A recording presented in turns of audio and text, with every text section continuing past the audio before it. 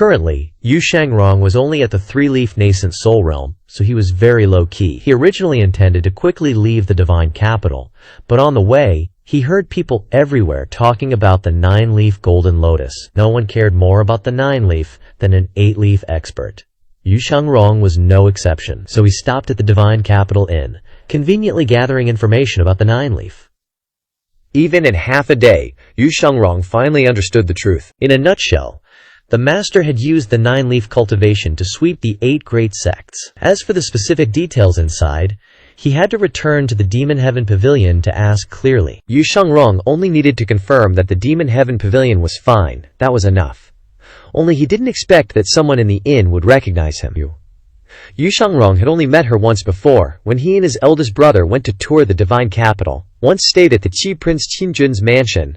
Only meet for once. Didn't expect she would be so persistent with the Demon Heaven Pavilion. The everlasting sword floated in the air, stopping Qinrubing, preventing her from stepping forward. Yu Shangrong turned to leave, turning his back to Qinrubing, calmly saying, "Don't overestimate yourself. You'll fall hard, scumbag." Watching Yu Shangrong leave, Qinrubing's eyes teared up from being rejected. As Yu Shangrong walked, he thought to himself, "If I don't reject her directly, I'll only harm her more." As Yu Shangrong walked, the everlasting sword actively flew back into its sheath. No cultivator dared to offend such a figure unless they no longer wanted to live. The cultivators and the head-shaped MC looked at Yu Shangrong leaving with eyes full of worship and envy. A true swordsman should be like that. Even in the eyes of an ordinary inn waiter, Yu Shangrong's image had risen several times.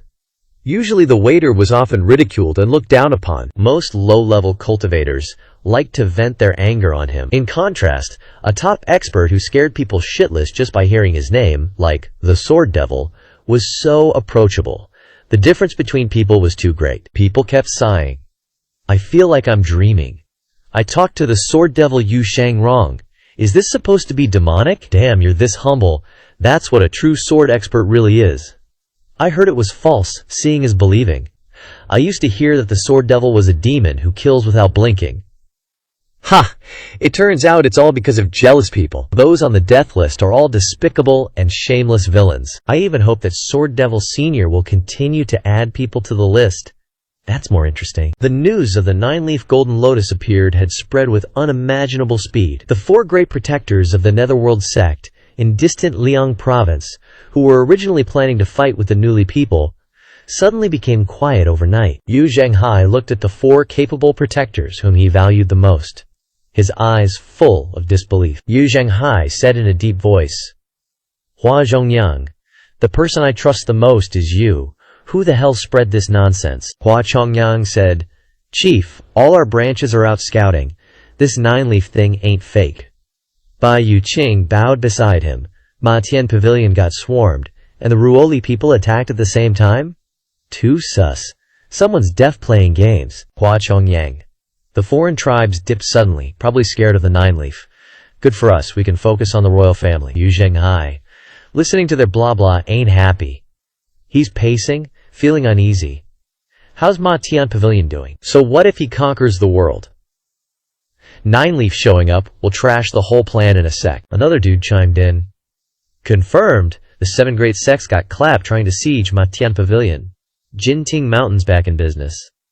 This 9-leaf is probs OP, man.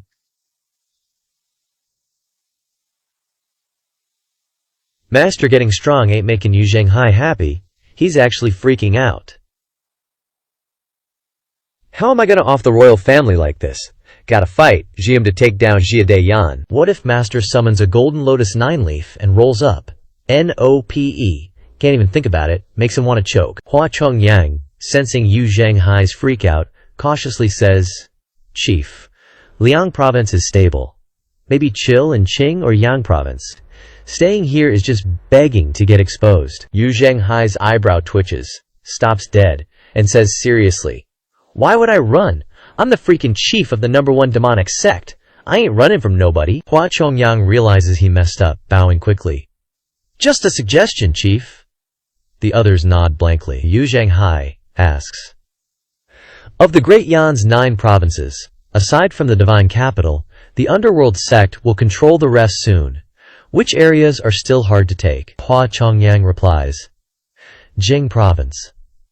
Rugged terrain, lots of trees, formation protecting it, easy to defend, hard to attack. Yu Zhenghai nods.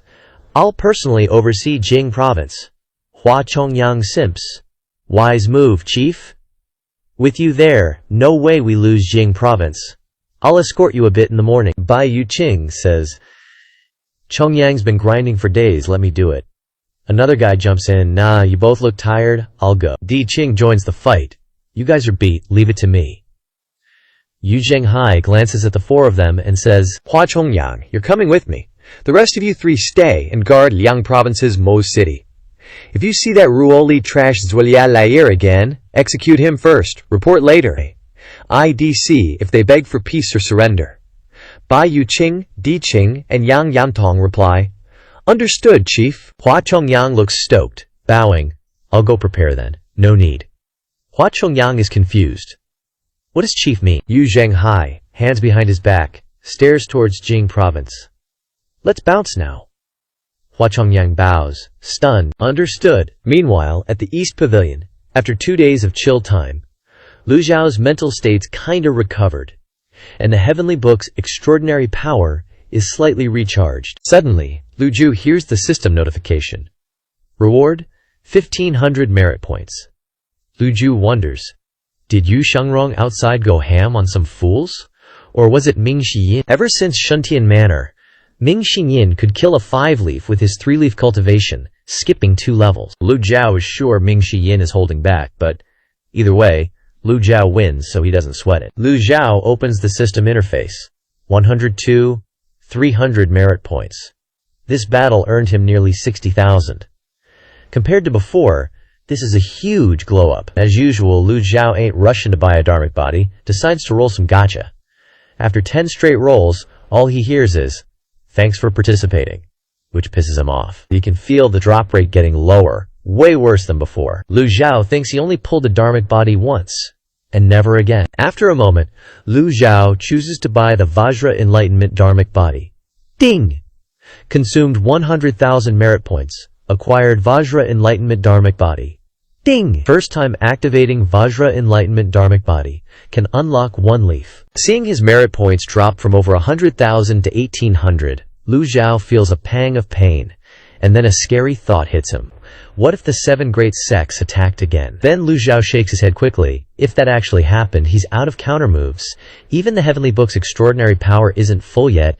He might not even beat Old Eighth. Silently chanting, he activates the Vajra Enlightenment dharmic body, which transforms into points of starlight, quickly merging into Lu Zhu's body. His originally tiny Dantian sea of qi suddenly receives a flood of power. The surrounding East Pavilion's origin energy vibrates. Everyone in Matian Pavilion senses this special disturbance. At the South Pavilion, Pan Lishan is lazily sunbathing on a chair. Listening to Lang Luo BS, he shakes his head slightly and says, Though I didn't see it with my own eyes, I could clearly hear the sounds of the battle. I believe. Lang Luo laughs loudly. Old Pan, what's with the believe stuff? It's the truth, I ain't exaggerating. You old geezer must be regretting not seeing it, huh? Hearing this, Pan Lishan is uncharacteristically silent. Before Lang Luo arrived, Pan Zheng had already told him about the earth-shattering events of that night over and over again. Who wouldn't want to see the 9-leaf with their own eyes? Too bad he's still recovering, can't see the 9-leaf style. Pan Lishan also can't just run to the East Pavilion and ask Lu Zhao to summon his dharmic body for him to see. Lang Luo said, Now it seems, the truth of the great tribulation of fate has been broken. I feel honored to personally experience this historical moment. Pan Lishan sighed. Me too. I originally thought there was nothing worth living for in this life. I thought I had enough. But I didn't expect to experience this. Interesting. As the two were talking, a violent commotion came from the East Pavilion. Lang Luo and Pan Lishan both turned to look. They're used to this special kind of disturbance. Pan Lishan shook his head. Chief is researching something new again. Perhaps the method of advancing to a true 9-leaf is in Chief's hands. Both their eyes lit up at the same time. They're both 8-leaf experts, and now the 9-leaf is right in front of them. How could they not be tempted? The two looked at each other and nodded slightly. At the same time, Lu Zhou lifted his hand. A miniature Vajra enlightenment dharmic body appeared in his palm. Lu Zhao is very experienced and skilled, easily compressing the dharmic body to the size of a fist. Under the dharmic body's feet is a golden lotus, without any leaves yet. Lu Zhao raised his hand, mobilizing the power of origin energy to compress the dharmic body floating in front of him. The golden lotus under his feet continuously rotates, beginning to sprout leaves. Circles of golden light appear, enveloping the dharmic body and falling onto the golden lotus. The golden lotus is absorbing more and more energy. At this moment, Zhu Honggong and Zhao Yu entered the East Pavilion. A nascent divinity realm cultivator is unlocking a leaf. Zhu Honggong jumped. No way. Master's going 10-leaf already. Zhao Yu, with a surprised expression, affirmed. This is not the fluctuation level for opening a single leaf. During this time, Zhao Yu had also been trying to open a leaf, so she understood this level of fluctuation very well. Zhu Honggong dragged Zhao Yu quickly out of the East Pavilion. Haha, Master isn't gonna fool me, let's go! Zhu Honggong and Zhao Yu scrambled out of the East Pavilion, their hearts filled with dread. You kidding me? Master cultivates alone? Disturbing him now is just asking for death? End. And what's with the single leaf, end gone, condensing a dharma body? It's all fake phenomena, don't you dare fall for it. This wasn't just Zhu Honggong's thought, but also the thought of everyone in the Evil Sky Pavilion. The two junior female cultivators also knew about the commotion, but they casually went about their business, feeding birds and hanging clothes. As for Zhao Qifeng and Pan Zhang, who were practicing swordsmanship together behind the mountain, they also told themselves, anyway, we're already used to this. Even if Lu Zhao stood before them now, manifesting a genuine nascent divinity one-leaf dharma body, no one would believe it, because Lu Zhao had always done strange things. About half an hour later, the ring of light finally disappeared. Lu Zhao saw a vibrant, brightly glowing leaf appear on the golden lotus. It's done. Even though he had only opened a single leaf, Lu Zhao felt extremely comfortable and satisfied. From now on, he was truly a cultivator of the nascent divinity one-leaf realm. After opening the leaf, Lu Zhao once again entered the state of comprehending the heavenly scripture. The next morning, as soon as he opened his eyes, Lu Zhao heard little Yuan Hair's voice. Master, fourth senior brother has returned. Tell him to come in. Little Yuan Hair immediately replied, yes. Lu Zhao clasped his hands and walked out of the East Pavilion. He calmly raised his head to look at the Golden Court mountain barrier. Everything was in order, even more powerful and magnificent than before. Lu Zhao thought to himself, the power of the peak state card is truly captivating. If only I had another one. Ming Xiyin, upon entering the East Pavilion, immediately knelt and kowtowed, his forehead touching the ground. Disciple pays respects to master. Just as he was about to imitate Zhu Honggong, Lu Zhu frowned and waved his hand. Cut it out! Ming Xiyin said. Disciple truly admires master. Jilong is nothing. Master is the number 1 9-leaf. No one can dispute that. Lu Zhao glared at Ming Xiyin. Are you done talking? Lu Zhao's eyes were filled with doubt, wondering what the hell this guy was thinking. If he had time to think about flattering, he might as well focus on cultivation to improve his realm. Ming Xiyin shook his head, not daring to continue flattering, and thought to himself, this kind of low-level flattery really can't be imitated carelessly.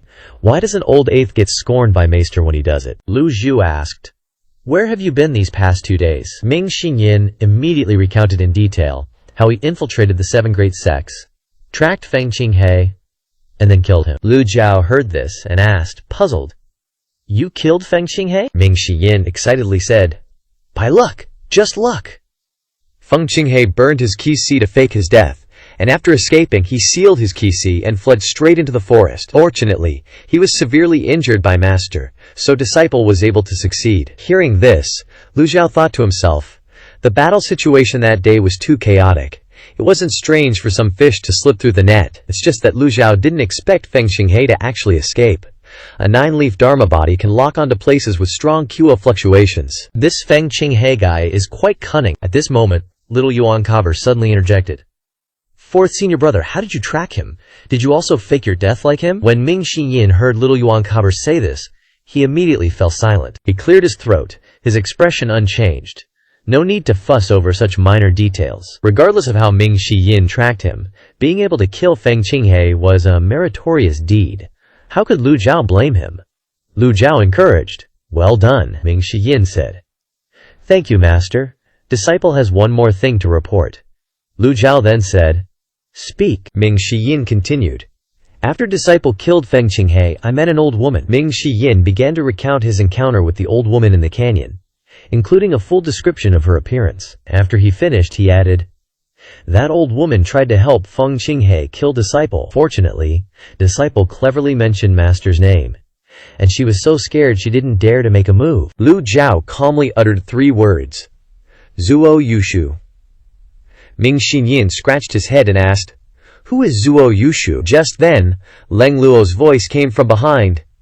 It's normal that you don't know her. Zuo Yushu was a cultivation prodigy renowned in her era in the Confucian school 500 years ago, also the person with the potential to become the first female saint of Great Yan. It's just that the Confucian school's Haoran Tiangang was only passed down to males, not females. Zuo Yushu's personality was unyielding, and from then on she severed ties with the Confucian school. Ming Shiyin scratched his head, recalling the old woman's stern appearance.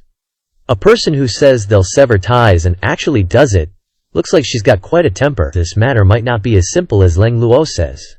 Ming Shiyin asked, puzzled. Only passed down to males, not females? Leng Luo walked up to Lu Zhao, clasped his hands, and bowed. Lu Zhao nodded at him, acknowledging his greeting. Leng Luo turned to explain to Ming Shiyin. From ancient times until now, successive dynasties have governed the nation through both civil and military means. Commoners, at best, could only cultivate to the body-tempering realm.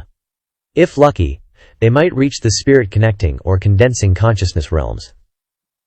If one wanted to continue cultivating, the only way was to join a sect and rely on one's talent and effort to ascend. For a nation to prosper, it couldn't rely solely on martial power, hence, civil affairs also had their place. It's just that this faction had always only accepted male disciples. Some young ladies from wealthy families, who wished to study, could only hire private tutors. Thus, currently, in the court, yang energy is flourishing while yin energy wanes.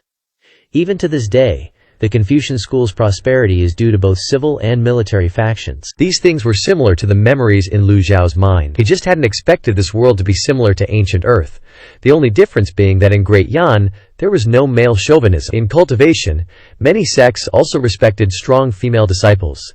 Ming Xinyin said, "How ridiculous!" Leng Luo continued. 500 years ago, Zuo Yushu was peerlessly beautiful and talented. After severing ties with the Confucian school, she lived in seclusion and never appeared again. No one knew where she went. Lu Zhao secretly assessed that Leng Luo's tone seemed to greatly admire this type of powerful individual. Ming Shiyin said, "We can just wait for her to come here and ask, right?" Leng Luo was surprised. "She wants to come to the Evil Sky Pavilion?" Ming Shiyin nodded and continued, "Yes. She wants to stand up for Feng Qinghe, the sect master of the Zhenchang school." If Zuo Yushu had wanted to stand up for Feng Qinghe before, Leng Luo might have worried for the pavilion master. But now the pavilion master is a nine-leaf expert. What can she possibly do? Leng Luo said, "She really doesn't know her place." Lu Zhao gently stroked his beard. "Let's put this matter aside for now, Elder Leng. What brings you here?" Leng Luo bowed and said, "This Leng wishes to inquire about the pavilion master's method for advancing to nine-leaf. It has finally arrived." Lu Zhao thought to himself, in this cultivation world, who wouldn't want to break through to nine-leaf, shatter the long-established rules and frameworks, and prove themselves? So when he heard Leng Luo ask about the method to break through to nine-leaf, Lu Zhao wasn't too surprised. Lu Zhao kinda expected this problem, so he asked Leng Luo, "You want to go for 9 leaves?" Leng Luo was straight up. "The door's right here. If I don't try kicking it down, I'll regret it forever." Lu Zhao stroked his beard and nodded. Which 8-leaf cultivator wouldn't want to level up? Right now, there's 2 methods floating around. One's chopping the golden lotus and resprouting leaves. That's doable. Leng Luo was shooketh, looking up at Lu Zhao. Even Ming Xinyin was surprised. He'd been out and about, heard some folks survive chopping the golden lotus, but never anyone successfully resprouting. If someone pulls that off, cultivation's gonna change forever. Why's the master so sure it's possible? Lu Zhu kept going. 2. When you hit the nascent divinity realm, don't condense the golden lotus. Both ways can get you to 9 leaves. Since you ain't in the nascent divinity realm yet, you can pick the second one. If you're already in it, you're stuck with the first. Leng Luo, confused, asked, "Did the sect leader pick the first method?" In his head, he's like, When did the sect leader chop the golden lotus? And how's he resprouting so fast? Lu Zhao was like, neither. Lu Zhao casually dropped, you guys already got golden lotuses, so you're stuck with method 1. Lang Luo, all nervous, clasped his hands and asked, how can we be sure we'll survive chopping the golden lotus? Teach us, O wise one. Lang Luo bowed, super sincere. In any sect, asking about advanced techniques is a big no-no, especially for something like the 9-leaf upgrade. Lang Luo knows this, so he's treading carefully. I ain't greedy. If you can't tell me, I won't ask again. Lu Zhao casually said, it's nothing. Chopping the golden lotus is just the beginning. Soon enough, the cultivation world will figure out a better way. They both felt relieved. Ming Xinyan piped up, then I'll chop my golden lotus now so I don't lose out later. If an 8-leaf has to start from scratch, then me, at 4 leaves, might as well chop now. Why even bother leveling up? Lu Zhao shook his head. Nah. 8-leaf cultivators got mad skills, experience, and insight. They'll resprout hella fast. Plus, they might even come back stronger than before. Lu Zhao finished explaining, and they clasped their hands and bowed. Lang Luo is enlightened. Thanks for the lesson, master. Right then, Lu Zhao heard the system go off. Ding! Mentored Ming Xiyin gained 500 merit points. Lu Zhao wasn't surprised. He's prepping the oldies for the future. After all, he's only a 1-leaf nascent divinity himself. Now that everyone's chopping golden lotuses, the cultivation world's gonna be wild. Plus, those alien races are eyeing the evil sky pavilion. Gotta have some serious power. Actually, Lu Zhao knows a third way. Just level up to 9 leaves normally. But that takes too much lifespan. No good for the evil sky pavilion crew. So no need to tell them. After a bit, Lu Zhao waved them off. If that's all, scram. They bowed. Lang Luo takes his leave. Disciple takes his leave. After they left, Lu Zhao went back to his room to keep studying the celestial book. Without the peak trial card, he's got to rely on it. Before diving in, Lu Zhao checked his merit points. 2,300 left. What's the point of saving them? They're just annoying. So he went for it. Draw. The system chimed in. Ding! Consumed 50 merit points, 20 luck points. Obtained disguise card X5. A disguise card? Use it to make your current avatar look like a 9-leaf for 10 seconds. A new item dropped, and Lu Zhao was kinda surprised. But this disguise card is kinda useless. Is this supposed to be for flexing? Whatever, better than nothing. Lu Zhao kept drawing. The system announced, Ding! Consumed 50 merit points, awarded reversal card X10. Not bad. Maybe I got lucky after breaking through to the nascent divinity realm? Kept drawing. Ding! Consumed 50 merit points. Thanks for playing. Lu Zhao kept going. He blew through all his merit points, but didn't win anything else. His luck shot up to 44. He didn't have much merit to begin with, so he didn't care. After drawing, Lu Zhao checked the item column. Yep, all the cards went up 500 merit points each. He saw that coming. But then, Lu Zhao saw the store selling disguise cards for 10,000 merit points. What the hell? The system's gone money crazy. A one-hit kill card's only 4,000 merit points. Who's gonna drop 10,000 to buy a disguise card to trick people? Unless they're brain dead. Lu Zhao looked at the celestial avatar of Barsha for 500,000 merit points. Note: this avatar can also be obtained through cultivation. Golden lotus leaf sprouting. 50,000 merit points. Note: limited to the 8-leaf realm and below. Can be obtained through cultivation.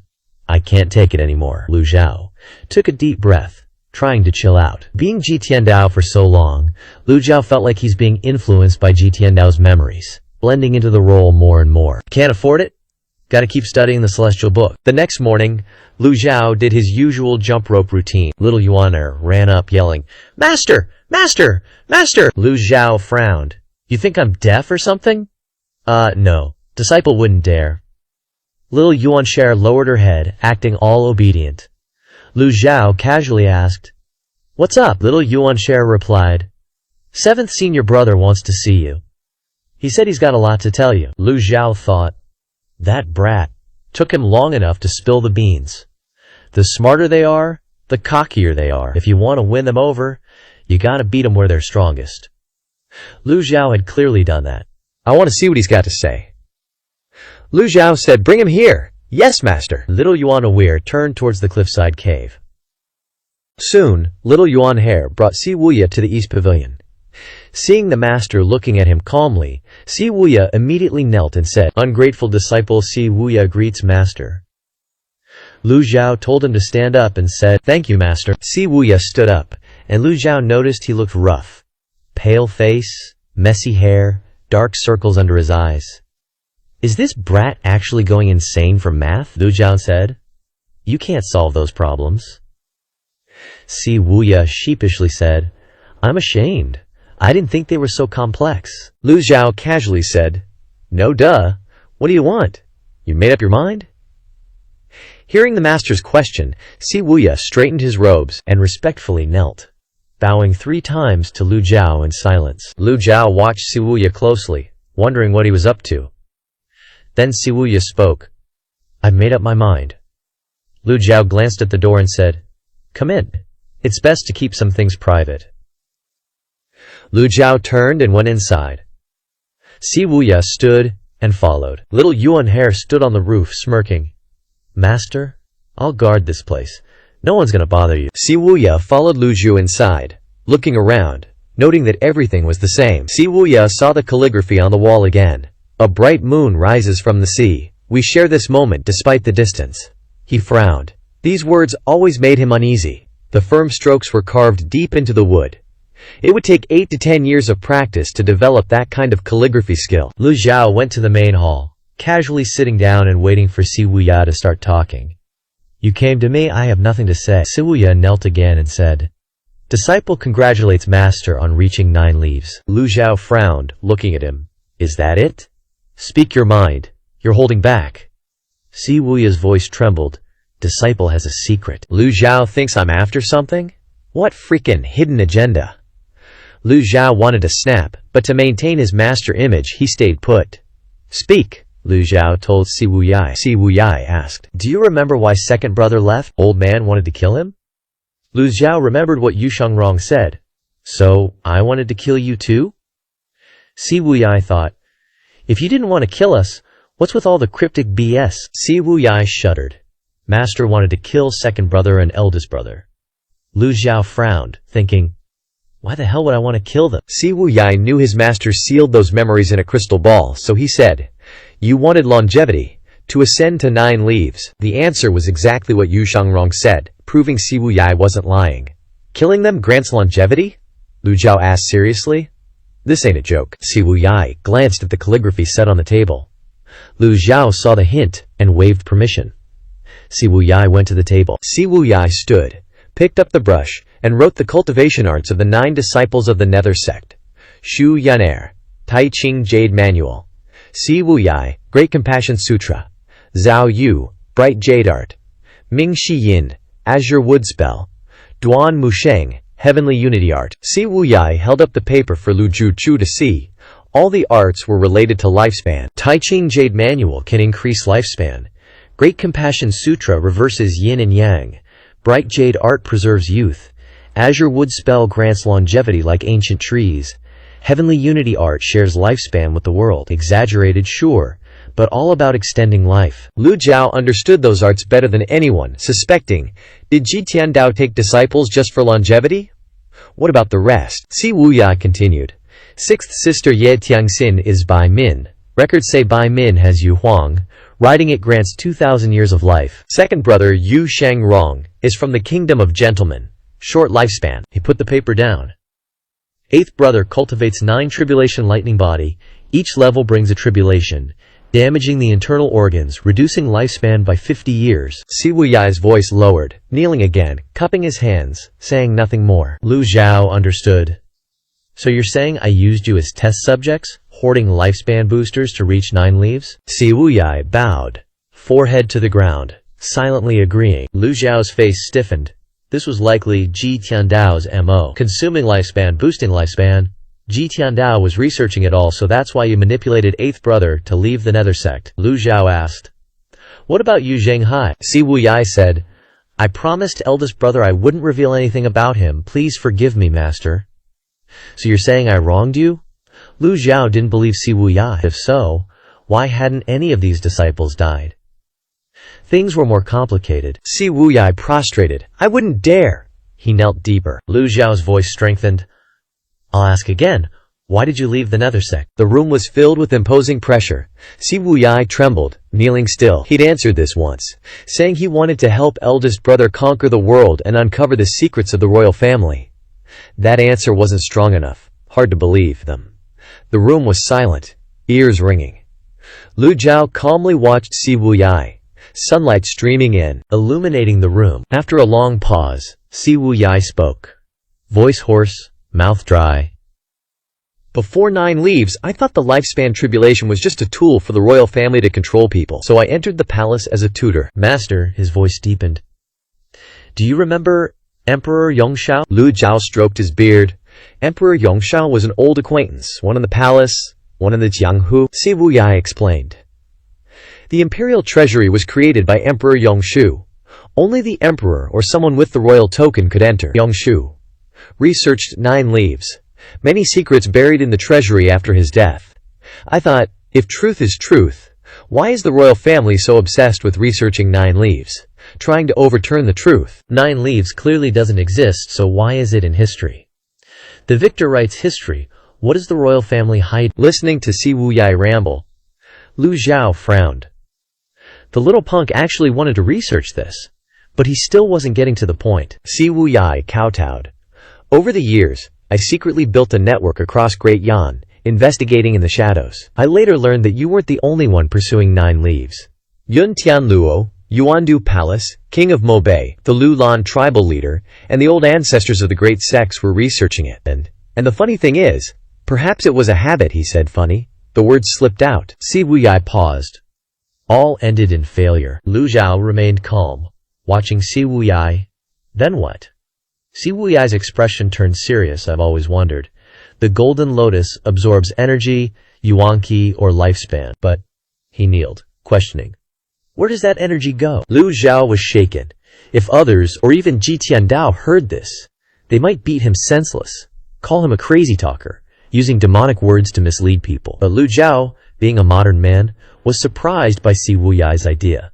That was a damn good question. The cultivation world has existed for 30,000 years. Since humanity began Taoist cultivation, countless immortal sages have fallen before the gates of the 9 leaves, buried for eternity. Li Fan suddenly remembers something. During the battle at Shuntian Garden, the second prince, Liu Huang, once said, "If you are ever smart enough, you'll realize the whole world is just a cage of the heavenly Tao cycle." The chessboard sealing Yun Tianluo's memories only made Li Fan pay attention to the secret of the golden lotus, without thinking further. Just as Si Wuya said, where exactly did the energy absorbed by the golden lotus go? Back to the world between heaven and earth, Li Fan calmly stated, heaven and earth are the cage, the golden lotus is the shackle. Si Wuya knelt on the ground, hurriedly saying, "This disciple is merely speculating. I beg master for clarification." Li Fan asked, "This old man has advanced to 9 leaves. What do you think of it?"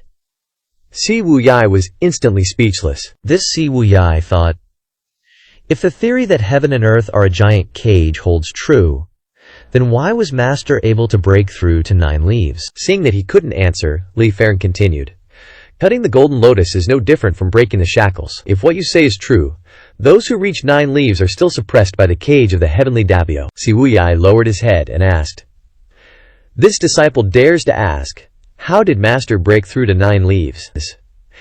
He didn't believe that Master used the method of cutting the golden lotus.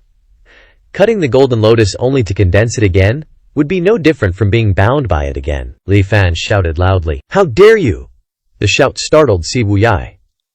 Si Wuya hurriedly said, "This disciple knows his mistake." He was sweating profusely. Li Fan thought amusingly. How could this old man casually reveal the secret of my 9 leaves breakthrough to you? This little unfilial disciple dares to question me. Is he tired of living? Li Fan glanced at Si Wuya. Although his performance today was passable, his loyalty increased very little. After a moment of silence, Li Fan said, relying solely on these matters to speculate that heaven and earth are a cage is far from enough. At this moment, Si Wuya regained his composure and said, This disciple would like to borrow ink and paper for a moment. With that, Si Wuyai went to the desk, picking up a brush to scribble on the paper. A moment later, Si Wuyai held up a map.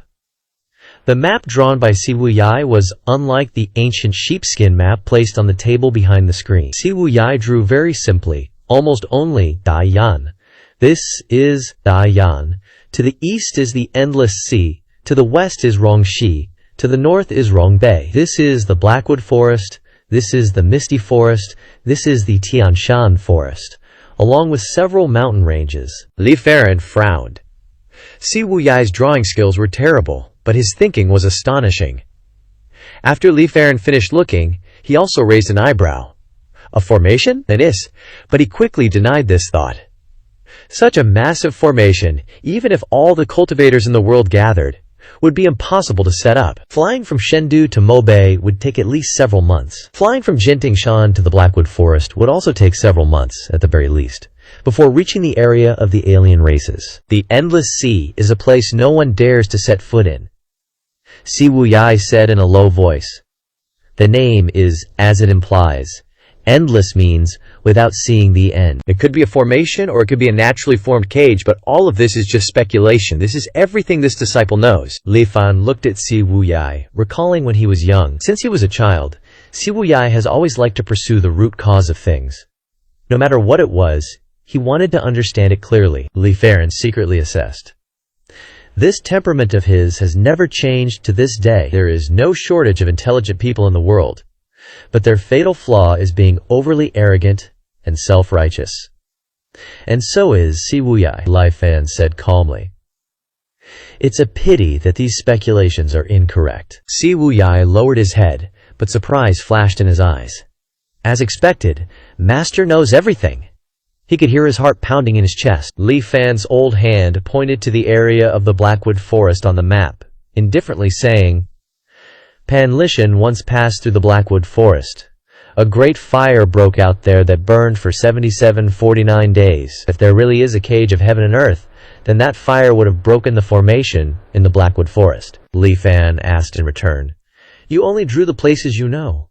Do you know what lies beyond the area of the alien races? Si Wuyai was at a loss for words. The reason why people often make wrong judgments is because they only rely on the incomplete information they know. The room fell silent again. In fact, Li Fan didn't need to ask. Si Wuyai himself was gradually realizing his mistake. Li Fan suddenly called his name, Si Wuyai. Si Wuyai's heart skipped a beat. This old man doesn't care if you want to explore this mysterious world. As for what you said, a conclusion will be reached when this old man finds the memory crystal ball. These words implied that no matter how much you, Si Wuyai, say, Master cannot easily believe you. Li Fan must find the memory crystal ball, but the area of the Rongxi and Rongbei territories is too vast. Where would he even begin to look? Truly a headache. Hearing what Li Fan said, Si Wuyai couldn't help but rejoice. Master doesn't believe him. It's fine. At least he won't be blamed for this matter. As for the memory crystal ball, he will try to find it. Whether it was cutting the golden lotus, opening leaves without the golden lotus, or the appearance of the 9 leaves realm, the world has indeed opened a new chapter. Just as Li Fan was about to continue speaking, a voice suddenly came from outside. This disciple greets Master! This disciple greets Master! The shouting grew louder and louder, almost yelling. Little Yanner, hands on hips, said, 8th senior brother, it's useless no matter how much you call. You can't come in. Little senior sister, let me in. I'll bring you delicious food another day. Be good. The little Yanner wittily replied, HMPH, who cares? Old 8 said, little senior sister is the best. If little senior sister could smile, it would definitely be even better. Little Yanner's expression was extremely unpleasant. She immediately jumped onto the roof, the highest point. The others could only watch her like that, without saying anything. Little Yanher stood on the roof, shouting as if to inform Li Fan that someone had arrived. Xiao Yanher hopped onto the roof outside the courtyard, sitting between the characters Dongji, and happened to see Pan Zhong and Zhu Jifeng approaching. She grinned and said, Yo, you guys want to come in too? 8, we're out of here. Pan Zhong immediately dragged Zhu Jifeng and they bolted in the opposite direction. Run! That crazy chick's got some new scheme up her sleeve. So scary. The two disappeared in a flash. Xiao Yanher watched them with a puzzled look. Xiao Yancher touched her small face and pouted. I was clearly smiling, wasn't I? Why did they say that? As soon as he crossed the threshold, Zhu Honggong immediately knelt down with a thud, kowtowing as he said, "Please, master, forgive 7th senior brother." His face was full of sincerity. He was here to beg for mercy, nothing else, so no need to beat around the bush. Lu Ju looked at Zhu Honggong's 2 blackened butt cheeks and asked, "Begging for mercy, huh?" Hearing Lu Ju's stern voice, Zhu Honggong's heart almost leaped out of his chest. Zhu Honggong bravely explained, "Master, 7th senior brother isn't who you think he is. If it weren't for 7th senior brother, this disciple would have died long ago. If it weren't for 7th senior brother's assistance, 1st senior brother would have also died, and even 2nd senior brother would have had a hard time surviving. Master, 7th senior brother really isn't as bad as you think." Hearing this, Lu Zhao frowned slightly, not yet having a chance to speak. At this time, Si Wuya stood up and told Zhu Honggong, "Saying those things is meaningless. Shut your trap, 8th." Zhu Honggong, scolded, could only shut up. He was very afraid of Si Wuya. Lu Zhao's voice deepened. He wanted Zhu Honggong to continue. "Wait, Zhu Honggong, continue." Zhu Honggong looked miserable and tearfully said, 7th senior brother, to save this disciple's life, went through thick and thin to the Heavenly Selection Temple to beg that old monk. He knelt outside the gate for 3 days, before the old monk agreed to lend the protective Zen robe. This disciple returned to the Demon Heaven Pavilion. Even if I had to lose my life, I had to help 7th senior brother. Master can punish this disciple, but this disciple cannot be an ungrateful wretch. 2nd senior brother was originally a short-lived person, but it was also thanks to 7th senior brother turning the entire Great Yan upside down that he was able to gather all the necessary runes into the Sword of Longevity. And what about 1st senior brother? Just as Zhu Honggong said this, Si Wuya said in a deep voice, "Shut up!" He didn't want Lu Ju to know these things. Zhu Honggong hurriedly shut his mouth. Seeing that Zhu Honggong didn't dare to speak, Lu Zhao suddenly waved his hand, and a palm seal flew out, slapping Si Wuya directly in the face. Zhu Honggong was also startled. At this moment, he knew this was the time he should speak, because Master was stronger than Si Wuya. Lu Zhao's gaze at him was profound. "You think you're so great? You think you can shoulder everything?" Lu Zhao's voice didn't hide his anger. "Want to be a hero? This old man can grant your wish."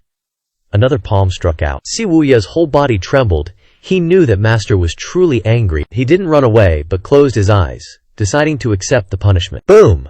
That palm actually didn't head towards Si Wuya. It inadvertently landed between the two people. Si Wuya didn't feel any pain or injury on his body. He opened his eyes wide in fear, discovering that the chair next to him had turned into fine powder. Lu Zhao withdrew his hand and said, "Zhu Honggong." Zhu Honggong glanced at Si Wuya, then bravely said, 7th senior brother, I really don't understand what can't be said. The fact that 1st senior brother once died is true, and the fact that you saved him is also true.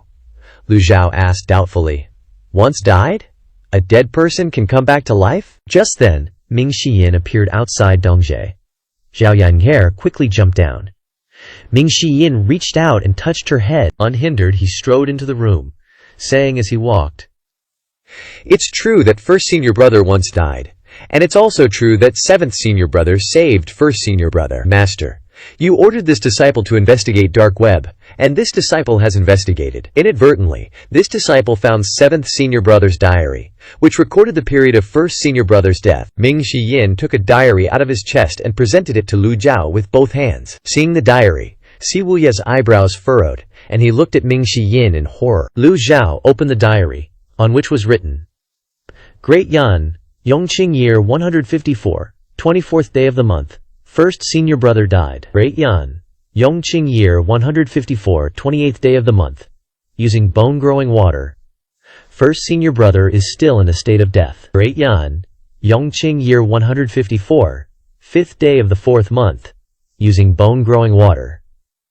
Great Yan, Yongqing year 154, 2nd day of the 5th month, using bone-growing water. 1st senior brother came back to life." Seeing his master's expression becoming more and more serious, Ming Shiyin was the first to kneel down. This disciple didn't present the diary to Master immediately. This disciple knows his crime. Zhu Honggong knelt on the ground, not daring to move. Si Wuya also knelt down, his face expressionless. The diary recorded everything very meticulously and accurately, and also had specific remedies. No matter how deep Si Wuya's mind was, He couldn't have prepared this in advance to deceive others. Seeing the words came back to life, Lu Zhao's heart twinged, not knowing whether his mood was sad or happy at this moment. Perhaps he was just an outsider, and didn't need to feel sorry for these sinful disciples. As a transmigrator, he should treat everyone coldly and indifferently. This world is too vast, and people's hearts are treacherous. One moment of weakness will lead to eternal damnation. Since transmigrating, Lu Zhu has known that he must not be merciful. Is it easy to survive in this dog-eat-dog land? Since he came here, the Demon Heaven Pavilion has encountered so many difficulties. Whether it's Ji Tiandao or the current Lu Zhao, he can only walk this path, steadfastly moving forward. Other things don't need to be asked. It's better to let Yu Zhanghai tell him himself. Lu Zhu Giao cannot lose his mind, nor will he lose his mind. Ming Shiyin spoke again. This disciple also has something to report. The Confucian expert Zuo Yushu seeks an audience with Master. Lu Zhao seemed not to hear, as if he had fallen into deep thought, sometimes frowning, and sometimes his eyes shining. After waiting for a while and not seeing his master respond, Ming Shiyin spoke again. Master, the Confucian expert Zuo Yushu seeks an audience. Lu Zhao then replied, I will not meet. At this time, the old woman has come to the Demon Heaven Pavilion. Liu Zhao searched his brain for memories related to Yu Zhanghai and Ji Tiandao's trip to Rongxi and Rongbei. Looks like both the nine-leaf thing and the lifespan thing are related to the 9 disciples. When he first transmigrated, Liu Zhao couldn't remember a lot of things, like killing disciples, the heavenly book, breaking through the 9-leaf stage. He thought it was all a coincidence. Now that he thinks back, ain't no such thing as coincidence. It's clear that Ji Tiandao deliberately sealed everything related to the 9-leaf stage and lifespan in the crystal ball. The question is, why the hell did he do that? Liu Xiao is a bit confused here. Seeing his master lost in thought, Ming Shiyin didn't dare to disturb him, so he winked at Zhu Honggong and Si Wuya. Your disciple takes his leave. Zhu Honggong and Si Wuya had no choice but to clasp their hands and say in unison, Your disciple takes his leave. The 3 disciples respectfully bowed to Liu Zhao and left. Even after the 3 respectfully backed out and closed the door, the master was still lost in thought. Leaving Dongge, Xiao Yanhair jumped down from the roof, grinning and saying, Greetings, 3 senior brothers. The 3 greeted back, Greetings, junior sister. Ming Shiyin looked at Si Wuya. Old 7, don't play your little scheming games in front of master anymore. I can help you this time, but that doesn't mean I can help you every time. You call that helping me? Si Wuya said. Ming Shiyin sighed and said, You always call yourself smart, but master has already advanced to the 9-leaf stage, so why would he care what senior brother does? You're just being delusional. Hearing this, Si Wuya was speechless. Ming Shiyin said, Alright, master might be swayed by you, but I'm not. The great Yan royal family has provoked the evil Sky Pavilion again and again. Do you really think master isn't angry? It's great that senior brother wants to smack the royal family. At least the evil Sky Pavilion can vent some anger. I believe master won't cause trouble for senior brother in the short term. Si Wuya nodded slightly upon hearing this. The atmosphere in the room was too stifling just now, so he couldn't think clearly. Hearing Ming Shiyin's explanation, which made a lot of sense, Si Wuya clasped his hands and said, Thank you, 4th senior brother. Ming Shiyin looked pleased. You're welcome. Just as he finished speaking, 2 screams suddenly came from the mountainside. Ouch!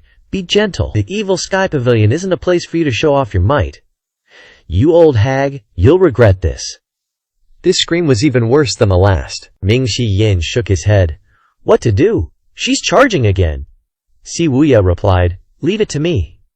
With that, he rode his pig down the mountainside. Xiao Yanhair, Zhu Honggong, and Ming Shiyin followed closely behind. Looking down from the evil Sky Pavilion, the group saw an old woman with a cane slowly walking up the steps on the mountainside, while Pan Zhong and Zhao Jifeng were constantly retreating, faces bruised and battered, screaming incessantly. The 2 of them had bruised faces at this moment. Si Wuya frowned, remembering Ming Shiyin's words, and asked, This is the master of Confucianism, Zuo Yushu? The old woman didn't mind barging into the evil Sky Pavilion when she sensed that she wasn't welcome. Ming Shiyin raised his hands and shrugged helplessly. It's her. This old woman went straight here without bothering to ask anyone, so you have to be careful. Even if you beat her to death, she won't believe the 9-leaf stage has appeared. Si Wuya was originally planning to scare Zuo Yushu with the 9-leaf stage, But now he's met a difficult old woman. Zuo Yushu has lived in seclusion in the valley for many years and hardly knows how to interact with anyone. Now that she's suddenly left the valley, of course she'll just charge straight ahead. There's no way she'd listen to rumors about the nine-leaf stage from others. Before long, screams rang out again. Pan Zhong and Zhao Jifeng ran in front of Siwuya. "Seventh mister, quickly stop her!" Although Siwuya looked very haggard at the moment, with dark circles under his eyes and looking as weak as someone who hadn't rested well, Zhu Honggong looked at Siwuya with admiration and said, but when he stood up straight, Siwuya exuded his original demeanor and aura. Tap, tap. The sound of the cane rang out as the old woman approached. The hunched-back old woman, Zuo Yushu, finally arrived at the Bluestone Square. She raised her head, glanced at the group, and then turned to Ming Shi-yin. "Young man, we meet again." Ming Shi-yin said helplessly, "Hello, senior." Ming Shi-yin was a little embarrassed. Aren't older people supposed to have bad eyesight and memory? This old woman is the opposite. How can her memory be so good? At this moment, Siwuya spoke up. "So it's Senior Zuo." Hearing this, the old woman asked, "Who are you?" Siwuya replied straightforwardly, "Seventh disciple of the Evil Sky Pavilion, Siwuya." Zuo Yushu laughed heartily. I really overestimated his eyesight. A lunatic? A silly girl? A fat kid? And a young man running around everywhere. He really accepts all kinds of people as disciples. Hearing this mockery, Zhu Honggong and Xiao Yanhe could only look at each other and wonder, huh? Did we do anything to anyone? Why are we getting randomly attacked? Siwuya didn't care, and asked, "Senior Zuo wants to see my master?" Zuo Yushu lifted her cane and pointed it at Ming Shi-yin. "Hasn't this guy told you the purpose of my visit?" She pointed the cane forward with an angry look and tone. Ming Shi-yin hurriedly said, "Senior, you already know the cause of Feng Qinghei's death. Why bother doing this?" Siwuya immediately understood and said with a smile, "Senior Zuo wants to stand up for Feng Qinghei." Zuo Yushu said, "I just want an explanation. I promised Feng Qinghei that I would kill anyone who entered that valley. I spared this little brat out of respect for him, but at least he has to give me an explanation, right?" Siwuya nodded. "Let me explain to you on behalf of my master." The old woman's face clearly showed contempt. "You?" She didn't seem to like Siwuya very much. Siwuya didn't care at all, and slowly explained, Feng Qinghei, as the head of the Zhenghang school, colluded with the 6 major sects, and even incited the 10 great elders of the Yun sect to besiege the Evil Sky Pavilion behind their backs. "May I ask, Senior Zuo, are you satisfied with this explanation?" Zuo Yushu frowned and began to examine the young man in front of her. She slammed her cane on the ground. Suddenly, with a loud bang, the ground cracked into cobweb-like patterns, and these cracks lit up with self-inscriptions. Ming Shi-yin took 2 steps back, realizing these symbols were identical to those carved all over the canyon. Siwuya was like, "Wait, hold up, you were hiding, bruh." Siwuya and the others also backed off. Senior wants to bully the weak? Seeing that Zuo Yushu was old, he didn't want to make a move. The light of the Ziyin seal gradually dimmed. Zuo Yushu replied, "This old woman has nothing to say to you. Get your master out here." Her tone was super urgent and angry, because she hadn't seen Lu Jiao forever. Siwuya still stood his ground. "My master is unwell and is currently resting. I hope Senior will forgive him," Zuo Yushu said angrily. "Are you looking down on me, old woman?" No. Siwuya waved his hand and said, "You should drop the lookin'. I never meant that." Zuo Yushu's old face stiffened. She huffed, her anger rising. "Can't see the master. Only a bunch of disciples." Then the crutch in her hand stood upright, and Ziyin seals appeared on the body of the crutch. "Young man, if you don't know the rules, then this old woman will teach you a lesson on behalf of your master." Whoosh whoosh. In the air, the Ziyin seals left the crutch and flew towards Siwuya. Siwuya quickly grabbed Zhu Honggong, stood behind him, and held him out in front of him. At this moment, Zhu Honggong was the most effective shield. Zhu Honggong cried out in horror. "Ouch! 7th senior brother, what are you doing? Why are you using me?" Very quickly, bang bang bang, a pile of Ziyin seals hit Zhu Honggong's chest. Then Zhu Honggong stroked his chest, as if nothing had happened. All of Zuo Yushu's attacks were like mosquito bites to Zhu Honggong. Zuo Yushu looked up at Zhu Honggong and asked in surprise, "You're not injured?" She was like, "WTF, this guy can block my attacks?" Siwuya said nonchalantly, "The Heoran righteousness chi of the Confucian school is really powerful." Siwuya's words, although light, made her angry. Zuo Yushu heard the sarcasm in his words, and her wrinkled hand angrily grabbed the crutch and slammed it on the blue stone floor. With a deafening bang, the surrounding yuan qi vibrated, and Zayin seals appeared within a 10-meter radius around Zuo Yushu. The crowd retreated one after another. Just as Si Wuyai was about to speak, a deep voice suddenly came from not far away. Enough. A pair of feet walked over calmly. Hearing this voice, Zuo Yushu also focused her attention on that side. Zuo Yushu looked up, her eyes fixed on the old man who had just arrived, and her eyes were full of surprise and awe. The crowd turned their heads to look back, and Lu Zhao, with a celestial appearance, wearing a white robe and a cold and indifferent expression, appeared in everyone's sight. "Greetings, Master! Greetings, Pavilion Master!" Lu Zhao walked forward with his hands behind his back, stepped down the steps, and walked into the blue stone square, stepping on the stones that had been knocked loose. The crowd separated to the sides to make way for him. Zuo Yushu released the crutch, and in an instant, the Zayin seals surrounding her suddenly dissipated into the heavens and earth. Zuo Yushu bowed to Lu Zhao. "This old woman has finally met you again." Lu Zhao stopped and looked at Zuo Yushu, who was hunched over in front of him, and couldn't help but sigh. Things change, and time passes. Everyone is different. In the blink of an eye, many years have passed. Back then, the Confucian master shouted and stirred up the clouds, and Zuo Yushu was a rare, ice-cold beauty in the cultivation world. Now she has become an old woman with white hair. "After so many years, your temper hasn't changed a bit." Zuo Yushu then replied, "I'm making you laugh." Lu Zhu glanced at the disciples. "Why aren't you paying respects to Senior Zuo?" The crowd hurriedly bowed to Zuo Yushu. Zuo Yushu waved her hand. "Forget the formalities." She looked at Lu Zhao and said softly, "Although this old woman comes from the Confucian school, I rarely pay attention to these troublesome etiquettes." Lu Zhao nodded. "You don't knock on the door if you don't have anything to do. What did you come to this old man's place for?" Zuo Yushu replied, "This old woman wants to hear an explanation about Feng Qinghei's matter." Lu Zhao asked in surprise. "Explanation?" She continued, "Feng Qinghei is the head of the Zhenshang school. This old woman has been living in seclusion in the canyon for the past few years, and has received a lot of care from the Zhenshang school. Now that something has happened to Feng Qinghei, how can this old woman stand by and watch?" Lu Zhao didn't answer immediately, but slowly walked towards the rock, while signaling her to follow him. Zuo Yushu understood, and followed behind, looking down at the foot of Jinting Mountain with Lu Zhao. Lu Zhao pointed to the foot of the mountain and said, "The corpses of the 7 great sects are buried there." Zuo Yushu was shocked. Just now when she passed by, she only felt that the ground there was unusual. There were many traces of battle, and not a single blade of grass grew. Lu Zhao said without any politeness, "Feng Qinghei should have been lying there too." These words made Zuo Yushu jump. Zuo Yushu stared at the flags of the 7 great sects on the mountain peaks, feeling a little surprised and chilly in her heart. Zuo Yushu looked at Lu Zhao in disbelief. "The 7 great sects are really besieging Jinting Mountain?" Lu Zhao sighed lazily. "You've been hiding in the canyon all year round, knowing nothing about the outside world. Didn't you hear anything from others when you came out? At least after going down the mountain, you should have listened around, right?"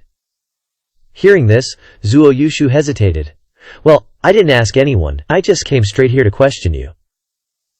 Zuo Yushu came from a Confucian background, and knew right from wrong. Lu Zhao's few words left Zuo Yushu speechless. If what Ming Shiyin said was true, and Feng Qinghei besieged Jinting Mountain, then it was the Demon Heaven Pavilion who deserved an explanation, not Zuo Yushu. The disciples behind him nodded.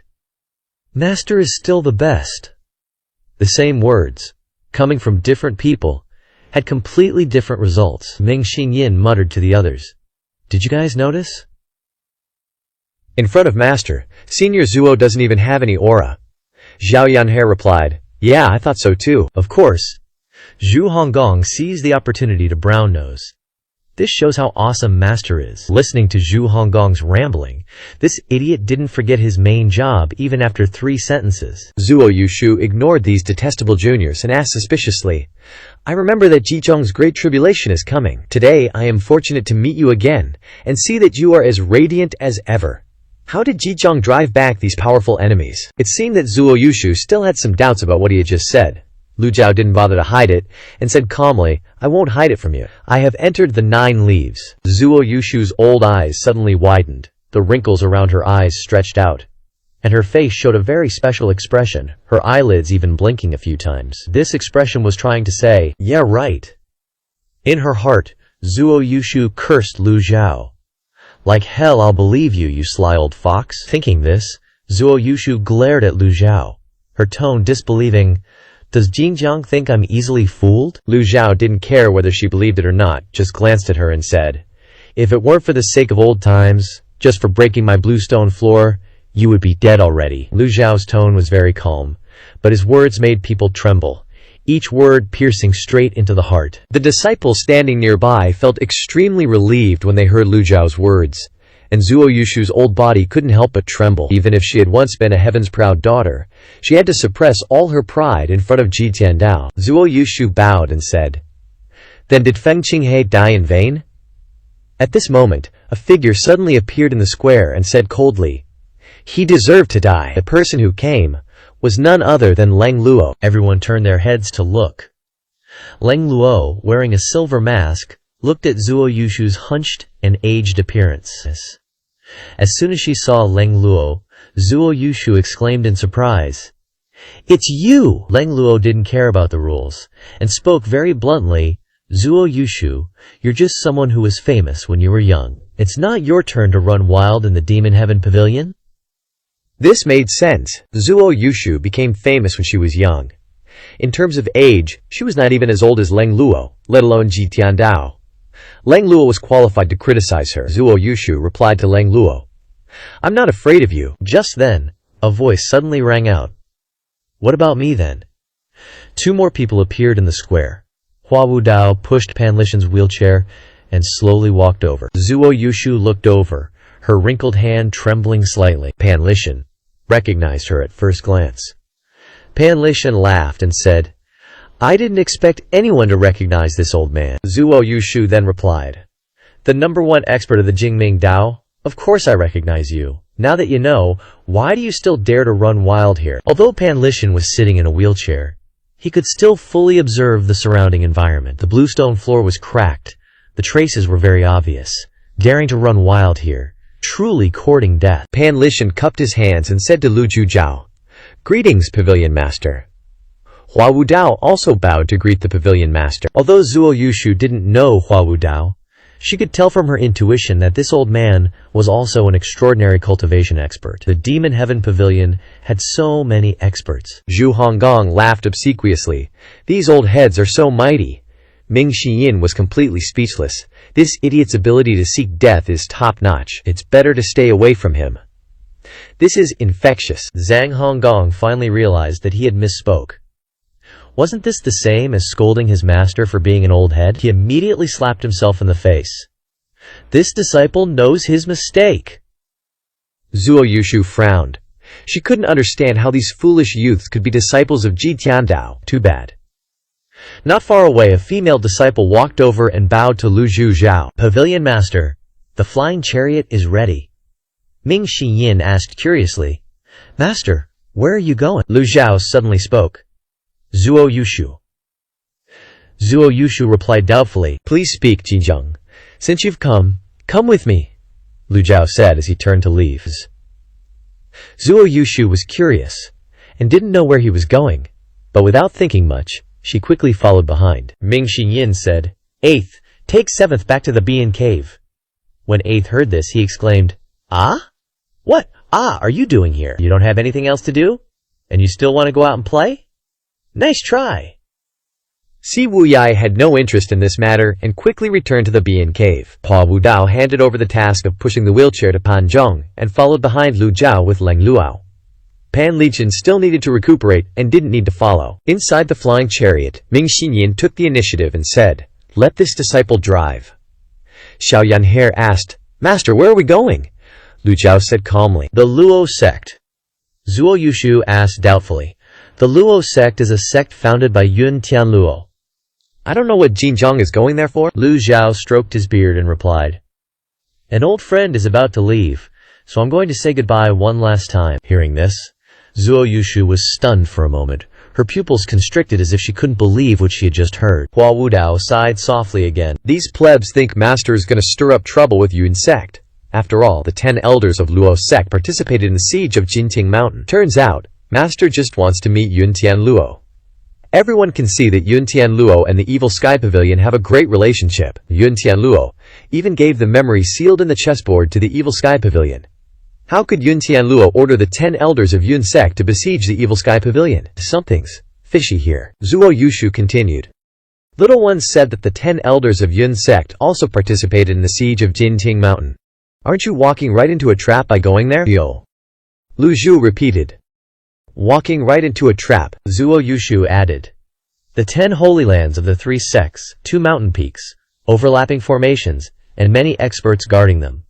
The Evil Sky Pavilion is evil. Aren't you afraid of something happening?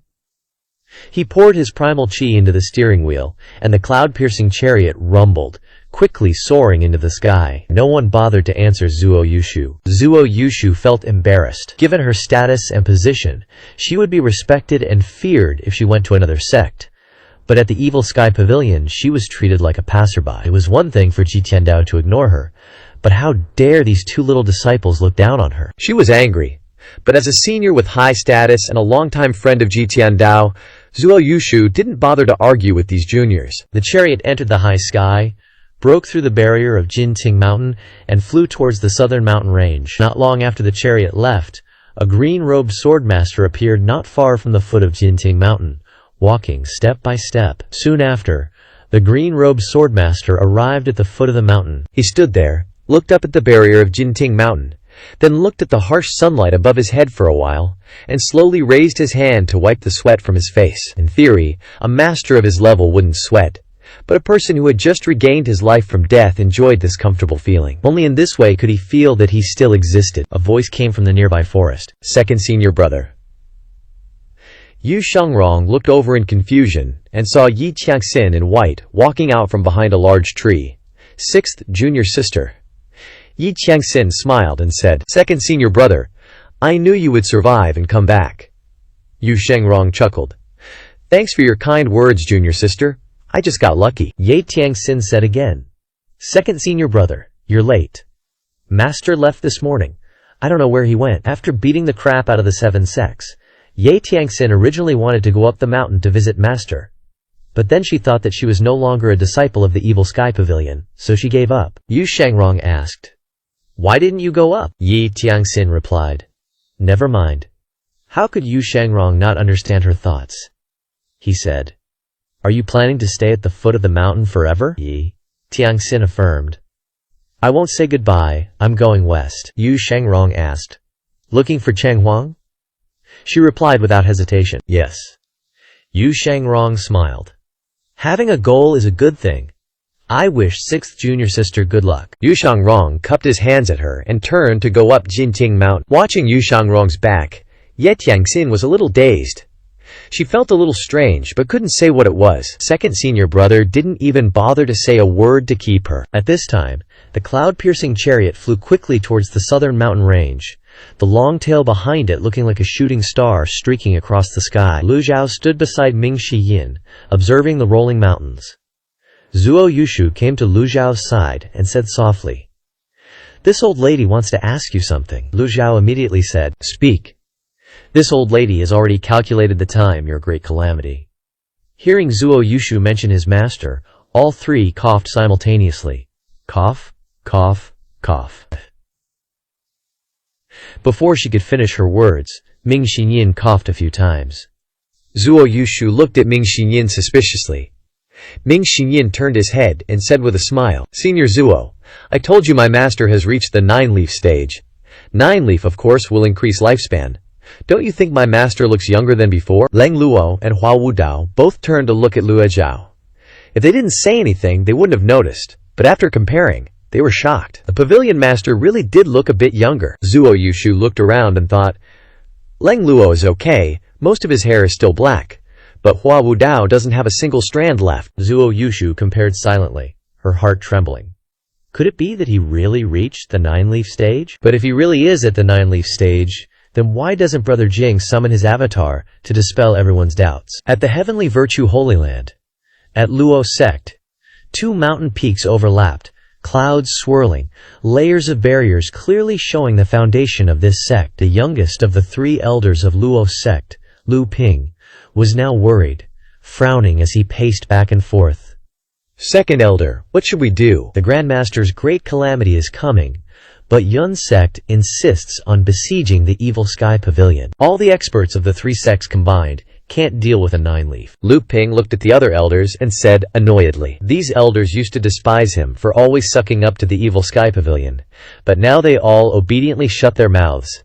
Especially second elder Dan Yunzhang. Dan Yunzhang said, "It's useless to talk about these things now. Quickly think of a way. If the evil sky pavilion really blames us, the 3 sects won't be able to withstand it." An elder suggested, "In my opinion, our Luo sect should join forces with the heavenly sect and cut ties with the Yun sect. Only in this way can we protect ourselves." Boom! Boom!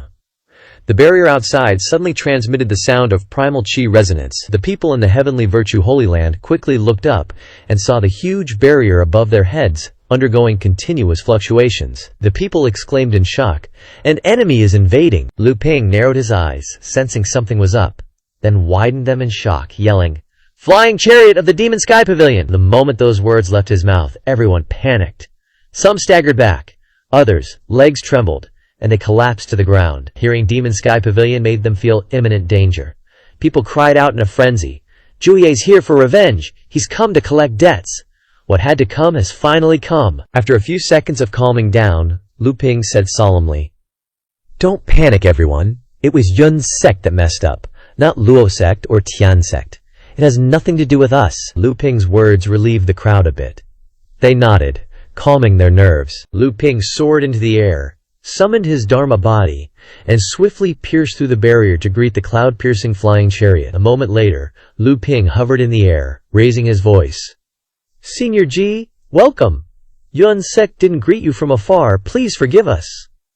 The flying chariot paused slightly. Ming Xinyin saw Lu Ping and immediately waved, calling out, "Hey you! Take the reins of the chariot for me!" Lu Ping was overjoyed. This clearly meant the Demon Sky Pavilion wasn't here to seek revenge on the Luo sect. He shouted, "I'm willing to serve the Demon Sky Pavilion." Seeing this scene from the flying chariot, Zuo Yushu's old face was filled with astonishment. The 3 sects truly live up to their name. They treat everyone with extreme politeness and are very well-mannered. Thinking about how coldly she was treated when she arrived at the Demon Sky Pavilion, Zuo Yushu felt a surge of resentment. Lu Ping flew into the flying chariot and immediately knelt down, his forehead slamming against the ground with loud thuds. "It's my ancestors' blessings that allow me to drive for you, senior." Zuo Yushu was utterly bewildered by Lu Ping's actions. Her wrinkled old face burned as if someone had slapped her. Zuo Yushu wondered, "Where's the backbone of the 3 sects?" Ming Xiyin kicked Lu Ping in the butt. "Stop the nonsense, hurry up!" Lu Ping quickly replied, "Yes, I'm coming right now. This kick from 4th senior brother is a great benefit to me. How can I waste senior's time?" Ming Xiyin muttered to himself, "Damn, is this guy related to my 8th junior brother? Why is he so smooth-tongued just like him?" Lu Ping immediately replaced Ming Xiyin at the reins of the flying chariot, easily gliding through the layers of barriers and into the heavenly virtue sacred ground. The square-headed guy was also present, directly waving flags to guide the flying chariot to land. Soon, Lu Zhu's flying chariot landed. What Zuo Yushu hadn't expected at all was that all the disciples and elders of the Luo sect present in the heavenly virtue sacred ground were already standing in neat rows, waiting. As soon as Feng Qing heard the news, Luo sect's sect master Feng Yizhe hurriedly flew over, not even having time to comb his hair, still wearing shorts as he quickly entered the sacred ground. He personally led the 10 great elders forward, bowing to the flying chariot. Luo sect's sect master Feng Yizhe pays respects to the old senior. The others also bowed in unison, paying respects to the old senior. Not only that, disciples from the surrounding sacred grounds also rushed over in a continuous stream, joining the welcoming ranks. Ming Xiyin felt incredibly important. "This feeling is freaking awesome!" His nostrils flared, and his back was as straight as an arrow. Leng Luo and Hua Wudao, though outwardly unmoved, couldn't help but admire the scene. The rules and logic of this world have always been the same. The biggest fist has the most sense, regardless of righteousness. Standing on the flying chariot, Zuo Yushu's eyes were completely opened. Even the Confucian saints of the past have never received such a grand reception. Little Yanner didn't care about this kind of grand welcome. She simply liked the hustle and bustle, enjoying the scenery. She said excitedly, "Master, look! There are so many people!" From the two mountain peaks, countless people are flying out, forming a team heading towards the heavenly virtue sacred ground. The cloud-piercing flying chariot came to a steady stop. If all the masters of the three sects attacked the demon sky pavilion at this moment, the consequences would be unimaginable. From the beginning, the righteous and demonic paths have been at odds like fire and water. Although the three sects aren't like the 10 great famous sects, they're still one of the largest righteous forces in Great Yan. Zuo Yushu watched the densely packed Luo sect cultivators appearing more and more on the heavenly virtue sacred ground, her heart filled with complex thoughts. Since stepping onto the flying chariot, she had gone from one surprise to another. In the sky, buzzing sounds echoed. At this moment, a Dharma body 8 or 9 zang tall flew in from afar, continuously displaying great divine power techniques, appearing in the sacred ground after a few flashes. Everyone's eyes turned towards that figure. The sect master, seeing this, bowed. Tian sect's sect master, Nangong Wei, respectfully welcomes the old senior. He bowed his head with an extremely respectful expression. "Welcome to our sect." Thousands of Tian sect disciples also bowed in the air. "Welcome, old senior. Welcome, old senior. Welcome, old senior." Waves of sound echoed in the sky. This scene was incredibly extravagant. Who wouldn't be excited? Recalling the last time the Demon Sky Pavilion came, none of these sect masters showed up. How could they dare not come now? Zuo Yushu stood there petrified, her eyes unable to believe why Lu Zhao was so revered. Li Shiren tilted his nose to the sky, thinking, "Last time I came, these sect leaders didn't even want to show their faces, but now, do they dare?" Little Yanner also picked her nose triumphantly, so hyped. At this moment, countless people in the sky were bowing to Lu Zhao. Lu Zhao lightly tapped his toes and floated out of the flying chariot. The others followed suit. The battle formation wasn't large, and the momentum wasn't as overwhelming as everyone imagined. But the disciples of the three sects didn't even dare to breathe loudly. No one dared to look directly at this old man. Lu Ju's voice rang out coldly. "Dispense with the formalities." Lu Ju's voice echoed over the heavenly virtue holy land. Squarehead was also present to report on today's meeting.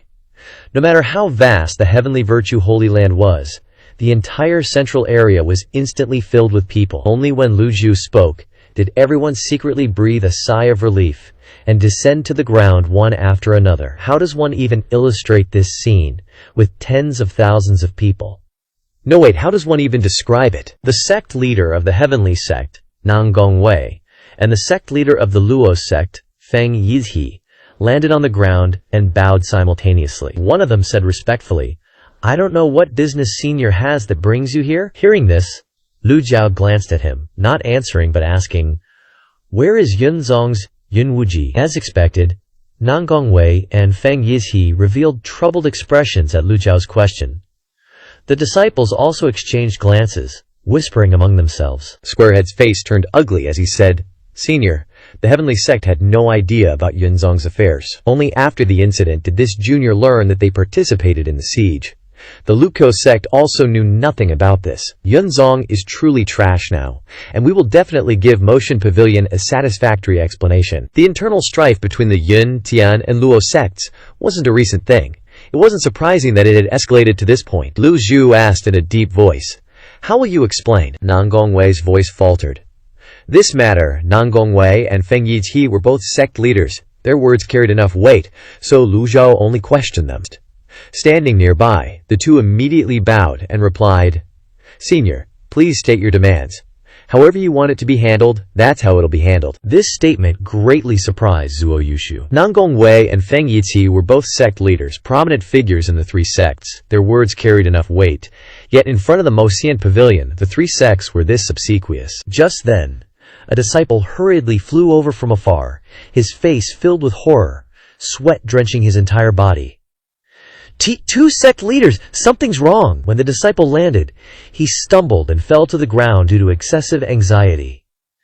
Nangong Wei's expression darkened, and he hurriedly said, "What kind of decorum is this? What's so urgent?" The disciple, sweating profusely, pointed towards Yunzong's holy land, trembling as he said, Yun sect leader, wants to commit suicide? Squarehead glanced at Lu Zhao's expression.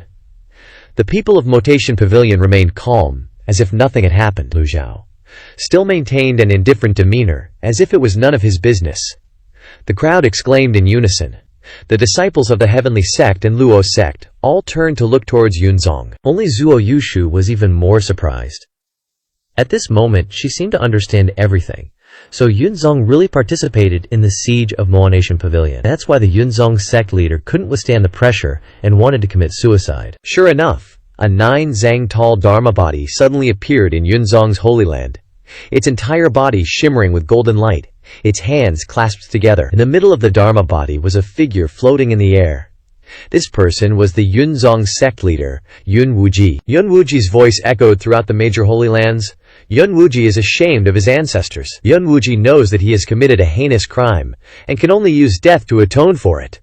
Then he laughed loudly, filled with helplessness. Squarehead saw Yun Wuji and spoke loudly. The sound was resonant, but didn't carry any offensive power.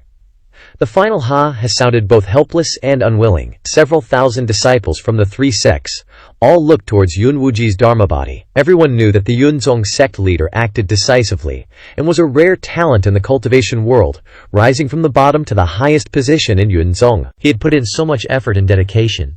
It was a pity that just one step away made all the difference. Nan Gongwei and Feng Yizhe looked towards the Dharma body, their hearts unmoved. With Lu Zhao present, no one answered Yun Wuji. After a moment of silence, Yun Wuji sadly revealed a helpless smile. Was I really wrong? Each question formed sound waves, causing the Dharma body to flicker, floating in the air. Maintaining the Dharma body for a long time consumed extremely, making Yun Wuji feel the pressure. But these things didn't matter. At this distance, Yun Wuji finally saw the pavilion master of the Mocation Pavilion, standing in the middle of the heavenly virtue Holy Land, the 9-leaf legend of the great flame cultivation world. Even though he had seen through life and death, even though he had prepared himself to use death to atone for his crimes, when he saw Lu Zhao, his heart still pounded wildly. Yun Wuji choked as he asked Lu Zhao, "Senior Lu, was I wrong?"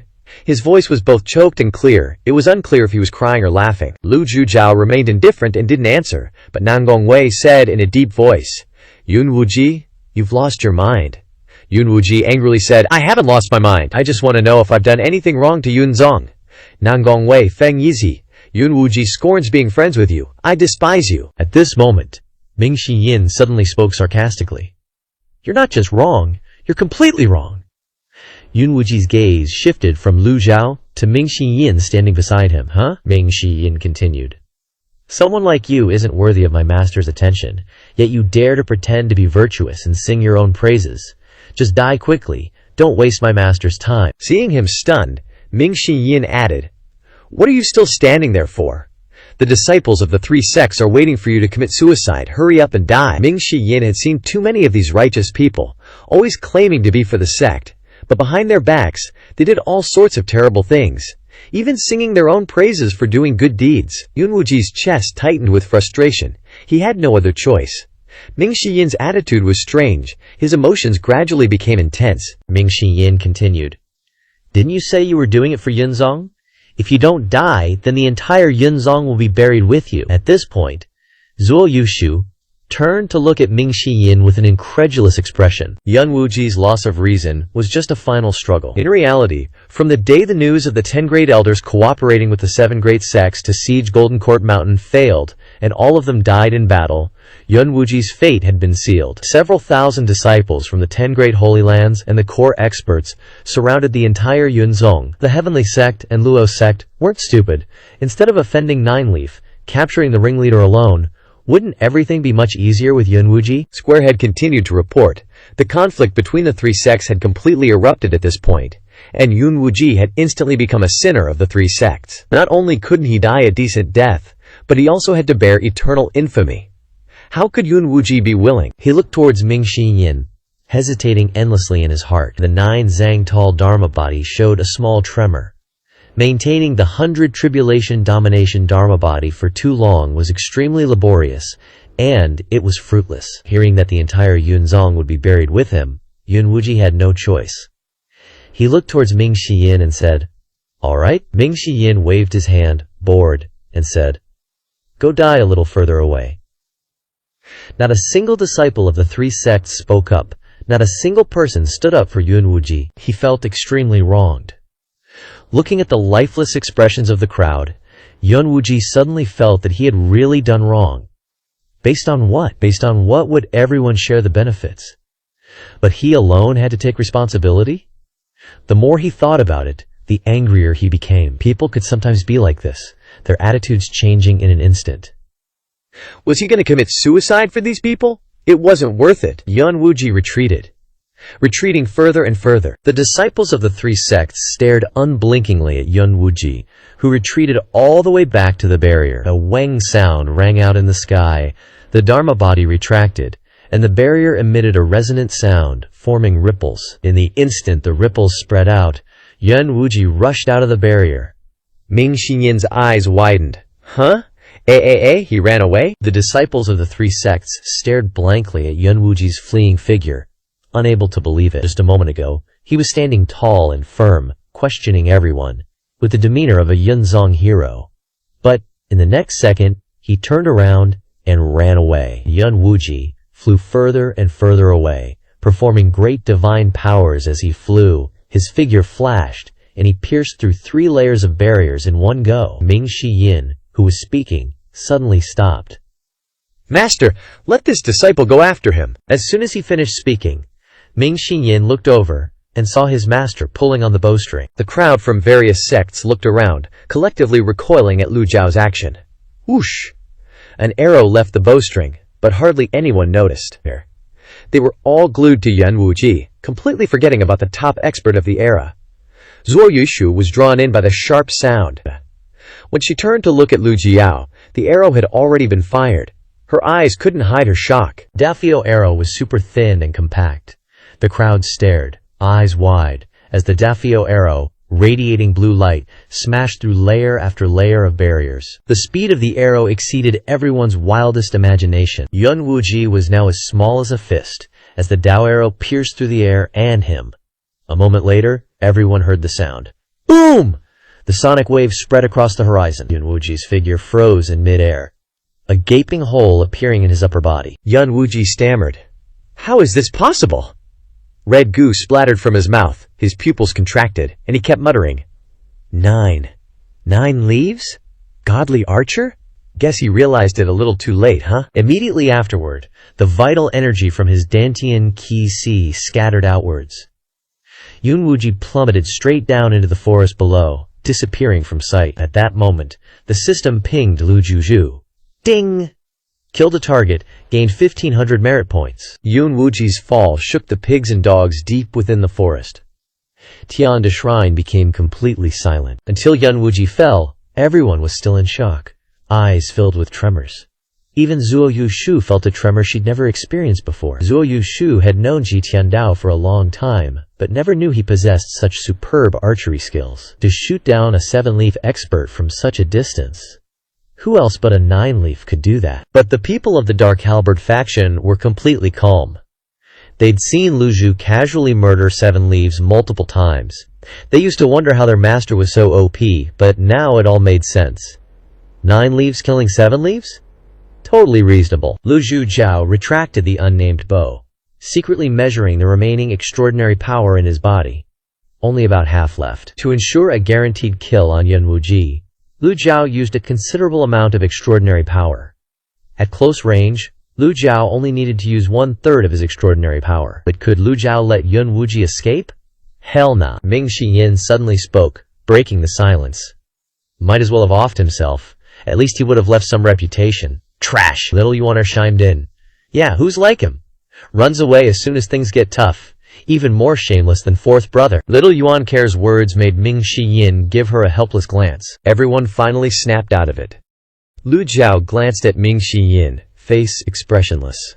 He wanted to die, so I granted his wish. Ming Shiyin looked super smug when he heard his master's words. Master's so badass, but his face is still a stone-cold meme. Lu Zhao swept his eyes around. Does the 3 sects have any questions? The words were calm, and the voice wasn't loud, but it was extremely powerful, making everyone jump. For a moment, No one dared to say anything. After a moment of silence, the sect master of Tian sect, Nangongwei, bowed and said, "How would this junior dare to question? He deserved to die." Feng Yizhi echoed. "That's right, he deserved to die," the square-headed dude added. Cold sweat was dripping down Nangongwei and Feng Yizhi's backs as they secretly swallowed their saliva. No one pitied Yuan Wuji, and he wasn't worthy of sympathy anyway. Just then, the stone door of the closed-door cultivation room on Tianda Shrine slowly opened. Yun Tianluo, sitting in a wheelchair, was pushed out by a disciple, looking listless, with weak eyes and a faint aura. Grand Ancestor! Seeing Yun Tianluo arrive, the disciples of the three sects bowed in succession. "Greetings, Grand Ancestor." Yun Tianluo, sitting in his wheelchair, looked like he could kick the bucket any second. He struggled to raise his head, his listless eyes looking at Lu Zhu, his aged face forcing a smile. This old man knew Brother Ji would come. Lu Zhao clasped his hands and walked towards Yun Tianluo, and the surrounding people immediately made way. The two of them looked at each other, and Lu Zhao said softly, "Your calamity has arrived. Can you still hold on?" Lu Zhuo felt that Yun Tianluo was only hanging on by a thread. As soon as these words were spoken, Nangongwei, Feng Yizhi, and the disciples of the three sects all burst into an uproar. Yun Tianluo didn't care at all. Brother Ji saw through it? Cough, cough. After a violent coughing fit, Yun Tianluo continued, "This old man still has regrets in his heart, so I can't leave yet." Lu Zhao shook his head. "Stubborn. But even if you are stubborn, you can't change your fate." Yun Tianluo nodded, his face very tired at this time, looking like he could go meet King Yama at any moment. "Just consider this old man stubborn." Lu Xiao looked around at Yun Tianluo's injuries and asked suspiciously, "You could have lived for another 10 years. Who struck you?" "A pebble creates 1,000 waves." Everyone is utterly astonished. The entire space goes silent for a few seconds. Nan Gungwei and Feng Yi can only stare up in shock, both of them kneeling down at the same time. "Grandmaster, who is it? Who dares to harm you?" "Why didn't you tell your disciples?" "I will definitely tear him into 100 pieces. I swear I won't spare him." Yun Tianluo says coldly, waving his hand. "No need." Nan Gungwei and Feng Yi are confused and don't understand. Yun Tianluo sighs softly. Yun Wuji has gotten the ending he deserved. Hearing the three words Yun Wuji, Nan Gungwei and Feng Yi exclaim in shock. It's Yun Wuji, that treacherous scum who betrayed his master and annihilated his ancestors. He was hiding so deeply. Nan Gungwei angrily gives the order. "Men?" The nearby subordinates shout in unison, "Present! Find Yun Wuji's corpse and expose it for 3 days, then tear it into 100 pieces." "Yes, as you command." Several elders fly up and rush out of the sacred ground. Hearing this, the disciples tremble in their hearts. The heavenly sect master is truly ruthless when he's angry. The Yun sect disciples are all miserable and uneasy. With the death of the Yun sect master, the conflict between the three sects is completely ignited. Yun Tianluo says calmly, "If you have nothing else to do, then scatter." Nan Gungwei hurriedly orders, "Get the hell out of here!" The three sect disciples quickly disperse, leaving only the elders and core disciples behind in the sacred ground. Lu Zhao strokes his beard and asks Yun Tianluo calmly, "Do you know why this old man has come here?" Yun Tianluo says, "Oh, this old man thought Senior Ji had come to visit me one last time. It seems I was just being sentimental." Lu Zhao asks, "Not necessarily. Is there anything you regret?" Although the matter of advancing to 9 leaves has nothing to do with Yun Tianluo, Lu Zhao doesn't bother explaining. Yun Tianluo sighs, lowering his voice. "This old man has studied the 9 leaves for many years, always wanting to break through that door. Sadly, I failed every time, ultimately falling into the situation I'm in today. As you sow, so shall you reap. In the past 100 years, I've only done one thing right." His tone lowers again, and that is to give the item in the chessboard to Senior Ji. Lu Zhao didn't expect Yun Tianluo to mention the chessboard at this juncture. He understands Yun Tianluo's thinking somewhat. But on the surface, Lu Zhao remains calm, while inwardly he's cursing up a storm.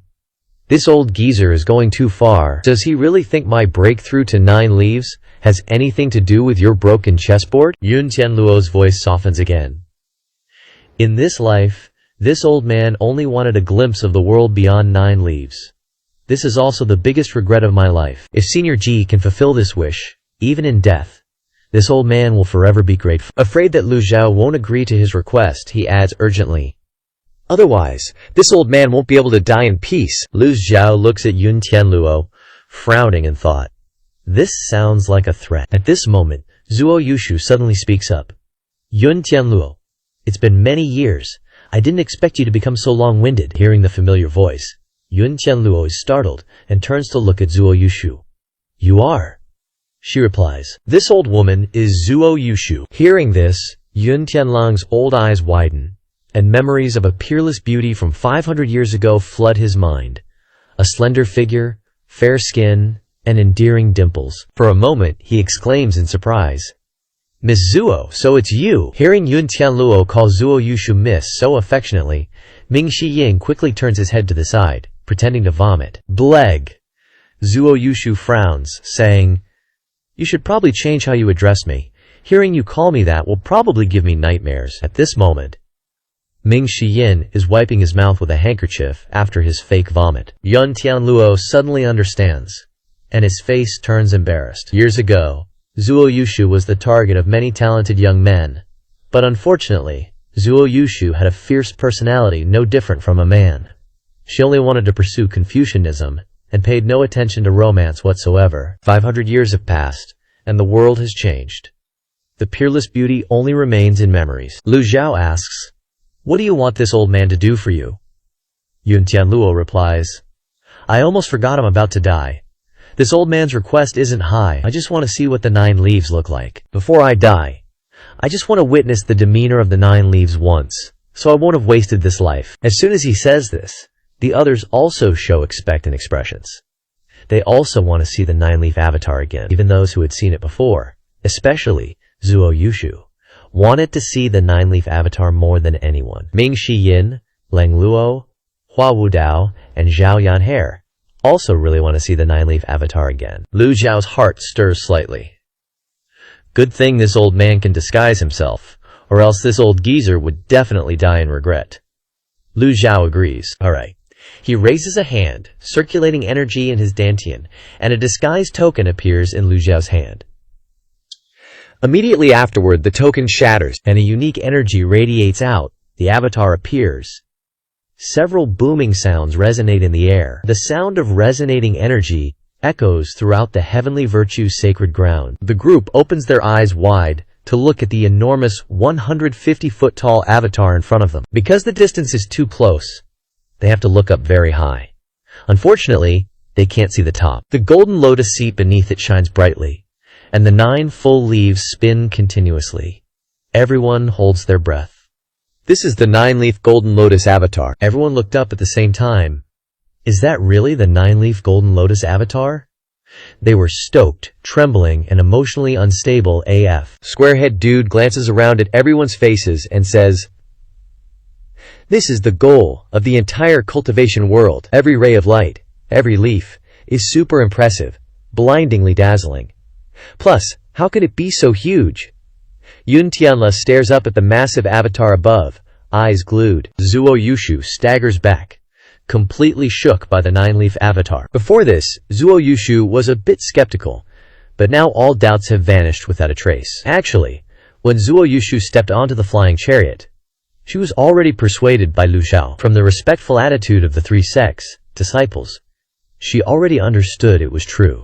But even after seeing the 9-leaf golden lotus avatar with her own eyes, she was still rattled by the 9 leaves. Lately, the 3 sects, disciples, have been hesitant about whether to try chopping the golden lotus. Chopping early means condensing lotus leaves sooner, but the danger is much higher. The disciples of the sects were stunned when they saw the 9 leaves for the first time, mixed with excitement. They stood motionless, staring at the avatar like they were turning to stone. A moment later, the sect disciples couldn't help but exclaim, Can chopping the golden lotus really bloom leaves and condenses another golden lotus? So that's what a 9-leaf golden lotus looks like.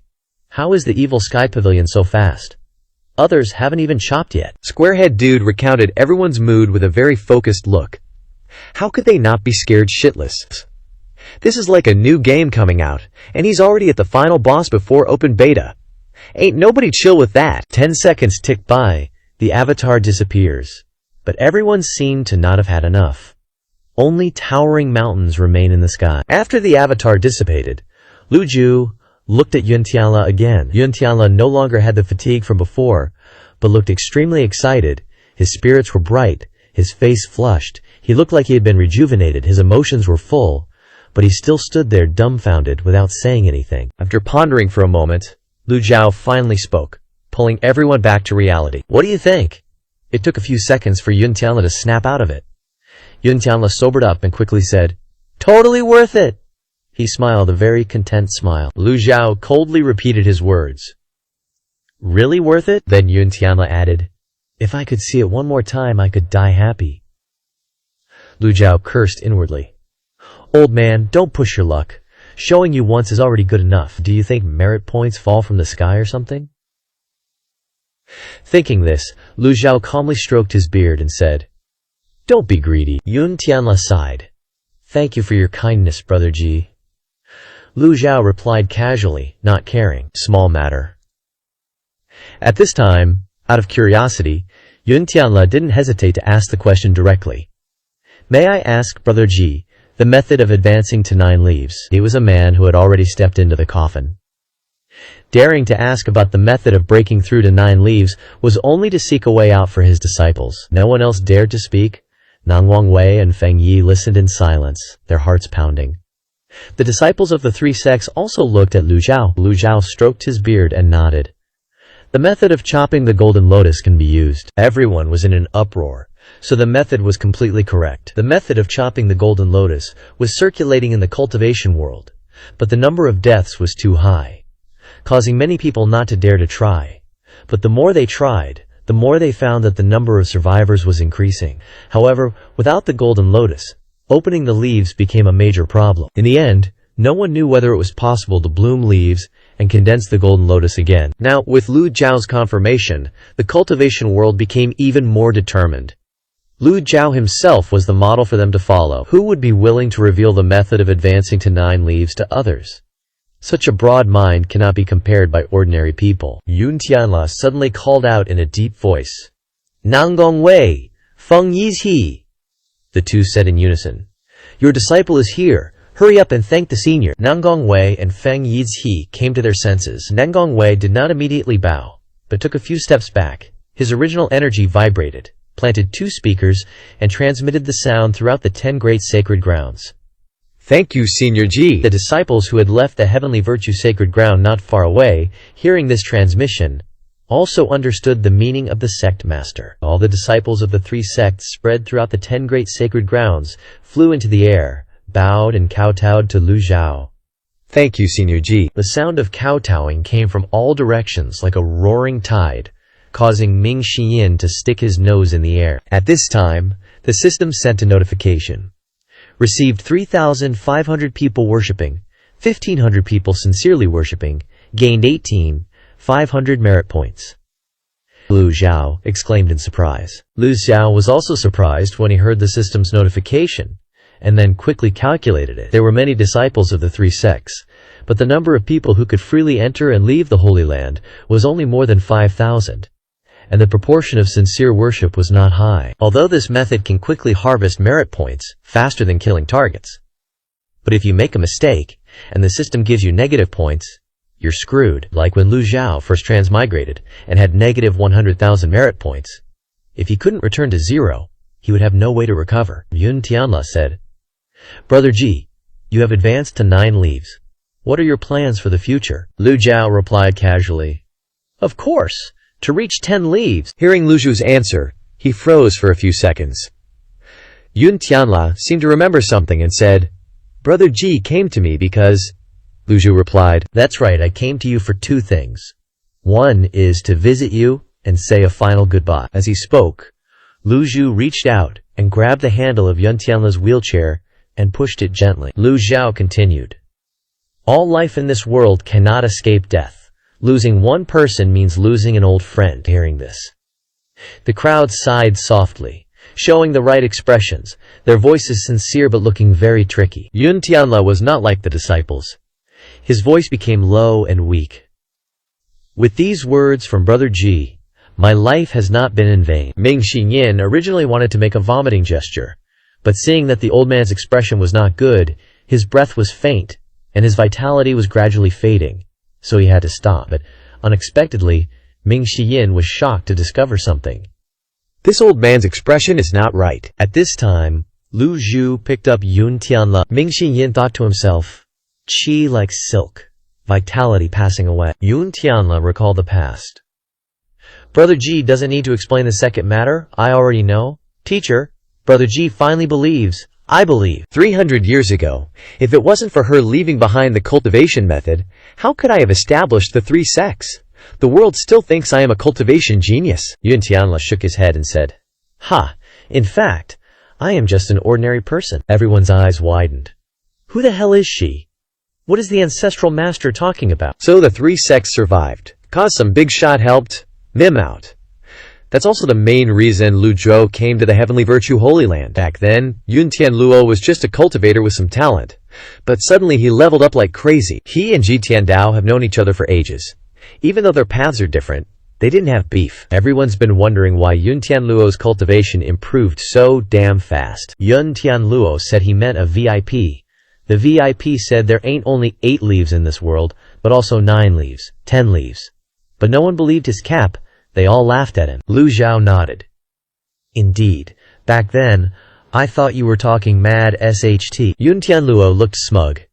Time will prove everything, and 9 leaves is the best proof. The square-headed dude watched Lu Zhao and Yun Tianluo chatting and kept narrating. Looking back at everything he'd done, Yun Tianluo didn't regret anything, especially seeing the 9 leaves before Lin Zhong. He lived a good life. In his memories, Yun Tianluo remembered what happened 300 years ago. Too bad the scenery's still there, but the person isn't. His mind's all messed up. The ancestral master in his head probably saw flashbacks of 300 years ago. Yun Tianluo remembered him and Lu Zhu chatting in a tavern, and Yun Tianluo telling Lu Zhu, I'll tell you a secret. But Lu Zhu was like, I don't give a damn. People sitting nearby also started gossiping. Where are those 2 kids? Didn't pay yet? Forget it, boss. Yun Tianluo lowered his head sadly. Too bad the scenery's still there, but the person isn't. Lu Zhao said, She left behind a cultivation method, you learned it, and leveled up like crazy, becoming the head of the 3 sects. No one would believe that back then. Hearing this, Yun Tianluo nodded. Lu Zhao asked, What's her name? Yun Tianluo looked regretful and shook his head. Someone like her is always moving around, how would I know? Maybe she's already reached 10 leaves. Living in seclusion. Lu Zhao asked curiously, 10 leaves exist? Everyone freaked out when they heard 10 leaves. 9 leaves was already despair-inducing, but there's 10 leaves? Is the ancestral master delirious? 'Cause he's about to die? Yun Tianluo looked exhausted. That's just my guess based on what she said. I don't know if it exists. Cough cough? Maybe it doesn't. Lu Zhao asked again, What does she look like?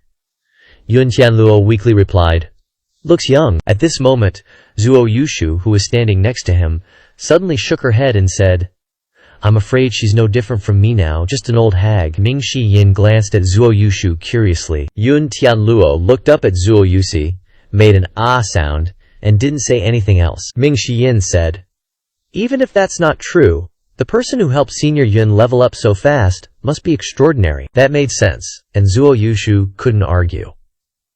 Ever since she joined the sect, Zuo Yushu had been hailed as a genius for centuries. Too bad she failed, because she was a woman. If she could have reached the peak of life, maybe she could have reached 9 leaves. Maybe she'd be 9 leaves now, or maybe she'd be dead already. But who the hell are you that could help Yun Tianluo defy fate? Where did she come from? Yun Tianluo was old and confused, making it hard to remember everything clearly. Short images flashed in his head like a school of fish swimming in the ocean. He wanted to reach out and grab one, but he couldn't. The sea of memories gradually turned dark, and his consciousness faded. Nang Wangwei and Feng Yi saw Yun Tianluo drifting off like he was about to fall asleep, and they got worried. The two shouted, Ancestral Master! Ancestral Master! Nang Wangwei quickly stood up, channeling his vital energy into the Ancestral Master's body. A surge of powerful vital energy entered Yun Tianluo's body, and it seemed to have some effect. The square-headed dude got teary-eyed, saying a surge of powerful vital energy kept entering the Ancestral Master's body. Maybe this last effort would help a bit. Yun Tianluo opened his eyes, as if he'd figured something out, and muttered, "Haha, her surname is Luo." Lu Zhu looked surprised and asked, "Luo?" Everyone was confused. Is there anyone with the surname Luo in Great Yan who is a cultivation genius? Lu Jiao stroked his beard and thought, suddenly remembering what Si Wuyai said. The world is a cage. The golden lotus is shackles. So are these people the masterminds behind everything? Thinking of this, Lu Zhao was shocked, but quickly shook his head. No way. Humans are still humans. Who can turn the world into a prison? What's the answer? Yun Tianluo laid on Lu Zhao thinking. Didn't think Ji Bro would be moved to shake his head. Lu Zhao asked again. What's her full name? Maybe finding this person will clear everything up. What's the big deal? Yun Tianluo weakly replied, I don't remember. The core disciples of the Heavenly Virtue Holy Land rushed over one after another. Some people were already crying. Sniffling gradually rose, and some people knelt down. Lang Luo and Hua Wudao were slightly moved. Hua Wudao bowed to Lu Zhao. Lu Zhao understood what he meant, and waved his hand. Hua Wudao immediately knelt down with the people from the three sects. After all, he used to be Yun Tianluo's disciple. At this moment, the crowd kneeled down and mourned for Yun Tianluo. Yun Tianluo raised his hand to touch the void, his wrinkled hand slightly clenched, but there was nothing inside. Gee bro, do you think we can meet again after death? I think I saw it just now. But Yun Tianluo stubbornly tried to grab it, his speed getting slower and slower. Gee bro, let's bet. If I can catch it, you'll treat me as a guest next time. Then his hand stiffened and slowly dropped, his deep eyes losing their sparkle, turning empty and lifeless. Suddenly, Lu Zhujiao reached out and tightly grabbed Yun Tianluo's stiffening arm. Under a big tree, Yun Tianluo was still lying in Lu Zhao's arms, smiling contentedly. The sound of painful crying echoed throughout the Heavenly Virtue Holy Land. Ancestral Master! Heart-wrenching cries echoed throughout the entire Tiande Holy Land. Grandmaster! Grandmaster! Tao Vuyang, tears and snot streaming down his face, narrated the scene. The barriers in the sky lit up one by one, and thousands of three-sex disciples who could fly rushed over to pour their primal chi into the barriers. The tide-like primal chi illuminated dozens of layers of barriers. Inside the secret cultivation pagoda of Tiande Holy Land, the pagoda gradually dimmed. The legend came to an end. Lu Zhao suddenly unleashed a palm strike, the powerful gang chi engulfing Yun Tianluo. At this moment, Yun Tianluo and Lu Zhu were floating above a large tree, the gang chi still surrounding them. Feng Yizhi, who was injured, was shocked to see this. He was about to get up when Nan Gungwei held him down. Wait, hold up, don't go over there. The three-sex disciples all looked up. As Lu Zhao raised his hand, unleashing torrents of gang chi, he thought to himself, obtaining the incorporeal wisdom divine power allows one to remain unmoved and benefit all living beings in the 10 directions. Lu Zhao stepped into the air and flew, carrying Yun Tianluo into the sky.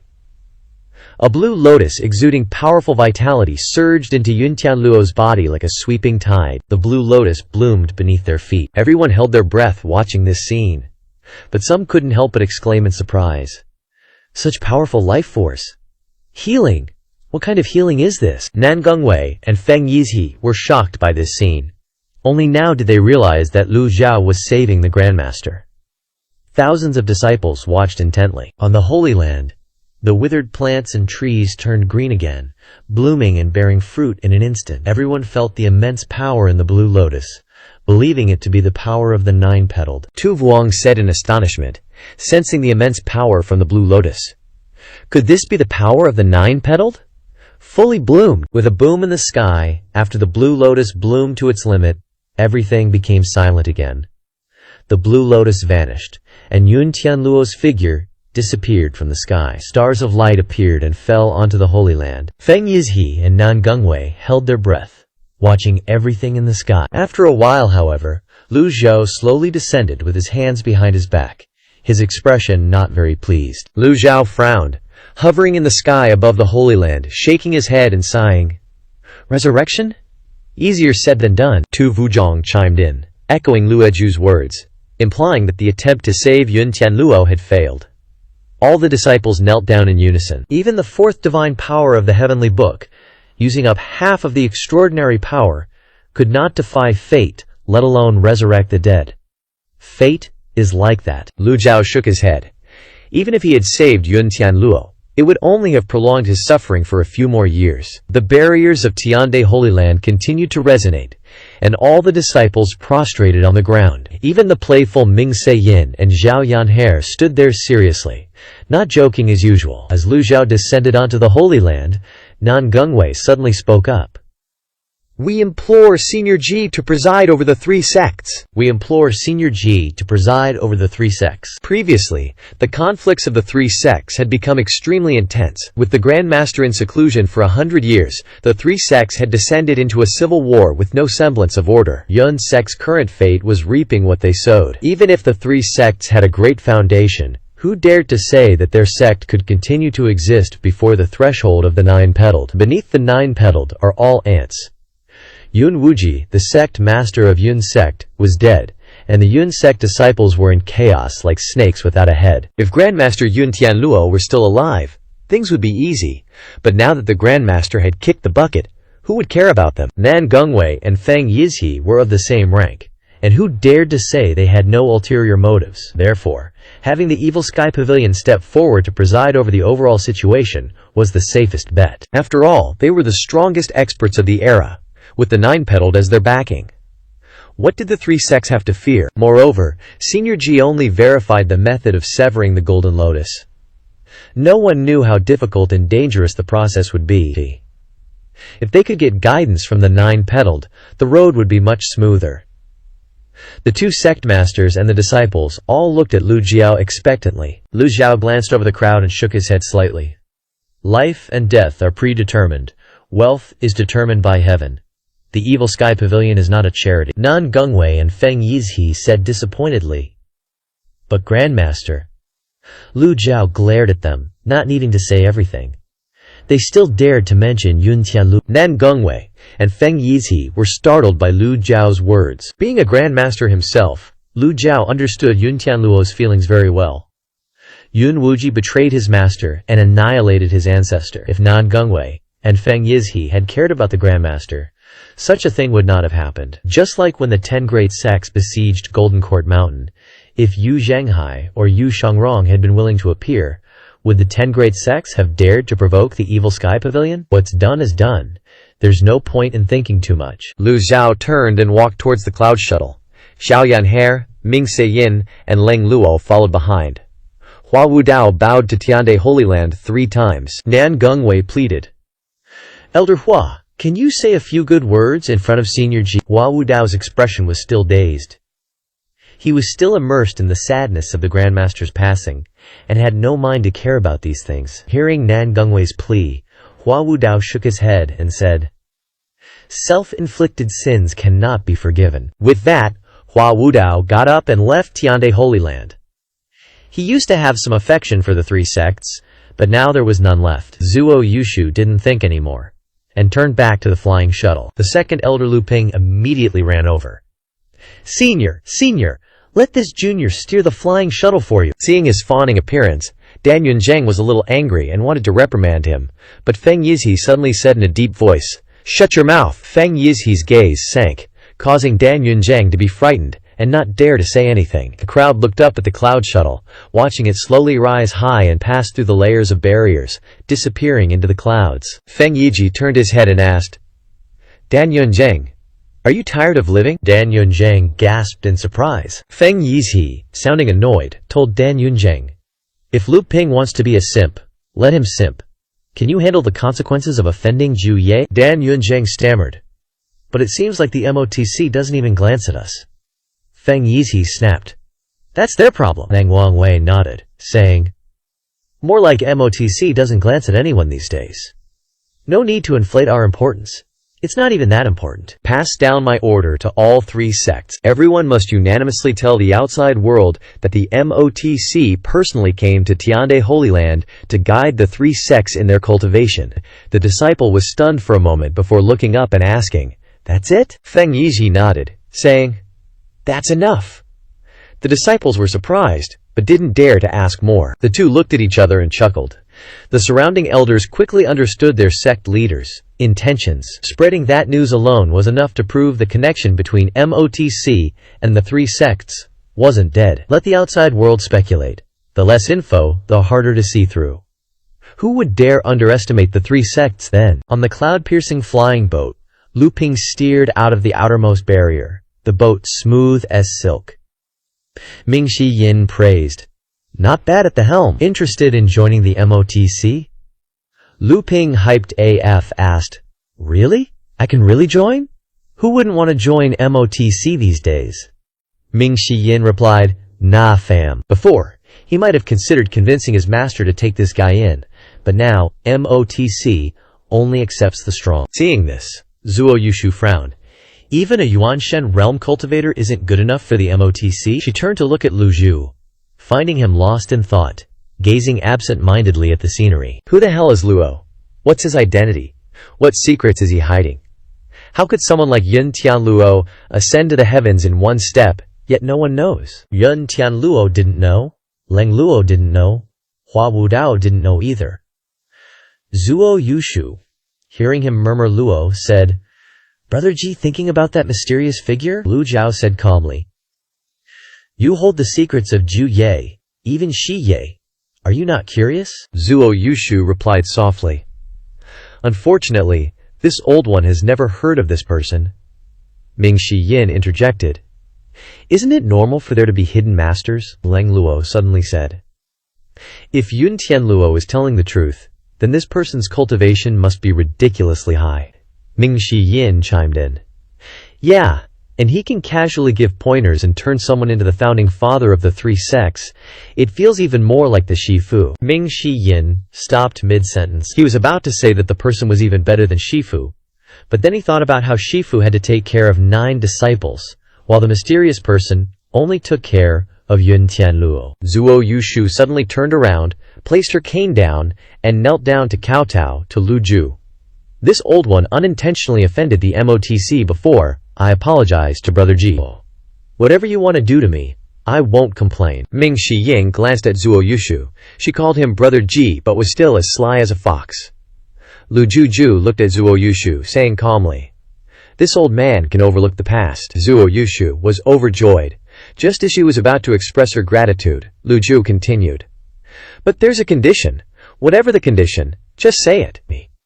Even if you have 10 conditions, I'll agree. Lu Zhao moved closer and said, Hear me out first. Lu Zhao looked very gentle, like a kind old grandpa next door. My condition is simple. Join the MOTC. Don't rush to agree. Think clearly, carefully, then answer me. Zuo Yushu was stunned, and everyone looked at her. Xiao Yanhair tilted her head, feeling like her Shifu's tactics were familiar. She blurted out, Shifu, should Yanar help you count? Lu Zhao didn't answer, but quietly looked at Zuo Yushu, as if waiting for her answer. But his attitude was very clear. You have no choice. Zuo Yushu was frustrated. She had thought clearly and carefully. And Lu Ping, standing on the side, was envious and admiring to the point of tears. No wonder they didn't accept me. Look at me. Then look at Senior Zuo's cultivation. Compared to Senior Zuo, Lu Ping was just a sesame seed in the cracks of the earth. After thinking for a moment, Zuo Yushu answered, Okay. At this moment the system announced, Ding! Acquired a subordinate. Reward, 1,000 merit points. Sometimes Lu Zhao thought, if recruiting subordinates gave more merit points, why not expand Jinting Mountain's forces and recruit a ton of people? After all, there were too few people on Jinting Mountain.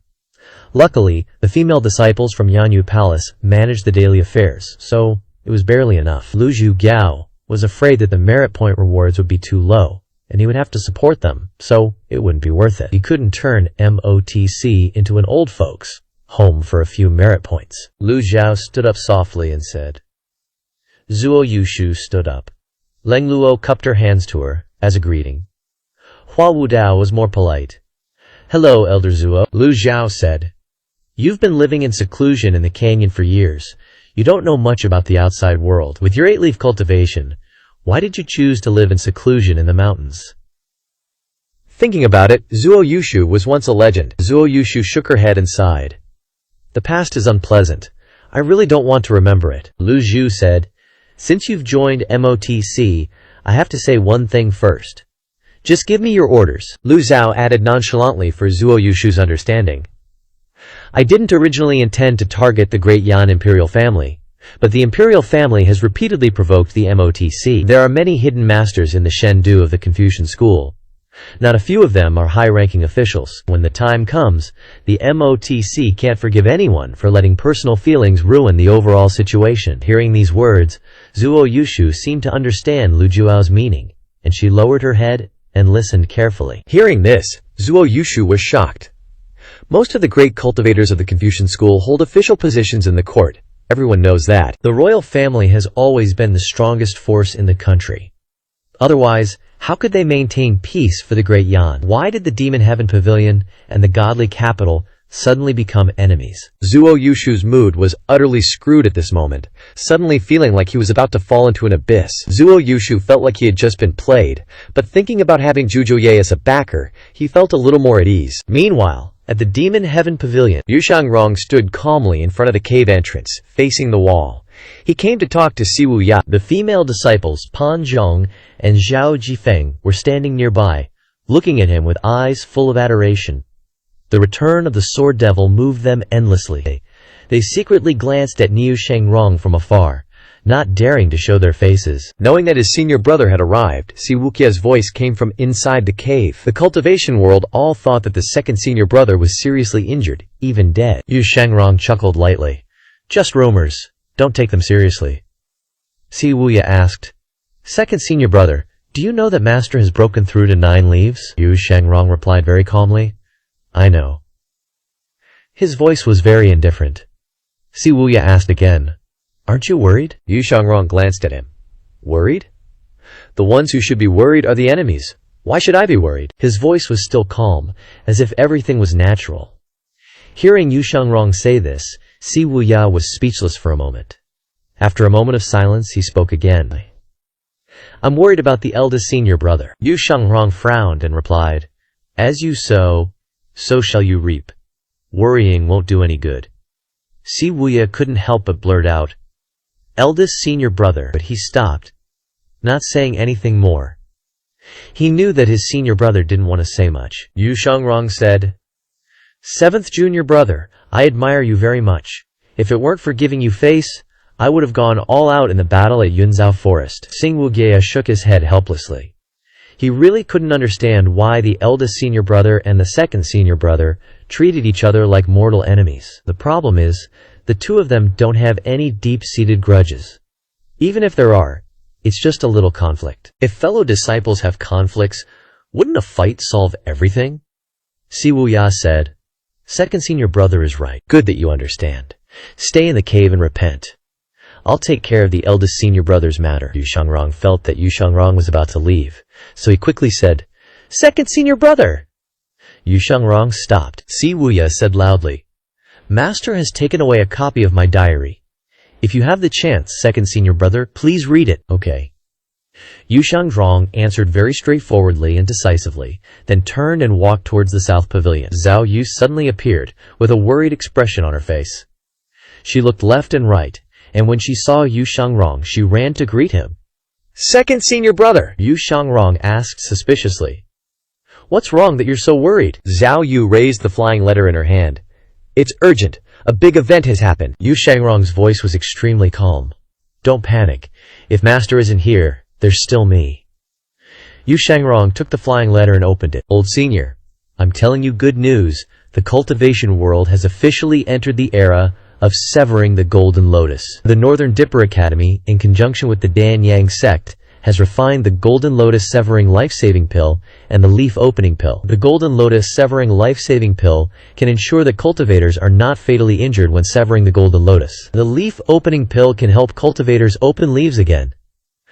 I am witnessing a new chapter in history. Aka. The content of the flying letter is simple and summarized, but the news inside is extremely important. After reading it, Yu Shangrong smiled and returned the flying letter to Zhao Yu. Zhao Yu was confused and didn't understand. Second senior brother, why aren't you worried at all? He smiled and replied, Rushing won't do any good. Just stay calm. Zhao Yu was speechless and didn't know what to say. This isn't urgent at all. Yu Shangrong seemed to think of something and suddenly said, Fifth junior sister, have you opened your leaves yet? Zhao Yu replied, I just entered the primordial spirit realm and only condense the 100 Tribulations Cave Illumination Dharma body. Yu Shangrong added, then sever the golden lotus. Don't wait any longer. Hearing this, Zhao Yu was surprised and exclaimed. Yu Shangrong finished speaking and turned to leave. Looking at the back of the second senior brother, Zhao Yu said to the second senior brother, severing the golden lotus will kill people. He walked away, his voice echoing back. I know. Zhao Yu asked blankly, and you still told me to sever it? Yu Shangrong had disappeared from her sight. Zhao Yu had no choice but to shrug her shoulders, sigh, and feel a little puzzled. At this time, Pan Zhang cautiously walked over and carefully said, Fifth Immortal Master, my brother Xiao and I have a question we would like to ask. Not knowing if it's a bother, Zhao Yu acted as if she didn't hear or see anything. The two people turned their heads and went to the main hall of the Devil Heaven. Pan Zhang and Zhao Qifeng were embarrassed, but didn't dare say anything. How clumsy. Zhao Yu didn't bother to speak, turning her face and leaving. A gentle voice suddenly came from the beachy cave. What's the problem? Si Wuyai tossed the paper with the topic on the table aside, rubbing his temples. Can't solve it for now.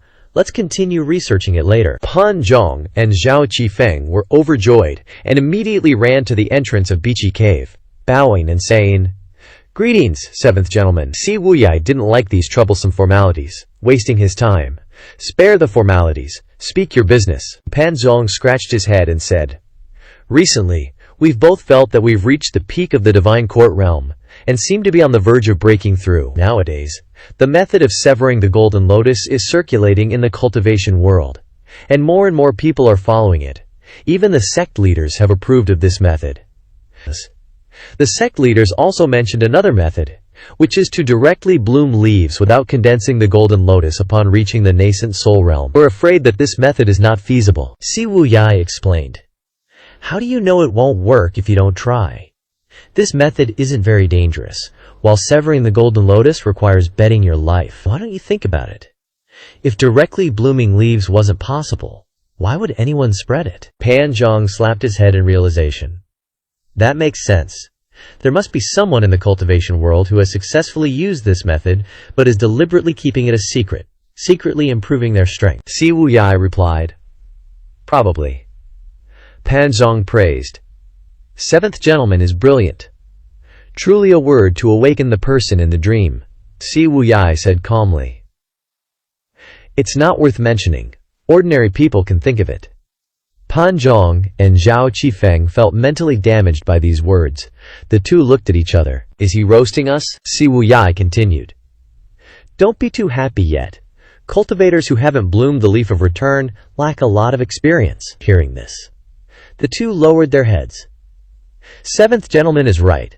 No matter the era, experience is always extremely valuable. Just as the two were preparing to leave, several female disciples hurriedly ran to the main hall of the Demon Sky Pavilion, announcing, Pavilion Master is back. Pan Zhang and Zhao Qifeng simultaneously looked up at the sky.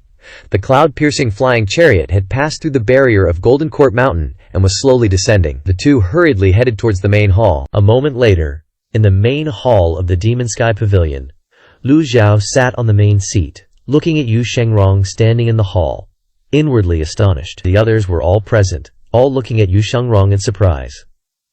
Greetings, Master. Yu Shangrong bowed and said, his attitude as calm as if nothing had happened. Lu Zhao nodded. It's good that you're back. Yu Shangrong saw Zuo Yushu standing among the elders and smiled, asking, Who is this? Ming Shiyin replied, Second senior brother, this is Senior Zuo Yushu, a new elder who joined the Demon Sky Pavilion. 500 years ago, she was a cultivation genius of the Devil Sect. Hearing this, Yu Shangrong's expression remained very calm. Perhaps when facing enemies, he was used to hearing them proclaim all sorts of formidable identities, so he had long become immune. Yu Shangrong greeted, I've heard of you for a long time. Zuo Yushu sized up Yu Shangrong. Whether from his attitude or aura, she felt that the person in front of her was much stronger than the other disciples. Zuo Yushu replied, Good. Leng Luo raised his eyebrows. Good, what's good? Second senior, how have you been since we parted? Look, this is the difference between people. Leng Luo knew how to deal with people. He respectfully asked about Yu Shangrong as soon as they met. Well, Yu Shangrong replied, I've been very well since we parted. Zuo Yushu scornfully looked at Leng Luo. Why be so obsequious? You were once a big shot, Leng Luo. Leng Luo walked to Zuo Yushu's side, lowering his voice. The Demon Sky Pavilion's second senior is a perfect 8-leaf. Zuo Yushu's heart trembled. Her aged eyes widened. She immediately bowed to Yu Shangrong. This old one didn't intentionally offend. Yu Shangrong waved his hand, not minding. Elder, there's no need to mind.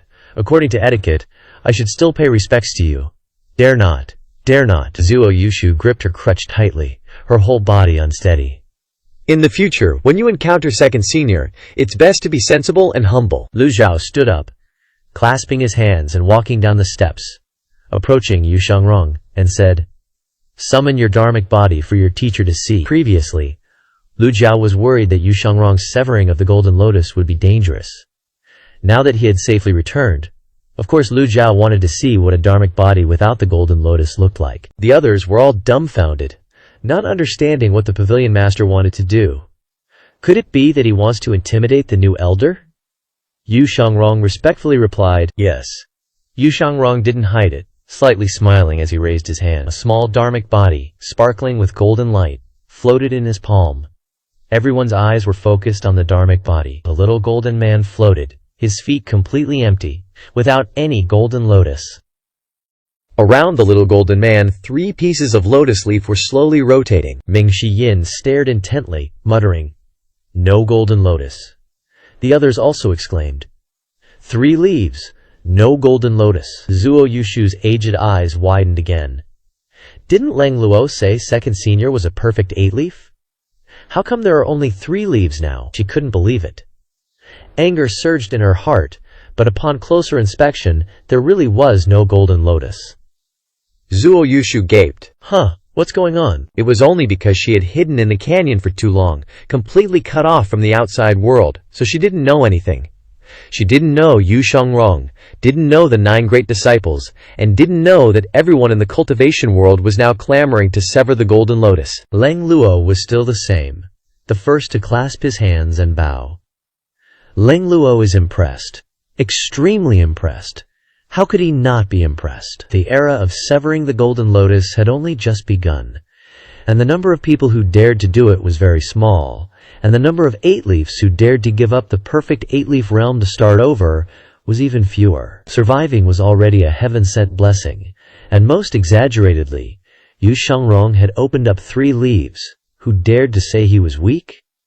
Hua Wudao bowed and said, 3 leaves, no golden lotus. Second senior is fully worthy of being the number 1 person in the cultivation world. Ming Shiyin gave a thumbs up, unable to hold back his praise. Second senior brother, you're so savage. Yu Shangrong smiled and replied, It's not worth mentioning. With master here, how dare I call myself number 1? The crowd then remembered that the master of the Demon Sky Pavilion had long ago entered the 9-leaf stage. Lu Zhao's expression remained calm as always, stroking his beard and pondering. This old man also wants to be a 9-leaf, but my merit points won't allow it. It seems like my second disciple has finally tasted the sweetness after bitterness with this achievement. As his master, he also gets to witness this historical moment. Just then, Zhao Yu quickly walked into the main hall, bowing and presenting a flying letter. Master, Jiang Aijian sent a flying letter. Second senior has already seen the first one, and there's a second one that was just sent. Lu Zhao received the flying letter and read it once, his heart slightly shaken. The speed of the cultivation world is faster than he expected. Lu Zhao was doubtful. Lotus-severing life-preserving pill? Leaf-opening pill? Zhao Yu replied, Master, as soon as this news came out, the North Star Academy and the Danyang sect became the focus of attention for the entire cultivation world. The nascent soul realm experts in the major sects have all begun to sever the golden lotus. The others in the hall understood upon hearing this. Ming Shiyin hurriedly said, Master, then our Demon Sky Pavilion can't fall behind. We should quickly begin. Lu Zhao glanced at Ming Shiyin, nodding and saying, Then let's start with the elders. Leng Luo and Hua Wudao bowed simultaneously. It's all up to the Pavilion Master to decide. Zuo Yushu seemed a beat slow, finally catching up, bowing and saying, Then it's up to you, senior brother. Ming Shiyin, wielding a shiny blade, declared fiercely, Then this disciple will go rob the Danyang sect. Ah, no, ask for some life-saving pills. Yu Shangrong suddenly spoke up. Leave this to me. Ming Xinyin looked at Yu Shangrong, second senior brother. You just chopped your golden lotus, it's too dangerous. Chopping the golden lotus and starting cultivation again, even with experience. 3 leaves is still a bit low. At this moment, Hua Wudao also flexed his bulging muscles. Yu Shangrong smiled. Don't worry, I've met the Danyang sect leader a few times. Ming Xinyin asked suspiciously. Met a few times? What if there's a conflict, how will you handle it? Yu Shangrong patted Ming Xiyin's shoulder, a sword in his hand. That's enough. After speaking, he bowed to Lu Zhao. Honestly, Lu Zhao was a bit worried about Yu Shangrong's current condition. Going out like this, who could guarantee he wouldn't encounter a powerful enemy? Yu Shangrong was used to being an 8-leaf, afraid he couldn't accept this. Yu Shangrong said softly. Please give the order, master. Lu Zhao asked again. Are you sure? Yu Shangrong never did things he wasn't sure of, he said again. Please give the order, master. Lu Zhao waved his hand, shouting softly, Bixi! A deep roar came from outside the main hall. Everyone knew it was Bixi without looking. It was very obedient, coming to stand outside the main hall as soon as it was called. Bixi's sharp eyes looked towards Lu Zhao, waiting for orders. Lu Zhao said to Yu Shangrong, Take Bixi with you on this mission. Did. If there's a life-threatening danger, it can lend you a hand. If he sent someone to help, Yu Shangrong definitely wouldn't agree. Yu Shangrong replied, Thank you, master. Go.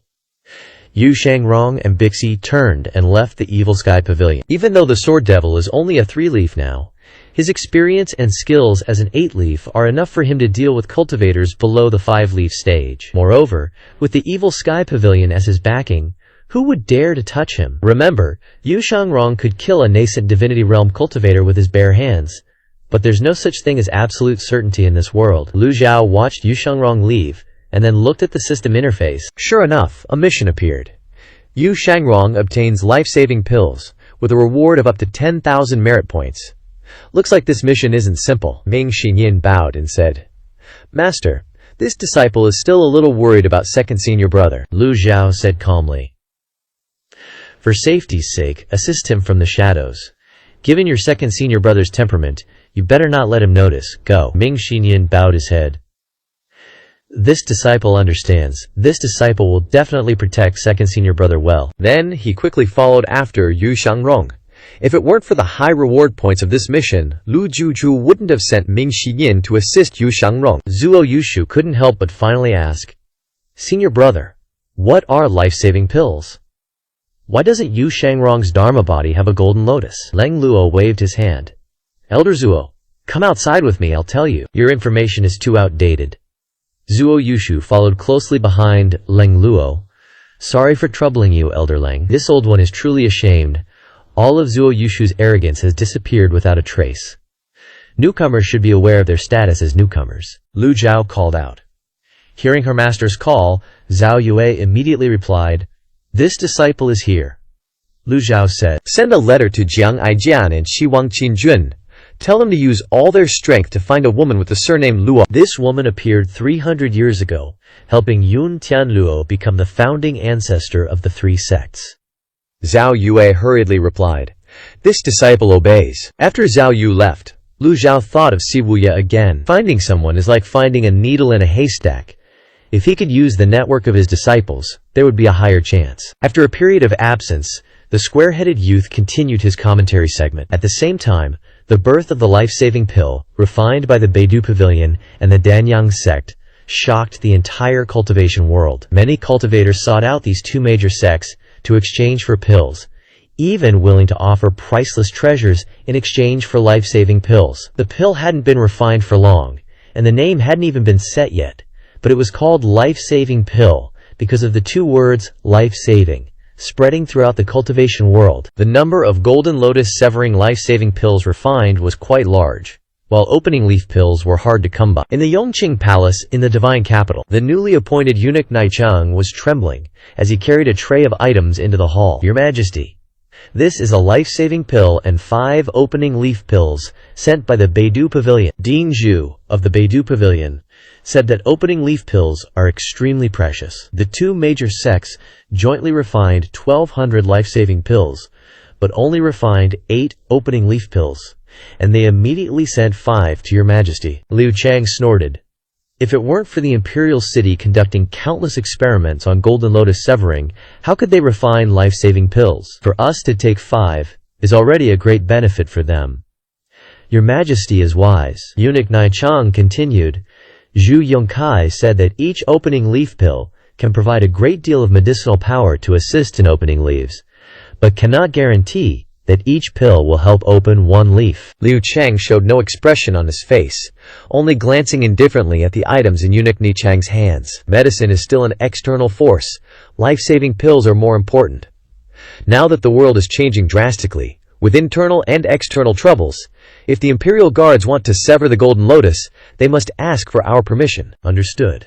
Liu Chang said. In addition, convey our decree, ordering General Ping Qian, the leader of the Imperial Guards, to lead troops to protect the Beidou Pavilion. Pills are precious. We hope Dean Zhu can understand our good intentions. Yes. Eunuch Naichang placed the tray of items down and respectfully retreated. On the surface, he was protecting the Beidou Pavilion, but in reality, Liu Chang wanted to prevent the pills from spreading throughout the cultivation world. At least the first 9 leaf to appear must be in the divine capital. Liu Chang picked up the life-saving pill in the tray, murmuring, 9-leaf Ji Tiandao, how did he do it? Are we not as good as him? As he kicked the door open, he spoke up. Master Wu, he's gone! In the corner of the room, Wu Daiyong shakily walked out, wiping the sweat off his face. He then stealthily looked up at the sky. After confirming that Yu Shangrong had left, he finally opened his mouth and said, Luckily, you dealt with it in time. I was scared to death. Don't panic, sect leader. Second Senior didn't have any hostile intentions.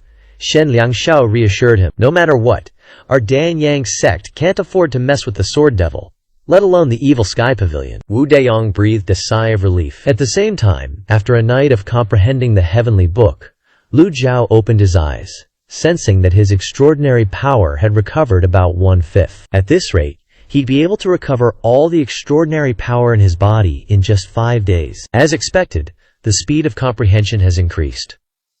What will the 5th type of heavenly book divine power be? Lu Zhao muttered to himself.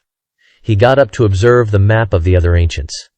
Apart from the Great Yan, the other places were shrouded in a hazy mist, and nothing could be seen. Might as well do a little lucky draw to brighten the mood. Lu Zhao sat down and silently initiated the lucky draw. Consumed 50 merit points, consumed 54 luck points, obtained 5 face-changing cards. Face-changing can alter one's appearance, with each use lasting continuously for 5 days. Face-changing card? Lu Zhao looked at the newly appeared item card with suspicion. Are systems these days all screwing over players like this? They just throw out a bunch of useless chicken rib cards at every turn. What good are face-changing cards? Lu Zhu's appearance has already changed a lot since he first transmigrated. The item cards are getting more and more trash. Master, Si Wu Yai requests an audience. Zhao Yue's voice came from outside the courtyard. What is it? He said he's figured out something about the crystal ball of memories. Bring it here. Yes. Not long after, Zhao Yue brought Si Wu Yai to the East Pavilion. Si Wu Yai's mental state was clearly much better than it had been in the past few days. He carefully pushed open the door and entered. Zhao Yu remained waiting outside. Stepping into the room, Si Wu Yai saw his master sitting on a prayer mat with his eyes half closed. Master! Lu Zhao slowly opened his eyes. Sit down. Disciple wouldn't dare. Then speak, Lu Zhao said. Si Wu Yai nodded, and slowly said, These past few days, Disciple has been meditating in the cave, constantly thinking about the crystal ball of memories. Disciple feels that the crystal ball should be in Rongxi, not Rongbei. Why are you so sure? Lu Zhao asked. After Master sealed my memories, your disciple made a trip to Rongxi. Rongxi has 5 kingdoms, including Qiguang, Wuhan, Suchen, Jianggu, and Lulan. The people of the 5 kingdoms worship demonic gods. After Master sealed my memories and returned, you were besieged by the 10 great experts for the first time. Understanding Master's movements, offering a plan for the siege, and having enough motivation and strength to do so, it can only be the people of Lulan. Lulan? Lu Zhao questioned. When Lu Zhao first transmigrated, he always thought that Jitiandao was besieged because of the wicked disciples' tricks, with Yu Zhanghai being the biggest suspect. Now, listening to Si Wu Yai's explanation, it seemed quite plausible. Si Wu Yai went on. Second senior brother once killed a Western region princess. Does master know why? Lu Zhao frowned at him, his expression as if to say, "You trash. You still dare to act cool in front of me?" Startled, Si Wuyai quickly explained. That princess was a witch, daring to try and control second senior brother. How could second senior brother let her trick him? He immediately swung his sword and killed her. Afterward, the royal family, wanting to continue their marriage alliance with Lu Lan, had no choice but to bring in Kuai Yufei. Kuai Yufei was ordinary, but she brought Mo Li with her, wanting to take the opportunity to mess with Great Yan. But the evil sky pavilion was the biggest obstacle. Lu Zhao nodded. You're saying the one who framed me is from Lu Lan? 8 or 9 out of 10. That's right, Si Wuyai replied.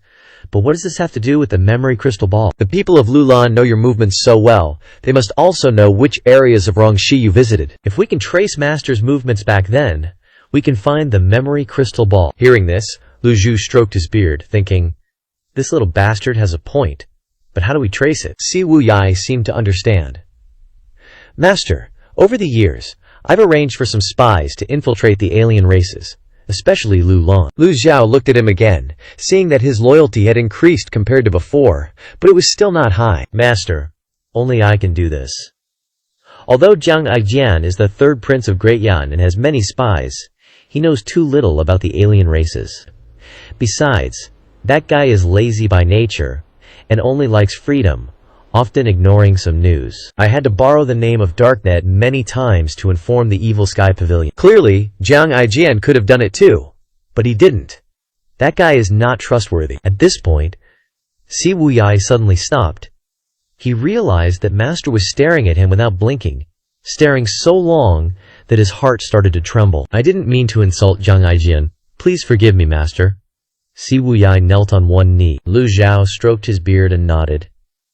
Do you know why I made you face the wall in the cave to repent? I know I committed the crime of betraying the sect. Unforgivable. All of Master's punishments I have no complaints about, Si Wuyai replied. You're wrong. It would be unreasonable to punish you just for leaving the sect. Si Wuyai knelt for 3 days and 3 nights in front of the Heaven's Choice Temple to save Zhu Honggong, ran all over Great Yan to find runes to save Yu Shangrong, and even saved Yu Zhenghai's life. If I were to blame him for these things, I would be deceiving myself, Lu Zhu said calmly. You are very similar to Yu Shangshong, both carrying unnecessary arrogance. Arrogance and confidence are good, but too much confidence turns into conceit. Arrogance often blinds your eyes. Si Wuyai was stunned, remembering the questions in the cave, his face gradually burning. He called himself intelligent, called himself resourceful, but he couldn't solve those questions. Master is right, I understand, Si Wuyai said dejectedly. Lu Zhao stood up, walked to the chair next to him, and sat down. You still won't tell me about Yu Zhenghai? Si Wuyai's whole body trembled. I promised eldest senior brother. Seeing his determination, Lu Zhu frowned slightly. You say you've seen the light, but in reality, you haven't. Lu Zhao's expression became serious, and he said in a deep voice, If you don't tell me, I will expel you from the sect. From now on, you will have nothing to do with the evil sky pavilion. The peacock plume is here. I'll return it to you. Lu Zhao gently lifted his right hand, and the peacock plume appeared, thrown in front of Si Wuyai. Si Wuyai was stunned. Lu Zhao's eyes shone brightly, staring at Si Wuyai, waiting for his answer. You can leave if we meet again. If you are the enemy, I will definitely show no mercy. Lu Zhao didn't believe his words. What promise? Si Wuyai, you can leave the sect, and you dare to say you made a promise to Yu Zhenghai. How ridiculous. Si Wuyai stared blankly at the peacock plume, his mind completely blank. Ding! Subdue. Si Wuyai gained 500 merit points.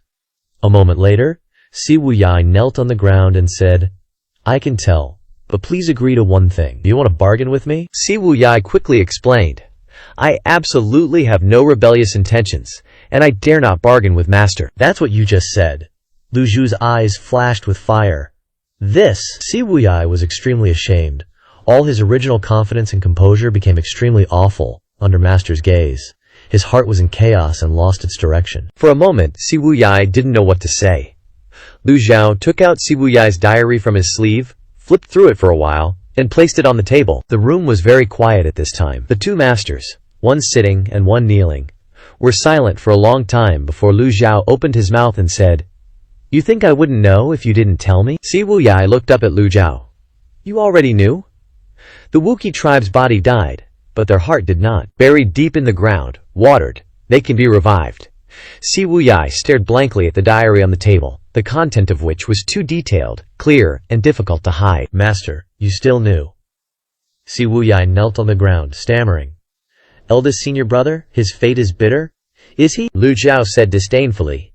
Yu Zhenghai personally established the Nether sect, goes everywhere to seize power, has 4 valiant Dharma protectors under his command. Now the entire world is controlled by him, swaggering around on flying chariots to establish his authority, conquering cities and seizing territory. Where is he suffering? The appearance of the diary shattered Si Wuyai's defense. After Lu Zhao got the diary, he thought for a long time. What kind of person can be revived? Even the mysterious woman named Luo who helped Yun Tianluo couldn't help him revive. So what does Yu Zhenghai rely on to do it? So Lu Zhao searched in his memory, finally finding it in some records about this tribe. Watering can revive them. This characteristic is too obvious. Si Wuyai knelt on the ground, slowly recounting. Hundreds of years ago, the Wookiee tribe originally lived within the Great Yan. Later the war broke out. The Wookiee tribe had to move around, from the far east Yangzhou to the far west Liangzhou. At first they were safe and sound. Then the war between Great Yan and Lulan broke out. The Wookiee tribe was implicated and almost exterminated. Only 3 people remained in the entire tribe, including eldest senior brother. At that time the 3 of them were still very young. They had to beg for a living everywhere, wandering in the streets, being beaten and scolded by people. They could only grit their teeth and endure. Eldest senior brother often had to steal some food back for his 2 junior brothers. Shixiang is stubborn AF and always gotta have the last word, even if he's getting his ass beat. Lu Zhao gets his personality. Stubborn doesn't even begin to cover it. Once he makes up his mind, ain't no changing it. Then his bros got clapped, and he got sold off to Lulan by slavers. Si Wuya pauses, checks out Shifu's face. Still blank AF, who knows what he's thinking. Lu Zhu pipes up. Why can the Wookiee clan revive? Wookiee folks can't just do it willy-nilly. There are hella strict rules. Gotta have someone watching over you when you bite the dust. And they only get 3 revives in their whole life. Each death sucks away 300 years of lifespan. Ouch. Shixiang is an 8-leaf. Got 1,000 years to burn, Si Wuya adds, pausing again for dramatic effect. Lu Zhao strokes his beard, nodding. Yeah, if they could just keep respawning, they'd be immortal. OP, PLZ nerf. Continue. Lu Zhao orders. Shixiang thought Lu Lan would be a better life, but LOL. NOPE. Life just had to be extra brutal. Some Lulan royal prick hated Dayan with a passion. For kicks, he chained up Shixiang and carved him up for 7 straight days. Shixiang bled out and died. Si Wuya's hand clenches into a fist, knuckles white as a ghost. But plot armor. Shixiang's not dead yet. They tossed his corpse in a ditch, and after 49 days, BAM! He's back! He bounced from Lulan with some merchants, snuck back to Dayan, and became your disciple. Si Wuya still kneeling, but his back straight as an arrow. This disciple is down to help Shixiang take over the world. No regrets then, no regrets now. Lu Zhao's got a lot on his mind. Yu Zhenghai's got a wild story. So does Yu Shangrong, Bai Min, the Junzi Nation, and even the Wookiee clan. It all links back to Tao Ming. According to the disciples, Ji Tiandao wanted to use them to hit 9 leaves, or live longer. But why didn't Tiandao do anything? Weren't all 9 disciples supposed to be sacrifices? WTF happened? Lu Zhao glances at the diary, then asks, what about this diary? It records Shixiang's 2nd death and revival, back when he was an 8-leaf. That's why this disciple begged Shifu to spare Shixiang a 2nd death. Yu Zhenghai joined the Ma Tian sect and was a cultivator. How could he die that easily? Only Shifu knows, Si Wuya replies. Lu Zhao furrows his brow, stands up, and paces. If Lu Zhao knew, he wouldn't be so damn confused. He's got 0 memory of Yu Zhenghai's death. Ji Tiandao, you sneaky bastard.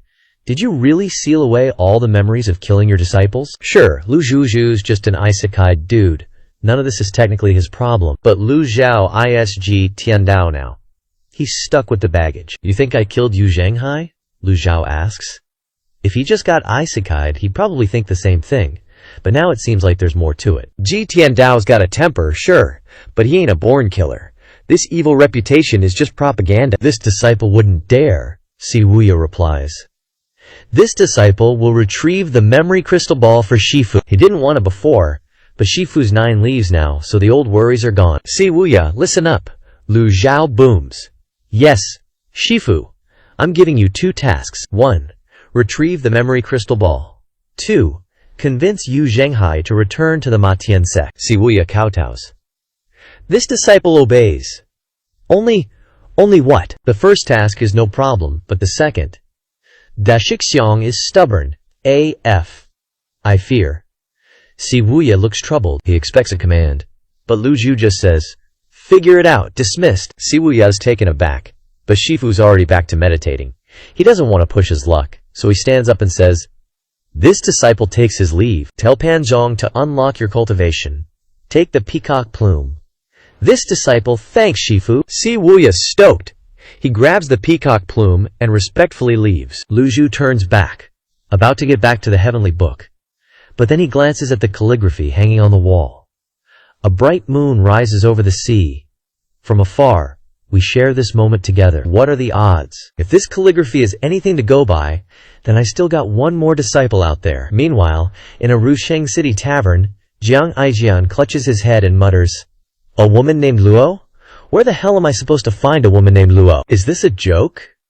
Does old Devil G really think I'm friggin' omniscient or something? Jiang Aijian strokes his chin. Okay, yeah, I am pretty omniscient, but this is pushing it. Muttering to himself, he grabs a passing waiter. Hey waiter, you know where I can find a woman named Luo? The waiter's face goes blank. Sir, if you're looking for a woman, go find one yourself. What a psycho. Jiang Aijian shoves him away, muttering again. Luo? Someone who can help Yuntian Luo ascend to the heavens in one step? Sounds way too good to be true. Whatever, I'll give it a shot. Jiang Aijian leaps out of the tavern, his figure blurring and disappearing. Dozens of miles north of the Danyang sect, Yu Shangrong leisurely steered Beishan, enjoying the scenery along the way, feeling chill and carefree. Suddenly, Ben Shan roared, "Awoo!" Yu Shangrong was puzzled. Huh? Awoo? Up ahead? Yu Shangrong looked towards the woods, where faint black mist was rising, circling around. Belian obediently changed direction, avoiding the forest area. The air was now filled with poisonous mist. Yu Shangrong frowned slightly. His gut told him this mist was sus AF. Just then, a spooky voice came from the woods. Friend, why not come down for a bit? Yu Shangrong's expression remained calm and composed. He had anticipated obstacles. That black mist clearly wanted to stop him. All right. Yu Shangrong directed Beian to slowly descend to the ground. 3 figures emerged from the woods.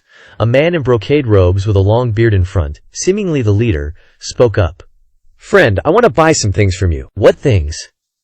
Trans Pearl life-saving pill. The man waved his hand, and the 2 behind him took out a pile of scrap silver from their bags and held it up. Scrap silver to buy treasures of the cultivation world? You serious? Yu Shangrong asked with a smile. Of course. You could also say I'm robbing you. The man laughed. The Danyang sect has a protective barrier. We can't get in. We've been lurking here for days, and have snatched quite a few people who came to trade. But it's the first time we've seen someone using a mount like you. Yu Shangrong nodded. Able to control witchcraft, are you from Lulan or Ruli? The man in brocade robes was slightly surprised. You have good eyes. The Great Yan has entered the Trans-Gold Lotus era. We Ruli people can't fall behind. So they were Ruli people. Thinking about it, it made sense. Great Yan cultivators started Trans-Gold Lotus cultivation. Once enough 9 leaves appeared, it would be the time of annihilation for the foreign races. The Rongxi and Rongbei people would naturally not miss this opportunity, and hurriedly sent people to investigate. Yu Shangrong kept a smile on his face. My sword doesn't kill nobodies. You're arrogant, but unfortunately arrogant in the wrong place. The man in brocade robes waved his hand slightly, and the 2 others immediately took off their clothes, revealing strong muscles, their bodies covered in all kinds of weird symbols. Boom boom! 2 Wolf King Dharma bodies appeared. Yu Shangrong glanced over. Both second leaf gold lotus Dharma bodies? The gold lotus itself can attack and defend, and its defensive power is extremely terrifying. If used properly, a second leaf with gold lotus will be much stronger than a second leaf without Gold Lotus. But Yu Shangrong wasn't someone who could be judged by logic. The two foreign races charged forward with their Dharma bodies. The Wolf King Dharma body had incredible speed and power. Yu Shangrong turned to pat Baiyan's back. "Move aside. I'm afraid of hurting you." "Awoo!" Beflan was annoyed at being looked down upon, but still obediently followed orders, taking a few steps back. As the two Wolf King Dharma bodies were about to strike, the everlasting sword burst out of its sheath, flashing crimson light. Yu Shangrong tapped his toes and flew into the air, using force to slash out a sword. The phantom flashed, almost impossible to see the shadow of the sword. Sword intent knows no bounds. Swoosh! The everlasting sword swept past the two Wolf King Dharma bodies. Two screams rang out, and the Wolf King Dharma bodies shattered in the air. Yu Shangrong landed behind the two, knowing the result without even turning his head. Clapping sounds. "Nice sword skill, my guy." The man in brocade robes clapped his hands and said, "You overpraise me." The Great Yan has many people with high sword skills. Many sword Dao experts, like sword freak Chen Wenji, sword demon Yu Shangrong, sword wrath Wang Haichao. Sadly, you are far behind them. That's true. Yu Shangrong didn't deny it. Yu Shangrong's current strength was only third leaf, far from his peak. Allow me to introduce myself. My name is Zalan, the younger brother of the great general of Ruli, Zala. Zalan smiled confidently. Never heard of him, but the name Zala sounds familiar. HMPH. Yu Shangrong's right hand held the sword at a 45-degree angle, stepping forward, a smile on his face that didn't take Zalan seriously. A gust of wind blew, fluttering Yu Shangrong's robes. Zalan immediately felt a strange aura radiating from Yu Shangrong's body. Boom! Zalan raised his hands, and a giant Wolf King Dharma body appeared behind him. A sixth-leaf Gold Lotus Wolf King Dharma body. With the witchcraft formation here, my strength can explode to seventh leaf in a short time. Zalan smiled sinisterly. Yu Shangrong continued to walk, the smile never fading. Rustle. When only 10 meters away from the Wolf King Dharma body, Yu Shangrong summoned his Dharma body. Boom! A 10-meter-tall Dharma body appeared. Third leaf. Zalan frowned upon seeing this Dharma body, then threw his head back and laughed. "Looks like I overestimated you." At the same time, the black mist in the woods began to converge into the Wolf King Dharma body. Just then, Yu Shangrong darted forward. Zalan was stunned. He immediately felt that the world before him was being distorted, twisted, surrounded by illusory sea waves, extremely hazy. Three figures, left, center, and right, flickered before him. At this time, Zalan noticed 3 pieces of lotus leaf spinning around the azure sword. He was shocked. Dharma body without Gold Lotus. Boom! Zalan burst out his entire origin energy, the origin energy radiating from his body. "Sorry, you're too slow." A sword pierced through. 3 souls align. The sword pierced through the Wolf King Dharma body, and also pierced through Zalan's chest. The battle ended, and everything became quiet again. Yu Shangrong stood behind Zalan, his hand holding the sword still pointing forward, his back straight, his sword-holding posture extremely elegant. So elegant that it was unbelievable. Yu Shangrong ignored Zalan's life or death, his gaze now looking at the crimson everlasting sword, the 3 pieces of lotus leaf sparkling with golden light still spinning around the everlasting sword. Yu Shangrong's judgment had been confirmed. The gold lotus had terrifying defensive power, but the sharpness of the lotus leaf was also extremely admirable. Cough, cough. Zalan covered his chest, kneeling on one knee, his face full of horror. He hadn't even had time to enjoy the feeling of increased cultivation, thanks to witchcraft, when he was killed by a sword annihilation. How could this be? Why would randomly robbing in the Great Yan encounter such a terrifying cultivator? You, Zalan said, "Can you tell me your name, so I can die in peace?"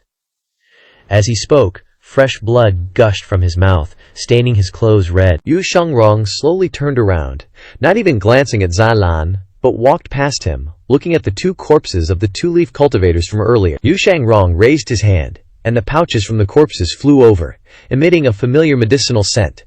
Life-saving pills. Yu Shangrong smiled and said, "Sword Devil, Yu Shangrong." After speaking, he lightly tapped his toes, flew up, and stood on Bion's back. Bion soared away, disappearing into the horizon in an instant. Zalan collapsed to the ground, bitterly laughing. Sword devil, haha, no wonder, no wonder.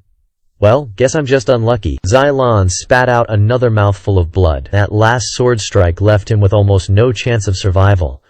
But under the intense desire to live, he still didn't fall. I can't die! I can't die! Sword devil, you know too little about the alien race. Xylon tore off his clothes, using fresh blood to smear all sorts of bizarre symbols on his body, covering himself in blood. Clap, clap, clap. A figure walked out of the forest, clapping, his face full of shock and admiration, watching Yu Shengrong disappear into the horizon. No way! That actually worked? A 3-leaf killing a 6-leaf? Xylon was startled and turned around, seeing the newcomer. It was a man in strange attire. He didn't seem to see Xylon, continuing to praise, "How the hell did he do that? Am I hallucinating? Or is this 6-leaf guy a fake? No way! Absolutely no way! That's totally absurd." Xylon was dumbfounded. Yo, I'm talking to you. The man in strange attire kicked him. Xylon, already on the verge of death, was kicked violently, his internal organs almost shattered. Just when his body felt a little stable, it all dissipated again. You. Who are you? You bastard. Taking advantage of someone when they're down. Xylon was furious, his eyes bloodshot. The man in strange attire scratched his head, suddenly remembering Yu Shengrong's appearance. So he cleared his throat, his attitude changing as fast as lightning, becoming indifferent. My apologies. I am Yu Shengrong. What the hell? Xylon's mind went blank. Could he be seeing hallucinations from being killed by a sword devil? That guy just now was also named Yu Shengrong. Why is another Yu Shengrong popping up now? Cough, cough. Hallucinations. It must be hallucinations. Xylon closed his eyes to stabilize his chi, then suddenly opened them wide. SW Sword Devil? The man in strange attire nodded slightly. Just a meaningless title, not worth mentioning. If you're so good, fight me fairly. Xylon gnashed his teeth in hatred. Sorry, I love taking advantage of people when they're down the most. The man raised his hand, and the Li Bi Gao appeared in his palm. You're so shameless! The Li Bi Gao flashed across Xylon's neck, and several gang seals simultaneously struck his heart. A moment later, Ming Xiyin raised his hand and unleashed a barrage of chaotic palm strikes, beating the 3 corpses until they were completely mangled, before nodding in satisfaction. Second senior brother, you're really too ignorant about the alien race. Dealing with these guys is better left to me. He stretched his arms, looked at the fading sunlight, and sighed. Feels good. It's still early. Gonna head to the North Star Academy to snag some opening leaf pills. At this moment, inside the Eastern Pavilion, ding! Killed a target, gained 1,000 merit points. Ding. Killed a target, gained 1,000 merit points. Ding. Killed a target, gained 1,500 merit points. Hearing the 3 consecutive system notifications, Lu Zhu couldn't help but wake up from his state of comprehending the heavenly book. For Yu Shengrong to kill great cultivators with his current 3-leaf cultivation, it would still be a bit difficult. Ming Xiyin must have assisted him. Knowing how to help each other, well done. Lu Zhu contentedly closed his eyes, continuing to comprehend the heavenly book. The next morning, Yu Shengrong returned to the Matian Pavilion, standing outside the courtyard, bowing and saying to Lu Zhao, Disciple was fortunate not to fail the mission, bringing back 223 life-saving pills. Very good. Lu Zhao replied. Did everything go smoothly? Very smoothly. No difficulties at all, Yu Shengrong replied. Lu Zhao was silent for a moment and said, You've never liked lying. Yu Shengrong was startled, immediately bowing and saying, Disciple knows his mistake, it's just that I encountered 3 petty thieves on the way back. Not worth mentioning. Good, as long as it went smoothly. Go rest. Just as Yu Shengrong was about to leave, he remembered Si Wuya's words and said, Disciple has a request. Speak. Disciple wishes to see 7th junior brother's diary. The diary. Lu Zhao opened his eyes and looked towards the desk, casually waving a gang chi, grabbing the diary, and flying it out of the room. Clang. The door closed. Yu Shengrong reached out and caught the diary, bowing and saluting. Disciple takes his leave. Ding! Yu Shengrong completed the mission, obtaining life-saving pills, received 10,000 merit points. Lu Zhao contentedly closed his eyes, continuing to comprehend the heavenly book. For the next 4 days, Lu Zhao did not leave the Eastern Pavilion, Until the morning of the 5th day, Lu Xiao felt that his extraordinary power had fully recovered. His mental and physical state was much better than before, and his cultivation seemed to have increased a lot. Lu Xiao murmured to himself. It seems that the speed of breaking through and upgrading through cultivation is not slow at all. In that case, Lu Xiao can save a lot of merit points to buy golden lotus opening leaves. Later, when upgrading his cultivation becomes more and more difficult, he can use merit points to buy them, and the speed of increasing his cultivation will still be very fast. Lu Xiao did some exercises in the room, then pushed the door open and stepped out. Master! Yesterday, 7th senior brother went to Jing province. He saw that you were resting, so he asked disciple to inform you, Xiao Yanjie said while practicing with the Brahma lingo. Understood. Lu Xiao put his hands behind his back and walked down the steps. With Siwuya's cultivation, it is almost impossible for him to capture Yu Zhanghai. Lu Xiao sent him, because Siwuya could easily meet Yu Zhanghai. Even if he couldn't bring Yu Zhanghai back, he could at least help Yu Zhanghai deal with the royal family. Remembering what Siwuya said, Lu Xiao sighed inwardly. Sinful disciple. Truly unlucky. Before finding the memory crystal ball, Lu Xiao did not dare to determine whether Ji Tiandao killed Yu Zhanghai or not. This old man is a reasonable person, you know.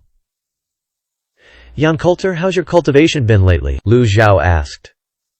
Zhao Yanhair said with grievance, Master, opening a leaf is so hard. I still haven't manifested the 3rd leaf. 3rd leaf? When did you manifest the 2nd leaf? Lu Xiao clearly remembers that this girl only manifested the 1st leaf not long ago. Most cultivators experience a sharp decline in cultivation speed after entering the nascent divinity realm, but this girl is getting faster and faster, which is just illogical. It seems like it was about half a month ago. This disciple doesn't remember clearly. Zhao Yanhair scratched her head. Half a month? Lu Xiao really didn't know what to say. You want to manifest the 3rd leaf after just half a month? That's beyond imagination. I'm going out for a trip. You stay on the mountain and cultivate diligently. Master, this disciple wants to go too, Zhao Yanhair said excitedly. Listen to me. Lu Xiao's face turned stern. Yes. Lu Xiao waved his sleeve and walked towards the back mountain. Watching her master's back, Zhao Yanhair felt extremely aggrieved. In the past, master would always take her along, but now he won't let her go anymore? How could she not feel sad? Master must dislike her for having too low of a cultivation level. Zhao Yanhair mumbled with a pout and went to the back mountain. Lu Xiao raised his hand, and a disguise card appeared in his palm. In the past, Lu Xiao didn't have the ability to protect himself, so he had to bring Zhao Yanhair with him. But things are different now. Now he is a nascent divinity realm cultivator, and also has the heavenly writing divine power and a bunch of prop cards. He's more than capable of protecting himself. If he brings Zhao Yanhair along, it will be easy for those with ulterior motives to recognize them. In the cultivation world, only those who enter the nascent divinity realm are considered to have truly entered the door. Only those in the nascent divinity realm can use great divine powers.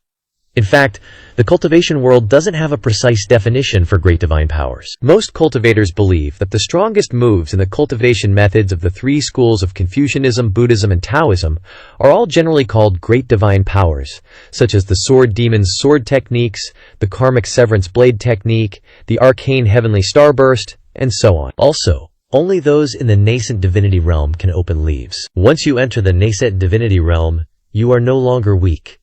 Jing province. Lu Xiao looked towards Jing province. This old man wants to see what that Zingto is thinking. With the disguise card in hand, it will be much easier for Lu Xiao to catch that sinful disciple, Yu Zhanghai. Even if Lu Xiao temporarily leaves the evil sky pavilion, no one would dare question it. Golden Court Mountain has the group of idiots Shang Rong stationed there, and the barrier formation has been restored, so the level of security has reached its highest level ever. Bai Zi! Lu Xiao called out. Bai Zi ran over on cloud steps. Lu Xiao jumped onto its back and flew into the sky. His hand clenched, crushing the disguise card. A faint energy immediately enveloped Lu Xiao's entire body. Lu Xiao didn't know what he looked like now, so he landed by a lake at the foot of the mountain and looked down at the surface of the lake. Reflected in the lake was a spirited old man with salt and pepper hair and angular features. Lu Xiao was satisfied. He controlled Bai Zeng to fly to Jing province. 2 days later, in the Tian classroom on the 2nd floor of the Guest Cloud Inn in Jing province city, Lu Xiao sat looking out the window, thinking while instinctively reaching out to stroke his beard. His hand grabbed at empty air. Only then did he remember that his current appearance only had a very short beard. Such a hard habit to break. The appearance has just changed, so he's not used to it yet. Lu Zhao had arrived in Jing Province City yesterday. Surprisingly, the underworld church has not yet attacked Jing Province City, and the people don't seem to be affected at all. The underworld church has promised not to harm the people. They want to contend for the world, so of course they understand that the common people are the foundation of the world. If they want to fight, they will only fight the Great Yan royal family and the opposing cultivation forces. Jing Province is one of the most central province cities of Great Yan, which the distant Liang Province city can't compare to at all. Unfortunately, Lu Zhao hasn't had a chance to meet Yu Zhenghai yet. Suddenly, there was a knock on the door outside. Who is it?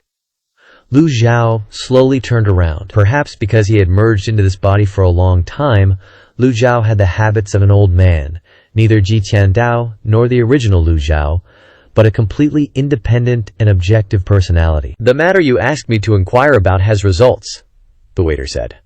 Come in. The waiter pushed the door open and said carefully. The general guarding Jing Province City is one of the 8 great commanders, who is also the Confucian expert, the Van Thu general. The formation in Jing Province City was set up by the Confucian school. Is there any movement from the underworld church? Lu Zhao asked. You can rest assured about this. It is said that the sect leader of the underworld church came in person, but he couldn't do anything, and could only watch as Jing Province City remains as solid as a wall of copper and iron, the waiter said. You have a lot of confidence in Jing Province City. It's not just me, but everyone is like that. The people in Jing Province City are not affected at all, the waiter replied with a smile. Are you asking if... The waiter originally wanted to say the word spy, but felt Lu Zhu's murderous gaze and immediately swallowed it back down. Get some rest, my lord. The lackey trembled and scurried out of the room. Lu Zhao turned to look out the window. No Si Wu Yai. As expected, the Nether sect has weakened a lot. They can't even take Jing Province City. Dusk fell. Within the camp of the attacked Nether sect, a large flag planted in the middle of the encampment fluttered in the wind. Yu Zhenghai sat on the main hall, eyes closed in cultivation. A cloud of mist swirled before him, sometimes visible, sometimes not. Suddenly, Yu Zhenghai unleashed a palm strike. The jade-green blade shot out, slashed a circle, and returned to his hand. Yu Zhenghai's eyes snapped open, his forehead covered in sweat. Phew, just a dream. Master, stop pressuring me. He raised a hand to wipe the sweat from his face. Just then, Hua Zhongyang entered from outside, his face excited. Sect leader, something's happened. 7th senior is back. Yu Zhenghai heard this and immediately stood up, his eyes blazing. Quick, quick! Where is he? As soon as he finished speaking, Si Wu Yai slowly entered the main hall. Si Wu Yai wore a long robe, looking like an elegant scholar. He held the peacock plume, his expression calm, his spirit invigorated, his eyes full of life. He walked to the center of the hall. Si Wu Yai clasped his hands and said, Eldest brother, we meet again. Yu Zhenghai excitedly stepped down the stairs, went to Si Wu Yai, and was speechless for a moment. His recent changed demeanor and listlessness completely disappeared. In a flash, Yu Zhenghai placed both hands on Si Wu Yai's shoulders, patted him gently, and said excitedly, Good brother, your brother missed you to death. Si Wu Yai's eyes widened. Hua Zhongyang's eyes widened. Although Yu Zhenghai's behavior was overly excited, they could understand it. During this time, Hua Zhongyang had to listen to Yu Zhenghai's endless rambling every day. Whenever he opened his mouth, it was either, if 7th Junior did it, it would be so much better, or, if only 7th Junior were here. The 4 great protectors were dizzy and had headaches from his nagging. Now that Si Wu Yai had returned, they were naturally very happy. Si Wu Yai endured the pain from his shoulders and said softly, Eldest brother, don't be too happy yet. Master ordered me to come here. Yu Zhenghai took a step back and raised an eyebrow. Master? Master has entered the 9-leaf stage? Si Wu Yai said. Yu Zhenghai waved his hand. If you want to persuade me to stop, forget it. I don't mean that. Then what do you mean? Yu Zhenghai's tone became serious. Master is old and muddled. Are you following him too? You want to deal with the great Yan royal family, but you've never thought about dealing with the Demon Heaven Pavilion. Do you understand? Si Wu Yai replied casually. Understood. Then why do you want to help Master? Yu Zhanghai questioned. As soon as these words were spoken, the entire hall fell silent. Si Wuyai said nothing, only looked at Yu Zhanghai without blinking, waiting for him to calm down. A moment later, Yu Zhanghai finally calmed his breath. Only then did Si Wuyai say, "Master is not muddled." Yu Zhanghai looked doubtful. "Perhaps we brothers are both wrong," Si Wuyai continued. "Master ordered me to come here to take you back to the Demon Heaven Pavilion. But Maester also knows that with my cultivation, I definitely can't do anything to eldest brother." "Then why did Master do this?" Yu Zhanghai said softly. "Master also wants to deal with Great Yan." Si Wuyai did not answer his question, but said, "Master told me to consider it myself, and then decide. I think I've made a decision long ago." Yu Zhanghai was stunned, obviously not understanding what Si Wuyai was saying. Si Wuyai shook his head, then changed the subject. "Why doesn't eldest brother take this opportunity to quickly sever the golden lotus to advance to the 9-leaf stage?" Yu Zhanghai disdainfully replied, "Severing the golden lotus means rebuilding my cultivation? You want to take advantage of everyone severing the golden lotus to seize this world?" Si Wuyai nodded. "Then you have to act as soon as possible."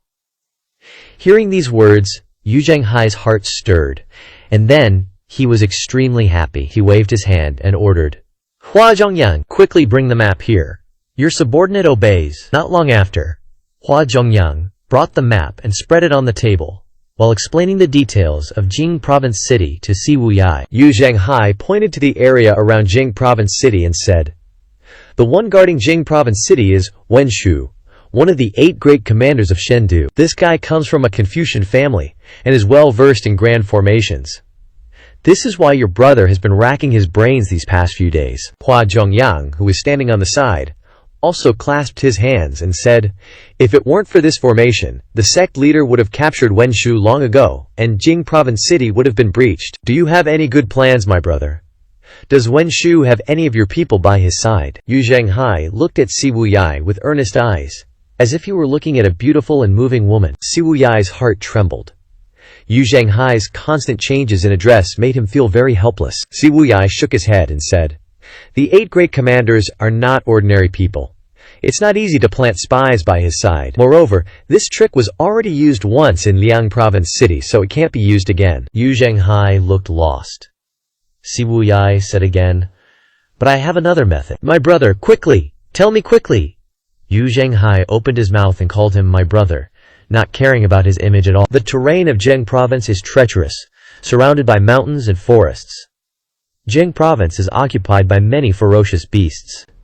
We can lure the ferocious beasts out to exhaust the formation." Yu Zhanghai frowned and said, "Your brother isn't the king of the beasts. How can I command them?" Si Wuyai said again, "Coincidentally, in 3 days, there will be a live sacrifice held on the sacrificial altar north of Jing Province. Live sacrifice, using living people to sacrifice to the heavens, is just a foolish act. This is not important. What's important is that the person being sacrificed this time is born with the ability to understand animal language and is proficient in music." Hua Zhongyang's eyes lit up, and he bowed and said, "I also know a little about what 7th Senior is saying. When I first arrived in Jing Province City to inquire about information, I heard about this, but I didn't take it to heart at the time." Yu Zhanghai nodded.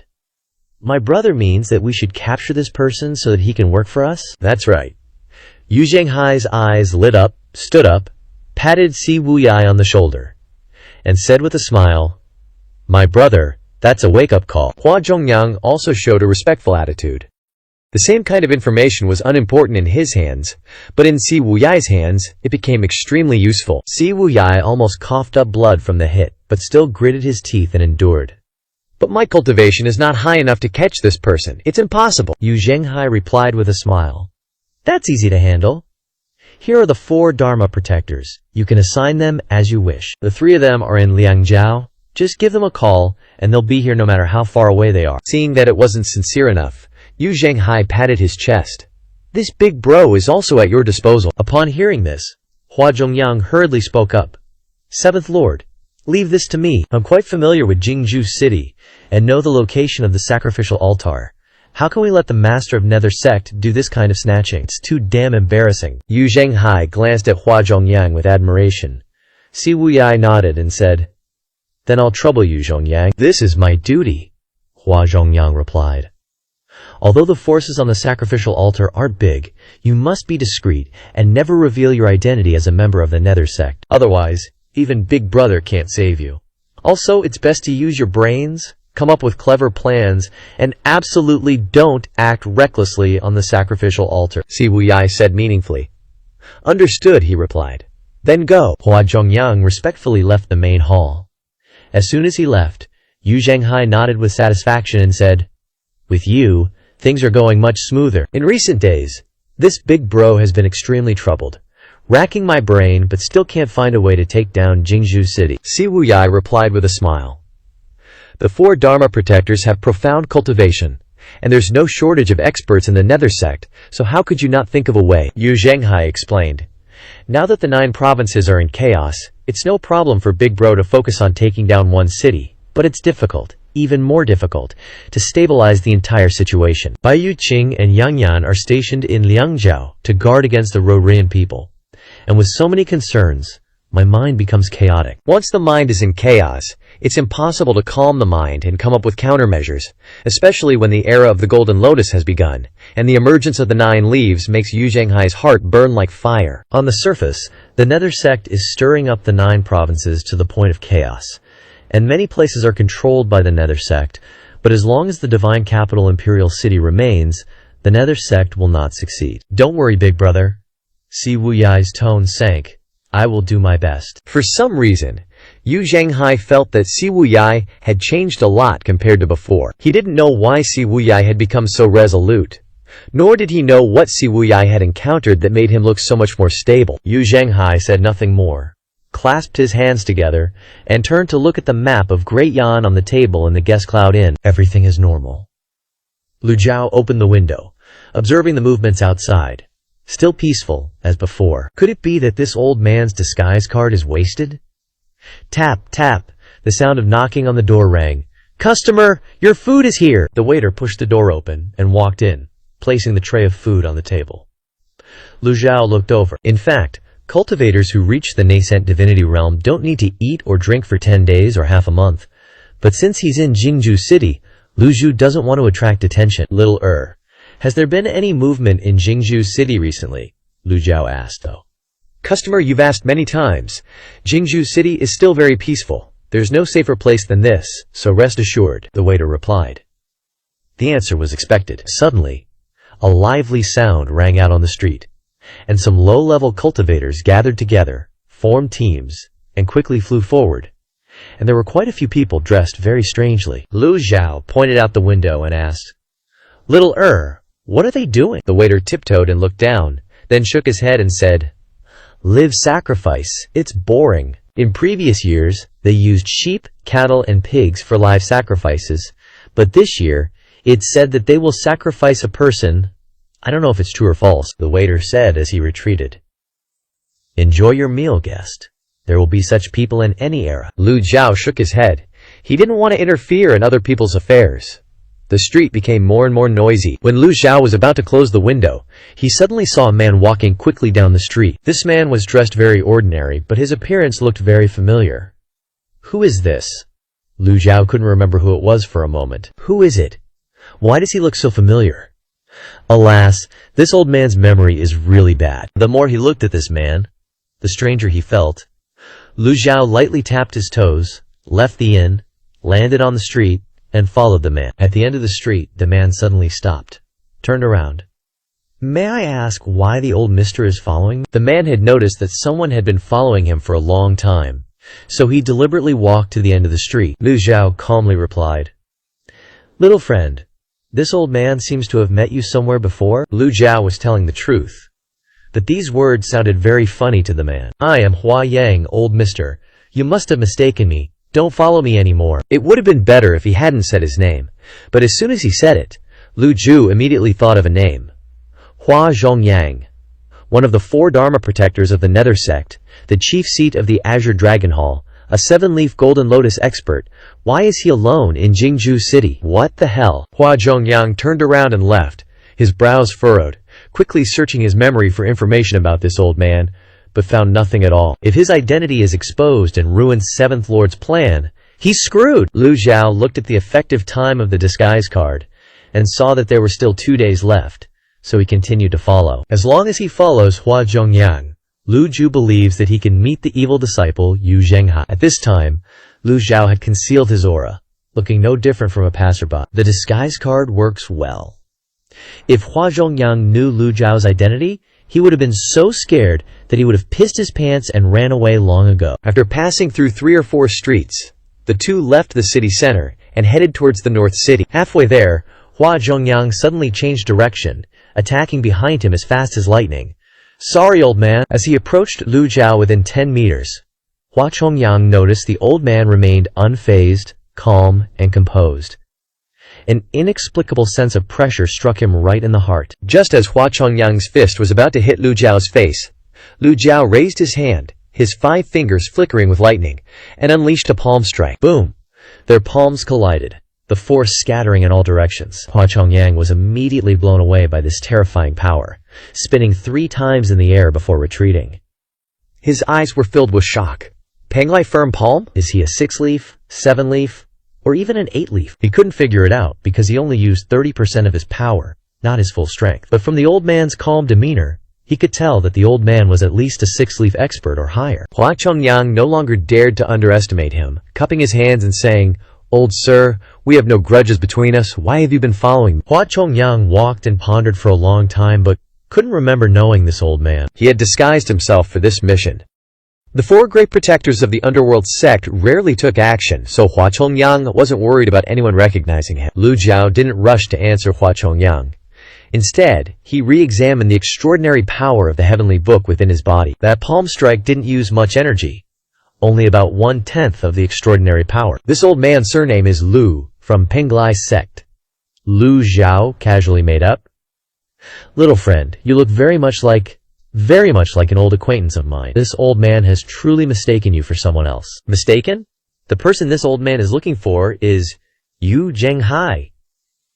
Lu Zhao's answer made Hua Zhongyang secretly happy. "So, senior is from Penglai sect, my apologies."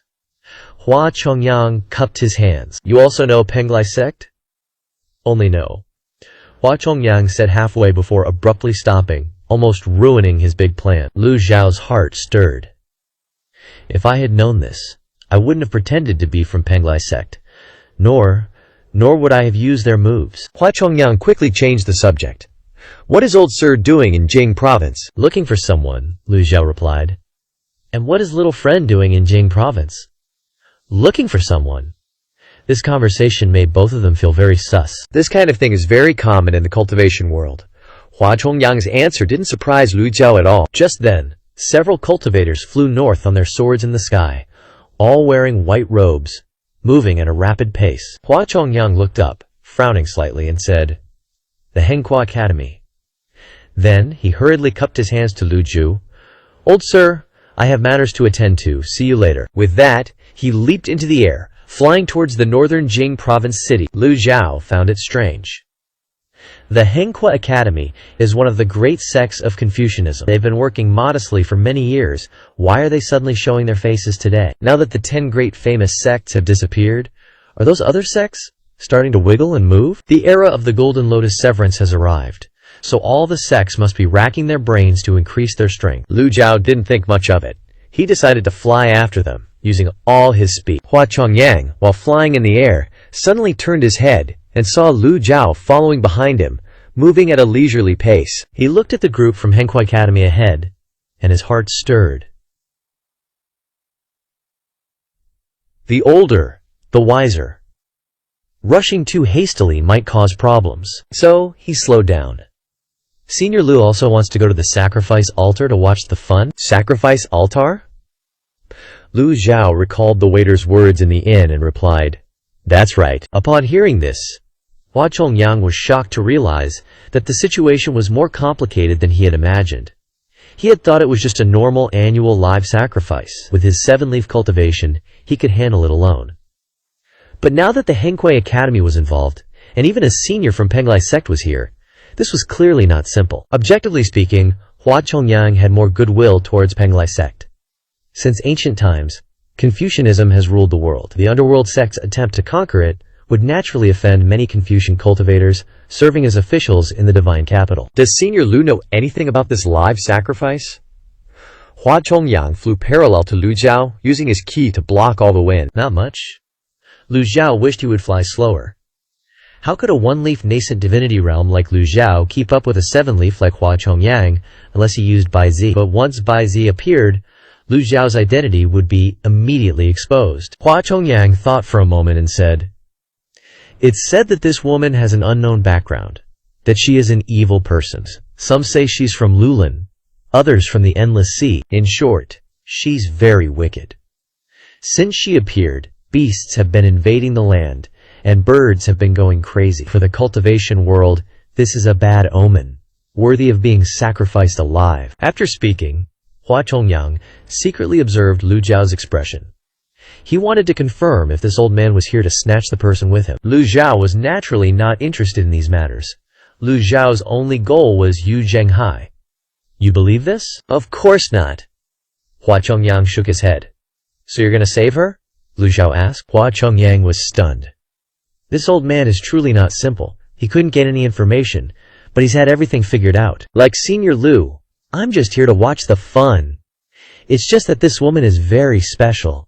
She's clearly a living person, yet she's being sacrificed. It's truly a pity. The world is vast, and people's hearts are unpredictable. Being able to live a smooth and peaceful life is already lucky. Where do you have the energy to pity others? Lu Zhao said, "Old sir is right, I'm enlightened." Hua Chongyang looked ahead, no longer seeing the Hanghua Academy. He said, "Senior Lu, how about we speed up?" "No need," Lu Zhao said indifferently. Hua Chongyang thought carefully and nodded. Senior Lu is wise. The sacrifice altar is an inanimate object. What need do we have to catch up to those people? The two traveled together, flying neither fast nor slow, passing over the forest and the river north of the city, finally arriving at the sacrifice altar. The sacrifice altar's colors were simple but solemn, ancient and classic, resembling a landscape painting. The sacrifice altar wasn't large, about a zhang-in area. The entire floor was paved with bluestone, and there were steps leading down to the ground on all sides. Right in the center of the sacrifice altar was a high platform with a wooden cross erected on it, with dry firewood piled underneath. They're really using a living person for the sacrifice. Senior Lu, there are quite a few people here, Hua Chongyang said. The two slowly descended to the ground, entering the sacrifice altar area. There were many low-level cultivators crowded around, shouting, "Kill the witch! Kill the witch! Kill the witch!" Lu Zhao and Hua Chongyang heard the crowd shouting and turned to look around. The Hanghua Academy scholars in their white robes stood together, silent. Facing them was a group of Taoist cultivators, a standoff brewing. Hua Chongyang frowned. Things are indeed complicated. "Zhao Yu, why the long face?" Lu Zhao asked. "Too many people, so noisy," Hua Chongyang replied. "Then let's get out Tada here together. You and I hit it off, how about a cup of tea?" Lu Zhao tried his best to be approachable, ditching his usual imposing aura. Hua Chongyang could only shake his head.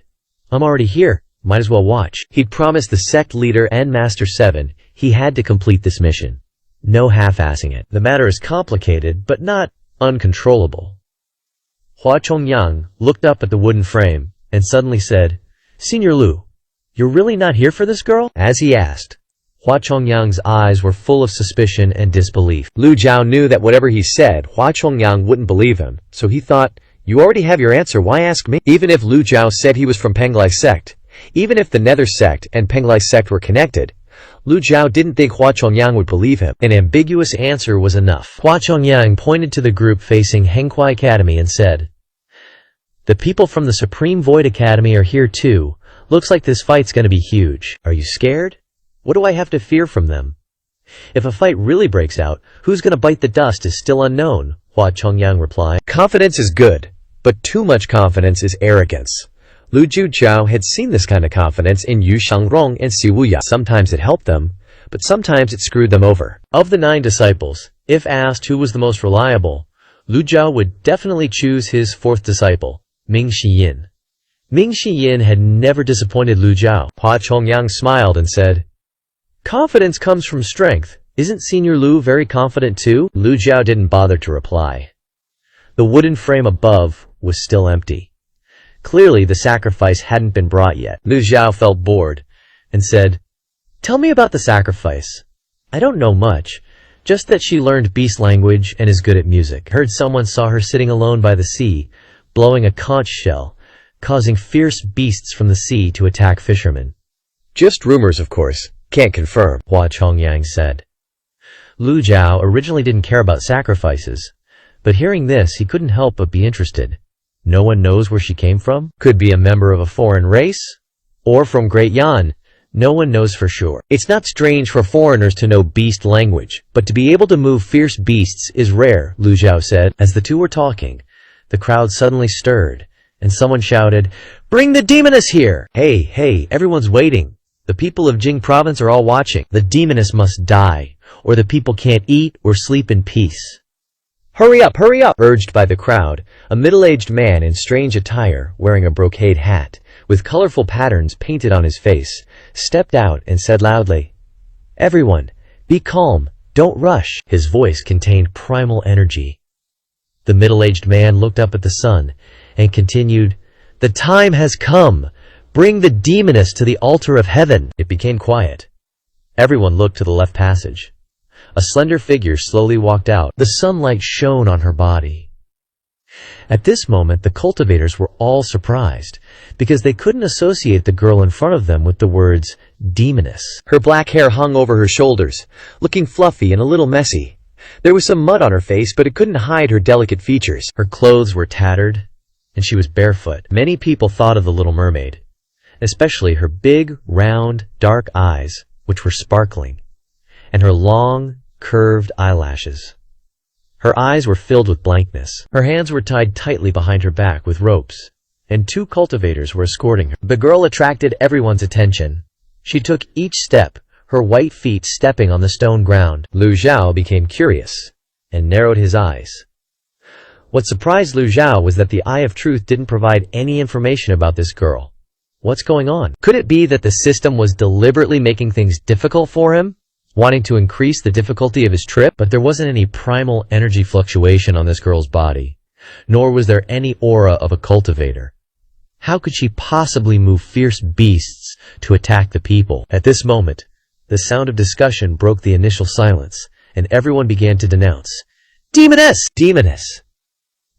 The girl stood there, her expression even more blank, her eyes full of doubt, not understanding what was happening. What was surprising was that there was no fear or confusion in her eyes, only doubt and incomprehension. The middle-aged man standing on the altar of heaven said loudly, "Bring the demoness up here." Yes.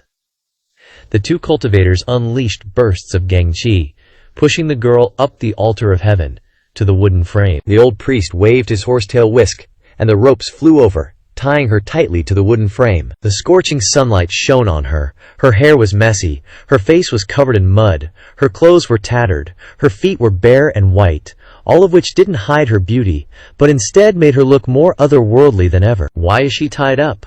Lu Jiao asked. "Don't know." Hua Chongyang shook his head. "Do you think she's a demoness?" "Doesn't seem like it." "How so?" "Instinct." Hua Chongyang didn't forget his mission here. "What do you think, Senior Lu?" "I think she is a demoness," Lu Jiu replied. "Why?" Lu Jiu slowly said. "She's not afraid, not flustered, not panicked. How can an ordinary person do that? There's no primal energy fluctuation on her body. How can she move fierce beasts? She's not even 16, but no one knows where she lives or what her name is. How do you explain that?" Lu Jiao asked 3 questions in a row, leaving Hua Chongyang speechless. Lu Jiao smiled and said nothing more. Hua Chongyang clearly came here to save this girl. The old priest, standing on the altar of heaven, looked up at the sky again and said loudly, "The time has come. Begin the sacrifice to heaven." Teng, the gong sounded. The sacrificial ceremony began. Everyone looked towards the old priest. The people from Henghua Academy and Supreme Void Academy glared at each other, but no one acted first, as if they were only here to supervise the sacrifice. The old priest shouted, "I am Yang Ping from Qingfeng Mountain. Using the name of heaven to purify your sins, you will forever turn into dust. You will suffer the torment of fire. You will sink to the bottom of the sea. Your soul will be refined. Your will shall be tested. Your sins are unforgivable. Preaching to the soul is useless. Breaking bones and burning the body is the most suitable punishment for you. Burn!" After speaking, the old priest waved his hand, and the gang energy shot out and fell on the pile of dry wood under the wooden frame. Everyone opened their eyes wide to see the fire rising. Wait, hold up. The girl looked down, a look of doubt on her face. A surge of gang energy suddenly shot out from the direction of the Taishu Academy, blowing away the burning pile of dry wood. The old priest Yang Ping was shocked and looked back, seeing the firewood scattered everywhere. He immediately angrily pointed at the people of the Taishu Academy. "How dare you? Who are you? Dare to go against the will of heaven?" The person who just made the move also replied loudly, "I am the senior disciple Jiang Renyi of the Taishu Academy. What you said is not right, so of course I have to object." Yang Ping snorted coldly.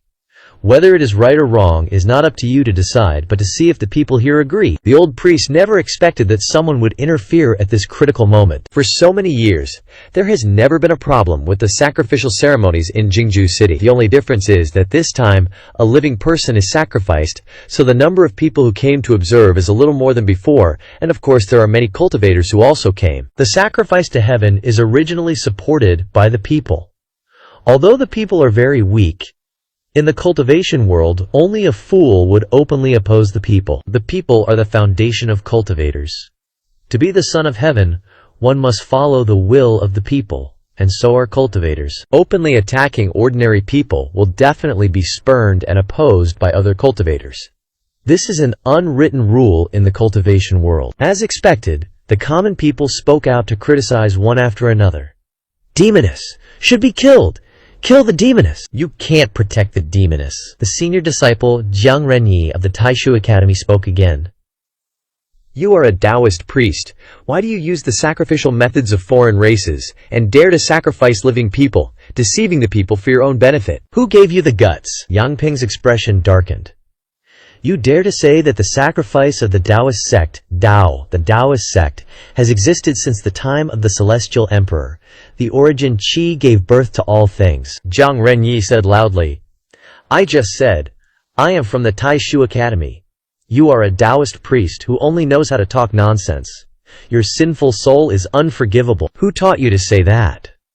Hearing this, the cultivators present all felt it made sense. No matter how the common people shouted, it was just trivial words, and they could not control the thoughts of the cultivators. The great Yan cultivation uses ideology to forge theories, and uses theories to guide practice. Among the three schools of Confucianism, Buddhism, and Taoism, none of them has such a sacrificial method. On the contrary, it seems similar to those foreign races. Hearing what the disciple of the Taishu Academy said, everyone understood, and Yang Ping took a step back in panic. Clap! Clap, clap! A cultivator from the manhwa Academy wearing white robes suddenly clapped his hands, causing everyone to turn their heads to look over. As expected of the senior disciple of the Taishu Academy, I agree with the Taishu Academy's statement. This old priest has the appearance of a great Yan person, but has the dirty soul and ugly thoughts of those foreign races. I suggest killing him. Kill him! Kill him! Kill him! The disciples of the manhwa Academy spoke with one voice. The roar caused the origin Qi to fluctuate, and the world changed. The senior disciple Jiang Renyi of the Taishu Academy cupped his fist and said, "Thank you for your support." He turned his head and looked around, and said to the surrounding people, "Folks, don't be deceived by this old priest. Please open your eyes and see. The girl who was caught and tied to the wooden frame, is she really a demoness?" On the wooden frame, the girl blinked her big round eyes, showing a curious look at the scene in front of her. Jiang Renyi said again, "Old man, you treat human lives like grass. Why don't you quickly confess your guilt?" Yang Ping took a step back. Seeing that the situation was not good, he stomped on the ground and flew up. If he didn't run, Yang Ping could still argue a few words. After all, it was just a war of words, and there was no concrete evidence. But as soon as he turned around and ran away, the people were immediately stunned. "You want to run, huh?" Elder Zhang Shan of the manhwa Academy drew his sword. Origin Qi vibrated. 4 or 5 sword gangs revolved around the green longsword, both palms pushed out, and the sword gang shot out and flew away. Yang Ping was originally just a low-level cultivator, not even at the Vanxi realm, and in an instant he was pierced by 4 or 5 sword gangs. He screamed and fell to the ground. This kind of beastly person should have died long ago to atone for his sins. Zhang Shan shouted, "Good. Very good kill." Jiang Renyi looked at the girl standing on the wooden frame and said loudly, I am ordered by my master to take her back to the Taishu Academy. Wait a minute. Zhang Shan raised his hand to stop him. What do you mean? What are you and the Taishu Academy relying on to take her away? Dare to not put our Henhua Academy in your eyes, Zhang Shan said coldly. Yo, things are getting spicy. Seems like both sides have made their intentions crystal clear. Wait, hold up. You Henhua sect guys want to get in on this too? Jiang Renyi said. All serious. Taishu Academy disciples, form up! And the Henhua sect peeps? They straight up unsheathed their swords. Civilians. GTFO. The crowd, sensing the impending chaos, noped out Teta there faster than you can say cultivation. But nah. Lu Zhujiao and Hua Chongyang were just chillin', standing their ground. Talk about sticking out like sore thumbs. Henhua sect and Taishu Academy both did a double take, like, who are these guys? Irrelevant people, scram. Zhang Shan barked. Hua Chongyang just shook his head. I got a proposition. Zhang Shan and Jiang Renyi exchanged glances. Oh? Why don't you ask her what she thinks? Hua Chongyang pointed at the girl on the platform. Y'all so busy fighting, you forgot she's even here. How's that gonna win hearts? Hua Chongyang's suggestion had Henhua sect and Taishu Academy side-eyeing each other. I'm in. Me too. Both sides were suddenly simping for the girl. Jiang Renyi spoke first. Don't be scared. Come with me to Taishu Academy. Anything you want, you got it. Jiang Renyi tried his best nice guy smile, probably scared of scaring her to death. The girl looked at Jiang Renyi, then shook her head. Ha! Zhang Shan laughed. Jiang Renyi, you might as well give up now. Girl, come with me to Henhua sect. The sect leader himself will teach you cultivation. All the senior bros and sis will help you out. The girl turned to Zhang Shan, then shook her head again. Zhang Shan was dumbfounded, and the Taishu Academy squad started cackling like hyenas. Hua Chongyang suddenly boomed. Yo, what's your name? Lu Jiao, still silent, was getting intrigued. What kind of person makes sects fight over them like this? And promise all sorts of sweet deals? Hua Chongyang's question got everyone's attention again. True! They're saying all this stuff, even killed the old priest. And we don't even know her name. Everyone stared at the girl. She shook her head, confused. Her hands twitched, and the ropes, weakened by qi, loosened. A little effort, and she'd be free. She opened her palm, revealing a seashell. She whispered, Hai Luo? Hai Luo? Hua Chongyang smirked. All right, I'll call you Hai Luo. I'll take you away, sound good? Maybe because Hua Chongyang asked her name, but the girl flashed a radiant smile. Still, she didn't say yes. Instead, she gently raised the shell to her lips, pursed her lips, and a deep, haunting sound echoed across the sacrificial altar. So unique. The tone and melody were like they came from the bottom of the ocean, totally different from anything in the cultivation world. Even though it was a low sound, it felt as bright as sunshine. The sound filled the forest, and suddenly the sky above the altar was filled with birds. Giant eagles, tiny sparrows, almost every bird in the forest came swarming out. From the forest, beasts stampeded out, their eyes glowing green. This is how you know cultivation is about to go down. The beasts are absorbing the world's qi, becoming scary, strong, and savage. Strong beasts equals danger to humanity. The shell's song left everyone stunned, but the crowd was screaming, Demoness! Demoness! Just then, Jiang Renyi, the top disciple of Taishu Academy, suddenly bolted towards the girl, Hai Luo. Zhang Shan of Henhua sect wasn't having it. He instantly charged, throwing a Qi barrier. The two collided in midair. Boom. Let's see whose fist is stronger. You're on. Both were covered in qi and locked in a stalemate. The Taishu Academy disciples charged, and the Henhua sect disciples flew on their swords. Total chaos erupted. Hua Chongyang saw his chance and glanced at Lu Jiao, then didn't hesitate. Let them fight! I'm swooping in for the win! Hua Chongyang floated to Hai Luo, blocking the stray qi. Come with me. Hai Luo looked at him, surprised, and took a step back. As she did, several sword qi blasts shot towards her. Hua Chongyang unleashed a massive qi palm, shattering the sword qi. Then, he pulled back his hand, and Hai Luo was yanked towards him. Don't let him, you bastard! Zhang Shan and Jiang Renyi instantly stopped fighting and teamed up to attack Hua Chongyang, a palm and a sword coming at him. Hua Chongyang roared, Scram! Whom? A 9 zang tall, golden dharma body appeared, blasting Zhang Shan and Jiang Renyi back with qi, They coughed up blood. The Henghua sect and Taishu Academy disciples stared, jaws dropped, at the 9 Zhang Dharma body.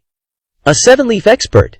He's a 7-leaf expert! Lu Zhao looked up at Hua Chongyang, his face as calm as ever. While using the 7-leaf Dharma body, Hua Chongyang wasn't even looking at Zhang Shan and Jiang Renyi, but watching Lu Zhao's every move. Out of everyone on the altar, only Lu Zhao was a threat. Zhang Shan and Jiang Renyi, gritting through the pain, stopped mid-air and yelled, "Disciples, listen up!" The well-trained Taishu Academy and Henghua sect disciples instantly retreated, forming 2 huge formations. The Taishu Academy disciples pulled out talismans, and the Henghua sect disciples bit their fingers, using their blood to consecrate their swords. The talismans burned, and the sword Q blazed. Hua Chongyang didn't expect them to coordinate so well, so he pulled back and unleashed Qia, sending Hai Lu Val flying away from the altar. Hai Lu Hu was definitely not a cultivator.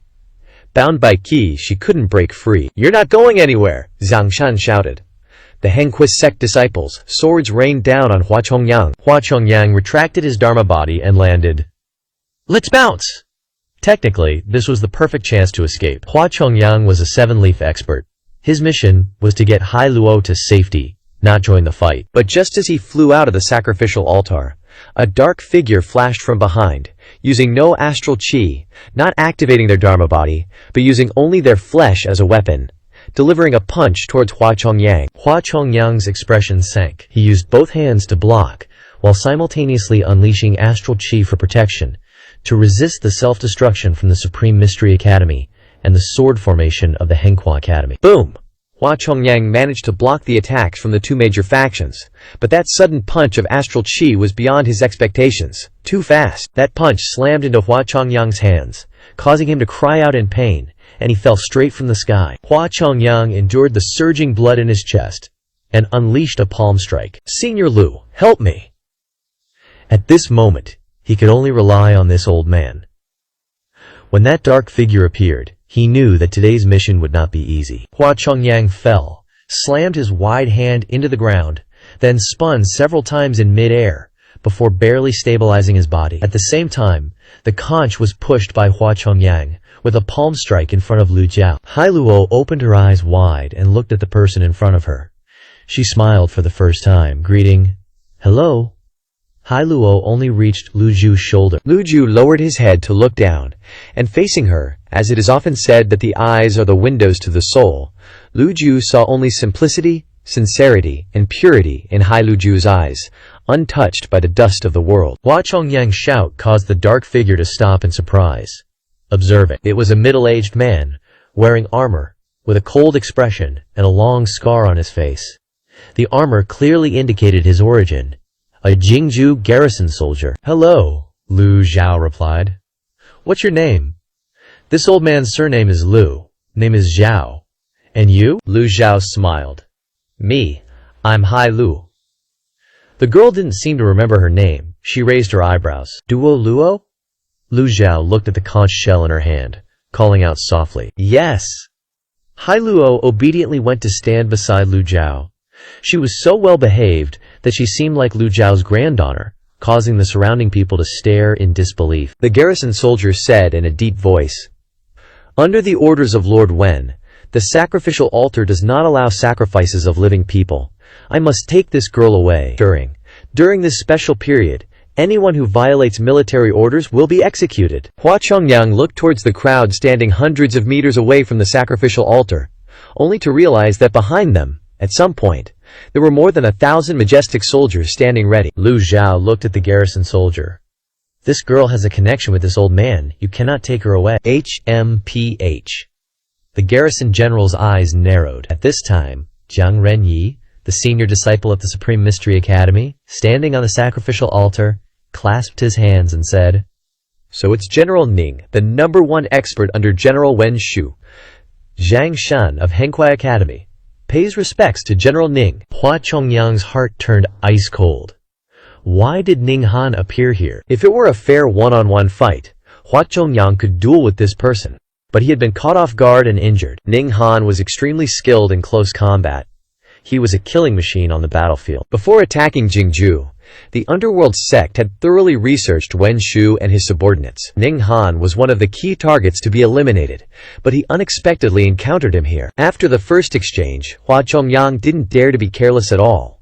If this killing machine knew his true identity, the consequences would be unimaginable. If a vice general was so capable, how strong would one of the 8 great commanders, General Wen Shu, be? In the past, the commander of the 3 armies, Wei Zhuoyan, with the help of Li Jinyi, had become a person of high position and power, holding Zhongping in his hands, yet he was still no match for the 8 great commanders. It could be seen that the saying Shen Du is full of hidden dragons and crouching tigers was not just a joke. General Ning's appearance caused the people of Hengquan Academy and the Supreme Mystery Academy to give up competing for Shen Du. If they wanted to capture someone, they could only obediently huddle to the side. Hai Luo was still calmly observing everyone's movements. In her eyes there was no fear or confusion, only curiosity. General Ning looked at Lu Zhao and said, "What did you say just now? This old man never repeats himself." Lu Zhao ignored General Ning and looked towards Hua Chongyang, saying calmly, "Let's go." He took Hai Luo's small hand and left the sacrificial altar. Hai Luo asked doubtfully, "Go where?" "Wherever you want to go," Lu Zhao replied softly. An old man and a young girl walked and talked. The 2 great sects and General Ning watched the 2 people until Lu Zhao waved his hand, mobilizing primal chi. Ning Han couldn't bear it anymore and ordered, "Capture them!" Dozens of cavalrymen in the front row immediately attacked. In the eyes of the warhorses, a light also flashed. They were not ordinary warhorses. The warhorses stomped heavily, causing dust to fly. The cavalrymen on their backs were all in the phantasmal ocean realm, and the spears in their hands hummed incessantly. Lu Zhao shook his head and stopped.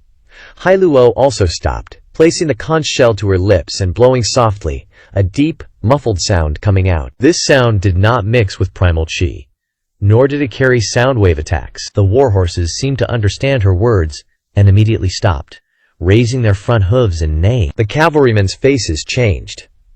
They didn't understand why the warhorses they had personally tamed had suddenly lost control. The warhorses kept bucking, trying to throw the cavalrymen off their backs. Lu Zhao looked strangely at the warhorses, then turned to look at Hai Luo. "What did you say to them?" "Freedom." Hai Luo raised her head and replied.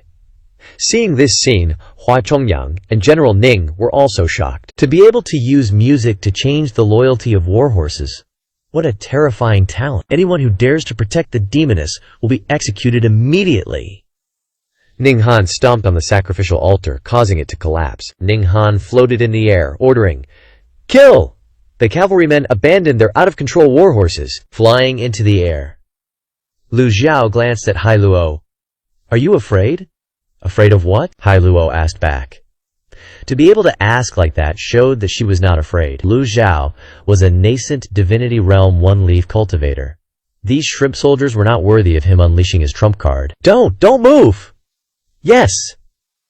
Lu Zhao unleashed a palm strike. The primal chi around him vibrated violently. Dozens of sword chi formed and fired towards the cavalrymen. Clang, clang, clang! The cavalrymen couldn't withstand a single blow, falling to the ground one after another. Only 2 cavalrymen with the 10 directions Chiangkun Dharma body could barely withstand it, and rushed in front of Lu Zhao. Lu Zhao nonchalantly raised his hand and unleashed a palm strike, the palm print flickering with golden light. The minor fearless seal. 2 cavalrymen instantly got wrecked. Hua Chongyang, with a complicated look, asked, "Senior Lu isn't from Penglai sect, is he? How does he know even the Buddhist sect's chief techniques?" General Ning, hovering in the air, furrowed his brows in suspicion. One wave of failure after another. Cultivators rush in, overestimating themselves like total noobs. Lu Zhao kept throwing out palm strikes. The Great Chongshu Seal and Outer Circle Mysterious Seal flew out, respectively. The palm prints were very distinct, 2 of the Taoist 9-syllable true words hand seals. Just who the hell is that old man? How can he simultaneously wield the divine abilities of both the Buddhist and Taoist sects? Clang, clang, clang. Another dozen or so cultivators bit the dust. Lu Zhao was very satisfied. This time, he didn't use any item cards, but completely used the Yuan Shen Realm First Leaf Cultivation to launch palm strikes. Although there wasn't the intense vibration as before, the feeling was even more real. Ning Han shouted loudly, "2 great sects! What the hell are you standing around for? It's time to contribute to the imperial court?" Having lost so many troops from the get-go, he decided to let the Taishu Academy and Hanghua Academy people fight it out. Willing to exert ourselves for the general?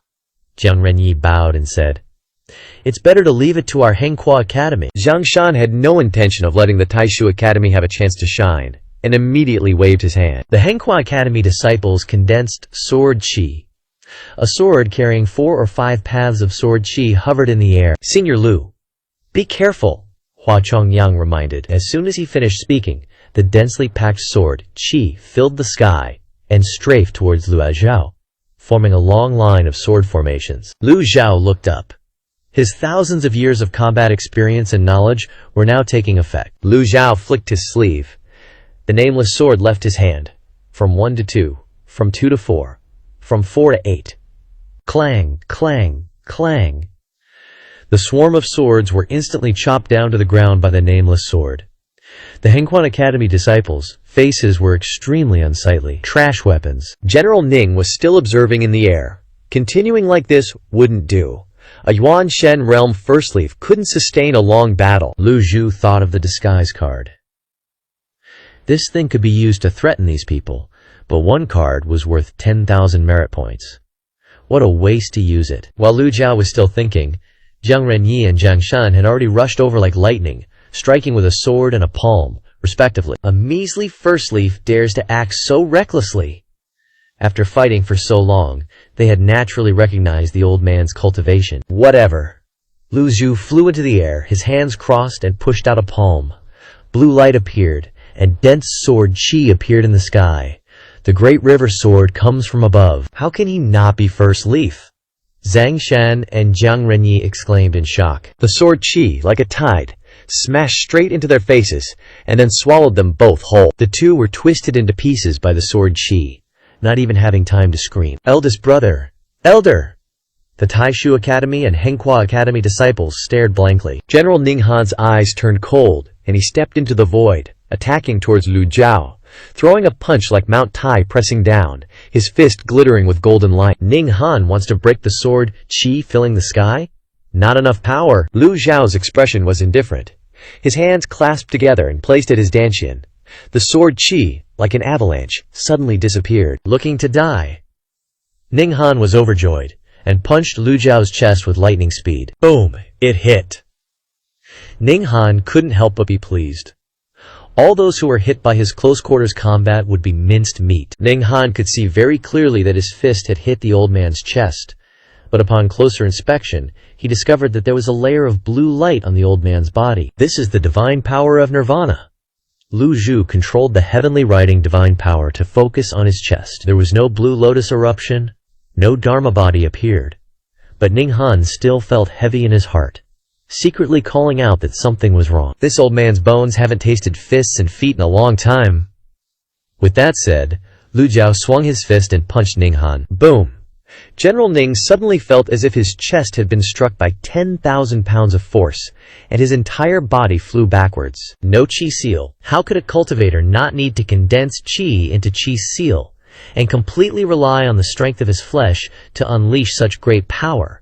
Let alone the other party was an elderly man. Just when everyone thought it was over, Lu Zhao stepped down and rushed down, rushing in front of General Ning at an extremely fast speed. No one noticed that blue light was emanating from Lu Zhao's finger, and he punched Ninghan's chest again. General!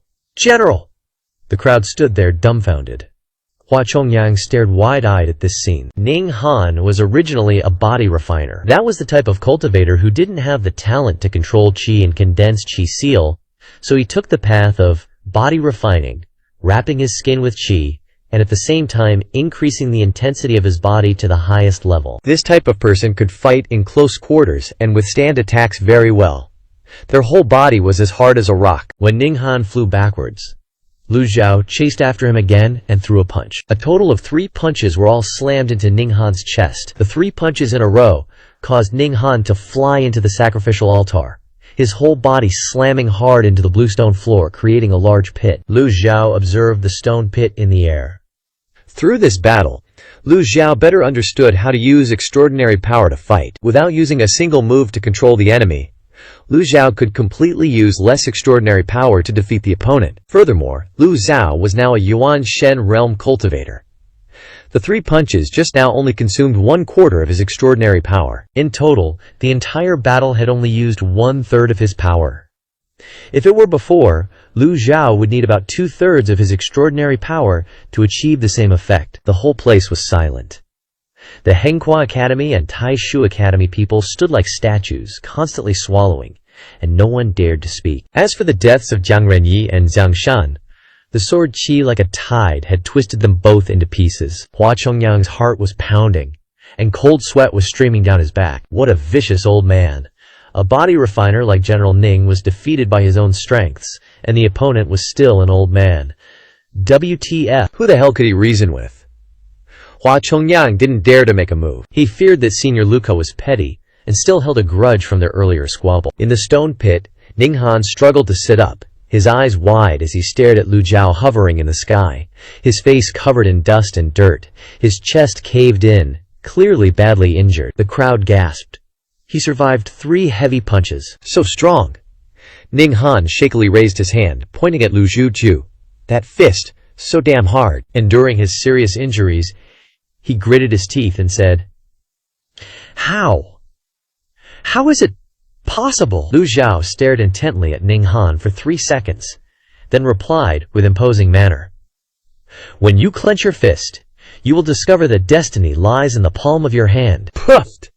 Ning Han spat out a mouthful of blood, then his head lolled to the side, lifeless, his eyes wide open, unable to close. Just a brute. To die with eyes open after hearing that, you took bullshit as truth. Lu Zhao secretly scoffed. Killed a target, gained 1,500 merit points. Hua Chongyang clutched his chest and bowed to Lu Zhao. Senior Lu used 3 punches to decide the victory. I'm enlightened. In his heart, he trembled inwardly. Old man, please don't get angry. He lowered his head, appearing sincere, humble, and courteous.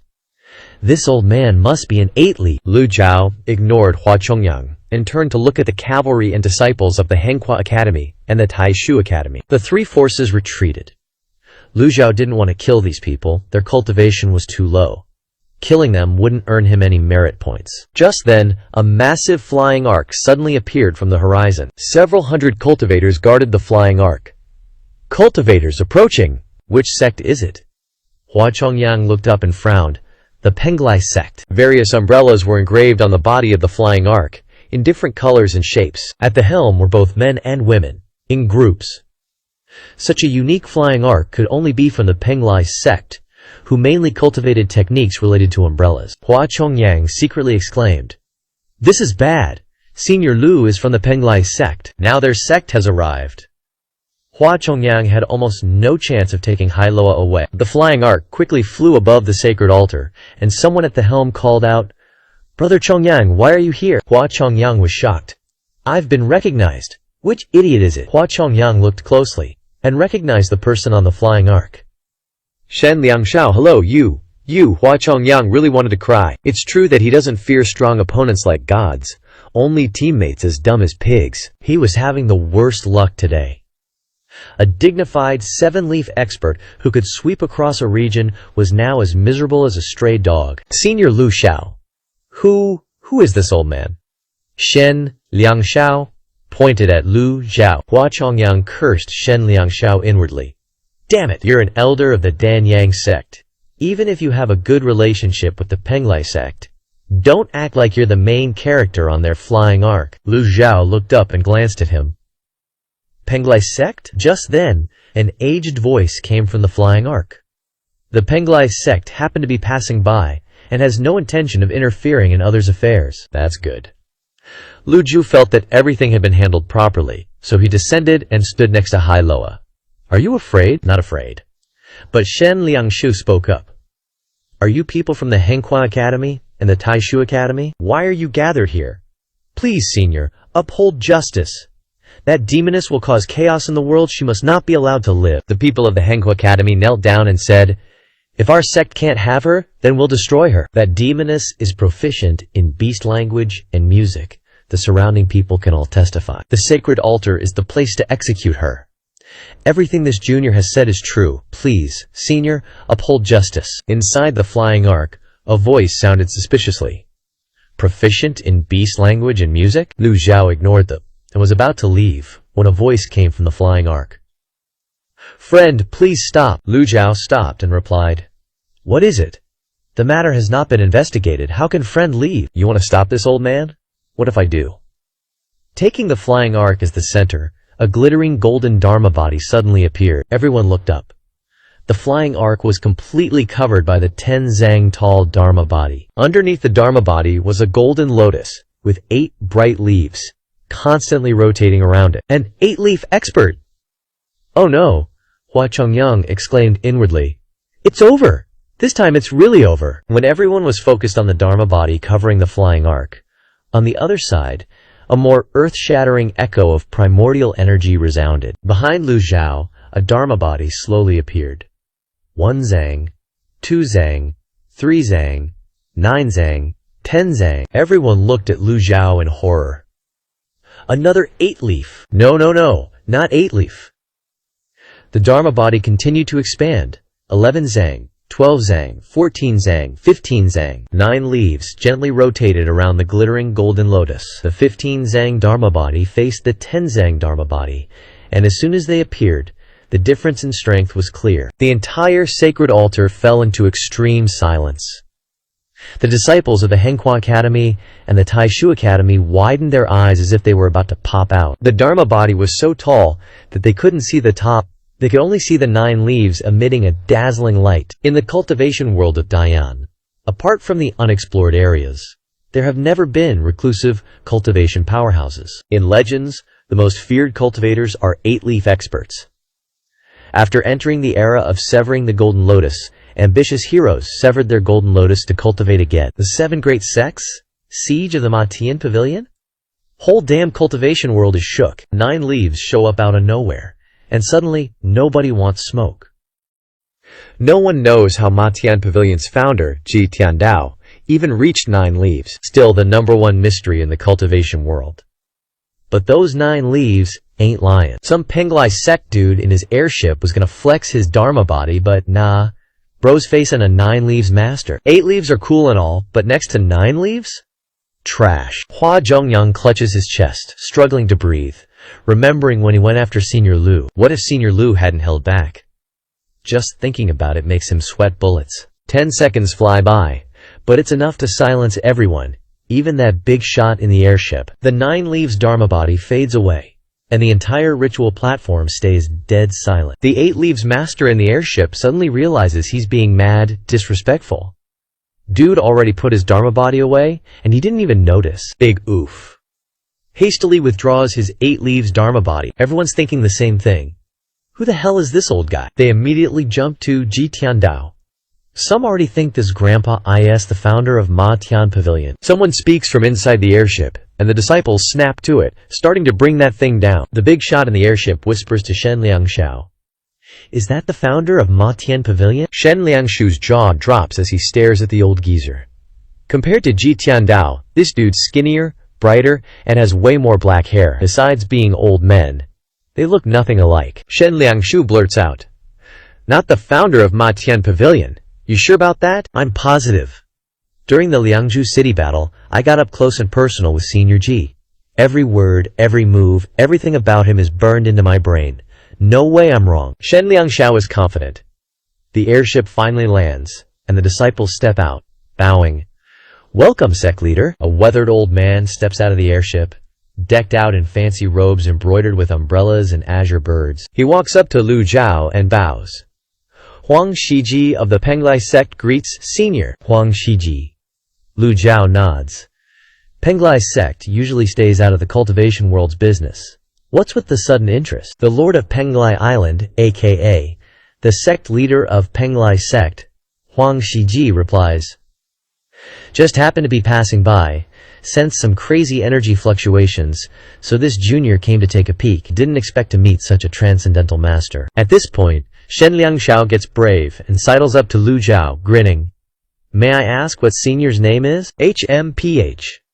Lu Zhao glares, and the sheer pressure sends Shen Liangshao stumbling back. My bad. A tiny little nascent soul realm cultivator dares to ask a 9 leaves master for his name?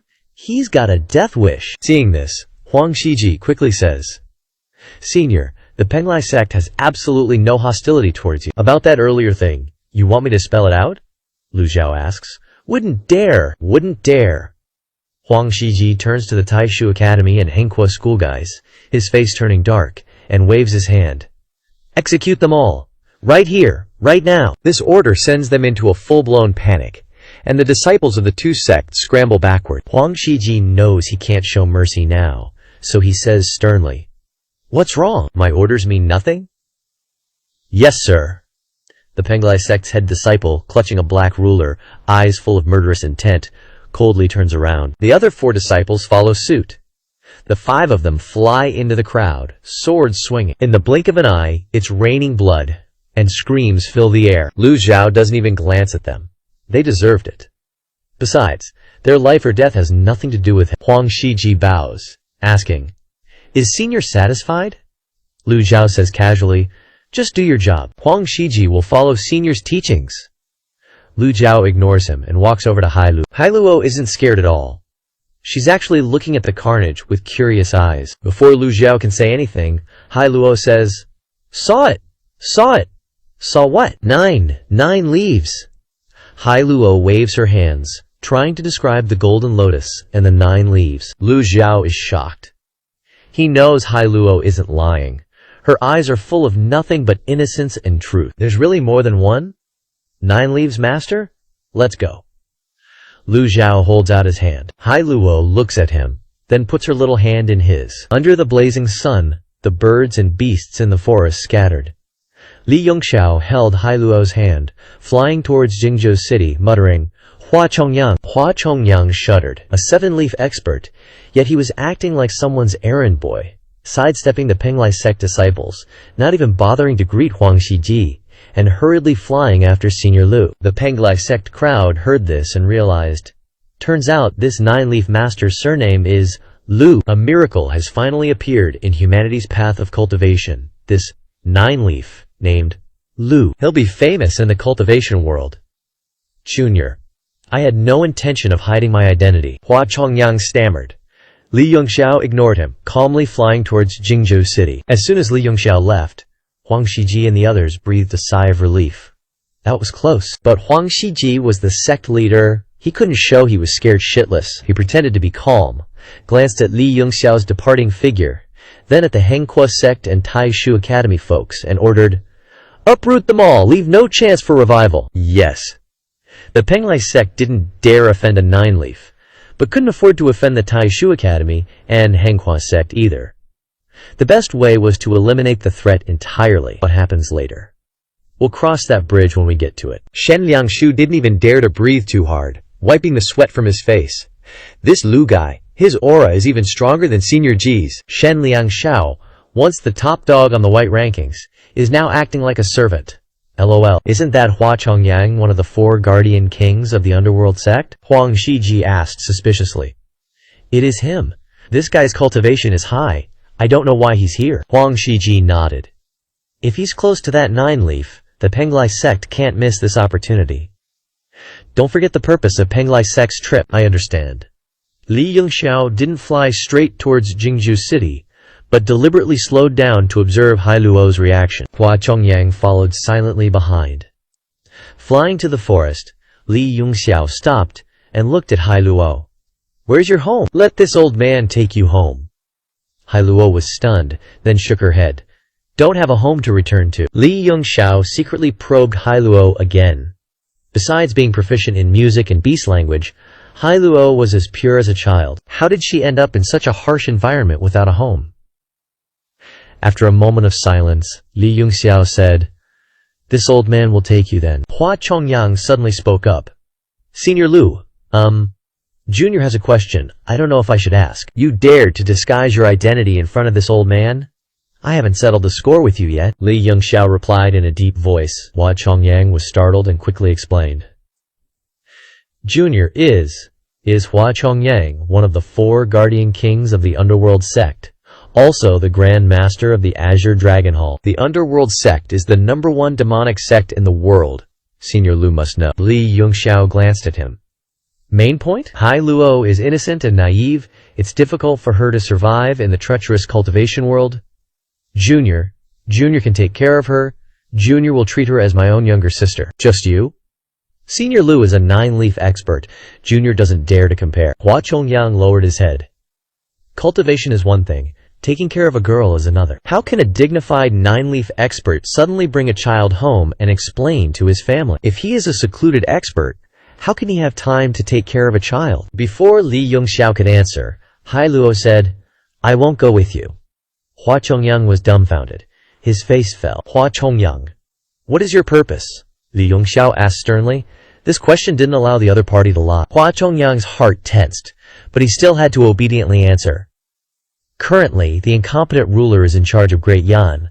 Of course we must punish the underworld sect, in accordance with the will of the people and supported by the cultivators of the 9 provinces. Jingju is easy to defend but difficult to attack. The underworld sect has not yet captured it, so your goal is to use this girl? Li Yongxiao said.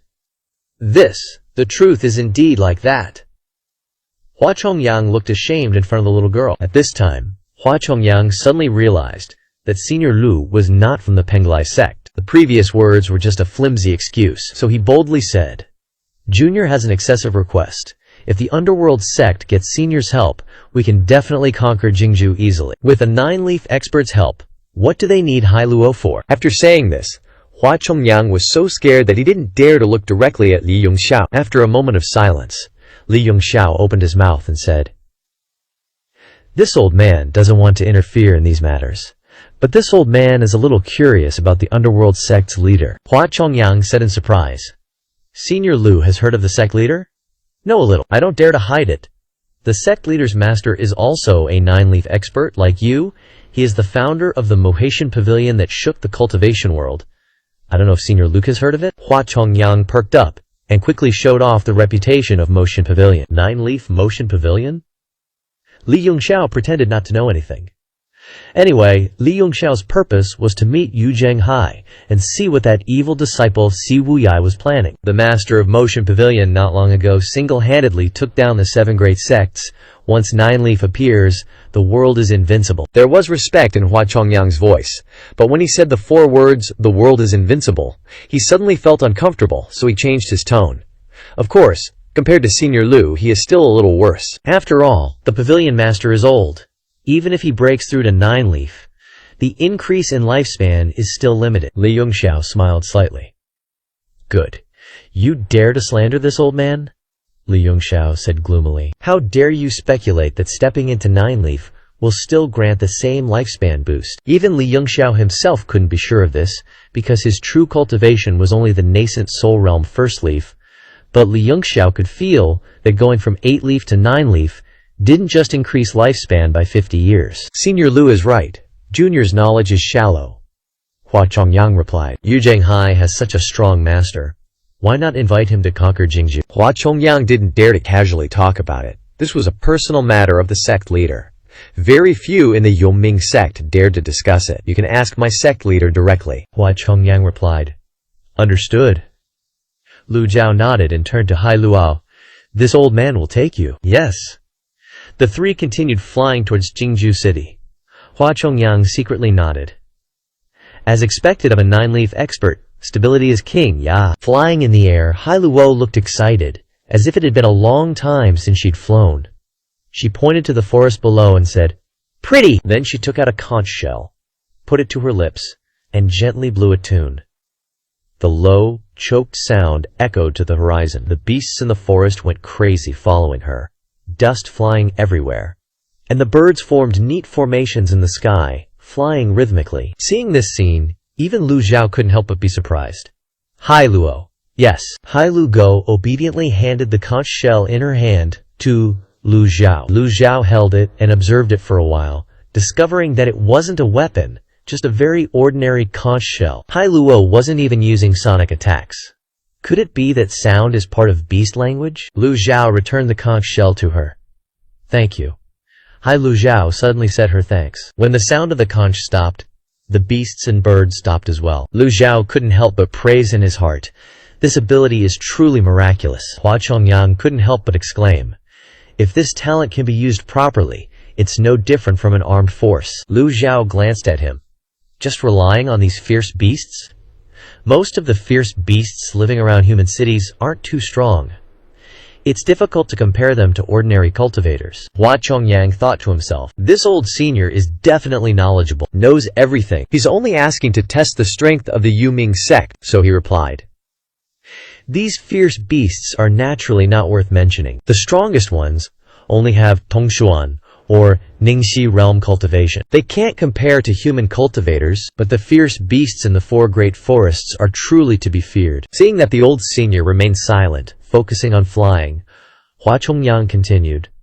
The Henghua Academy and Taishu Academy people not only value this girl's talent, but also the great benefits behind her. If they can nurture this girl and then capture some mounts, I believe that in less than 100 years, they will become the strongest sect in Great Yan. This perspective was something Lu Jiao had never considered.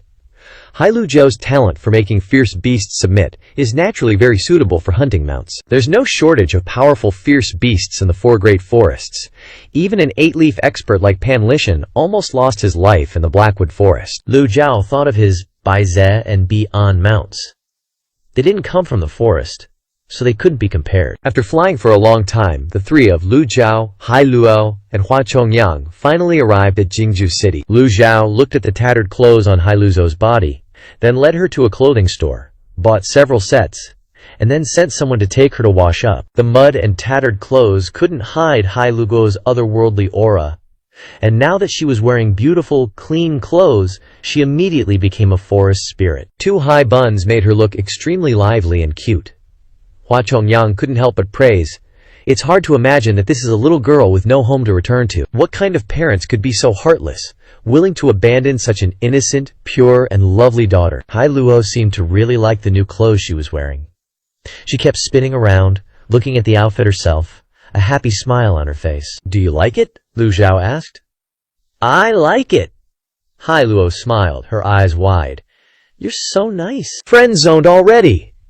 This girl is really innocent, doesn't understand the world, and doesn't have much life experience. In this respect, Hai Luo is similar to Zhao Yaner, except that Zhao Yaner has never suffered a loss, while Hai Luo is the type who will be bullied a lot. The fact that she was almost sacrificed alive on the sacrificial altar is the clearest proof. Everything is ready. Hua Chongyang bowed and said, Senior Lu, time is running out. There will be a curfew in Jingju City at night. Lu Xiao indifferently replied, No rush. Then he looked at Hai Luo. Are you hungry? Hai Luo touched her stomach and nodded slightly. Hua Chongyang had no choice but to follow the two to a restaurant. In the restaurant, the three sat together at a round table filled with delicious food. Lu Jiao and Hua Chongyang didn't eat, only staring at Hai Luo. Hai Luo didn't eat quickly. She ate small bites, not like a starving ghost, nor like a chicken pecking at rice, but like a rabbit chewing slowly. Hai Luo is clearly not from an ordinary family. Where is your home? Lu Jiao asked again. Hai Luo raised her head, pointed to the east, and said, Very far, very far. Where? Do you still remember? Hua Chongyang also asked with interest. Hai Luo shook her head. Are there any special terrains or objects in your area? Chongyang wanted to use these to determine the exact location. Hai Luo shook her head again. I don't remember. Lu Jiao was suspicious. Could this girl have amnesia? He curiously said, reaching out his hand. Let me see. Hai Luo raised her hand and placed it in front of Lu Jiao. Lu Jiao placed 2 fingers on her wrist, and primal qi like a small stream seeped into her meridians. After a while, Lu Jiao was even more puzzled. Hai Luo had never been injured, nor had she bumped into anything. Her mind was very clear. Moreover, her Dantian Qi Si was in its initial state, never having cultivated. In other words, she was just a healthy, ordinary person with no problems. But why does she show signs of amnesia? What's even more inexplicable is that she can command wild beasts, and what has been bothering Lu Jiao from the beginning is that Hai Lu Jiao can avoid the analytical ability of the Eye of Truth. No freaking way a normal dude could pull that off, Lu Jiao thought. Sus as hell. He scrutinized Hai Luo's every move. Decent manners. Not as dumb as a kid, but not exactly adulting either. Yo, sun's about to dip. Let's bounce. Hua Chongyang rushed them. Full yet? Lu Jiao asked Hai Luo. Yep, thanks. Hai Luo nodded. Aight, let's roll. And they dipped from the restaurant. Meanwhile, in the underworld sect's branch, Yu Zhenghai was pacing back and forth like a madman. Si Wuyai just chilled, saying, "Chill, bro. Hua Chongyang's got this." Yu Zhenghai stopped. "There ain't no always. I'm thinking about the what-ifs. If this goes south, then we'll wing it." Si Wuyai smirked.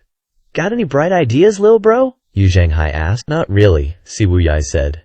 "But I peeped the underworld sect's recent activity logs." "Since when you and the Penglai sect's head honcho became buddies?" Yu Zhenghai chuckled.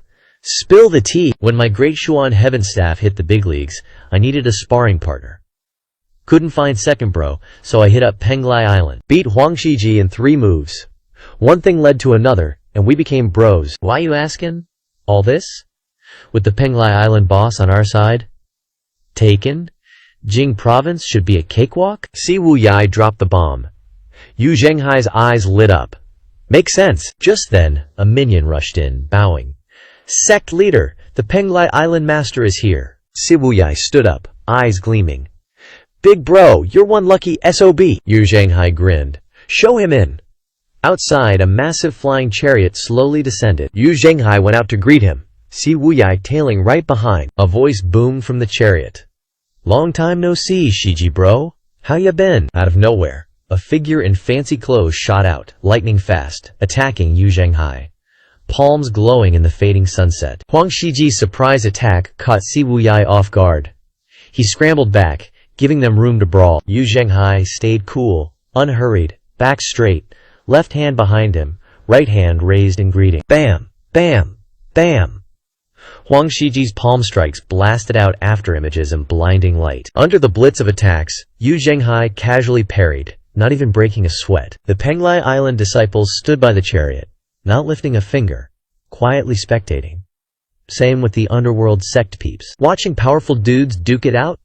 Always a good time. Consider it a perk. Ever since blastin' out of the chariot, Huang Shiji had been laying down the smackdown, but Yu Zhenghai was just deflecting. They slowly moved up the steps, when a crescent, moon-shaped blade materialized in Yu Zhenghai's palm. Mountain-shattering blade. Boom! Huang Shiji had to block, airwalking backward and landing on the ground. Fight's over! Both sides barely used 20% of their power, not even warmed up, but the difference was clear. Huang Shiji chuckled. "Your cultivation's leveled up. So has yours," Yu Zhenghai replied. "What's up? You not happy to see me?" Huang Shiji asked. Yu Zhenghai laughed. "Of course I'm happy you're here. Come on in." The group piled into the main hall. Inside, Yu Zhenghai introduced Huang Shiji. "This is my lil bro, Si Wuyai." Si Wuyai clasped his hands. "Greetings, senior." Huang Shiji nodded approvingly. "Heard the 7 eunuchs of the Demon Heaven Pavilion, Si Wuyai, has an intel network spread throughout the land. From the emperor to the common folk, you've got eyes and ears everywhere. Meeting you in person is truly something." "You flatter me, senior," Si Wuyai replied. Just then, Shen Liangshao presented a brocade box with both hands. "This is the Severing Lotus life-preserving pill that Senior Huang asked our Danyang sect to refine." Yu Zhenghai took the box and placed it on the table. "Who's Shen Liangshao?" "He's just a simp for the Demon Heaven Pavilion. Ever since the battle at Liang Province City, he's been dying to see the 9 disciples of the Demon Heaven Pavilion. Now that he has the chance, ain't no way Shen Liangshao's missing out." Standing too close, Shen Liangshao was afraid he'd lose his mind and go hug their legs. He stared intently at Yu Zhenghai, muttering, "Sure, really, exactly." "Huh?" Yu Zhenghai didn't pay attention. Just as I imagined, tall and imposing, truly worthy of being the Demon Heaven Pavilion's first senior. Shen Liangshao gushed. "Reward him!" Yu Zhenghai waved his hand, and an underworld sect disciple immediately took Shen Liangshao to collect his reward. Shen Liangshao took a few steps back, grinning. "Thank you." Then followed the disciple. Huang Shiji finally spoke. "Heard the master of the Demon Heaven Pavilion already hit 9 leaves?" "Yup." Yu Zhenghai didn't bother hidden it. The stronger the Demon Heaven Pavilion, the more people would fear the underworld sect. "You might not believe this," Huang Shiji said, "but today, Passin, by the north of Jing Province, at the Sky Worship Altar, I met a 9 Leaves Master." Si Wuyai, who'd been silent, suddenly snapped his eyes wide open. 9 Leaves Master? Did my teacher go to the Sky Worship Altar?" Si Wuyai's first thought was his master. Huang Shiji shook his head. Not your teacher, Yu Zhenghai. Yu Zhenghai raised an eyebrow. Another 9 leaves showed up? Yu Zhenghai could dominate the world because he was a peak 8 leaves master. Crazy strong. Even at 8 leaves, not everyone can beat him. The only dude who can easily smack him down is his master, Ji Tiandao. Now another 9 leaves pops up? Does this mean his plan's gonna bite the dust? Who is it? Yu Zhenghai asked. Shen Liangshao, who'd just come back from getting his reward, chimed in loudly. First senior, I can vouch for this. This guy's name is Lu, a hidden master. No one probably knows his background. One of the 4 Dharma protectors, Hua Chongyang, is also at the ceremony altar. You can ask him when he gets back. Lu? Yu Zhenghai's face turned serious. If that's true, his plan might be screwed. Hard to tell if he's friend or foe, but he's definitely not a friend right now. Huang Shiji sighed. Who would have thought that right as the cultivation world entered the era of chopping golden lotuses, a 9-leaf expert would suddenly appear? Do you know where this person is, Brother Shiji? Yu Zhenghai asked. Huang Shiji shook his head. How dare I pry into someone like that? Yu Zhenghai looked disappointed. But Shen Liangshu said, the chief of the Azure Dragon Hall seems very familiar with him. Also, there's this little girl, Si Wuyai. Said she's fluent in music and beast language. Huang Shiji asked suspiciously, did Leader Yu send people to the ceremony altar because of this person? Exactly. She's skilled in music and can command beasts. With her help, Jing province will be ours for the taking. Too bad, Yu Zhenghai said regretfully. Huang Shiji nodded in agreement. Brother Shiji, your Penglai Island has been hidden for years. Now that the 9 provinces are in chaos, why not seize the opportunity to give me a hand? Huang Shiji didn't agree immediately. He secretly wanted Penglai Island to reappear in the world. Otherwise, his people wouldn't have been protecting the Danyang sect. And they wouldn't have left Penglai Island to venture into the territory of the underworld sect. Penglai wants to join the world, but it's just missing the right opportunity. Agreeing too quickly would make them seem cheap. Yu Zhenghai said imposingly, if Brother Shiji helps me, Penglai will become the #1 sect under heaven. There'll be a position for Penglai in the divine capital too. This time, Huang Shiji didn't hesitate. All right! Yu Zhenghai immediately slapped the table and shouted, someone! Your subordinate is here! Today, this sect leader will host a feast to entertain Brother Shiji, Yu Zhenghai said. Congratulations! Congratulations! Shen Liangshao loudly cupped his hands in salute. Si Wuyai didn't expect things to go so smoothly, so he stood up and walked to Yu Zhenghai's side. Just as he was about to speak, Yu Zhenghai patted his shoulder and said, Bro, you've worked hard today. Go get some rest. I'll take care of things here. Don't worry, senior brother.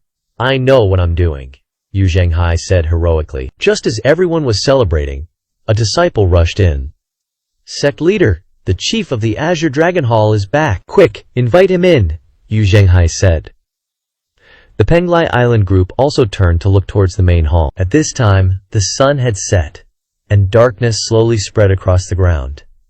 People could only vaguely see 3 figures slowly walking in. When the light inside the hall illuminated their faces, the entire hall fell silent. Leading the way was an old man holding the hand of a beautiful, elf-like little girl. Hua Chongyang followed respectfully behind, looking like a mere servant. The Penglai Island group had met him earlier, so they knew who the old man was, and they were all stunned. We meet again. Lu Zhao was the first to speak. Lu Zhao's words finally woke up the stunned crowd. Shen Liangshao, the seasoned veteran, immediately rushed in front of Lu Zhao and bowed. Greetings, Senior Lu. I never expected that this junior would be lucky enough to see you again here. Lu Zhao ignored Shen Liangshao and looked calmly towards Yu Zhenghai, who was sitting upright on the main seat, and Si Wuyai, who was sitting to his left. Huang Shiji and the Penglai Island disciples had no choice but to bow. Greetings, Senior Lu. You may rise. Lu Zhao waved his hand. Yu Zhenghai and Si Wuyai carefully stood up. The two wanted to know more about this guy, and seeing Huang Shiji giving him a grand salute, they didn't dare to be impolite. They stood up and cupped their fists. May I ask where Senior comes from? Yu Zhenghai asked directly. Lu Zhao couldn't say he was from Penglai Island, but before he could answer, Hua Chongyang, standing behind him, bowed and said to Yu Zhenghai, Sect leader, Senior Lu has been in the deep mountains for a long time and doesn't care about worldly affairs. The young lady beside him is the sea snail girl from the ceremony altar, Yu Zhanghai and Si Wuyai were slightly surprised, looking at Hai Luo, but they didn't understand the relationship between Lu Zhao and Hai Luo. Hua Chongyang hurriedly bowed and walked to Yu Zhanghai's side, whispering into his ear. As soon as Yu Zhanghai heard that there was a chance to invite Senior Lu to help him conquer Jing province, his eyes lit up, and he quickly smiled. So it's Senior Lu. It's an honor to have Senior Lu visit the underworld sect. Please, have a seat. Lu Zhao took Hai Luo's hand and walked to the seat. Hai Lu Zhu curiously looked around. You're Yu Zhanghai? Lu Zhu asked. Yu Zhanghai replied heroically. That's right. This junior studied at the Demon Heaven Pavilion. My teacher is Ji Tiandao. My teacher, like Senior Lu, is also a nine-leaf expert of this era. As soon as he heard this, Shen Liangshao hurriedly chimed in. Sect leader Yu is absolutely right. The master of Demon Heaven Pavilion is truly a hero. When the nine-leaf appeared, the sun and moon lost their color. Sect leader Yu is the chief disciple of Demon Heaven Pavilion, managing the #1 demonic sect under heaven. Now that the 9 provinces are in chaos, the underworld sect is taking advantage of the situation to reorganize the country. Lu Zhao turned to look at Shen Liangshao. Is Ji Tiandao really that powerful? Yu Zhanghai's heart stirred. For a 9-leaf expert like this, you need another expert of the same level to keep him in check. Shen Liangshao replied. The founding master of Demon Heaven Pavilion is not only a 9-leaf expert, but he also has 9 9-life disciples. Xianjie is the youngest, and she entered the Yuanshen realm in just 5 years. Unprecedented and unmatched. The first and second disciples are at the peak of the 8-leaf stage, just a little short of entering the 9-leaf. Yu Zhanghai nodded in satisfaction. It's not a waste to reward you. You should talk more if you know how to talk. The 9 disciples are all so talented. One can understand how legendary the founding master of Demon Heaven Pavilion is. After praising his idol, Shen Liangshu suddenly thought that he couldn't just keep praising him and had to bring him down a bit to flatter Senior Lu. Words are a kind of art. Speak well and you'll reach the peak of life. Speak poorly and you'll go straight to hell. Shen Liangshao continued. Of course, Senior Lu is also a 9-leaf hero. Now the cultivation world has entered the era of beheading golden lotuses, and everyone is pursuing 9 leaves. The major sects are fully cultivating. Whoever can enter the 9 leaves earlier than others is naturally a top figure in the cultivation world. What's more, Senior Lu acts modestly and doesn't brag too much. Gee, old fart, needs to learn from him on this point. Yu Zhanghai chimed in. My teacher is indeed a bit of a show-off, making you all laugh. Lu Zhao frowned, finally understanding why the outside world pinned all the sins of these evil disciples on him, and even pushed Lu Zhao to the #1 spot on the blacklist. Seeing that the opportunity to win over the other party had come, Huang Shiji said, I have a very good relationship with Sect Leader Yun, and I originally wanted to help Sect Leader Yun take down Jing province. If Senior Lu can help, Penglai sect is willing to be a subordinate for Senior Lu to dispatch at will. Lu Zhao didn't answer them, but turned to look at Si Wuyai. And you? Si Wuyai had been silent, not knowing what he was thinking. Lu Zhao let Si Wuyai leave the Great Mystery Sect because he wanted to see what choice he would make, and now it seems that Si Wuyai has made a decision. Si Wuyai smiled and said, Since Senior Lu has come here, he must have a request. Please tell us your conditions. Everyone turned to look at Lu Zhao. That's right, they had forgotten about this. With a 9-leaf making a move, don't even mention taking down Jing province? There's hope of taking down the divine capital. What kind of request would such a person make? Yu Zhanghai felt a little nervous, looking at the old man in front of him. Lu Zhao said calmly, This old man wants the entire world. The crowd was shocked, and the entire hall fell silent. Yu Zhanghai was silent for a long time before speaking. Senior Lu, are you kidding me? How much time did it take him to conquer this kingdom? The goal is also the entire world. These words from Lu the 9-leaf prove that the visitor is not friendly. This old man's taste has always been like this, Lu Zhao replied. Senior Lu's cultivation is getting higher and higher. Teacher. As soon as the word teacher came out, Lu Zhu suddenly put his hand on the table. Shatter! The table instantly turned into fine powder. The crowd was startled, and everyone stepped back. Lu Zhao slowly stood up, looked at Yu Zhanghai. You are also worthy of mentioning your master? Yu Zhanghai frowned and said, Why does Senior Lu say that? The people around him quietly retreated, as if they had sensed an unusual atmosphere. The Bu blade on the table suddenly made a buzzing sound of resonance. Hua Zhongyang's expression changed drastically. He was the one who brought the person here. Sect leader is only an 8-leaf. How can he defeat a 9-leaf? Senior Lu, please calm your anger. Hua Zhongyang knelt down on one knee. Lu Zhao ignored him, still staring at Yu Zhenghai, his tone light and deep but very powerful. You want to have the entire world, and this old man also wants it. Can it be that you can't let go? How could Yu Zhenghai offer his many years of hard work to others? Si Wuyai said in a deep voice. Senior Lu, do you want to be enemies with the Maktian sect? The Nether sect disciples in the main hall drew their sabers one after another. Shen Liangshu's lips trembled. Senior Lu, please think again. Who in this world dares to be enemies with the Ma Tian sect? Lu Zhao said, so what if I do? As soon as he finished speaking, the emerald jade saber suddenly flew into Yu Zhenghai's palm with lightning speed. Yu Zhenghai clenched the emerald jade saber in his hand, his palms already drenched in sweat. Huang Shiji was dumbfounded. His position was naturally on the side of the Nether sect, but he never expected that this 9-leaf would be willing to be enemies with the Ma Tian sect. What choice should he make? Brother Shiji, this matter has nothing to do with you. If you're scared, then leave.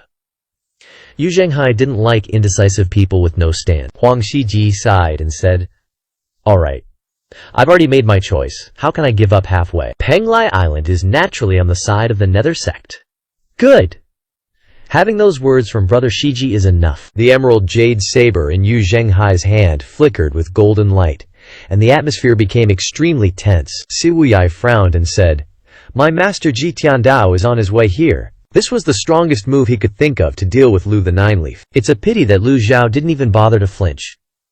Young man, you're still too green. At this moment, the emerald jade saber in Yu Zhenghai's hand suddenly shone brightly, striking directly at Lu Zhao. Lu Zhao gently raised his hand and pinched the tip of the saber, his index and middle fingers showing a blue light. Boom! The saber energy dissipated, and the emerald jade saber fell into Lu Zhao's hand. The scene was extremely quiet. The 9-leaf is too OP, so strong that it makes people's blood boil. To clamp a heaven-grade weapon with bare hands, without losing a single hair, so effortlessly, like flowing water and floating clouds. This move made everyone dare not act rashly.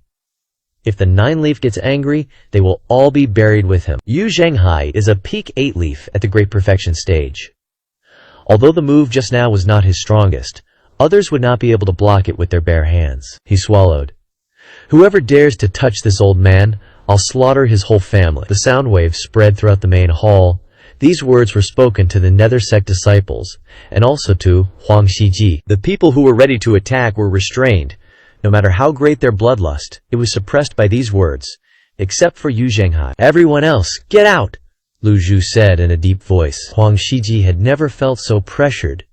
Even though he was an 8-leaf powerhouse in a high position, he could only bow his head at this moment. Everyone in the main hall was stunned. Seeing this, Lu Zhao added another sentence. If you want to die, then stay. Wu Zhenghai's eyes bugged out, bloodshot as hell. He stared at Lu Zhao, gripping the jade emerald blade with 2 fingers, not daring to move a muscle. He knew even the slightest twitch would bring down a world of hurt on the Nether sect. Wu Zhenghai then spoke up. Everyone, get out! The crowd looked awkward. Sect leader, senior brother. Wu Hai bit out each word. I am the sect leader. I'll handle it if the sky falls. Get the hell out! His voice boomed like thunder in everyone's ears. Wu Zhenghai now understood.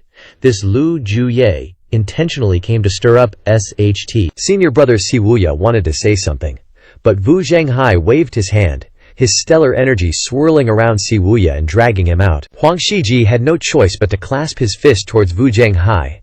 Leaving the main hall, the others followed one after another. Sacrificing oneself now was pointless.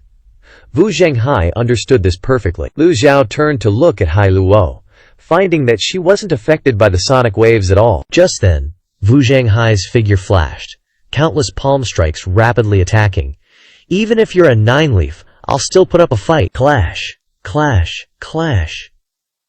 The aura was like an erupting volcano engulfing the sea, sweeping towards Lu Zhu. Lu Zhao lifted his hand, unleashing a palm strike. A blue palm print, carrying the seal script command, shot out. Boom! Wu Zhenghai's countless palm strikes dissipated in an instant, his whole body flying backward. Wu Zhenghai's mind went blank. Just one move? This is the power of a nine-leaf? There was a time when Wu Zhenghai thought he could also step into the nine-leaf realm. He didn't expect a nine-leaf to be so much stronger than an eight-leaf. In his youth, Wu Zhenghai had used three-leaf cultivation to kill a five-leaf expert. From seven-leaf onwards, it was almost impossible to kill someone above your level. A difference of one leaf was like heaven and earth. Although he knew an eight-leaf couldn't possibly win against a nine-leaf, being defeated in one move really hurt his confidence and pride. Boom!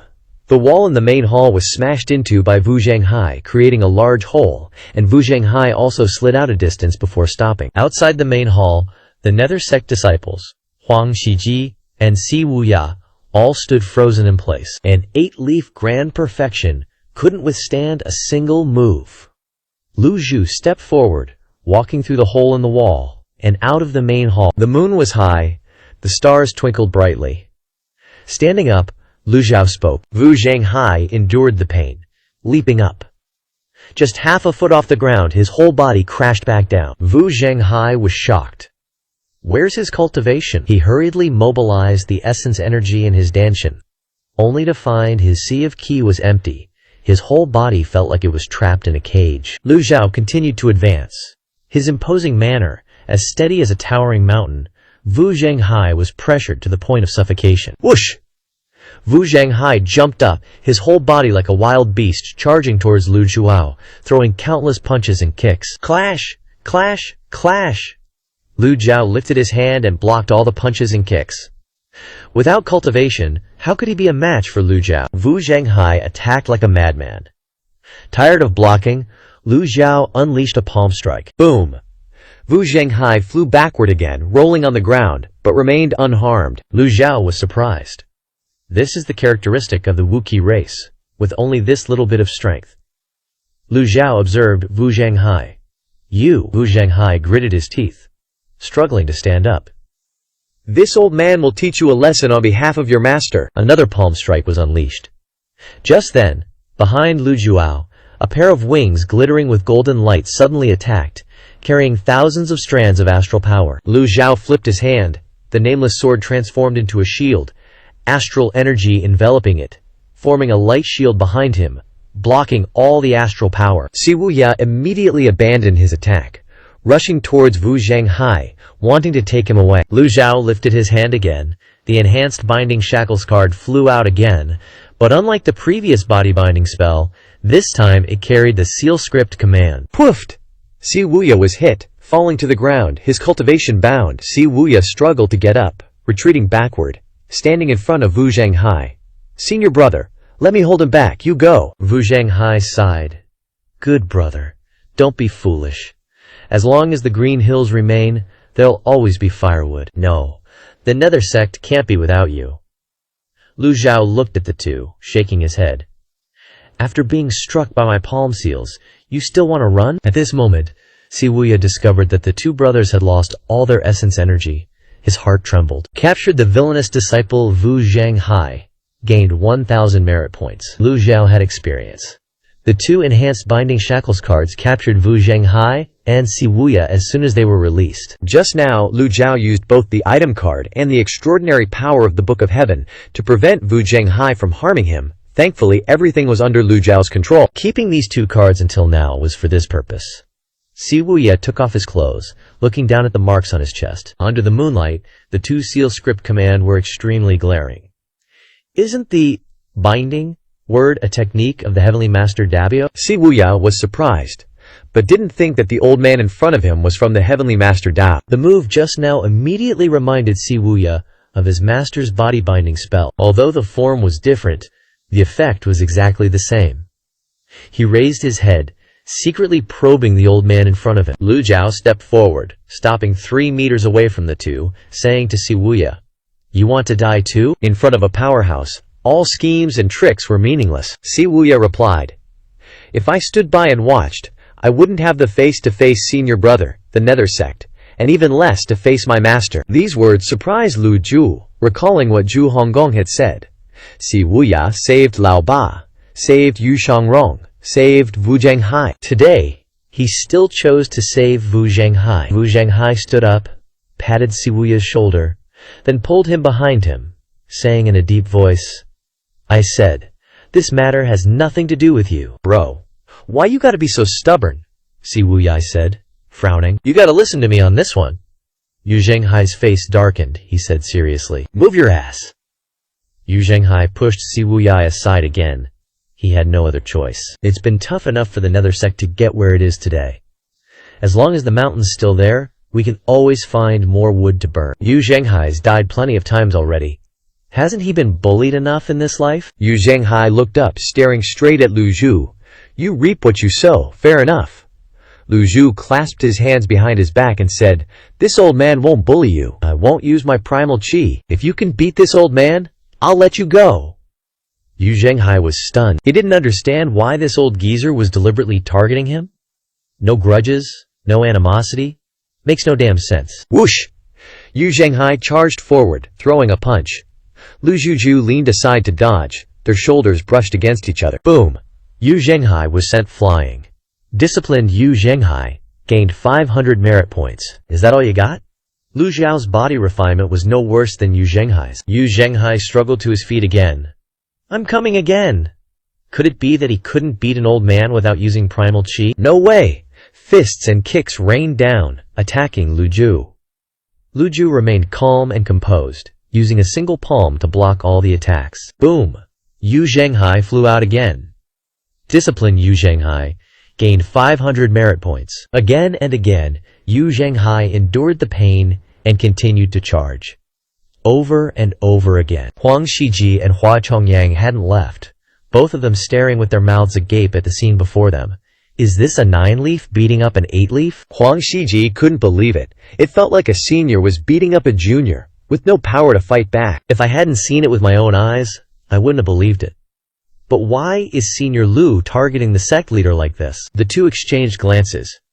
Hai Luo girl stood behind them, suddenly poking her head through the gap between them to observe the fight. Huang Shiji glanced at her, then looked up at Hua Chongyang. Hua Chongyang understood. He shook his head and said, "Absolutely not. If they used Hai Lu Kao as a hostage, the two sides would truly become mortal enemies, which would involve both the Penglai sect and the Nether sect. Besides, Hua Chongyang couldn't bring himself to do such a shameless thing." Boom!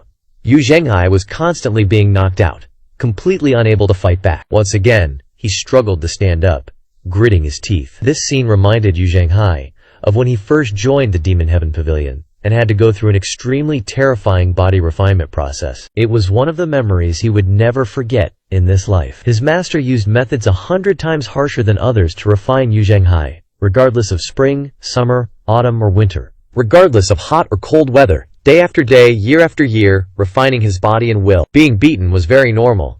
Even lying naked in an ice cellar or sunbathing was commonplace. That's why it took Yu Zhenghai 10 years to successfully temper his body to the peak. Stepping into the profound connection realm was no exaggeration. Yu Zhenghai's ability to endure hardship was higher than the other 8 combined. The two fought for who knows how long. Yu Zhenghai was knocked out who knows how many times. Boom! Knocked out again. "Senior Lu, I beg you." Siwuyai knelt on the ground, anxiously pleading. Hua Chongyang didn't say a word, and knelt down right next to him.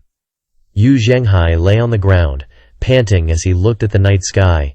He was exhausted, and couldn't move anymore. His internal organs ached as if they had been shattered. Lu Zhao spat out a mouthful of turbid air, forcing himself. Can't lose to this unfilial disciple? Fighting for so long, even without using primal chi, Lu Zhao's old bones were about to give out. Lu Zhao had indeed underestimated the endurance of this unfilial disciple. Lu Zhao turned to look at Siwuyai, who was kneeling and begging for him. "Senior Lu, spare the sect leader," Hua Chongyang said stubbornly. Hearing this, Yu Zhenghai suddenly shouted, "Fight!" A second later, he charged towards Lu Zhao like a bull, his aura several times stronger than before. Lu Zhao frowned. Just how strong is this unfilial disciple's potential? Does this old man have to throw away all shame and play dirty? So this is the power of Wookiee tribe. But Yu Zhenghai didn't think so much. Once he had set a goal, he would not give up until he achieved it. Yu Zhenghai jumped up, like Mount Tai crashing down. Lu Zhao didn't retreat but advanced, stepped to the side, and used a lightning-fast palm to block. Yu Zhenghai suddenly laughed. You fell for it. Huh? Lu Zhao suddenly felt that Yu Zhenghai's palms were as heavy as 1,000 pounds of force, pressing Lu Zhao into the ground. It's the characteristic of the Wookiee tribe again. Lu Zhu's 5 fingers glowed with a blue light. He shouted, "Rise!" Lu Zhao raised his hands above his head, lifting Yu Zhenghai's entire body high up. The crowd was dumbfounded, their mouths agape. Si Wuyai and Hua Chongyang looked up in shock. Yu Zhenghai knew very well how heavy his move was just now. He was almost certain that no one could block this move without using primal chi. Yet in that moment of stunned silence, Yu Zhenghai was thrown out. Lu Zhao threw him forward. Yu Zhenghai rolled several times on the ground, rolling until the world spun, disoriented and staggering. Lu Zhao shouted, "You want to trick this old man?" Yu Zhenghai endured the pain, and looked up at Lu Zhao in horror. He had completely failed. Failed! Yu Zhenghai's heart was in a panic like a storm. He considered himself invincible in the body refinement realm. Why is this old man so abnormally strong? Things have come to this, you can chop me, slice me, do whatever you want. Yu Zhenghai was desperate. Below the 9-leaf stage, everyone is just ants. He had never felt so hopeless as he did now. You think this old man doesn't dare to kill you? Lu Zhao lightly tapped his toes. Primal chi stirred. He used primal chi! When the primal chi fluctuated, everyone's mood here sank to rock bottom. Welp, you're screwed. A palm strike came out of nowhere, fast as lightning. Ain't nobody stoppin'. A 9-leaf expert. At this moment, everyone believed that Yu Zhenghai was toast. Yu Zhenghai watched Lu Zhao's palm strike coming at him, and his mind suddenly went blank. This palm, for some reason, made him think of his master.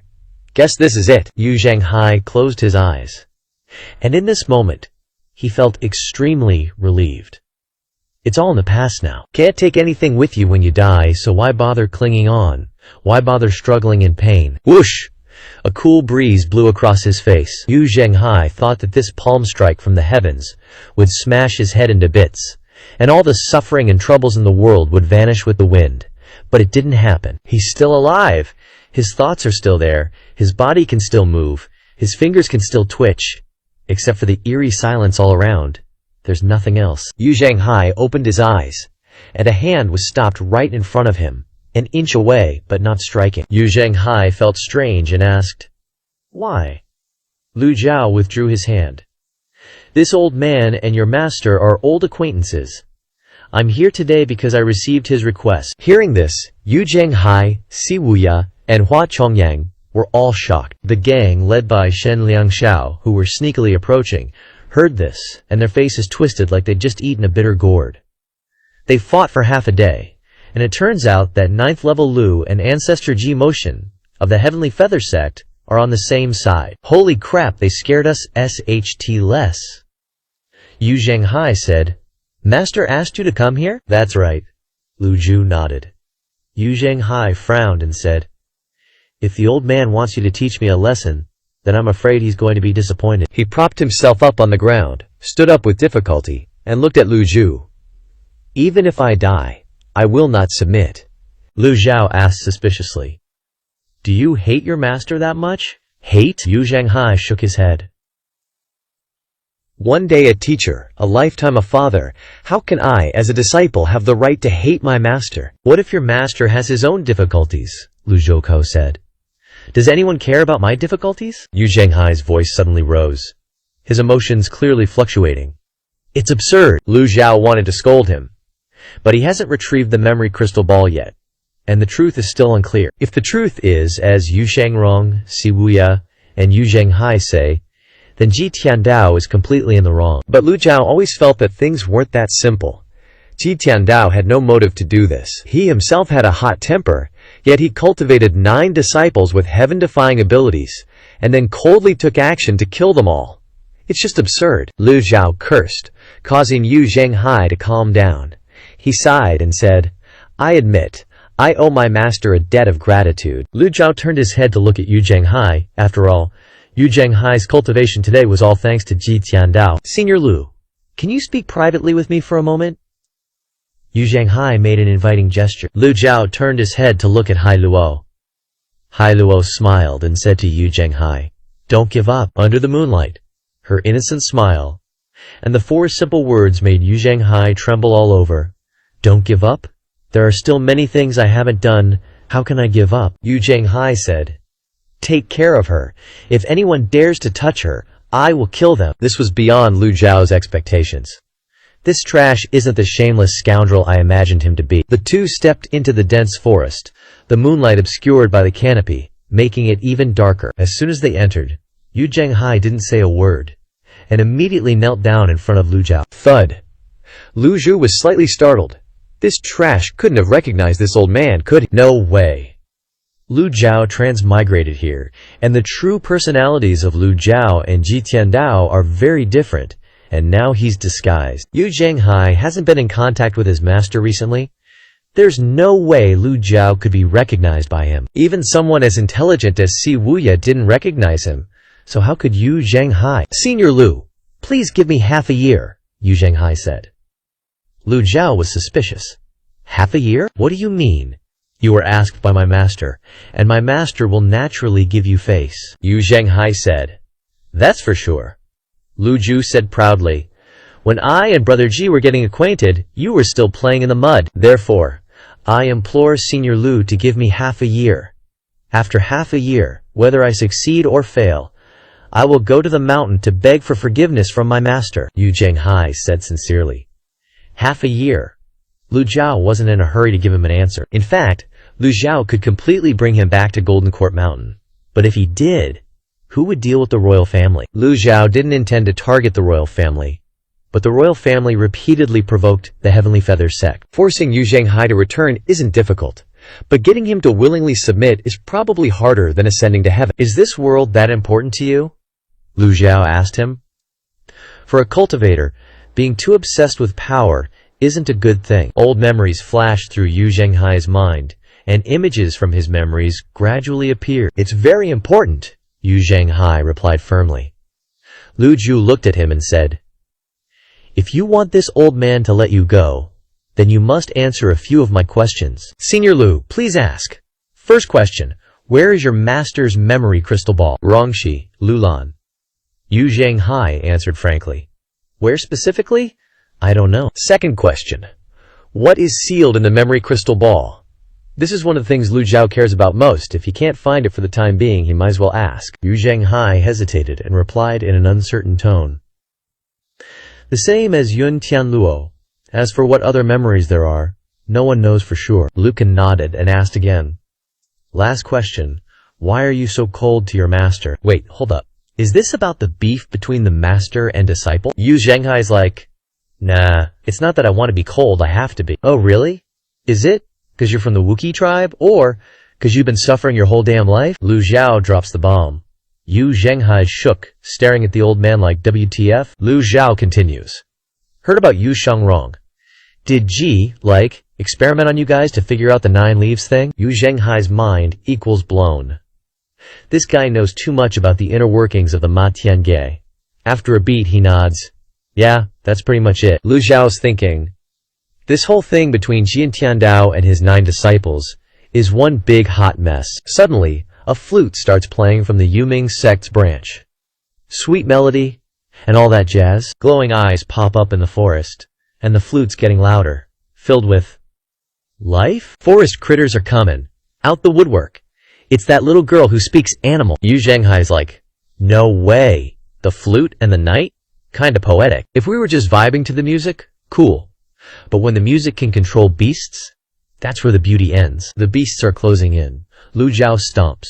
Earth shakes, and a ripple effect sends the beast scattering. Poof! Gone! So, you brought Hua Chongyang to the Jitian Tai so she could help you conquer Jing province? Yu Zhanghai knows it's messed up. Using an innocent girl isn't a righteous leader move, but hey, gotta do what you gotta do. Yeah, he replies. I'm curious about the girl's background, Lu Zhu says. Yu Zhanghai suddenly feels guilty thinking about what Hai Luo told him earlier. Never giving up has always been his thing, his motto, his whole deal. Rough childhood. Messy adulthood. The Wutaki tribe wiped out by war. Watching his brothers die one by one. Then getting sold off to Lulan as a slave to be butchered by nobles. Not giving up is why he's still kicking. And now Yu Zhanghai's gonna use Hai Luo? How can he not feel like total trash? 6 months! Just 6 months! Yu Zhenghai says. You're resisting your master because he wanted to use you to break through to 9 leaves? Lu Zhao asks. Yu Zhenghai clams up. It's complicated. Gotta think about how to answer. He's forgotten so much. After a pause, Yu Zhenghai says, Wookiee cultivators only get to die 3 times. Truth be told, I've already died twice.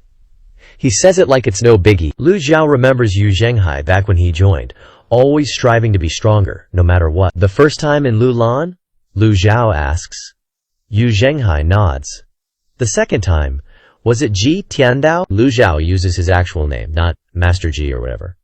Yu Zhenghai's second death is key. Si Wu Yai saved him, and that's when the diary came to be. Dayan, Yongqing year 154, early March.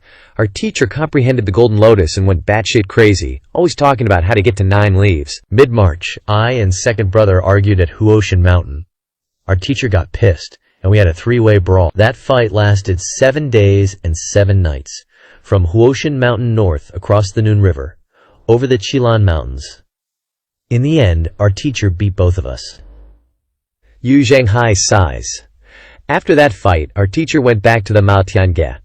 Second brother and I were badly injured, and we argued for 3 days while we recovered. Second brother got pissed and left. Lu Zhao's ears perk up. This ain't in the memories. Lu Zhao pieces it together with what Yu Shangrong said. Ji Tiandao sealed away memories about the 9 leaves. What the hell did Ji Tiandao find out that made him do that? Lu Zhao can't figure it out. He glares at Yu Zhenghai. Why'd you fight? Just a chill day? And then, boom! 3-way brawl? Weird. Yu Zhenghai shakes his head, clueless. Seeing his calm face, Lu Zhao asks, So, his actions were related to your death back then? Not exactly, Yu Zhenghai says with a wry smile. Huh? I was ambushed after being seriously injured. Nothing worth mentioning, Yu Zhenghai replies. Who ambushed you? Yu Zhenghai shakes his head. Thanks for the concern, Senior Lu, but I gotta handle my own business. Alright, can't force it. Even so, Lu Zhao now understands the truth. Yu Zhenghai makes it sound easy, but who knows how much he suffered. Yu Zhenghai ain't one to complain or beg. Never has been. His actions today surprised Lu Zhu, which means he really wants this empire. After thinking for a while, Lu Zhao puts his hands behind his back and walks out of the forest. No immediate reply. Senior Lu? Yu Zhenghai's confused. I might be friends with your master, but I can't make decisions for him. Yu Zhenghai stands up and says, Then, trouble Senior Lu to pass on the message. As he finishes, Lu Zhao stops. Without turning around, he says, Remember your place. Yu Zhenghai is stunned. You're just a disciple. How dare you talk about your master like that? Lu Zhao returns to the courtyard outside the Yuming sect's main hall, looking up at the moon. The flutes stopped. Shen Liangshao comes out of the hall, bowing. Senior Lu, your skills are amazing, truly eye-opening. Lu Zhao glances at the kiss-ass and calls out his name. Shen Liangshao. Shen Liangshu said, thrilled. I never expected Senior Lu to know of my existence. I am flattered beyond words. At the same time, Shen Liangshao couldn't help but feel smug. Turns out, the top dog of the white roll isn't all talk, no game. Huang Shiji, a powerhouse at the 8-leaf stage, didn't recognize me, but Senior Lu did. Thinking this, Shen Liangshao suddenly felt incredibly proud. You joined the Penglai sect? Lu Zhao asked. No. Shen Liangshao bowed and replied, I joined the Danyang sect and am on my way to deliver the life-saving pill to Senior Huang. I've figured out what I should and shouldn't do. Good, Lu Zhu said.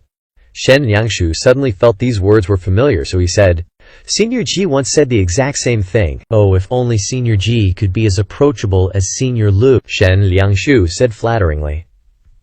Under the moonlight, Huang Shiji, He Luo, Si Wu Yai, and Hua Chongyang also stepped out of the main hall. Lu Zhu noticed that He Luo had a short flute in her hand, and she seemed to cherish it. Yu Zhenghai also stepped out of the forest and stood under the moonlight. Everyone looked toward this 9-leaf powerhouse. Lu Zhao looked at Shen Liangshao. Approachable? Yes, Senior Lu. As he was, Shen Liangshao witnessed a shocking scene. Under the hazy moonlight, Lu Zhuye's face suddenly twisted. Lu Zhu canceled the remaining usage time of the facade card. A blue light flashed and disappeared, and an old man appeared before everyone, his hair streaked with black, tall and thin, with dignified features, carrying the imposing aura of a master. Ah! Shen Liangshao staggered backward, his eyes filled with horror. Ji! Senior Ji! Shen Liangshao was completely dumbfounded. Why did his appearance change? What just happened? Si Wuyai was extremely shaken. Others might not know Ji Tiandao, but Si Wuyai couldn't possibly not know him. Who else could the person before him be but his master? Master! Si Wuyai exclaimed. It clicked in his head. How could there be so many nine-leaf experts? Besides his master, who else could use the divine talisman Heavenly Dao so easily? Si Wuyai secretly blamed himself. He should have recognized his master sooner. He was just too stupid. Actually, Si Wuyai had thought of this for a second, but Lu Zhuye's face made him immediately dismiss the thought. Huang Shiji was extremely surprised and hurriedly bowed. So it's Brother Ji. I've admired you for a long time. He changed, Hai Luo said with a laugh. Hua Chongyang's reaction was the same as Shen Liangshao's.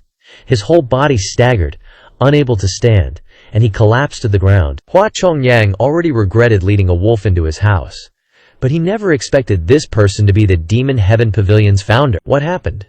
The people present were completely dumbfounded, their spirits utterly crushed. Lu Zhao felt his appearance return, and his beard had grown long. Before everyone's astonishment, Lu Zhu calmly replied, "Just a trivial trick, and the award for most shell-shocked goes to Wu Zhanghai." Standing not too far away, Wu Zhanghai's eyes were bugging out. His face burned like he'd just been bitch-slapped into next week, eyelids twitching like crazy. He used honorifics, but his tone was heavy, dripping with disbelief and resentment. WTF? Wu Zhanghai noped the hell out of there. No time to explain. Gotta bail. Whoosh! He bolted into the deep forest like a bat out of hell. No cultivation? No problem. He ran like his life depended on it. Because it kinda did. Body aches? Screw that. His heart was the one hurting. That old geezer pulled a freakin' disguise trick? Why didn't I see that come? In a flash, Wu Zhanghai's silhouette vanished into the trees. The crowd just stared, dumbfounded. Hua Zhongyang and his goons were equally speechless. This was their awe-inspiring sect leader? Talk about a mood swing. Everyone's brain short-circuited. All they could do was gape at the spectacle. Lu Zhao didn't bother chasing after Wu Zhanghai. He just waved at Hai Luo, play the flute. Yes, master. Hai Luo looked thrilled to be praised for her flute skills. She brought the flute to her lips, playing a familiar, soothing melody. Sound travels faster than legs, duh. Wu Zhanghai was cultivationless now. Even with top-tier human stats, he couldn't outrun sound waves. In the dark, deep forest, pairs of glowing green eyes flickered. Wu Zhanghai stopped dead in his tracks. No key? No problem. Still didn't give a damn about these beasts. Or so he thought. Scram! Wu Zhanghai roared. Some of the weaker beasts hesitated, but the slightly stronger ones kept coming. A wild beast is a wild beast. In their eyes, humans are just walking, talking, delicious snacks. The beasts lunged at Wu Zhanghai. Wham! Bam! Smash! Wu Zhanghai threw punches like a madman, battling the beasts. Back outside, the crowd could hear the sounds of the struggle. Lu Zhao didn't even flinch. He just glanced at the crowd and said, "You reap what you sow." Shen Liangshao was about to cry. He scrambled to kneel on the ground. "Senior Ji, why? Why you gotta do this to me?" Why? Smirks? Because it's fun, duh. Shen Liangshao was bawling on the inside. This sucked big time. Senior Ji could disguise himself. All the hard work he put into studying the quirks of the people from the Evil Sky Pavilion was useless now? What a waste. You seem agitated, Lu Zhao observed. How could Shen Liangshao not be agitated? Agitated enough to cry. Slap! Slap! Shen Liangshu started slapping himself silly. The others sighed. This was an expensive lesson. Never judge a book by its cover, folks. The flute's melody never wavered. The moonlight grew brighter. Si Wuya looked towards the deep forest, suppressing his surprise. Master, if we don't save eldest brother, he might die. Relax. Lu Zhao shook his head. You underestimate him. When he was arguing with this old man earlier, he was tougher than a bull. If he can't handle a few wild animals, he's a freakin' joke. Si Wuya swallowed hard. Master, if you had something to say, you could have just said it directly. Why the... Lu Zhao didn't bother answering. The answer was obvious. If this old man didn't disguise himself, Wu Zhenghai would have bolted faster than a rabbit. We wouldn't even see his shadow, let alone catch him. Si Wuyai realized his question was kinda dumb. Lu Zhao suddenly raised his hand. Hai Luo, yes. Hai Luo stopped playing her flute. Lu Zhao looked at her approvingly. Too bad this little girl couldn't control her talent yet. But no rush, no rush. If Hai Luo starts cultivation, he can slowly nurture her later. Nurture her, huh? Henghua Academy and Taishu Academy all want her as a disciple, so can this old man take her as his own? Lu Zhao hadn't even thought about it the whole trip. But now that he thinks about it, it's a possibility. While Lu Ju was pondering, Huang Shiji clasped his hands and said, "Didn't expect this girl to have such talent. If taught well, she'll definitely be someone great." Huang Shiji thought of the 9 disciples of the Evil Sky Pavilion, each more OP than the last. And now another genius? Talk about unfair. Why can't his Penglai sect have some decent disciples? But Huang Shiji could only grumble inwardly, not daring to show it. Lu Zhao looked at Hai Luo with satisfaction. But now's not the time to think about this. Gotta deal with the situation at hand. Boom, boom, boom. After the last sounds of fighting ended in the forest, it finally became quiet. Lu Zhao looked at Si Wuyai and sent a palm strike, the Taoist seal, flying towards him. Si Wuyai immediately felt the spell binding him was undone, and hurriedly said, "Thank you, master." Then, Si Wuyai quickly stood up to rescue Yu Zhenghai. Wait, hold up. Does master still remember what I said? Lu Zhao asked. Disciple remembers. Then don't regret it. Disciple won't regret it. Si Wuyai bowed in response to Lu Zhu. Lu Zhao waved his sleeve slightly. Si Wuyai understood and turned to fly into the deep forest. In fact, Lu Zhao had already guessed Si Wuyai's decision from the start. As a master, he eventually has to let go and let his disciples do what they want. Like kids who've grown up and have to venture out on their own to grow up. No one knows the consequences, success or failure. It's all part of life. Not long after, Si Wuyai carried Yu Zhenghai back, his face bruised and covered in wounds, and now unconscious. Lu Zhao used the eye of truth to look at him. Name, Yu Zhenghai. Identity, unenlightened race, cultivation, nascent divinity realm. Just confirming things, really. If not for the disguise card and Yu Zhenghai's rabbit-like escape speed, Lu Zhu would have no way of seeing him. Everyone breathed a sigh of relief. Rather than a strange 9-leaf expert appearing, the Nether sect members and Penglai sect disciples would rather it be Ji Tiandao. After all, Ji Tiandao is still the master of the Nether sect's leader, so he can barely be considered one of them. Lu Zhao led Hai Lu back to the main hall, and the others followed suit. Slap! Slap! Slap! Hua Zhongyang patted Shen Liangshao's shoulder and said, "Not done yet? You go first, I'll hit it a little longer to remember it." Shen Liangshu looked up and replied, "Suit yourself." Hua Zhongyang also felt very guilty and helpless, all because he brought Old Man Ji here. But since things have come to this, there's no other choice but to keep going. Hua Zhongyang turned and walked into the main hall. Si Wuyai, carrying Yu Zhenghai on his back, said softly, "Master, first senior brother is injured. Disciple, we'll take him to rest." Lu Zhao sent out a palm strike. Looks like the master is hitting someone. But Si Wuyai sensed that master was undoing the spell binding his first senior brother. "Thank you, master." He carried Yu Zhenghai away from the main hall back to the room. Inside the room, Si Wuyai placed Yu Zhenghai on the bed and sighed. "I told you master wasn't as simple as you thought, but you wouldn't believe me." As Si Wuyai spoke, he channeled his primal chi into Yu Zhenghai. "You got lucky, because this time it was master who came. If it was really another 9-leaf, how could this small Jing province satisfy him?" When the primal chi entered Yu Zhenghai's meridians, Si Wuyai suddenly said in doubt, "No internal injuries?" "Whatever. You weren't this bold before. Even the flute of a little girl could subdue you." Sigh, a sect leader and all. After channeling his primal chi, Si Wuyai felt that Yu Zhenghai's condition had stabilized, so he left the room. The room was pitch black. In the darkness, Yu Zhenghai suddenly opened his eyes and sat up. The night was silent, only the sound of his pounding heart. Yu Zhenghai stood up and quickly peered through the crack in the door. Only then did he pat his chest and breathe a sigh of relief, returning to the bed and quietly sitting down, then softly sighed. This brother didn't want to resort to this. Yu Zhenghai tried to circulate the primal chi in his dantian, and sure enough, His cultivation had been unlocked. Still gotta be careful, better not circulate the primal chi. The nine-leaf realm ain't no joke. Yu Zhenghai lay down and pretended to close his eyes to sleep.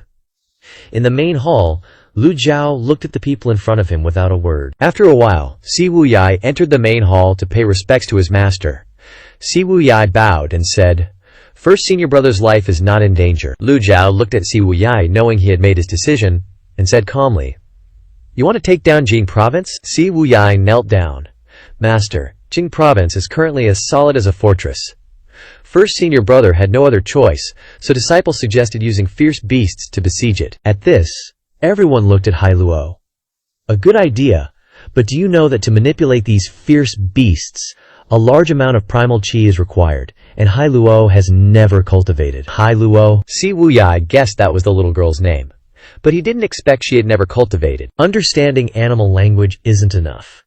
While the fierce beasts are fighting, if you don't constantly urge them on, they can easily be scared away by powerful cultivators. Never cultivated? Si Wuyai looked at Hai Luo in surprise, then shook his head and sighed. In that case, we can only find another way. Wen Shu isn't so easy to deal with, Lu Jiao said. Si Wuyai naturally knew that Wen Shu was a very difficult person to deal with. Just then, Huang Shiji, who was standing next to him, suddenly clasped his hands and said, "I and sect leader Yu are of the same mind. Penglai sect is willing to lend the Nether sect a hand." Lu Jiao looked at Huang Shiji. Feeling nervous, Huang Shiji flinched and hurriedly said, "No need for rewards, purely assistance between friends." Only a fool would believe that. But Lu Jiao replied, "Good." Huang Shiji's eyes widened. Lu Jiao stood up and looked out at the dark night sky, and suddenly called out, "Si Wuyai! Hey, disciple!" Lu Zhu boomed, a hint of Yuanqi laced in his voice. "I'm giving him half a year. After that, whether he succeeds or fails, I want him alive or dead." Disciple obeys, master. Wu Zhenghai's been taught a lesson, plus 200 merit points. System notification saying Wu Zhenghai was faking being unconscious. But Lu Zhu's here not to drag him back to the Nether sect. Wu Zhenghai's got to keep pushing towards divine capital. Si Wuya made his choice. Lu Jiao, being the master, knows what's important. Teacher-student relationship? They'll sort it out later. You unfilial trash. Pretending to be unconscious, my ass. I went easy on you with that beating. Just thinking that, Lu Zhu turns and says, "Hai Luo." "Yes." Hai Luo gets up and gently walks to Lu Zhu's side. "I'm taking you back to the Golden Court. You down?" Hearing this, Si Wuya's like, "Wait, hold up. Promo. Master wants to take in another disciple? Old man Ji Tiandao hasn't taken in a new disciple for ages. Now he suddenly wants to? If the Golden Court opens its doors wider, peeps would be fighting to get in. Taking in a disciple?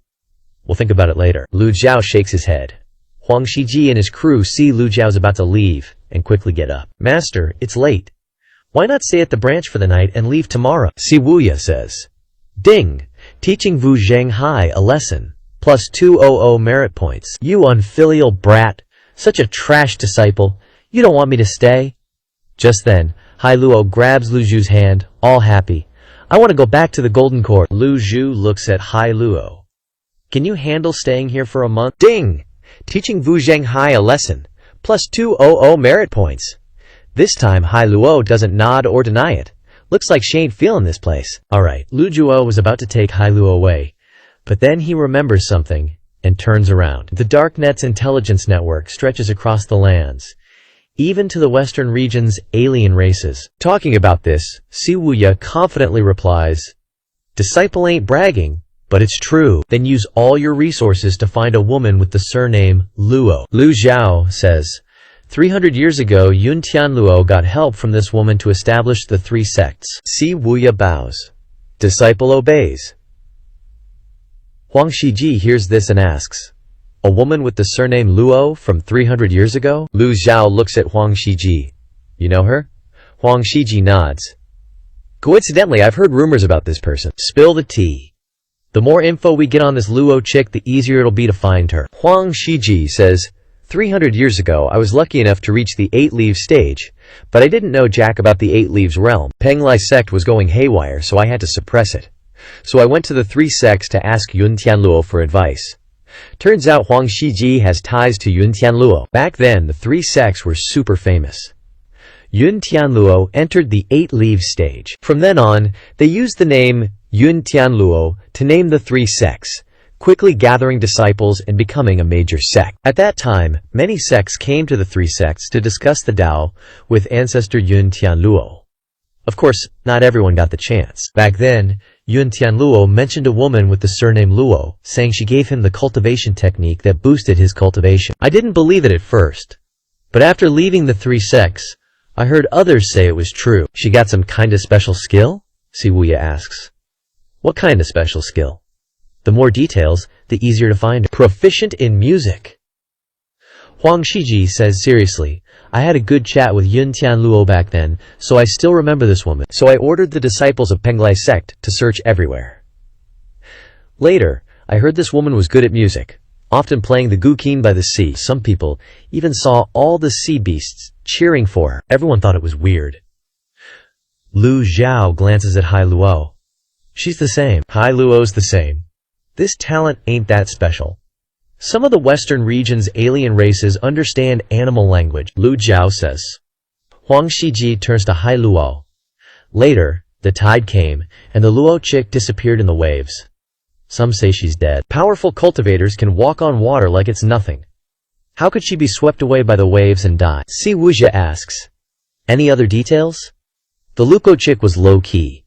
Besides that, no one knows anything else about her. Huang Shiji replies. What about her name? Don't know? Everyone sighs. Hua Chongyang says, sounds like Miss Hai Luo. Hai Luo kinda gets it, kinda doesn't, and nods. Sounds like it, except one's a legendary figure from 300 years ago, and the other's just a 16-year-old. Huang Shiji says, this kid's got some talent. If she goes down the cultivation path, she's got a bright future. Lu Zhao also thinks this kid's got potential. Siwuya bows to Lu Zhao. Master, I'll use all the Darknet's resources to find this Lu Gao woman. Whether she's alive or dead, I'll give you a good answer. Lu Zhao strokes his beard and nods. It's getting late. Time to go. Just as Lu Zhao's about to turn around, Huang Shiji suddenly speaks up. Brother Ji, please wait. What's up? If possible, would you come to Penglai sect as a guest? Huang Shiji asks.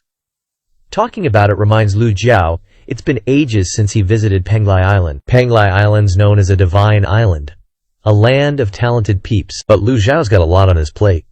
He ain't got time to socialize. So he says Penglai Island rarely interacts with the outside world. Now the island master himself is making the trip to Jinju. Is Penglai Island too small for you? Huang Shiji's stunned and quickly replies, it's a last resort. There's no such thing as a free lunch in this world. Lu Zhao waves his hand. Do your job and don't go eyeing what ain't yours. Huang Shiji doesn't dare to argue and says, following Brother Ji's teachings. The other Penglai Island disciples also bowed. We respectfully obey Senior Jilao's teachings. With Zhu Ye speaking, who would dare disobey? Si Wuyai sighed inwardly. Ever since Huang Shiji appeared, this was what Si Wuyai worried about the most, that the eldest brother couldn't satisfy their greed. Now that the master has given a warning, no matter how ambitious Penglai Island is, they must hide it carefully. Lu Zhao stepped out of the main hall, looking around. Si Wuyai followed behind and said, it's just a branch. The environment is a bit poor. This place is just alright. If conditions permit, I will come again, Lu Zhao said. Taught Yu Zhenghai gained 200 merit points. This disciple will always welcome master's visit, Si Wuyai replied. Taught Yu Zhenghai gained 200 merit points. They chatted a bit more afterwards, but the system stopped sending notifications. At this time, Lu Zhao finally stopped and summoned Bai Ze. Hai Luo and Lu Zhao stood on Bai Ze's back, flying away into the sky. The people from the Nether sect and Penglai Island all breathed a sigh of relief in unison. Si Wuyai also wiped the sweat from his face. Hua Zhongyang hurriedly knelt down. Seventh gentleman, it's all because this subordinate is incompetent. Please punish seventh gentleman and the sect leader severely. If I'm not punished, I won't be at peace, Hua Zhongyang said. Si Wuyai shook his head. Punishment is necessary, but not now. The battle at Jingzhou City is about to begin. Go atone for your sins with meritorious service. Hua Zhongyang will definitely do his best. Si Wuyai turned to Huang Shiji and said, Senior Huang, Sorry for the trouble. Please stay at the branch today. It's nothing. Huang Shiji turned and left. When no one was around, Si Wuyai went to Yu Zhenghai's room. Standing in front of the door, Si Wuyai softly called out, "Eldest brother, master has left." There was no movement in the room. Eldest brother? Still no response. Master has really left? Si Wuyai felt strange. When he transferred his vital energy to the eldest brother, he discovered that the eldest brother's body had no problems. After master dispelled his cultivation and abilities, he should have recovered and woken up. Just as Si Wuyai was wondering, a voice suddenly came from the sky. "Tell Yu Zhenghai, if he dares to act in the name of the evil sky pavilion, I will remember this debt." Taught Yu Zhenghai gained 500 merit points. Si Wuyai jumped in fright, immediately looked up, and saw Bai Zhe hovering in the sky. Si Wuyai hurriedly said, "This disciple respectfully obeys master's command." "Master, you really are like a divine dragon, showing your head but not your tail. Who can withstand this kind of mental torture?" By the time he looked up again, Bai Zhe had disappeared into the horizon. Si Wuyai looked towards the eldest brother's room, which was still as silent as death. He thought for a moment and said, "It seems eldest brother's injuries were not light." After speaking, Si Wuyai left. Inside the room was a dark, eerily silent space. After Si Wuyai left, Yu Zhenghai opened his eyes, looked at the ceiling, and then closed them again to continue sleeping. The next morning, Si Wuyai stood in front of Yu Zhenghai's room again, bowing and saying, "Eldest brother." Still no movement. Bro is overacting. Eldest brother already has a plan to deal with Dai, and can take Jingju within 7 days. 3 wooden doors were shattered by a burst of vital energy. Yu Zhenghai stepped out with his hands clasped behind his back, first looking around before asking Si Wuyai, "Good brother, is that true?" "Eldest brother, did you rest well yesterday? I had a long dream, and my whole body feels uncomfortable." "Dream?" Si Wuyai understood. He said, "Eldest brother has been working hard for a long time. How about I handle the sect affairs on your behalf for 2 days, so you can have more time to rest?" "That would be great. Sorry for the trouble, good brother." Yu Zhenghai raised his hand and cast a mark. In the stable, Kui Niu received the signal and immediately ran over. Yu Zhenghai stepped onto Kui Niu's back, waved to Si Wuyai. "See you in 2 days. Farewell, eldest brother." "Moo!" Kui Niu roared and rode off on clouds. At this time, Hua Zhongyang hurriedly ran over, his hand shielding his forehead, his head raised high, observing Yu Zhenghai leaving, and suspiciously asked, "What's the sect leader in such a hurry for?" Si Wuyai didn't answer him, but calmly returned to his room for a rest. On the evil sky pavilion, Duan Musheng, Zhao Yu, Zhu Honggong, and Xiao Yanhe stood around Hai Luo, as if afraid she would suddenly run away. Master told them not to scare this little girl, and definitely not to let anything dangerous happen to her. Zhu Honggong smiled and looked at Hai Luo. "Sig, Master is so old, why did he suddenly pick up a child?" "Do you think she's Master's illegitimate daughter?" Zhu Honggong whispered. "Bam! Ouch! Third brother, why did you hit me?" Zhu Honggong rubbed his head and said, daring to slander Master behind his back. "Are you tired of living?" Duan Musheng scolded sternly. "Ack! Third brother is right." Zhao Yue stood in front of Hai Luo, waved to her, and asked with a smile, "What's your name?" "Luo Luo." Hai Luo, one hand holding a flute, one hand holding a conch shell. "Is her real name also Hai Luo?" Zhu Honggong said with a laugh. Xiao Yanhe hopped over to Hai Luo, held out her hand to compare their heights, found that they were about the same, then circled around Hai Luo and said with a giggle, "Where do you live?" "Far away. A very far place." Hai Luo pointed to the east. Xiao Yanhe ran back to Zhao Yu, secretly tugged at Zhao Yu's sleeve, and whispered, "Senior sister, it seems like her brain isn't very sharp." Hai Luo blinked her eyes and asked suspiciously, "What does not sharp mean?" "It means dumb." "Dumb," Zhao Yanhe said with a giggle. "But it's okay, I'll protect you from now on. If anyone dares to bully you, I'll smash their heads." "Thank you," Hai Luo replied. "Let's go, I'll take you to play." "Okay." The two held hands and ran down the mountain. Duan Musheng, Zhao Yu, and Zhu Honggong stared blankly as the two little girls ran away. The three were still stunned. Weren't they supposed to interrogate Hai Luo together? Why has Xiao Yan'er already defected before anything even happened? In the East Pavilion, Lu Zhao sat on a futon, opened the system interface, and looked at the merit points. 54,680 points. The trip to Jingju City yielded more than Lu Ju had imagined. Slaughtering the so-called righteous of the Taishu Academy and Xiangshan of the Henghui School, plus that Vice General Ning Hanchong, only rewarded a few thousand merit points. The remaining merit points all came from Yu Zhenghai alone. Just how much does this Sixto trash disciple resent me? I'll hit you up for merit points later if I'm short, the old geezer muttered, checking his disciple teaching quest interface. All 9 disciple quests popped up. Li Yongxiao noticed one at the bottom. Find the last with the surname Luo. What the hell is this Luo chick hiding? Where is she? The system's pinging means she ain't dead, so... slow burn, I guess. Li Yongxiao glanced at his current merit points, debating whether to cop that golden lotus leaf. Nah, saving up for the heavenly demonic Vajra form is just not realistic. Li Yongxiao noticed a disclaimer under the heavenly demonic Vajra form. Requires at least the 8-leaf stage to purchase. So 9-leaf it is. Heavenly demonic Vajra form is a pipe dream, but buying golden lotus leaf now feels like a waste. From 1-leaf to 5-leaf, you can cultivate your way there.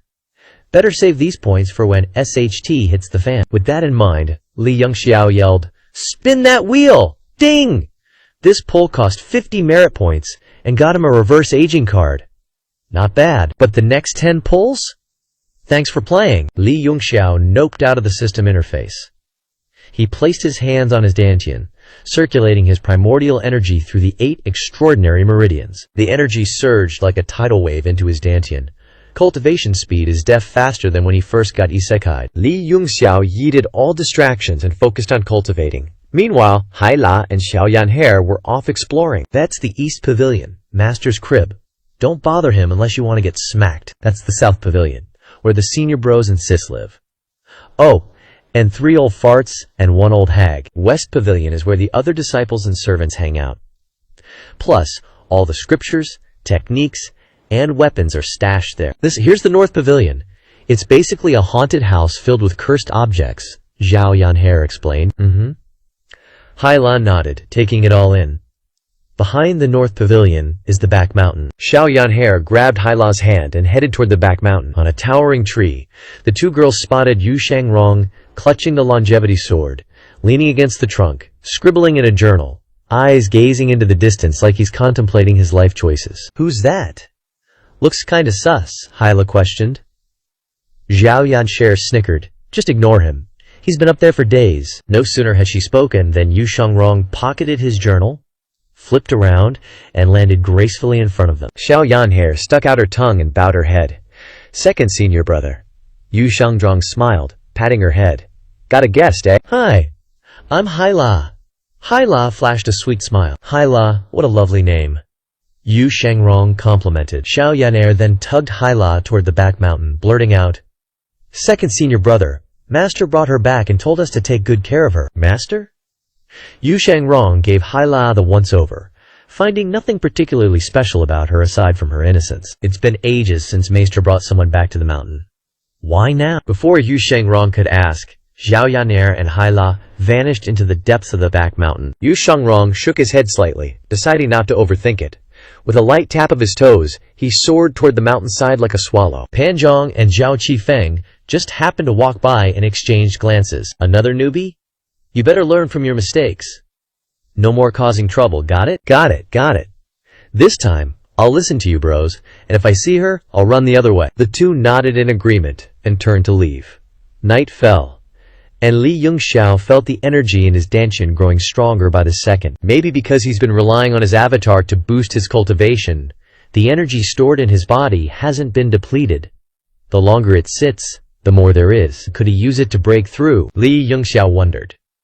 Based on his experience, he had enough juice to try sprouting a leaf. Ever since he transmigrated, Li Yongxiao's been stuck in an old man's body, making it tough to cultivate like everyone else. He's been relying on cheat items, but now that his body's recovering, his cultivation speed is picking up. But hey, items are just items. A fake 9-leaf can scare people for a hot minute, but it ain't gonna last forever. The age of slaying golden lotuses has begun. Everyone's constantly upgrading their cultivation systems. Even foreign countries. Billions are hustling to get stronger. The youngins will be coming for his throne soon, and the first batch of 9-leaf geniuses will be here before he knows it. If Li Yongxiao doesn't get some real power, How's he gonna deal with the future? Li Yongxiao raised his hand, and a miniature avatar appeared in his palm. A nascent soul avatar. Golden Lotus 1 leaf. The entire Golden Lotus only had one solitary leaf, looking super lonely. Usually Li Yongxiao's out here flexing his 9 leaf, but seeing this single leaf just annoys him. He's still a freaking noob.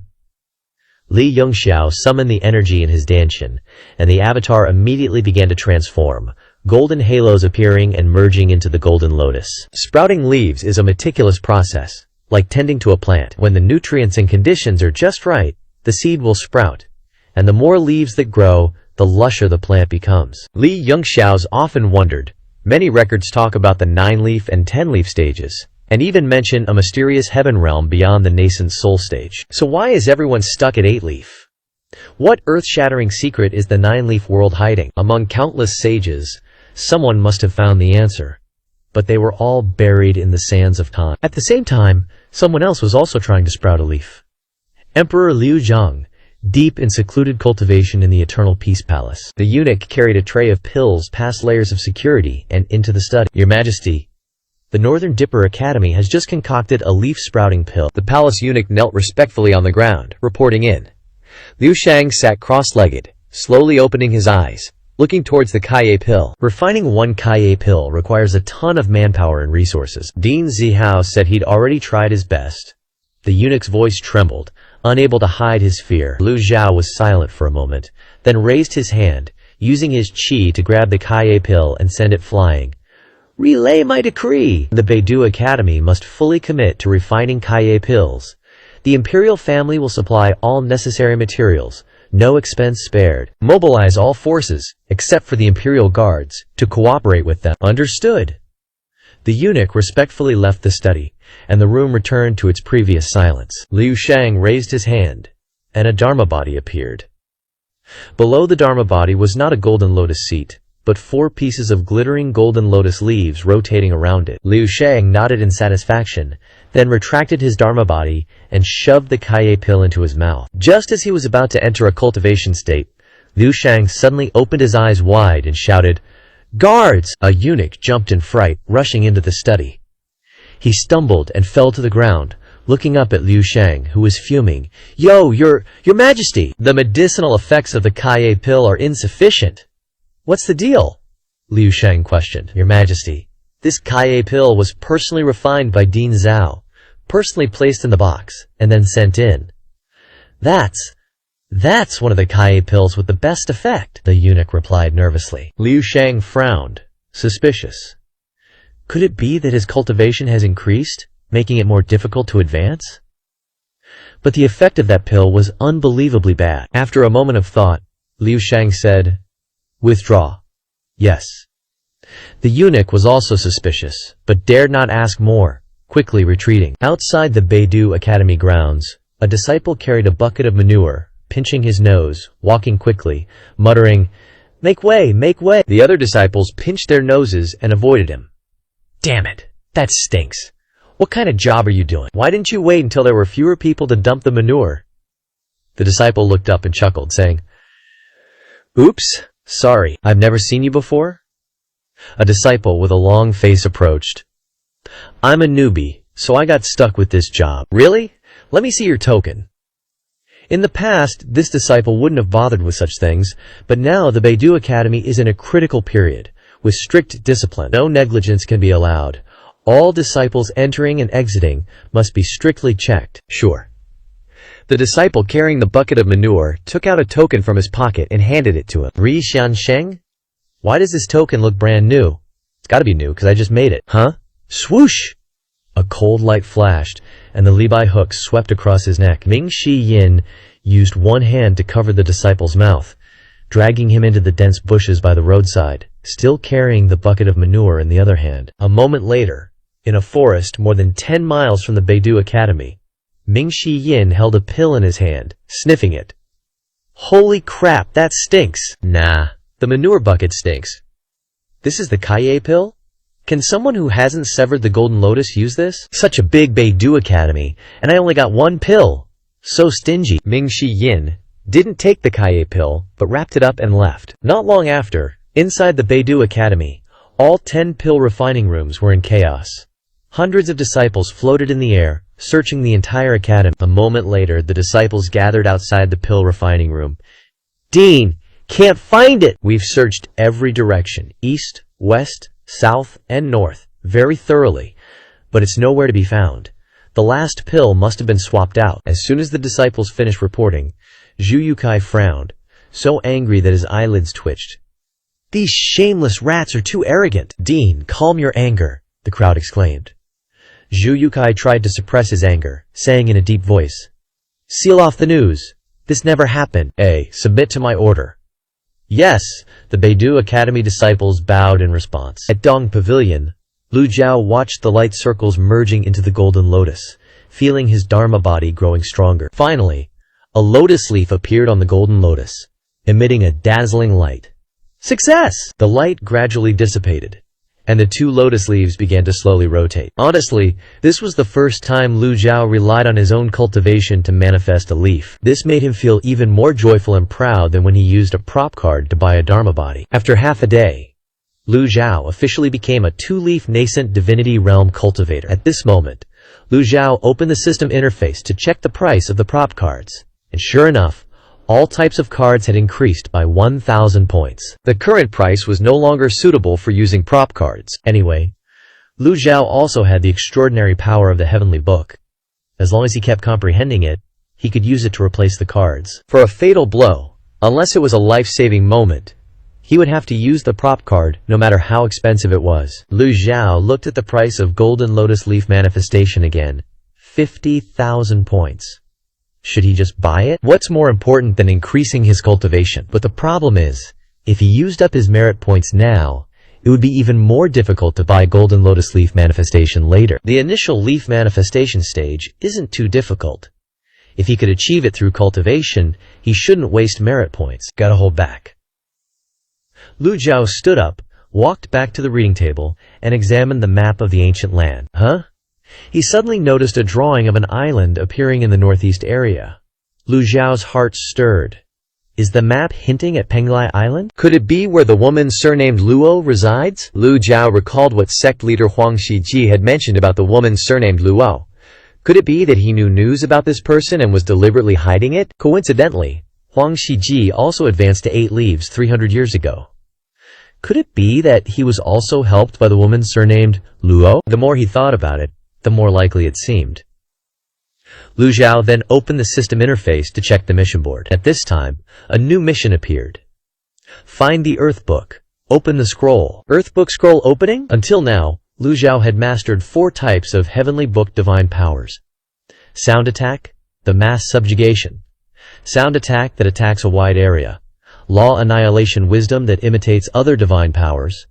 Instant arrival, and the healing divine power of immaterial wisdom. Lu Jiao thought there would be a 5th divine power, but this time it was actually the Earth Book scroll opening. While Lu Zhu was thinking, a voice suddenly came from outside. Disciple greets master. Lu Jiao stood up, clasped his hands behind his back, walked out into the courtyard, and saw Ming Shiyin kneeling outside.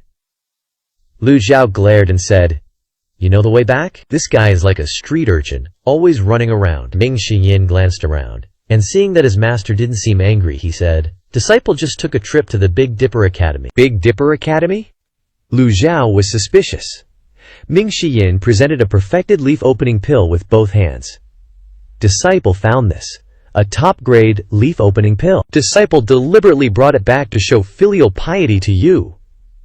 Lu Jiao took the leaf opening pill and brought it to his nose to smell it. The medicinal scent was very strong. Lu Jiao returned the leaf opening pill to Ming Shiyin. "Keep it for yourself." Master, disciple turned the Big Dipper Academy upside down, even searched the toilets. No, disciple didn't mean that. Ming Shiyin carefully put away the leaf opening pill. "I'll take it out to use after I chop my lotus," disciple understands. Lu Jiao also noticed that Ming Shinyin's loyalty had long exceeded 80 points, so even if Ming Shinyin took the liberty of messing up the Big Dipper Academy, he wouldn't blame him, no need to. Just then, Yu Shangrong walked into the courtyard from outside. "Greetings, master. What's the matter?" "Jing province is at war. Disciple wants to go see," Yu Shangrong replied. Lu Jiao frowned. He knew that Yu Shangrong and Yu Zhenghai were always incompatible and had always been in constant conflict. Yu Zhenghai wants to attack Jing province. Lu Zhou had given him half a year. Yu Shangrong's cultivation is only at 3 leaves now. What does he want to do there? Lu Zhao said indifferently. Yu Shangrong, within half a year I forbid you and Yu Zhenghai from having any conflicts. Can you do it? As soon as these words were spoken, Ming Xinyin couldn't help but be surprised. Why is Master suddenly so generous, wanting to let eldest senior brother off the hook? Yu Shangrong was startled, looked directly into his master's eyes, and replied, Master misunderstood. Swords and sabers may clash sometimes, but they can also combine sometimes. Ming Xinyin's eyes widened. Lu Jujiao's gaze began to examine Yu Shangrong. Seeing that he was holding Siwuya's diary in his hand, he understood in his heart. Lu Zhu said, Still at 3 leaves. Yu Shangrong stood up straight and replied in a light but confident tone. With a sword in hand, there is no need to fear. Lu Zhao was speechless. It seemed impossible to get Yu Shangrong to abandon his solitary and arrogant nature. Lu Zhao calmly said, Then go. Thank you, Master. If you encounter a life-threatening danger, remember to save your life first, Lu Zhao instructed. Disciple has encountered countless disasters in my life, but only enemies need to save their lives, Yu Shangrong replied. Lu Zhao frowned, revealing an angry expression. Only then did Yu Shangrong bow and say, Disciple remembers Master's instructions. Thank you for teaching. Lu Zhao rewarded 200 merit points. You won't listen when I speak normally. You only listen when I have to put on a stern face. Go! Yu Shangrong nodded and turned to leave. Out of Dung Pavilion. Second senior brother. Second senior brother. Ming Xinyin ran after him, calling out, What's the matter? Yu Shangrong stopped and looked at Ming Xinyin suspiciously. I'll give you this leaf-opening pill. Ming Xinyin smiled brightly and offered the leaf-opening pill with both hands, a conspiracy to win over second senior brother. Yu Shangrong glanced at the leaf-opening pill and then smiled and replied, Keep such a precious thing for yourself. After saying that, he lightly tapped his toes and darted down the mountain, disappearing in an instant. Ming Xinyin held the leaf-opening pill in his hand, tilting his head and doubting his life. Could it be that this thing isn't worth that much? So all my hard work was for nothing? Allah, that wimp 4th elder, Zhu Jifeng, suddenly steps up all shy. Spit it out! No one wants the pill? Zhu Jifeng gulps. You want it? Thanks, 4th elder. Zhu Jifeng bows like crazy. This dude's mental! Did I say I'd give it to you? Ming Shiren grabs the pill and dips. Zhu Jifeng is dumbfounded. Instead of heading to the East Pavilion, Ming Shiren goes back to the South Pavilion to chill. Just a few steps in, he spots little Yanter and Hai Luo holding hands, chatting and giggling. Huh? Newbie alert? Ming Shiren steps up. Little junior sister. Little Yanter spots the thing in his hand and asks casually, 4th senior brother, did you bring me something yummy? Hai Luo smiles at Ming Shiren. This is Hai Luo. Little Yanter replies. Hai Luo? Ming Shiren's like, wait, hold up. He circles Hai Luo, sizing her up, plotting something devious. 4th senior brother, what's that? Kaye pill. Ming Shiren answers without thinking. Let me see. Ming Shiren hands the Kaye pill to little Yan'er and steps aside to keep check-in. Out Hai Luo. Little Yan'er opens the pouch and dumps the pill into her palm to get a better look. The Kaye pill is all shiny and sparkly, giving off a sweet scent. First time they've seen one, so they're all curious and staring at it. Hai Luo's also mesmerized by the round pill like a little gem. Give it to him. Little Yan'er shoves the pill into Hai Luo's hand. Hai Luo carefully holds the pill up to the light. The two girls are whispering and giggling. Can you eat it? Yeah, give it to him. It's like candy. Hai Luo stares at the glowing Kaye pill and swallows hard. Ain't no kid gonna resist candy, so she raises her hand and shoves the Kaye pill in her mouth. That's when Ming Shiren snaps out of his thoughts and sees Hai Luo's hand is empty, so he's all, Yo, where's my Kaye pill? Ate it. Hai Luo says innocently, a little sweet, kinda salty, and a bit hot. As soon as she finishes talking, Hai Luo closes her eyes and passes out. Ming Shiren's like, WTF? The Kaye pill is for cultivators who've chopped their golden lotus, used to stimulate the Danshin Kiasi, generating massive amounts of vital energy, thereby increasing the chances of Kaye. And every single person who's tried it has been a Jungian Shen realm cultivator. Even though it's Ming Shiren's first time seeing a Kaye pill, he knows the basics. Normal people can't eat this, or some bad SHT will happen. Seeing Hailuo faint, Ming Shiren throws out a palm strike, using his Q to envelop her, sealing the acupuncture points on Hailuo's body with one hand. Fourth senior brother, what's wrong with Hailuo? Little Yonkare finally realizes Hailuo's in trouble and asks anxiously. Ming Shiren was gonna scold little junior sister, but seeing how scared she is, he can't bring himself to do it. Get Hailuo inside, quick! Ming Shiren and Little Yankare quickly take Hailuo back to Little Yankare's room in the South Pavilion. Little Yankare's super worried. Is he gonna be okay? Ming Shiren ain't so sure. Don't freak out! He mobilizes vital energy into her 8 extraordinary meridians. Hailuo entered the body's 6 internal organs. Hailuo is displaying extremely powerful medicinal effects that are stirring everywhere, becoming increasingly intense. Ming Shiren's shocked. No wonder Hailuo couldn't handle it and fainted. She really is just a normal person.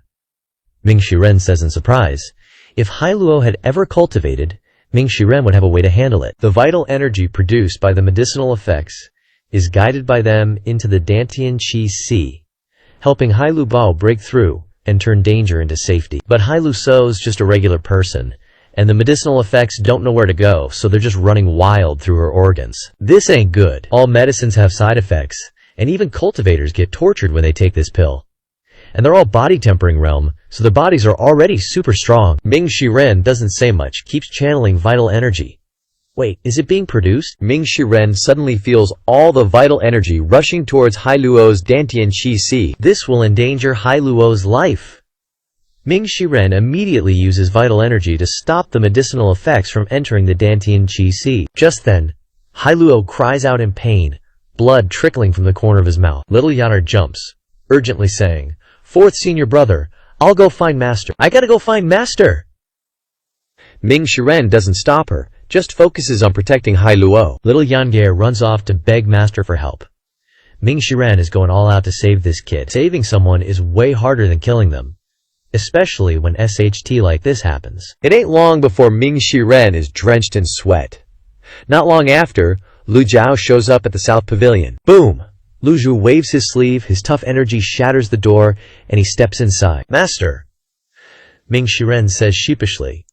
This disciple didn't do it on purpose, he ate it too fast. But don't worry, he's gonna stabilize soon. Lu Zhao looks at Hailuo, her face contorted in pain, blood oozing from her mouth, and her whole body reeking of foul air. All signs point to Hailuo not being in good shape.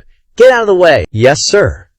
Ming Shiren immediately steps aside, wipes the sweat off his forehead, and stands still, not daring to move. He sneaks a peek at Hailuo and shivers. Don't screw this up, please. If something happens to you, Master's gonna beat me to death. Lu Zhao walks to the bed and uses 2 fingers to channel vital energy into Hailuo's body, discovering that his 8 extraordinary meridians are completely messed up. A normal person who's never tempered their body, their Dantian Qi Si, has no way to consume vital energy and cultivation.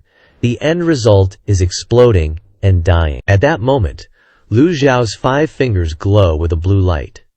This is the innate, unobstructed skill. The skill enters his body, and the medicinal effects are immediately crushed by the powerful force. Lu Zhao doesn't use too much extraordinary power, only daring to use a small portion. But the more Lu Zhao healed, the more he noticed something was up.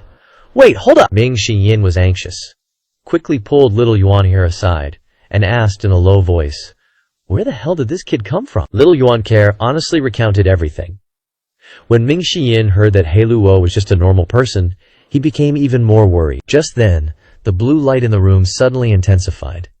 A powerful blue lotus, centered on Lu Zhao, expanded continuously, covering the entire southern pavilion. A powerful light force surged out in all directions like a tide. The first to notice the anomaly were the 4 great elders. Old age pavilions Leng Luo, Pan Litian, Hua Wudao, and Zuo Yushu stepped out of their rooms and looked up at the dazzling blue lotus. What the hell is going on? Never seen Pavilion Master use such a massive healing technique. I'm afraid he's in trouble. The 4 frowned. Leng Luo didn't say a word, raised his hand, and summoned his 100 Tribulation Cave Illumination Dharma Body. Leng Luo's Dharma Body didn't have a golden lotus. He yeeted his Dharma Body into the air. Elder Leng? What are you doing? Pan Lishan asked suspiciously. I get it. Hua Wudao also summoned his Dharma body, also 100 Tribulation Cave illumination without a golden lotus. Hua Wudao's Dharma body flew into the air. Pan Lishan shook his head. All right, this old man should be the first to assist. Pan Lishan stood up, combined his palms, summoned his Dharma body, and also pushed his Dharma body out. All three Dharma bodies didn't have a golden lotus. Zuo Yushu asked in surprise. You all chopped your golden lotuses off? What about it? The three looked at Zuo Yushu. They could understand that, from Zuo Yushu's perspective. Having just joined the Old Age Pavilion, telling her to chop off her golden lotus was a bit unrealistic. Zuo Yushu smiled sadly. I thought you guys wouldn't chop them off. The crutch in Zuo Yushu's hand slammed hard on the ground, and seals flew out of the crutch, piling up into 100 Tribulation Cave illumination Dharma body. The three elders looked over, marveling. The methods of the Confucian school are truly numerous. Then, they realized that Zuo Yushu's Dharma body also didn't have a golden lotus. All four Dharma bodies were bare. The four elders exchanged glances, chuckled softly, and simultaneously controlled their Dharma bodies to cover the southern pavilion, then flew towards Little Yuanir's room. Although they had chopped off their golden lotuses and their height had decreased, the four Dharma bodies, 10 feet tall and sparkling with golden light, still inspired awe. The four Dharma bodies, 3 male and 1 female, revolved around the blue lotus, and energy poured into the blue lotus like a waterfall. On the mountainside, the female disciples who were cleaning successively looked up to admire this heart-stirring spectacle. Pan Zhong and Zhao Qifeng also looked up at the four Dharma bodies that were constantly pouring vitality into the blue lotus. What is that? Such a dense vitality and energy. The two of them had been stuck at the Divine Court realm for a long time. This burst of energy and vitality suddenly made the Qi seas in their dantians stir. The two exchanged glances, then sat down cross-legged. Since going there wouldn't help, they might as well take the opportunity to break through. Not opening the golden lotus? Yeah, not opening the golden lotus. The two decided to choose a new cultivation method. At the same time, Lu Zhu used all the extraordinary power of the heavenly book to pour into the immaterial misery wisdom. This was also the most powerful deployment of the heavenly book's divine power to date. Ming Xingyin's eyes widened at this scene. Is Master crazy? He's actually going all out to save a stranger. Why? Little Yuan Carrere ran outside, looked up at the four Dharma bodies sparkling with golden light in the sky, and whispered, the four great elders, 100 Tribulation Cave illumination Dharma bodies, the heavenly book's extraordinary power supporting each other, one gold and one blue, spread out in all directions. On the mountainside, the trees were verdant, and in the pavilions, the withered flowers and plants sprouted and grew again. In the forest, the birds and beasts chirped happily. At the foot of the mountain, the barren lands affected by the great battle with Basima began to become fertile, budding, and sprouting. In the southern pavilion, Princess Yongning slowly walked out, and when she saw this magnificent spectacle, she was stunned. Yongning opened her eyes wide and whispered, so beautiful. She had heard Si Wuya say that the Evil Sky Pavilion was inviolable, and others say that Golden Court Mountain was evil and filthy. Now that she saw it with her own eyes, all the rumors completely collapsed.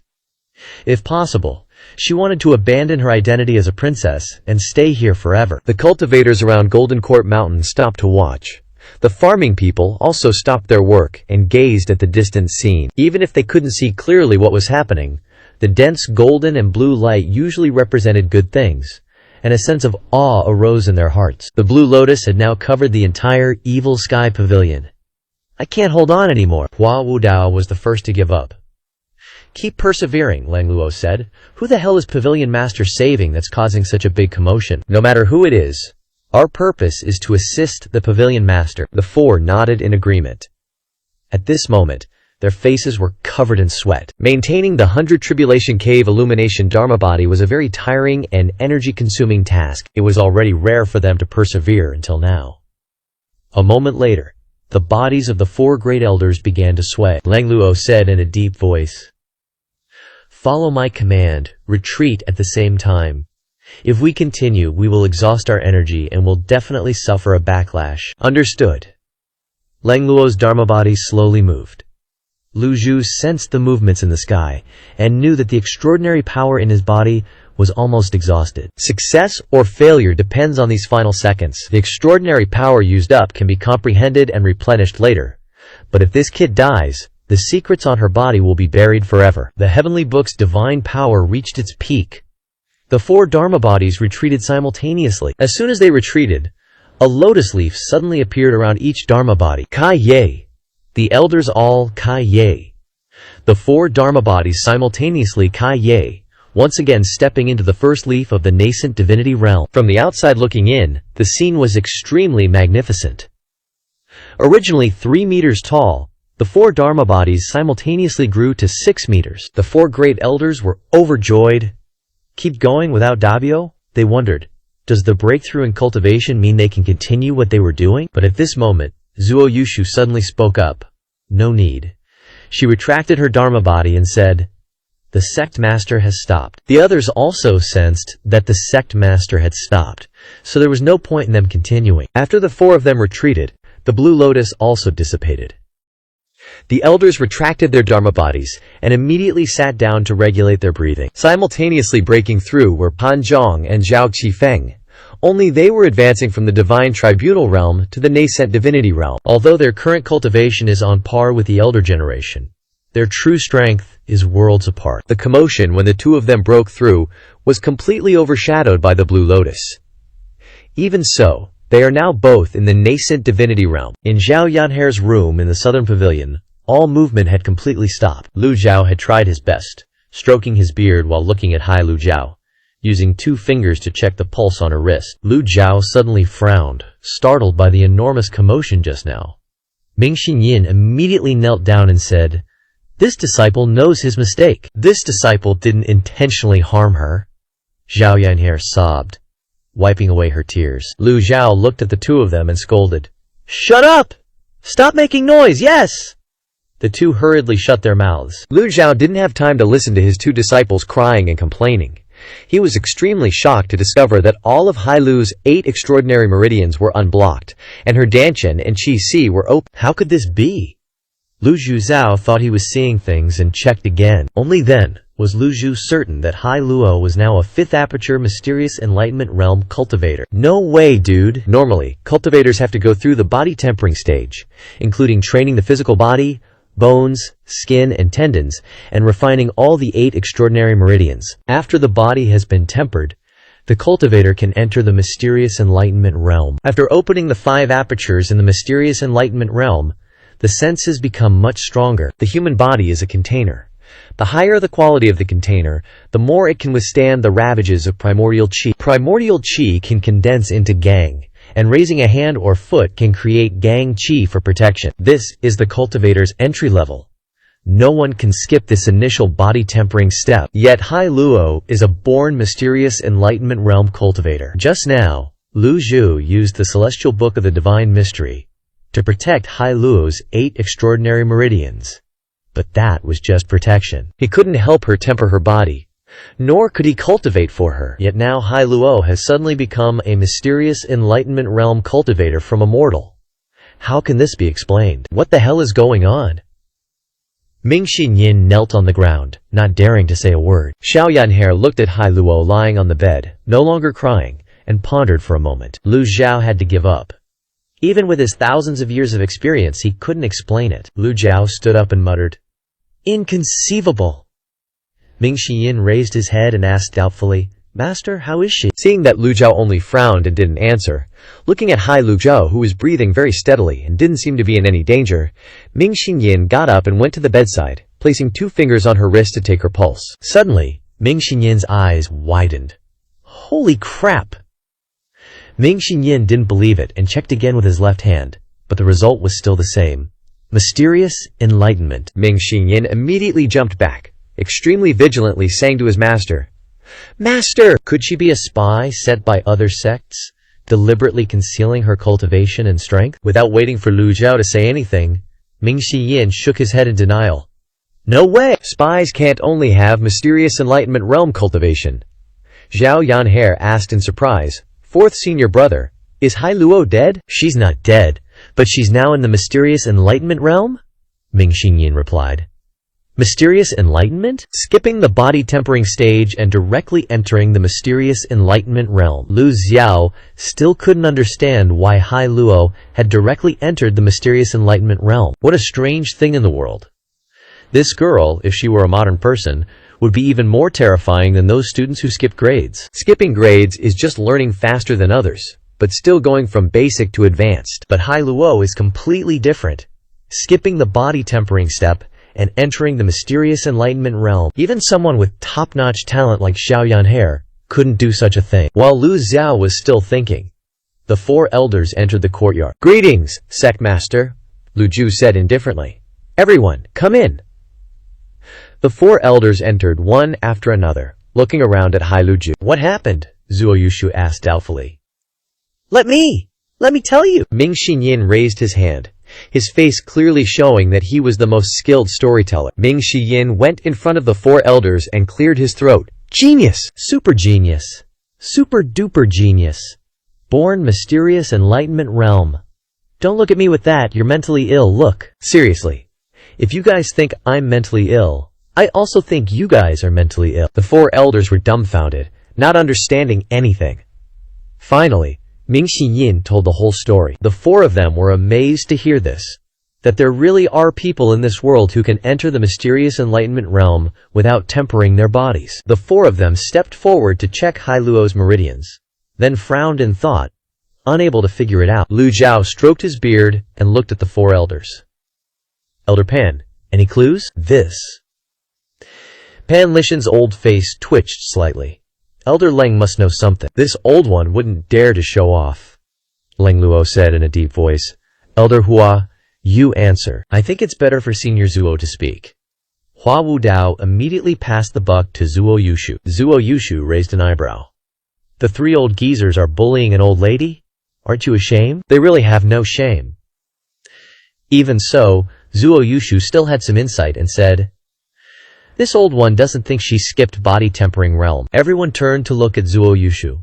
Lu Zhao stroked his beard and said, "Why are you so sure?" Zuo Yushu glanced at the elders, and then, with the demeanor of a female immortal, softly replied, "The sect master used extraordinary methods to protect Hai Luo's meridians, and the four of us added our strength. Under these conditions, it's very likely she passed the body-tempering realm in a short period of time, but Hai Luo's physical functions are not strong at all, no different from ordinary people." Ming Xiyin said doubtfully, "The sect master's power and the power of the four of us supported each other. When opening up Hai Luo's Dantian and Sea of Qi, it was completely offset, creating this result?" Zuo Yushu clasped her hands and said to Lu Zhao, "Of course, this is just my speculation. To enter the mysterious heaven realm under such a mixed force, this girl is really something," Pan Lishan said.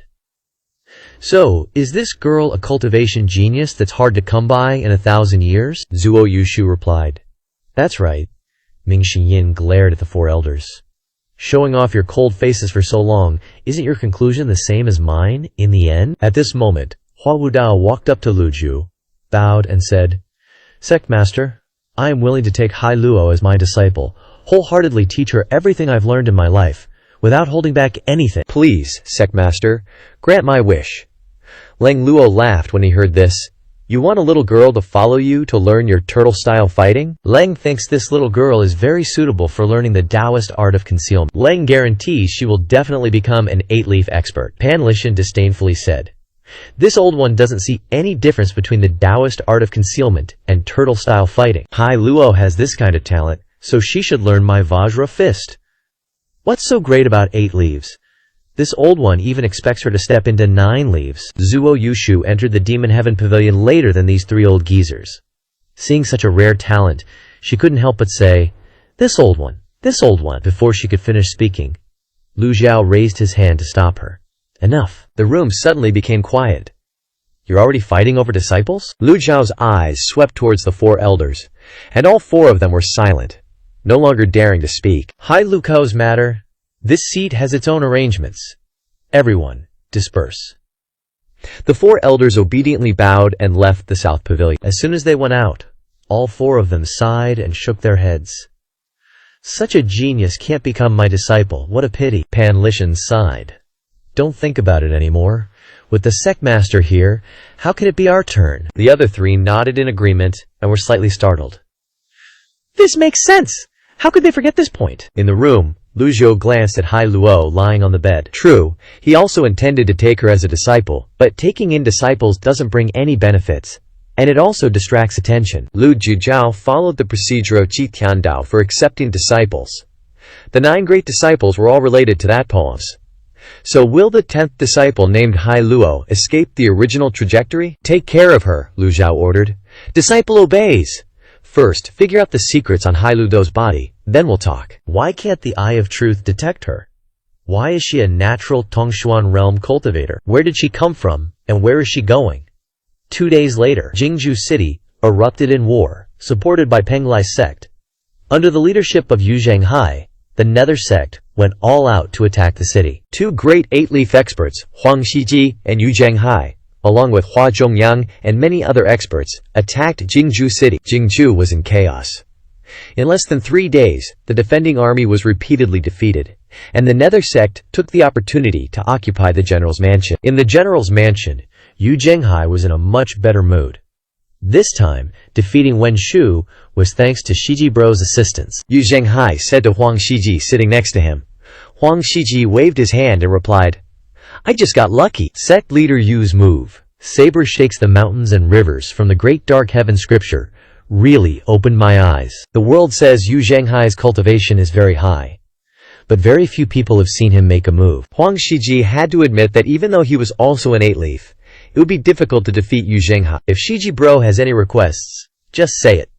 This sect leader will definitely try my best to satisfy you. Huang Shiji originally had many requests, but thinking that Ji Tiandao was a 9-leaf golden lotus, he replied, Friends help each other, why be so polite? Cough, cough, cough. Huang Shiji coughed up blood.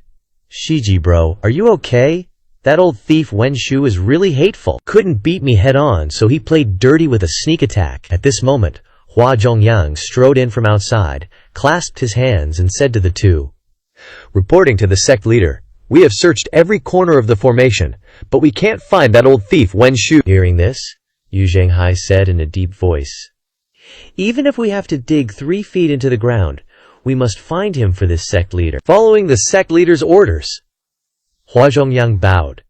At the same time, in the north of Jingzhou City, in a ditch, 5 people in armor were struggling to escape. General Wen, this way. Running straight along this ditch for about 50 miles will lead to the Crossing Heaven River. Your subordinate has prepared a boat waiting there. Running in the middle was an old man wearing tattered armor, covered in wounds. This person was one of the 8 great commanders guarding Jingzhou City, General Wen Shu, a master of the Confucian school. Wen Shu turned his head to look at Jingzhou City. If I don't avenge this, I swear I'm not a man. As soon as he finished speaking, a cold and gentle voice suddenly came from a large tree by the roadside. I'm sorry. The fleeing group were all easily startled birds, and everyone was seriously injured. The voice made all 5 of them jump. Who is it? General Wen, be careful. On the towering tree, a cyan-robed swordsman, holding a long sword, stood on a branch, looking down, and said with a smile, Sorry, you have to stop here. Who are you? One of the dudes in the group was like, Wait, hold up. Ain't you Ngu Shangrong, the sword devil? Ngu Shangrong? As soon as those words dropped, Wen Shu's heart skipped a beat. Even at his peak, he was only slightly stronger than Huang Shi, but still couldn't hold a candle to Yu Zhanghai. Wen Shu had heard tales of the epic battle in Yunzhao, where this sword devil Ngu Shangrong was practically neck and neck with Yu Zhanghai. Wen Shu's eyes locked onto Ngu Shangrong, blazing with intensity. He had to play it cool. I've heard of the sword devil's legendary name. My respects, my respects, Wen Shu said with a bow. Ngu Shangrong replied coldly, My sword doesn't waste itself on nobodies. Everyone except Wen Shu, get the hell out, caught on my sight within 3 breaths. The remaining 4 exchanged glances. Wen Shu raised an eyebrow and barked, Desertion in the face of battle is a capital offense. But these guys weren't idiots. They knew they stood 0 chance against the sword devil. Desertion? Aren't you deserting, dude? Sorry, General Wen. What can you do in 3 breaths? Run like hell, duh. The 4 immediately turned tail and vanished into the woods. Can't really blame them, though. How were they supposed to know Ngu Shangrong had already chopped down a golden lotus? Who wouldn't freak out facing an 8-leaf Ngu Shangrong? Wen Shu's brow furrowed, his face ugly. Suppressing his discomfort, he clasped his hands. I heard you and sect leader Yu Zhenghai. Truth be told, I just threw down with Yu Zhenghai for a few hundred rounds. You'd definitely beat him if you came looking for him now. From the tree branch, Ngu Shangrong smirked. Seems like the general doesn't know me at all, huh? What's the point of winning now? It's just a win. Not heroic. Wen Shu secretly breathed a sigh of relief. I'm currently suffering from internal injuries, my lord. Ngu Shangrong suddenly raised his hand, interrupting him, and shot the scabbard into a tree trunk with his chi. The longevity sword glowed crimson, hovering in the air. Too bad, you gotta die. With that, Ngu Shangrong rode his sword down. Wen Shu's expression changed drastically, and he immediately retreated, unleashing several talismans with both palms. Bang, bang, bang! The two clashed violently. Even though Wen Shu was heavily injured, he tried his best to fight back, knowing his opponent was the sword devil Ngu Shangrong, who kills with every strike. Wen Shu's eyes widened, his talismans and seals becoming more numerous. The sword devil's figure flickered closer and closer, the longevity sword moving so fast it created a dizzying display of sword shadows. Seeing the sword devil about to reach him, Wen Shu immediately summoned his 8-leaf avatar. The avatar appeared, and oomph! The surrounding trees within a few dozen meters were destroyed. Then, in an instant, the avatar vanished. Wen Shu felt the pressure ease. He looked up and saw Ngu Shangrong spinning backward in midair, forced to retreat. Wen Shu couldn't believe his eyes. Given the sword devil's personality, he would have just sliced the opponent's avatar to pieces, easily killing Wen Shu. But here he was, actually retreating. Are you toying with me? Wen Shu felt humiliated, and his palms unleashed a barrage of talismans. Meh, golden light. Ngu Shangrong tiptoed and flew into the air, the longevity sword hovering before him. The sword devil of destiny unleashed a storm of sword chi towards Wen Shu. Wen Shu scoffed. So this is the sword devil? You'll pay dearly for underestimating me. Wen Shu clasped his hands together, raising his 2 index fingers, pressing them close together. Golden light erupted between his fingers, surrounded by a chain of talismans. Absolute Saint Chi. This was the strongest move of his school. The Chi imprint shot towards the sword devil like a cannonball. The sword devil of destiny collided with the Chi imprint of the absolute Saint Chi, but couldn't stop it. Ngu Shangrong's face remained unchanged. He spun 180 degrees, retreated, and summoned his avatar. Whoa! A shocking scene unfolded. Ngu Shangrong and his avatar merged as one. The avatar's palms perfectly aligned with Ngu Shangrong's palms. The 4 palms crossed to meet the great divine power. Absolute Saint Chi. Time seemed to slow. Wen Shu looked at Ngu Shangrong's avatar. Ha ha ha! Heaven is truly helping me. A 3-leaf sword devil without a golden lotus? You have a death wish. Wen Shu's spirit surged, releasing all the rage in his heart. Absolute Saint Chi lunged forward, striking the 4 palms of Chi. Do! Thwack! Oomph! The impact was violent. The surrounding trees were cut down by the Chi and collapsed with a crash. Wen Shu was still maintaining the attacking posture of Absolute Saint Chi, while Ngu Shangrong was barely holding it off. Wen Shu's eyes were filled with shock. 3-leaf. How can he withstand it? Why can the avatar move? Wen Shu's voice trembled. The two began to fall. Too bad you know too little about avatars. Ngu Shangrong looked at him like he was already dead. Wen Shu, consumed by rage, said unwillingly, So what? Even if I'm heavily injured, a tiny 3-leaf like you can't possibly. Swish, swish, swish. 3 lotus leaves rhythmically sliced across Wen Shu's neck. The 2 landed on the ground. Wen Shu stared wide-eyed as the 3 lotus leaves flew back to the longevity sword. Blood gushed from his neck. 2 of the 3 lotus leaves suddenly split in 2. 5 lotus leaf shadows radiated dazzling golden light, spinning continuously before flying towards the avatar and disappearing in the bright sunlight. Ngu Shangrong stood against the sun, his tall, slender figure impossibly distant. Wen Shu couldn't make out his expression, only hearing Ngu Shangrong slowly say, I am invincible within the 8-leaf realm. I was before, and I will be in the future. Fresh blood soaked Wenshu's chest until he could no longer breathe. He felt his soul being grasped by an invisible hand, pulled out of his body, through his chest, his heart, his throat, and then completely detached from his body. Wenshu fell backward, facing the sky.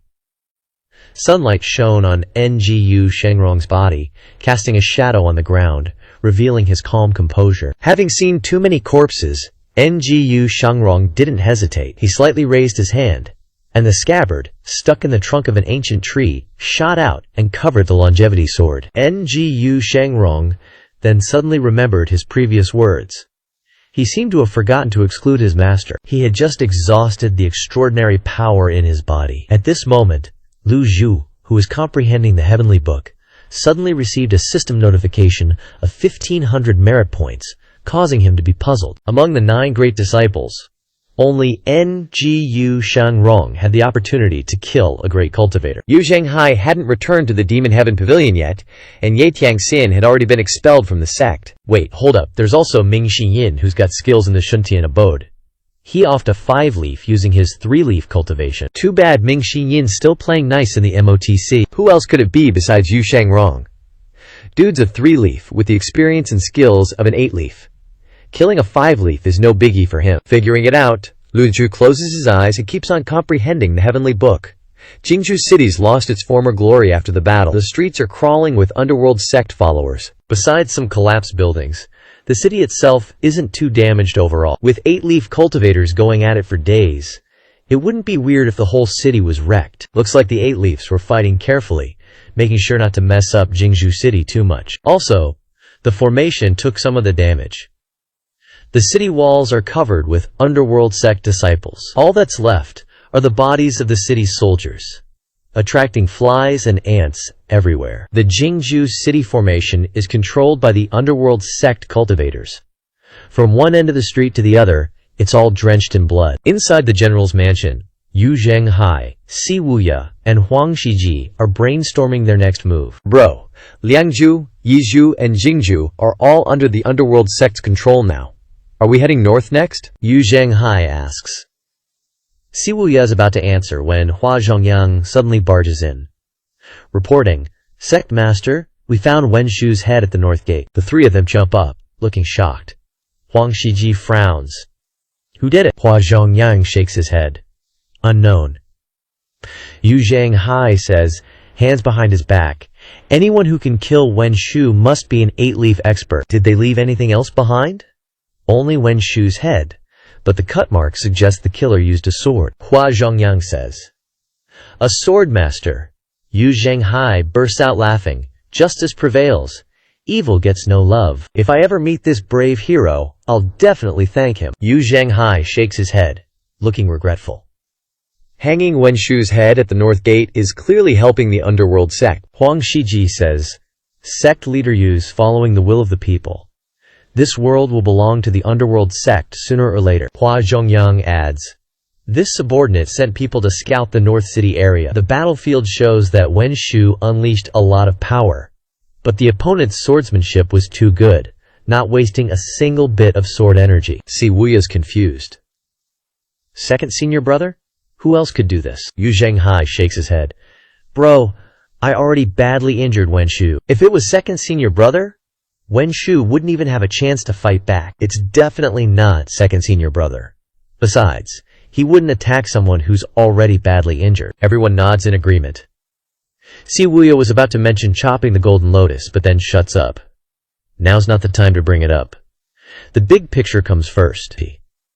The underworld sect needs to focus on conquering the 9 provinces. In the East Pavilion, Lu Zhu spends 5 days comprehending the heavenly book. Lu Zhu feels his extraordinary power has fully recovered, but comprehending the heavenly book isn't enough. The barrier has been restored. The 9-leaf is shaking the entire cultivation world. This is the perfect time to focus on cultivation. If he can break through to the 2-leaf, he can definitely reach the 3-leaf and 4-leaf. Lu Zhao opens the system interface. Remaining lifespan, 167, 144 days. Reversal cards, 48. Lu Zhao only has about 45 years of lifespan left. His body isn't in top condition yet. After thinking for a moment, Lu Zhao uses 10 reversal cards. Remaining lifespan increased by 4,000 days. Lu Zhao doesn't use the rest of his reversal cards. Something tells him they'll be worth more after he successfully opens the Earth Book. Master! Little Yuan Hair's voice suddenly comes from outside. Come in! Little Yuan Hair opens the door and leads Hailuo into the room. Hailuo looks shy, probably still scared from the last time she ate the Kaye pill, and holds out her hand. Lu Zhao says, Lu Zhao takes her pulse. Lu Zhao feels that besides the opened Qi Si in her dantian, there's also a faint stream of original Qi moving through Hailuo's meridians. This is weird. Hailuo hasn't cultivated before. How does she have original Qi in her meridians now? Hailuo hasn't tempered her body. If the original Qi hardens, it'll damage her eyes. Lu Zhao stares at Hailuo. Hailuo, tell me, do you really not know how to cultivate? Cultivate? Hailuo blinks her big, round eyes. Lu Zhao raises his hand, and a miniature avatar appears in his palm.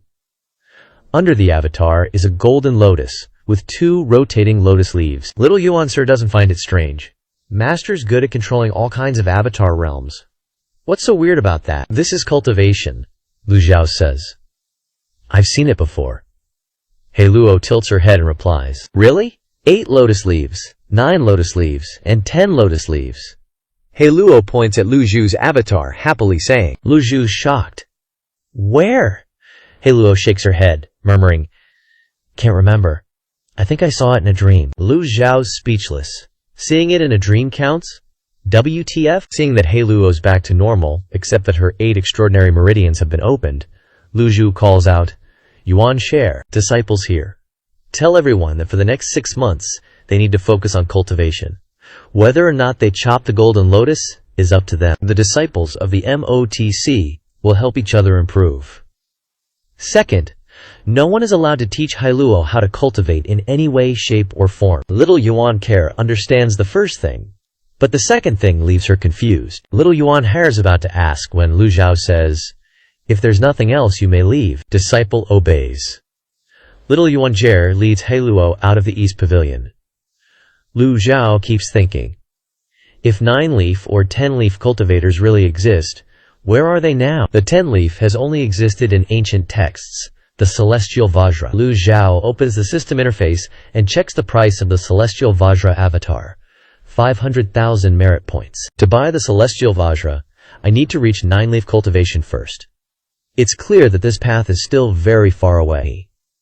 He needs to save up his merit points and not spend them carelessly. Lu Zhu sighs, closes his eyes, and continues to cultivate. The next morning, outside the East Pavilion, old 8th Zhu Honggong is wandering around like a jobless bum. 5th senior sister. 5th senior sister. You're even more beautiful today than you were yesterday. Zhu Honggong chuckled mischievously. Zhu Yu frowned. Old 8, spit it out. Zhu Honggong looked around, then whispered, 5th senior sister, have you chopped the golden lotus yet? Not yet. Why? Just asking. Mental case. Zhu Yu gave him a complicated look, then turned and left. Zhu Honggong continued to wander around, and when he saw Xiao Yanhair and Hailuo strolling, he ran over to greet them. Little junior sister! 8th senior brother! Little junior sister, you're even more beautiful today than you were yesterday, Zhu Honggong said. Hee, really? Zhu Honggong walked up to Xiao Yanhair and asked in a low voice, Little junior sister, have you chopped the golden lotus yet? Not yet. Why, 8th senior brother? Just asking. Whatever. Zhu Honggong replied casually. Xiao Yanhair rolled her eyes at him, bored, and dragged Hailuo towards the back mountain. So no one dares to chop it. You guys want to trick me into chopping first, huh? No way. If you guys don't chop, then I won't either. Wait, that doesn't sound right. Chopping early means recovering early. The longer it drags on, the worse it is. Fine. Zhu Honggong watched Xiao Yanhair's figure disappear, stroking his chin as he thought, maybe I should ask 3rd senior brother? Zhu Honggong was about to go to the martial arts practice square on the mountainside when a voice suddenly came from behind him. 8th junior brother, come here. 4th senior brother. Zhu Honggong saw Ming Shiyin standing not far away, waving at him, so he walked over. Arriving in front of Ming Shiyin, Zhu Honggong bowed and said, Fourth senior brother, have you chopped the golden lotus yet? Why are you asking? Ming Xinyin wasn't like the others. He immediately became wary upon hearing this. Just asking. Don't ask. Your fourth senior brother's gonna give you a hand now. You just condensed the 100 tribulation insightful Dharma body and haven't even opened a leaf yet. Chopping the golden lotus early means early rebirth. Stop with the uh-oh. This golden lotus chopping usually can't be done alone. We have to help each other out. I'll help you, you help me. The four grand elders all did it that way. Hey, don't you think what I'm saying is right? Ming Xinyin asked. Right. Zhu Honggong nodded. He definitely couldn't bring himself to do it. Ming Xinyin grabbed Zhu Honggong by the collar and dragged him towards the south pavilion like a little chick. Stepping into the room, Ming Xinyin said, "Summon your Dharma body. Don't worry, my farewell hook is fast and accurate. One chop and it's done." Ming Xinyin raised his hand, and the farewell hook instantly appeared. Without a heaven-grade weapon, it's hard to chop the golden lotus. Using earth-grade or Xuan-grade weapons requires several chops to sever it. Some people are extremely miserable, chopping for half a day and still not finishing. Why are you sweating so much? Quickly summon your Dharma body. Don't dilly-dally. Whoosh! Zhu Honggong immediately turned around and ran, smashing through the door and rushing out of the south pavilion. You want to run? Ming Xinyin's figure flashed, his Dharma body appeared, blocking Zhu Honggong's path, and casually grabbed him. Senior brother is helping you, why are you running? How can a grown man be afraid of this? Look at second senior brother, he's a true hero. You should know. When second senior brother chopped the golden lotus, he didn't have a life-saving pill to use. Second senior brother was truly the first to walk the path of chopping the golden lotus. Old 8, be confident, be strong. Hee, I'm just warming up. Zhu Honggong's face was full of tears, and he reluctantly summoned his Dharma body. Senior brother, slow down a bit. As soon as Zhu Honggong's Dharma body appeared, Ming Xinyin's farewell hook flashed with golden light, chopping fiercely towards the golden lotus. Swish! Ah! A miserable scream like a pig being stabbed echoed throughout the south pavilion. As the golden lotus fell to the ground, the Dharma body above merged into Zhu Honggong's body. Just then, Ming Xinyin suddenly scratched his head and said, "Old 8, I think I forgot to give you the golden lotus protection pill." Zhu Honggong gave a bitter smile, his eyes rolled back, and he fell to the ground, unconscious. Ming Xinyin was completely speechless. He took out a life-saving pill from his pocket and stuffed it into Zhu Honggong's mouth, then took out a leaf-opening pill and fed it to him. Ming Xinyin got up, carried Zhu Honggong back to his room, and dumped him on the bed.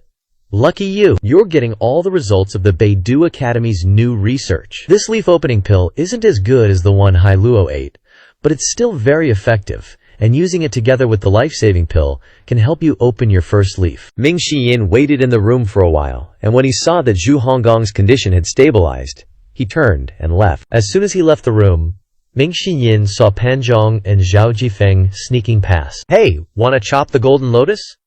Free assistance here!" Ming Xinyin shouted. No need.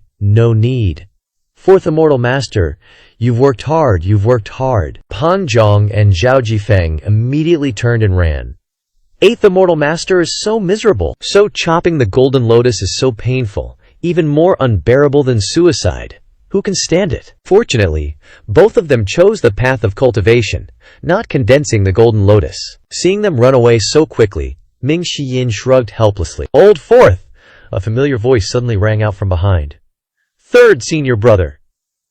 Ming Xinyin turned around and saw Duan Musheng calmly walking over, carrying the Overlord's spear. "Old Fourth, I've been thinking all night, and I finally figured it out," Duan Musheng said. "What did third senior brother figure out?" Ming Xinyin smiled obsequiously. "We're senior and junior brothers. We should help and support each other. You help me chop, I help you chop. What do you think?" Duan Musheng wasn't the type of person who was afraid of pain. It's just that swinging the blade to chop his own golden lotus was too cruel. It would be so much better if someone could help. Right now, the vast majority of sects in the cultivation world are chopping the golden lotus and rebuilding. Before long, the Dark Sky sect will be left behind. How can we lose face for our master? Third brother, I'll help you chop the golden lotus, but how exactly are you planning to chop it for me? Ming Xinyin asked guiltily. Of course, with the Overlord's spear, Duan Musheng said confidently. My spear technique has reached its peak. I can unleash hundreds of spear shadows at once, enough to chop down the golden lotus. Ming Xinyan's eyes widened. Fourth brother, why are you sweating so much? Don't worry, I won't be merciful. These past few days, I've been thinking about the best way to chop the golden lotus, and this is it. Before Duan Musheng could finish, he suddenly felt a gust of wind pass by. Fourth! I'm ordering you as your senior brother, quick! Get back here now! But Ming Xinyan was still as fast as lightning, rushing towards the foot of the mountain. What the hell? Chopping like that? No one can handle that. Ming Xinyan decided not to chop the golden lotus anymore. Isn't it good to obediently be an 8-leaf expert for life? Why do I have to aim for 9 leaves? Why are there so many brain-dead people in the cultivation world? They won't even reach 8 leaves in their lifetime, so why bother chopping the golden lotus? What's wrong with being an 8-leaf? Ming Xinyan flew down the mountain at lightning speed, landed on a branch, and leaned against the tree trunk, happily taking a nap. While he was sleeping soundly, a piercing cry came from afar. Caw! Caw! The distinctive sound traveled far. Ming Xinyan sat on the branch and looked out, seeing a fierce flying beast pulling a flying chariot through the sky. Oh! Such a big, fierce beast! That fierce beast had a wingspan of 4 or 5 zang, its whole body was dark red, its eyes were as big as fists, emitting a dark light. Ming Xinyan didn't recognize this kind of flying beast, but he could confirm that a species like this didn't exist in human-inhabited areas. Ming Xinyan was startled. Could it be from the 4 great forests? Ming Xinyan flew into the air, welcoming the fierce beast. Sure enough, it was flying towards Golden Court Mountain, but according to etiquette, it didn't fly too high, only flying in the lower sky. A moment later, it stopped at the foot of Golden Court Mountain. 5 people stepped down from the flying chariot, all wearing red foreign attire, brocade hats, and catfish beards. The leader was tall and sturdy, with bright eyes. He looked up at Ming Xinyan, who was standing in the air, put his right hand on his left shoulder, and bowed slightly, saying in a friendly tone, I am Lan Ni, an envoy from Ruo Li, requesting to meet the master of the Dark Sky sect. Quack! The fierce beast raised its head, its sharp beak open, making a piercing sound, as if trying to intimidate, making it difficult to have a good impression. Using fierce flying beasts to pull flying chariots is quite common, but it is only suitable for use in sparsely populated areas. This kind of flying beast is difficult to tame and often behaves erratically. Once it goes crazy, it can injure the residents below. Ming Xinyan looked at the 5 people, finally stopping at the one who had greeted him. Ruo Li envoy, it's an honor to meet you. Lan Ni's handlebar mustache tilted up, as if he was smiling. This friend, you appeared at the foot of Golden Court Mountain, so you must be a friend of Golden Court Mountain. If you could lead us up the mountain, we would be very grateful, Ming Xinyan said indifferently. Your Dayan language isn't bad, eh? Does Ruo Li have an academy that teaches the language of Dayan? Lan Ni replied. Ming Xinyan felt strange. Right now, Ruo Li is at war in Liang province. The 2 countries are at war, but the Ruo Li envoy isn't looking for the senior brother or the royal family, but instead came to the Dark Sky sect, burying the rooster's head under the New Year bamboo? They definitely don't have good intentions. Ming Xinyan scratched his head, looked in another direction and said, What are you guys saying? I don't understand. After saying that, he immediately flew away. Lan Ni hurriedly said, This matter is of great importance. Please reconsider. Ming Xinyan flew a few meters away, heard this, and stopped in mid-air, turning his head to ask, How important? Is the sky falling? Lan Ni was speechless but still tried to answer, No. Then what's so important? Ming Xinyan turned around and flew away, using the great divine power technique, instantly disappearing from everyone's sight, leaving Lan Ni and his group staring blankly at the Golden Court Mountain barrier. Lan Ni wasn't angry but smiled and said, I've known quite a few Dayan people, but someone who acts so strangely is rare, truly a fascinating person. Leader, should we just barge in? A subordinate next to him said. Are you tired of living? This is the Dark Sky sect. We didn't come here to fight, not to mention that this barrier is not ordinary, you can't just enter if you want to. Then what should we do? Wait until evening. Ming Xinyan flew back from afar and found that Lan Ni and his group were still waiting at the foot of the mountain. Lan Ni saw Ming Xinyan and hurriedly stood up. Friend, we meet again. You guys are really persistent. The day we don't get to meet the master of the Dark Sky sect, the day we won't leave. Lan Ni was afraid that Ming Xinyan would leave again, So he added, "This matter is related to the secret of the 9 leaves. Please be sure to pass on the message." Quack! The fierce beast made another piercing sound. 9 leaves? Ming Shiyin became wary and didn't immediately agree to them, but only said, "Wait a moment." After saying that, he turned around and entered the barrier. Lan Ni looked at the blue barrier and couldn't help but smile confidently. The subordinate next to him whispered, "Leader, what if he refuses to meet?" "He won't. No expert in this world isn't interested in the 9 leaves. The master of the Dark Sky sect is no exception," Lan Ni replied confidently.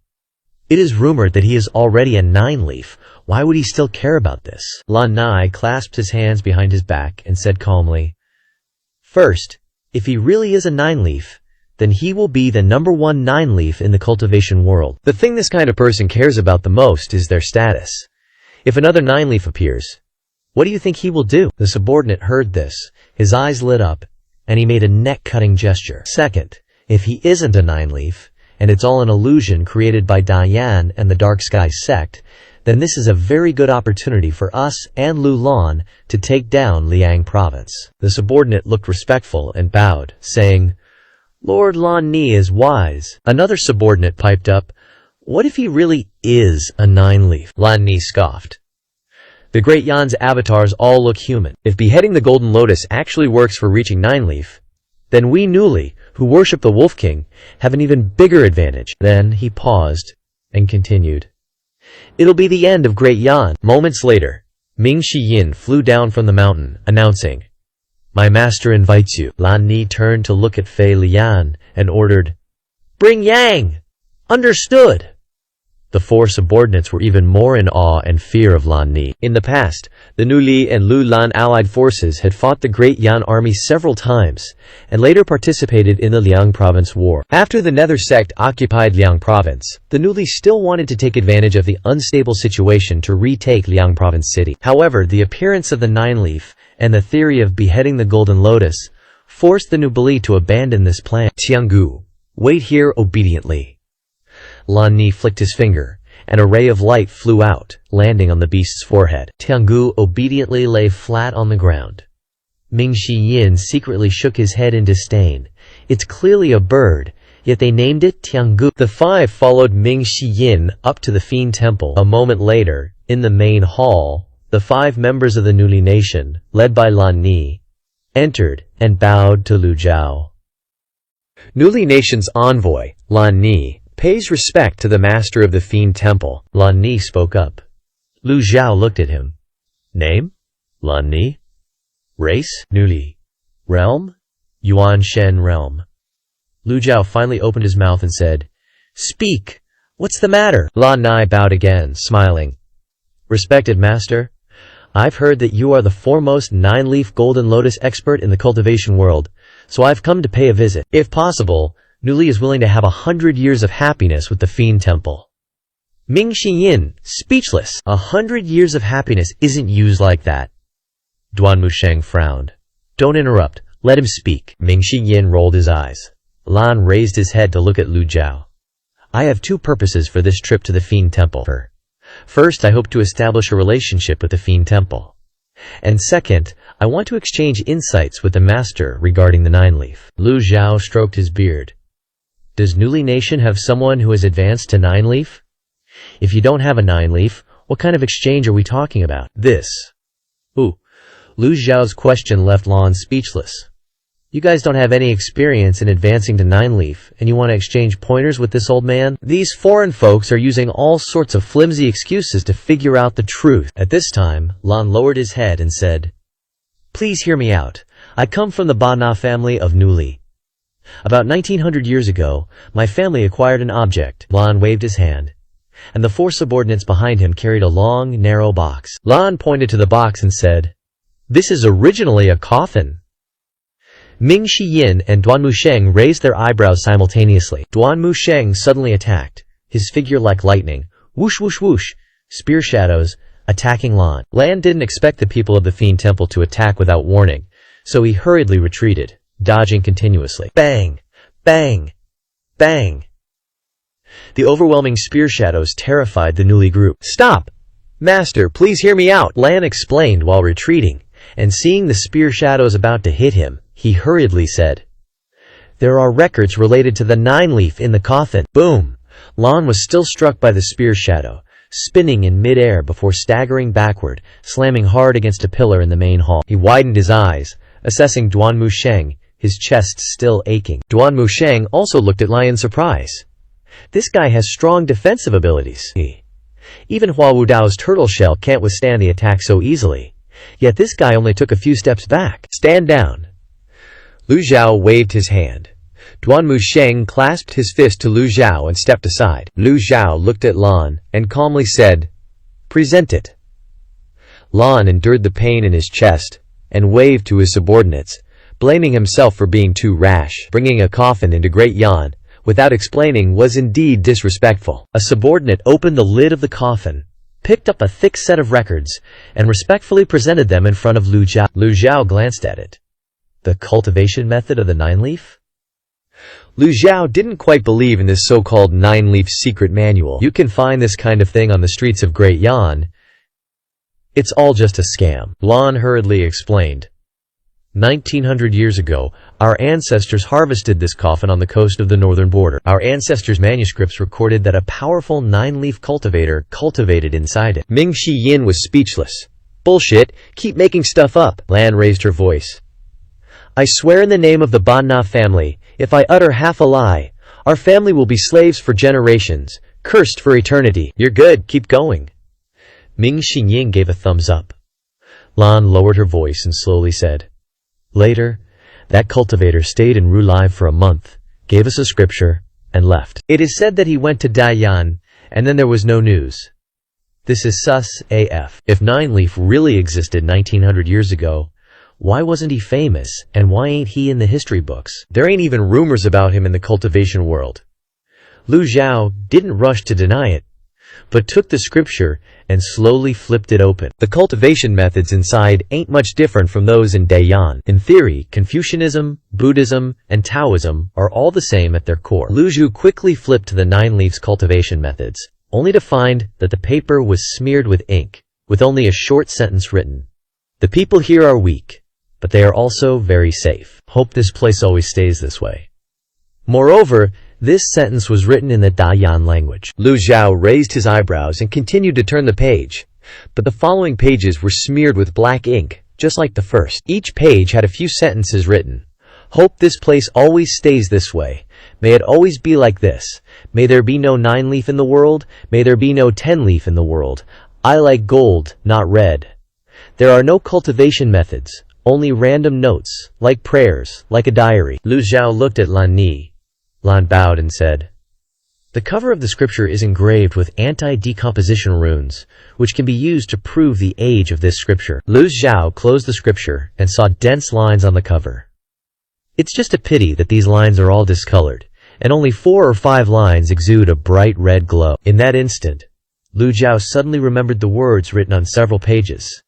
"I like gold, not red." This was the first time Lu Zhao had seen a red rune.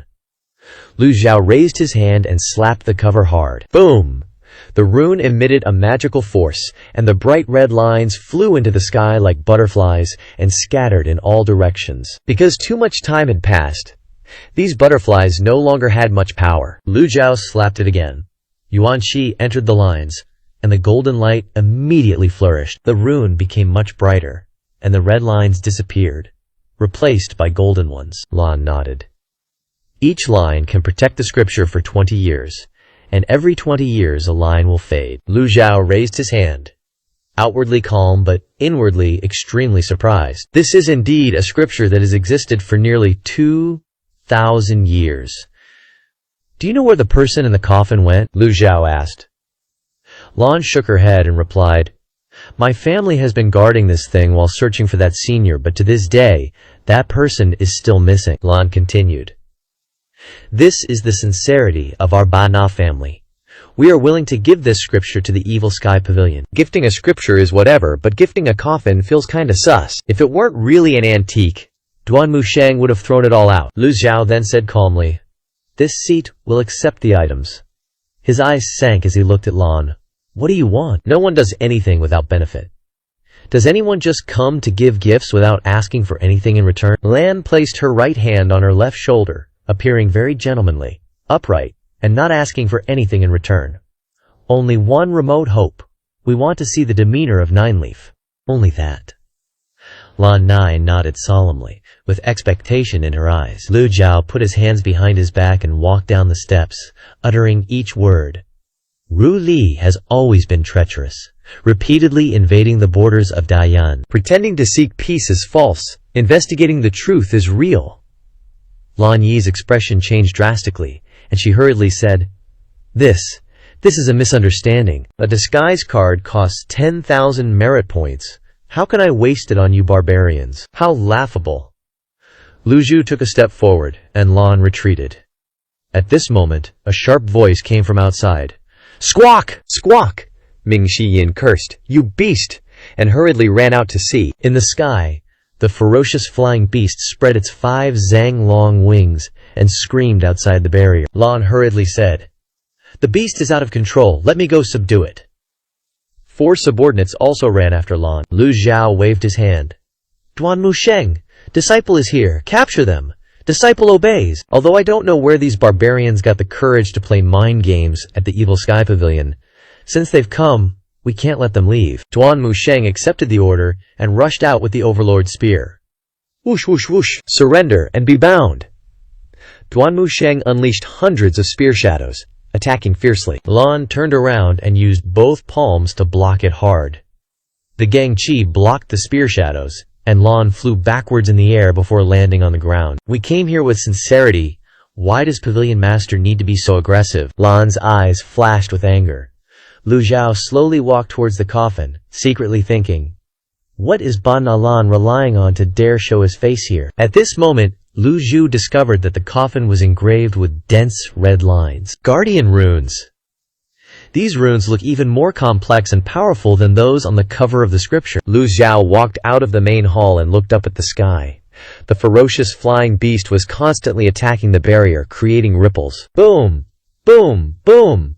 Ming Shiyin glared and said, Stop pretending. Your pet bird can't even fake it anymore. Lan frowned and looked at the sky dog, suspiciously saying, How could this be? Boom! The sky dog attacked the Golden Court mountain barrier again. Duan Musheng couldn't bear it anymore, and the Overlord's spear immediately pressed forward. Right then and there, a massive brawl broke out in front of the main hall. Duan Musheng went full Chad, taking on 5 dudes at once. Ming Shiyin was like, Nah, I'm good, just watching the show. That heavenly dog's wings were going wild, slamming down wind blades like nobody's business. Suddenly, out of nowhere, a bunch of arrow blasts rained down on the heavenly dog from the Namo-Sex direction. Boom, boom, boom. Hua Yuexing's arrows. But the heavenly dog just lost a few feathers. Its wings blocked everything else. Squawk! Squawk! This fierce bird beast was getting pissed. What the hell even is that thing? Ming Xinyan's eyes widened. Hua Yuexing's a top-tier archer from 3 Leaves, and she couldn't even scratch this beast. While fighting Duan Musheng, Lan Yi pleaded, Sect Master, it's all just a misunderstanding. Lu Zhao stroked his beard, looking up at the heavenly dog. Just as he was about to bust out the unnamed bow to deal with this thing, a flute melody drifted in from afar. The flute music was lively and smooth, a relaxing tune like water trickling through a silent forest. As the flute music filled the Evil Sky Pavilion, the fierce bird beast suddenly chilled out. No more attacking. Lan Yi's eyes bugged out. No way! The flute kept playing. The simple flute music carried no vital energy, enchanting anyone who heard it. Everyone knows Heilu can control beasts, but making a wild, untamable beast like the heavenly dog listen? That's some next-level stuff. Little Yuan here clapped, cheering, Awesome! Awesome! Keep going, Heiluo, it's not attacking anymore. Hua Yuexing couldn't wrap her head around it.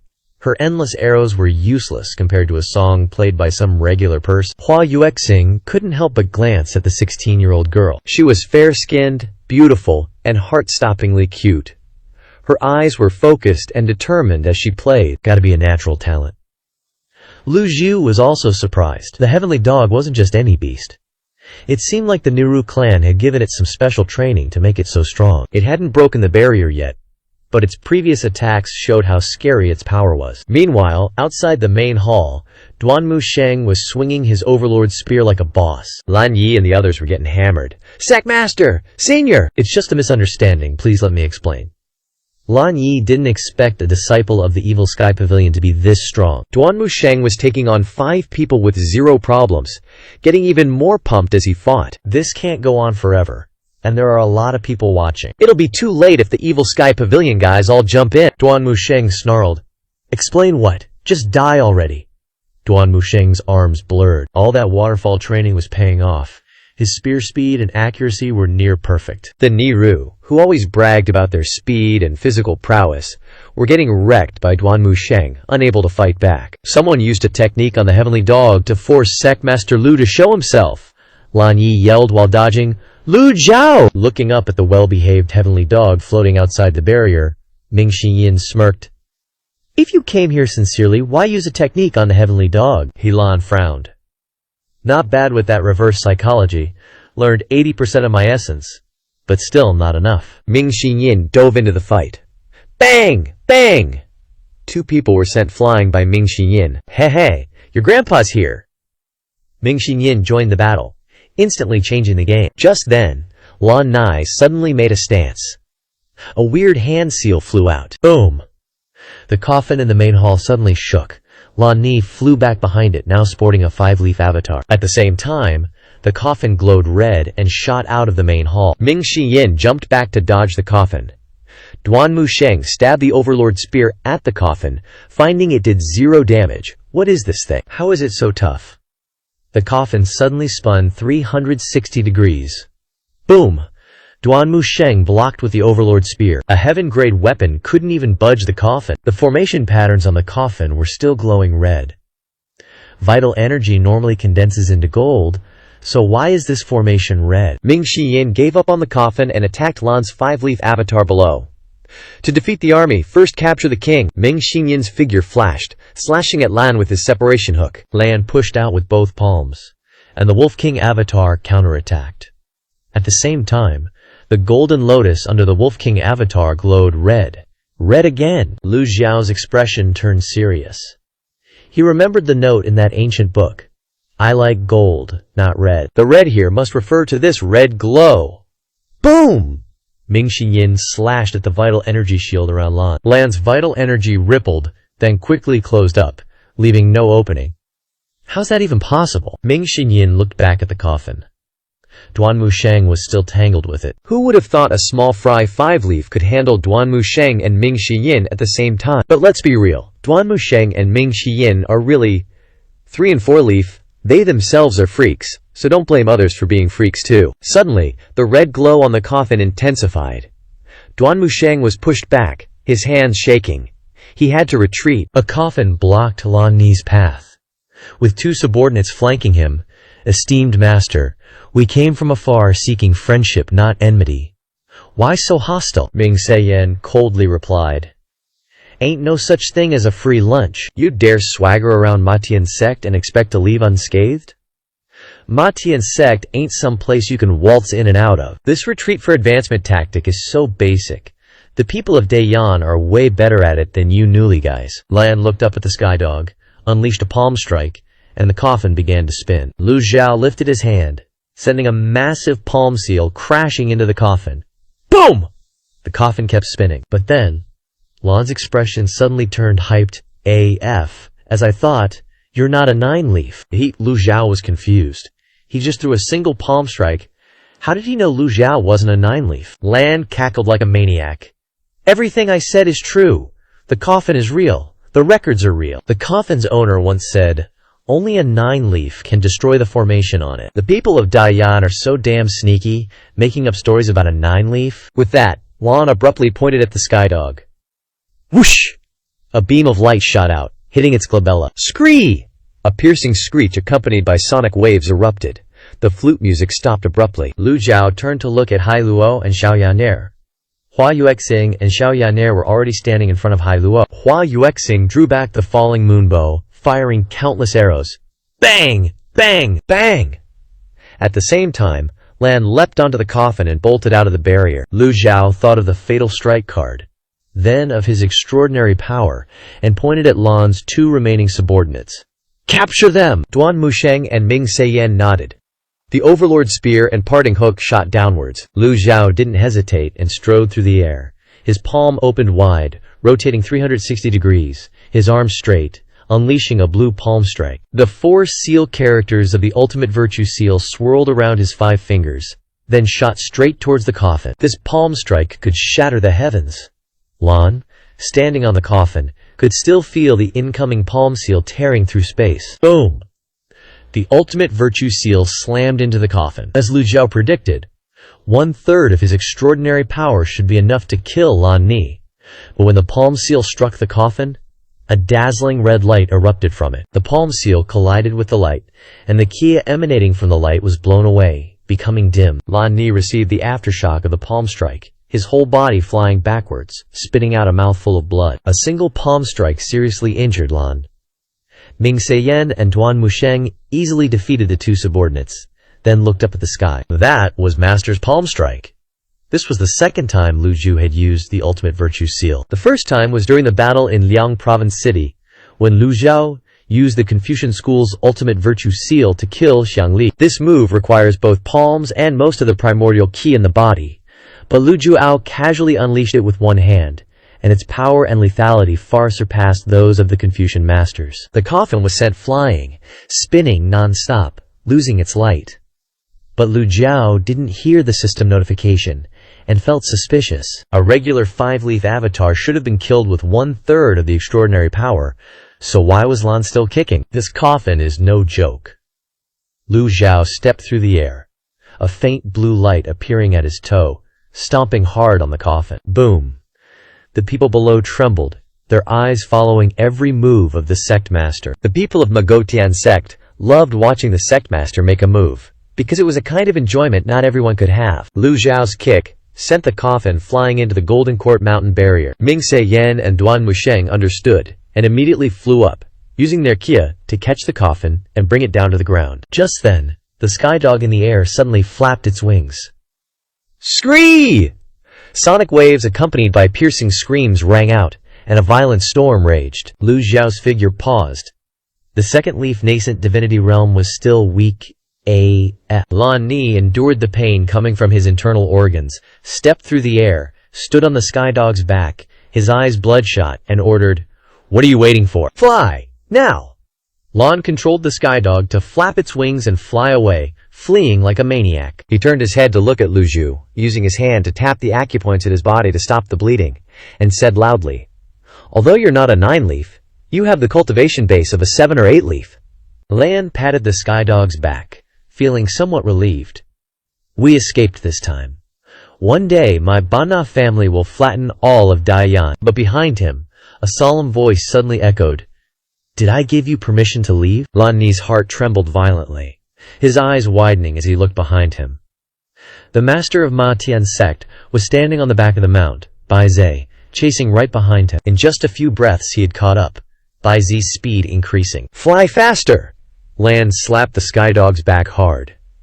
The skydog was originally a flying beast, soaring through the air with the speed of a meteor. Unfortunately, it met Bai Zhe, a mount whose speed was no less than its own. The distance remained constant. Lu Zhao stroked his beard with his left hand and lifted his right hand. The primordial ki vibrated between his fingers, emitting a blue light, transforming into a seal character. Ultimate Virtue Seal. Boom! The palm seal appeared, creating a resounding sound. Lan unleashed the primordial ki in his entire body, condensing ki into a barrier, a circular formation shielding his body. Li Yongxiao gave the formation a weird look. It resembled a Confucian's hand seals, but that didn't matter anymore. Boom! The power of the Sage Slayer slammed into Lan Ni and hit the Celestial Hound at the same time. Lan Ni's eyes widened as the formation shattered instantly, unable to withstand the blow. Lan and the Celestial Hound fell from the sky. Just then, a team of cultivators below looked up and shouted, "Move according to plan! Assist the leader!" Several cultivators flying low zoomed towards where the Celestial Hound crashed. Li Yongxiao waved his hand, recalling Bai Zhe, and wondered, "Why haven't I heard the system notification yet? Is this a trap? Fate linkage!" The ominous words popped into Li Yongxiao's head. Li Yongxiao nodded. No wonder Lan wasn't scared at all. No wonder this dude had the balls to bring a coffin to the Demon Sky Pavilion. What a sneaky bastard. Fate linkage was a method to channel power from Great Yan, later used by shamanistic practitioners in witchcraft. Si Wu Yai, bound by the body-binding curse, once considered using Zhu Honggong to perform fate linkage and trick his master into undoing the curse. The difference here is that Lan linked his fate with the celestial hound. In other words, the hound's life is his life. As long as the hound doesn't die, Lan Niu is immortal. Heavenly balance! Li Yongxiao swooped down. Lan had already lost his combat power. Struck by the power of the Sage Slayer, his body severely damaged. The celestial hound crashed to the ground, dust and sand clouding the area. In the distance, figures raced toward the hound at breakneck speed. Li Yongxiao landed on a treetop, observing below. Suddenly, over 100 figures appeared from the northern sky, rushing towards the area like crazy. Ambush! Li Yongxiao doubted Lan was that cunning. The dust settled, and the 100-plus sword cultivators flew closer and closer on their swords. Li Yongxiao glanced at the celestial hound. Lan raised his hand, slapped the hound's forehead, wiped the blood from his lips, and grinned triumphantly, as if proving he had won. Li Yongxiao watched the cultivators lift Lan and carry him away, and the 100-plus sword cultivators flying in were from some sect, but it was unclear whether they were friend or foe. Whatever. Li Yongxiao raised his hand, the last disguise card appearing in his palm. His fingers clenched, crushing the card. Boom! A 50-meter-tall avatar stood tall in the sky. The golden lotus beneath it, with its 9 shining lotus petals, radiated blinding light. Carried on his subordinate's back, Lan turned back, and his heart stopped instantly. 9 leaves! Li Yongxiao stood proudly before the avatar, ignoring the 100-plus sword cultivators, and commanded with booming primordial chi, "Hunt down the aliens!" The 100-plus sword cultivators were just minding their own business, only happened to be passing by, attracted by the celestial hound's roar, and flew over on their swords. From afar, they saw the giant winged celestial hound plummeting, assuming a fight had broken out nearby, hoping to be the fisherman who profits, and seize the hound for themselves. When they were only a mile away from the hound, they finally saw who had smacked the hound down. It was an old man, with flowing white hair, divine eyes, wearing a long robe that fluttered in the wind, with an aura that inspired awe. This old dude was definitely no pushover. Just as they were about to continue flying over, a towering 9-leaf avatar suddenly appeared, and the 100-plus sword cultivators immediately stopped, looked up, and heard the old man's voice. "Hunt down the aliens!" The 9 leaves appearance shocked everyone. Whether friend or foe, they had to submit. Forget about being the fisherman who profits. The leading elder of the sword cultivators glanced around and sternly shouted, "Hunt down the aliens! Hunt down the aliens!" The 9 leaves had spoken. Who dared disobey? All other thoughts had to be cast aside. The 100-plus sword cultivators charged after Lan's group. Under the 9 leaves' command, everyone became excited and gave it their all, a feeling they had never experienced before. The sword cultivator disciples chased madly, each summoning multiple sword beams. Trees fell in the forests, and sword beams clashed everywhere. Lying on his buddy's back, Lan's eyes bulged as if they were about to pop out. "Run! Faster! Faster!" he urged relentlessly. The master of Demon Sky Pavilion was really a 9 leaves, not a fake. So why didn't he attack when he was at Demon Sky Pavilion? Was he just playing with me? Lan suddenly remembered the scene of a cat toying with a mouse. The same feeling of despair, of a mouse being played with, filled with helplessness, despair that made him unable to breathe. At this moment, the buddy carrying Lan suddenly stopped. Lan raised an eyebrow and ordered, "Why did you stop?" "Run, motherfucker! You still dare to talk big?" The buddy cursed inwardly and threw Lan away. Lan flew through the air in an arc and slammed into the ground. The buddy looked around and then looked up at the 9-leaf avatar, took a deep breath, and cursed, "You screwed me over!" Lan Nai suffered internal injuries from 2 hits of the power of the Sage Slayer, and only survived because the Celestial Hound had fate linkage with him. All of Lan's injuries were transferred to the Hound. Even so, Lan's life was hanging by a thread. Lan suffered in silence. Damn it, how would I know he was really a 9 leaves? The coffin left by the ancestors could verify a 9 leaves. Why did it turn out like this? At this moment, the 100-plus sword cultivators arrived. "Elder, over here! Target located. Try to capture him alive. Yes. Lan's buddy didn't bother to hold back anymore, gritted his teeth, and pointed at Lan lying dying on the ground. You! Take the fall! After speaking, he turned and ran. Several sword cultivators landed, picked up Lan, and flew away. The other sword cultivators continued to pursue Lan's buddy. Nearly 100 people besieged the cultivators, and screams echoed endlessly. Lu Zhao observed from mid-air, stroking his beard with one hand and clasping the other behind his back. 9 leaves. Truly useful, huh? If those 100-plus sword cultivators hadn't randomly passed by, Lu Zhao would have had to waste 5 or 6 one-hit kill cards to wipe out those alien race guys. Moments later, the sword cultivators finally flew back, 2 of them carrying Lan Ni. The leading elder of the sword cultivators, seeing everyone gathered, waved his robes and bowed in mid-air. Greetings, Senior. May I ask if Senior is Senior G of the Demon Sky Pavilion? Lu Zhao glanced at them and coldly replied, You know this old man? That was basically an admission. The leading elder hurriedly lowered himself and clasped his hands. This junior is Ma Qing of the Azure Cloud Sword sect, paying respects to Senior G. The remaining disciples also bowed. Greetings, Senior G. Why are you all here? Lu Zhao asked. Reporting to Senior G, the Azure Cloud Sword sect received an invitation from Penglai sect to attend a feast on Penglai Island. Ma Qing didn't dare delay, honestly answering. Penglai sect? Lu Zhao mused inwardly. Penglai Island Master Huang Shiji previously helped Wu Zhao in Jingzhou City. Could something have happened to Penglai sect now? Ma Qing replied.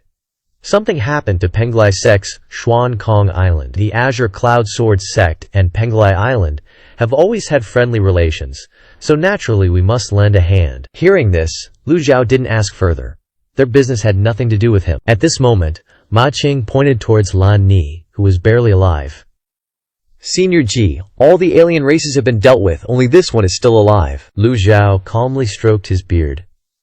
Praise where praise is due.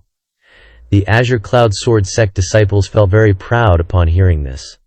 Ma Qing raised his hand, a sword aura hovering before him. Those not of our race are sure to have different intentions. No need to trouble Senior G to take action. Let me handle him. The sword aura rose, splitting from 1 into 5, aiming straight at Lan Ni. Just as he was about to strike, Lu Zhao said, Stop! Please give your instructions, Senior?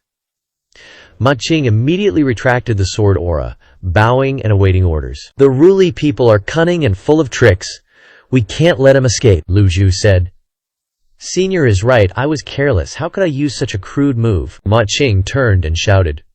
Form the sword formation! Lu Zhao frowned. This old man chased him all this way. Am I just gonna let you steal my kill? Even a mosquito has meat. Back off! Lu Zhu's voice deepened. Boom! Lu Zhu raised his hand. Seeing this, Ma Qing hurriedly waved his hand. Understood. You all, quickly step aside. Yes! The Azure Cloud Sword sect disciples blankly dodged to the side. Lu Zhao used his extraordinary power. 5 fingers glowing blue. The 4 seal characters of the Unholy Disputation reappeared. Ma Qing exclaimed, The Unholy Disputation!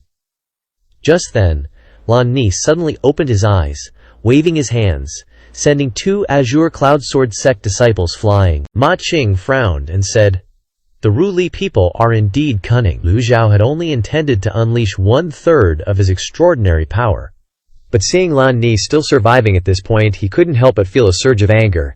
He shouted, This old man wants you dead! You can't live! The Unholy Disputation palm imprint suddenly doubled in size, and its speed greatly increased. Lan Ni, having just flown away, trembled in his heart upon seeing this, horrified. This is the 9 leaves? Despair, powerlessness. The palm imprint struck his face head-on. Boom! His facial features, chest, and limbs were all twisted like they were being melted by lava. Although the Azure Cloud Sword sect cultivates according to Taoist cultivation methods, they still know quite a bit about Confucianism. The Unholy Disputation, in their impression, wasn't this strong. Completely unlike the palm technique Senior G had just unleashed. The palm imprint swept past, turning him into ashes. Lan Ni's shadow could no longer be seen. Ding! Killed a target, gained 3,000 merit points.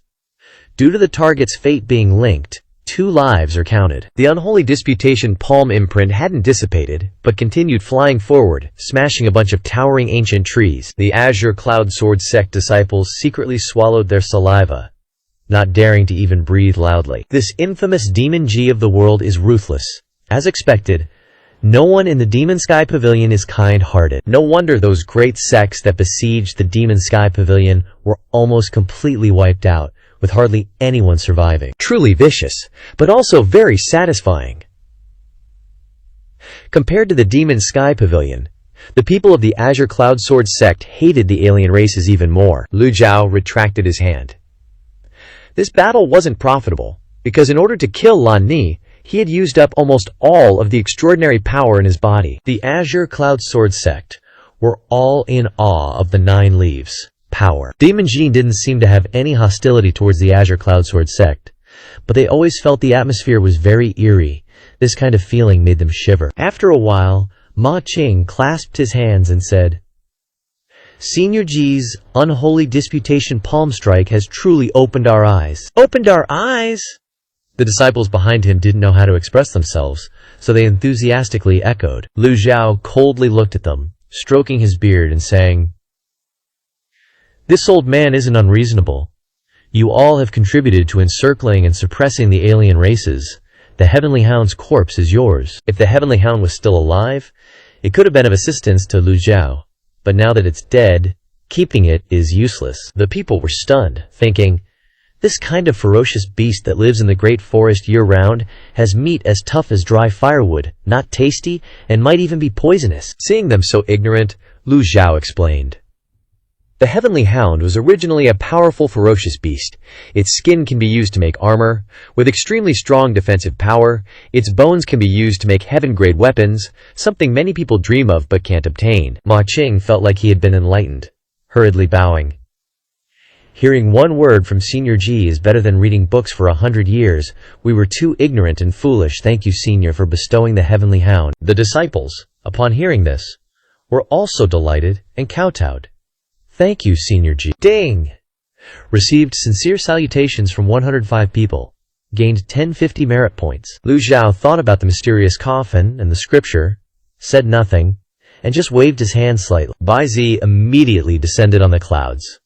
Lu Jiao jumped onto Bai Zi's back and left. The people of the Qingyun sword sect bowed and shouted in unison, "Farewell, Senior!"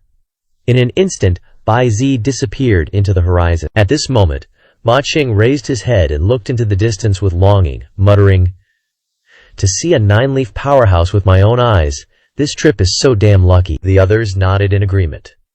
Back at the Dark Sky Pavilion, the sun was already setting. Duan Musheng stood in the air outside the barrier, waiting for his master to return. Seeing Bai Zhen appear, Duan Musheng immediately bowed. "Master." Lu Jiao jumped off Bai Zi's back and asked as he entered the barrier, "What's the situation?" "The 2 alien races have been dealt with by your disciple and 4th junior brother, but He Lu is having some problems," Duan Musheng replied. "Let me go and see." Lu Jiao flew towards the South Pavilion, to the door of little Yuan Here's room. There were quite a few female cultivators in the room. "Pavilion Master, Master." Everyone stepped aside. Seeing Lu Jiao appear, they all breathed a sigh of relief, looking relieved. Little Yuan Hare stepped forward to greet him. "Master?"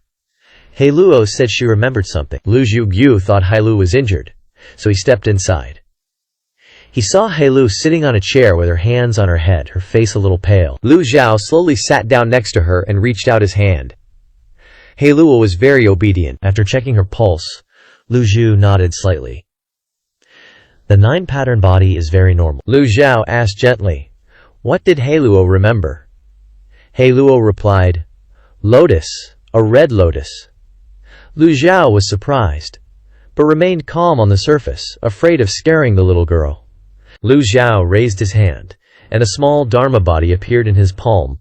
Below the Dharma body was a golden lotus with 2 rotating lotus leaves. Ming Shiyin, little Yuan Hare, and Duan Musheng nodded secretly. Master's level of control over the Dharma body has reached the pinnacle. Truly divine. Want to show a few leaves? Done. Of course, showing all 9 leaves is a waste of essence. Lu Jiao pointed to the golden lotus. "Girl, is this the lotus you're talking about?" He Luo blinked. observed for a while, and nodded solemnly. Yes. Lu Zhao clenched his hand, and the Dharma body dissipated. Even a stable person like Lu Zhu was shocked at this moment. What Hailuo said means that there really is someone who cultivates a red golden lotus? Do you know where you saw it? Lu Zhu asked. Hailuo shook her head. I don't know. Ming Shiyin cautiously said, Master, is Hailuo saying that someone cultivated a red golden lotus? That's gotta be BS, right? Duan Musheng nodded and said, I've never seen anyone cultivate a red golden lotus. But thinking about it, they had also seen Master's golden lotus with a blue color. So they asked, could it be due to some kind of secret technique leading to mutation? The essence of ordinary cultivators when condensed into strength will be golden. Demon monks are black. Healing is green. The barrier absorbs energy as blue, but red. First time hearing that. Lu Zhu did not answer their questions, but thought of the scripture and the coffin. If only based on the words of a little girl, there is a possibility that she is lying, or she may be dreaming. But now there is ample evidence. This must be the truth. Lu Zhu thought of the prayers recorded in the scripture. May it always be so. May there be no 9 leaves in the world. May there be no 10 leaves in the world. What do these words mean? After pondering for a moment, Lu Zhao looked at Hailuo again. Do you remember anything else? No, I don't remember. Hailuo shook her head helplessly. Could it be amnesia? Lu Zhao speculated. At this moment, Ming Shiyin suddenly bowed and said, Master, this disciple feels that Hailuo is not like someone with amnesia. Oh? A person with amnesia, memories are forgotten or sealed. When they remember, there will be special reactions in the brain. But Hailuo is not like that, Ming Shiyin said. This disciple believes that her state is unawakened. Why do you think so? Lu Zhao had thought about it, but he couldn't confirm it. Some people are born with a knack for a certain skill, and some people are born knowing how to cultivate. Take 6th junior sister as an example. She is a Bai Dan, born with the ability to regenerate the 8 extraordinary meridians. Even if the Qi Si is destroyed, it can recover as usual. Ming Shiyin stroked his chin and continued. Hailuo can tell earth flutes. Remember the red golden lotus, which shows that these consciousnesses still exist in her mind. Lu Zhao nodded and said, You mean we should let Hailuo continue to cultivate and enter the nascent divinity realm to strengthen her consciousness? Master is wise. With consciousness strengthened, Hailuo will surely remember those vague memories, Ming Xinyin replied. Cultivators from the body-tempering realm to the mysterious connection realm are all tempering the body. Only when entering the nascent divinity realm is consciousness tempered. Ming Xinyin's words made sense.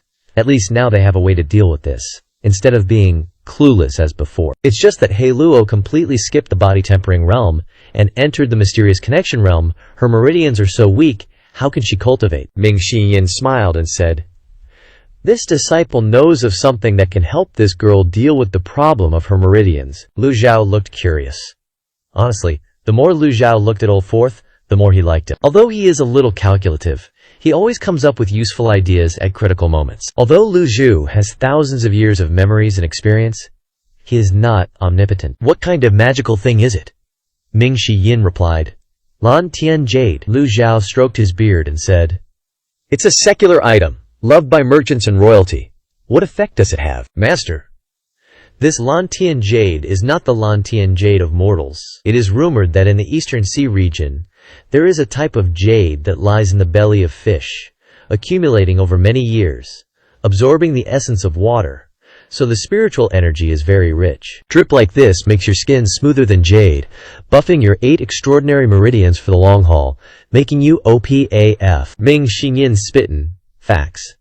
Hearing this, Lu Zhao instantly remembered the item, nodding slightly in agreement. Yeah, that thing exists, but it's rare AF. Good luck finding it, bruh. Now that the cultivation world's officially in the Kim Lien chopping era, everyone's rushing to sprout leaves, especially the OG cultivators with experience. They're confident about recultivating, grinding every second. Time is money, honey. Who's got time to waste looking for some Lam Tian jade? Lu Zhao was gonna find another method, but then remembered hearing rumors years ago that Penglai Island found one. So he's like, send a flying letter to Si Wu Yai. Tell Huang Shiji to bring the Lam Tian jade. Yes, master. Ming Shiyin pieced out. Lu Zhao turned to look at Hailuo. Remember Etin, that book? He thought, Could this girl and the coffin dude be from the same place? No point overthinking it now. Once Hai Luo fully wakes up, everything will become clear. No need to rush. Yanter, take good care of Hai Luo, Lu Zhou said. Disciple will do everything possible to protect Hai Luo, sis. Little Yanasher raised her tiny fist, determined. She already considers Hai Luo her little sister. All W. With your personality, I believe you can do it. Lu Zhao thought little Yan Ger would be jealous of Hai Luo, but guess he was wrong. Lu Zhao couldn't help but sigh. Looks like Yan Hair is finally growing up. Lu Zhao brought the book back to Dong Ge. Duan Musheng followed, bowing. Master, what should we do with the coffin? Logically, you shouldn't keep something bad luck like that around. But thinking about the special formation patterns on it, Lu Zhao said, put it in Bei Ge. Just as he was about to leave, Lu Zhao remembered something and added, have someone copy the formation patterns on it. Yes, master.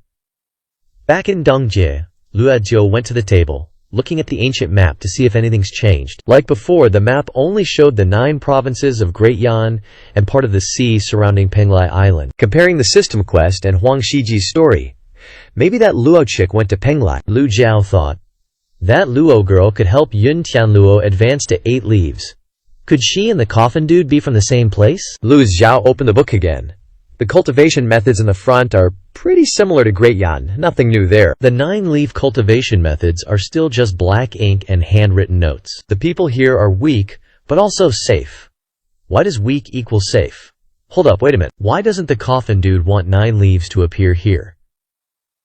Lu Zhao had a feeling the key to 8 leaves breaking through to 9 leaves is right here. He kept flipping through, and on one page was a picture of a red Kim Lien with 9 lifelike petals. Maybe the coffin dude hesitated, only scribbling a few strokes on this page. Next to it was a line of strong, powerful handwriting.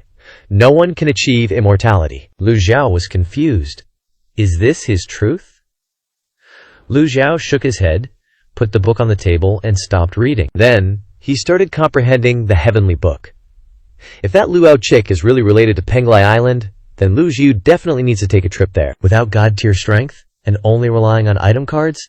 He's gonna cry. No way I'm playing that losing game, even if I die.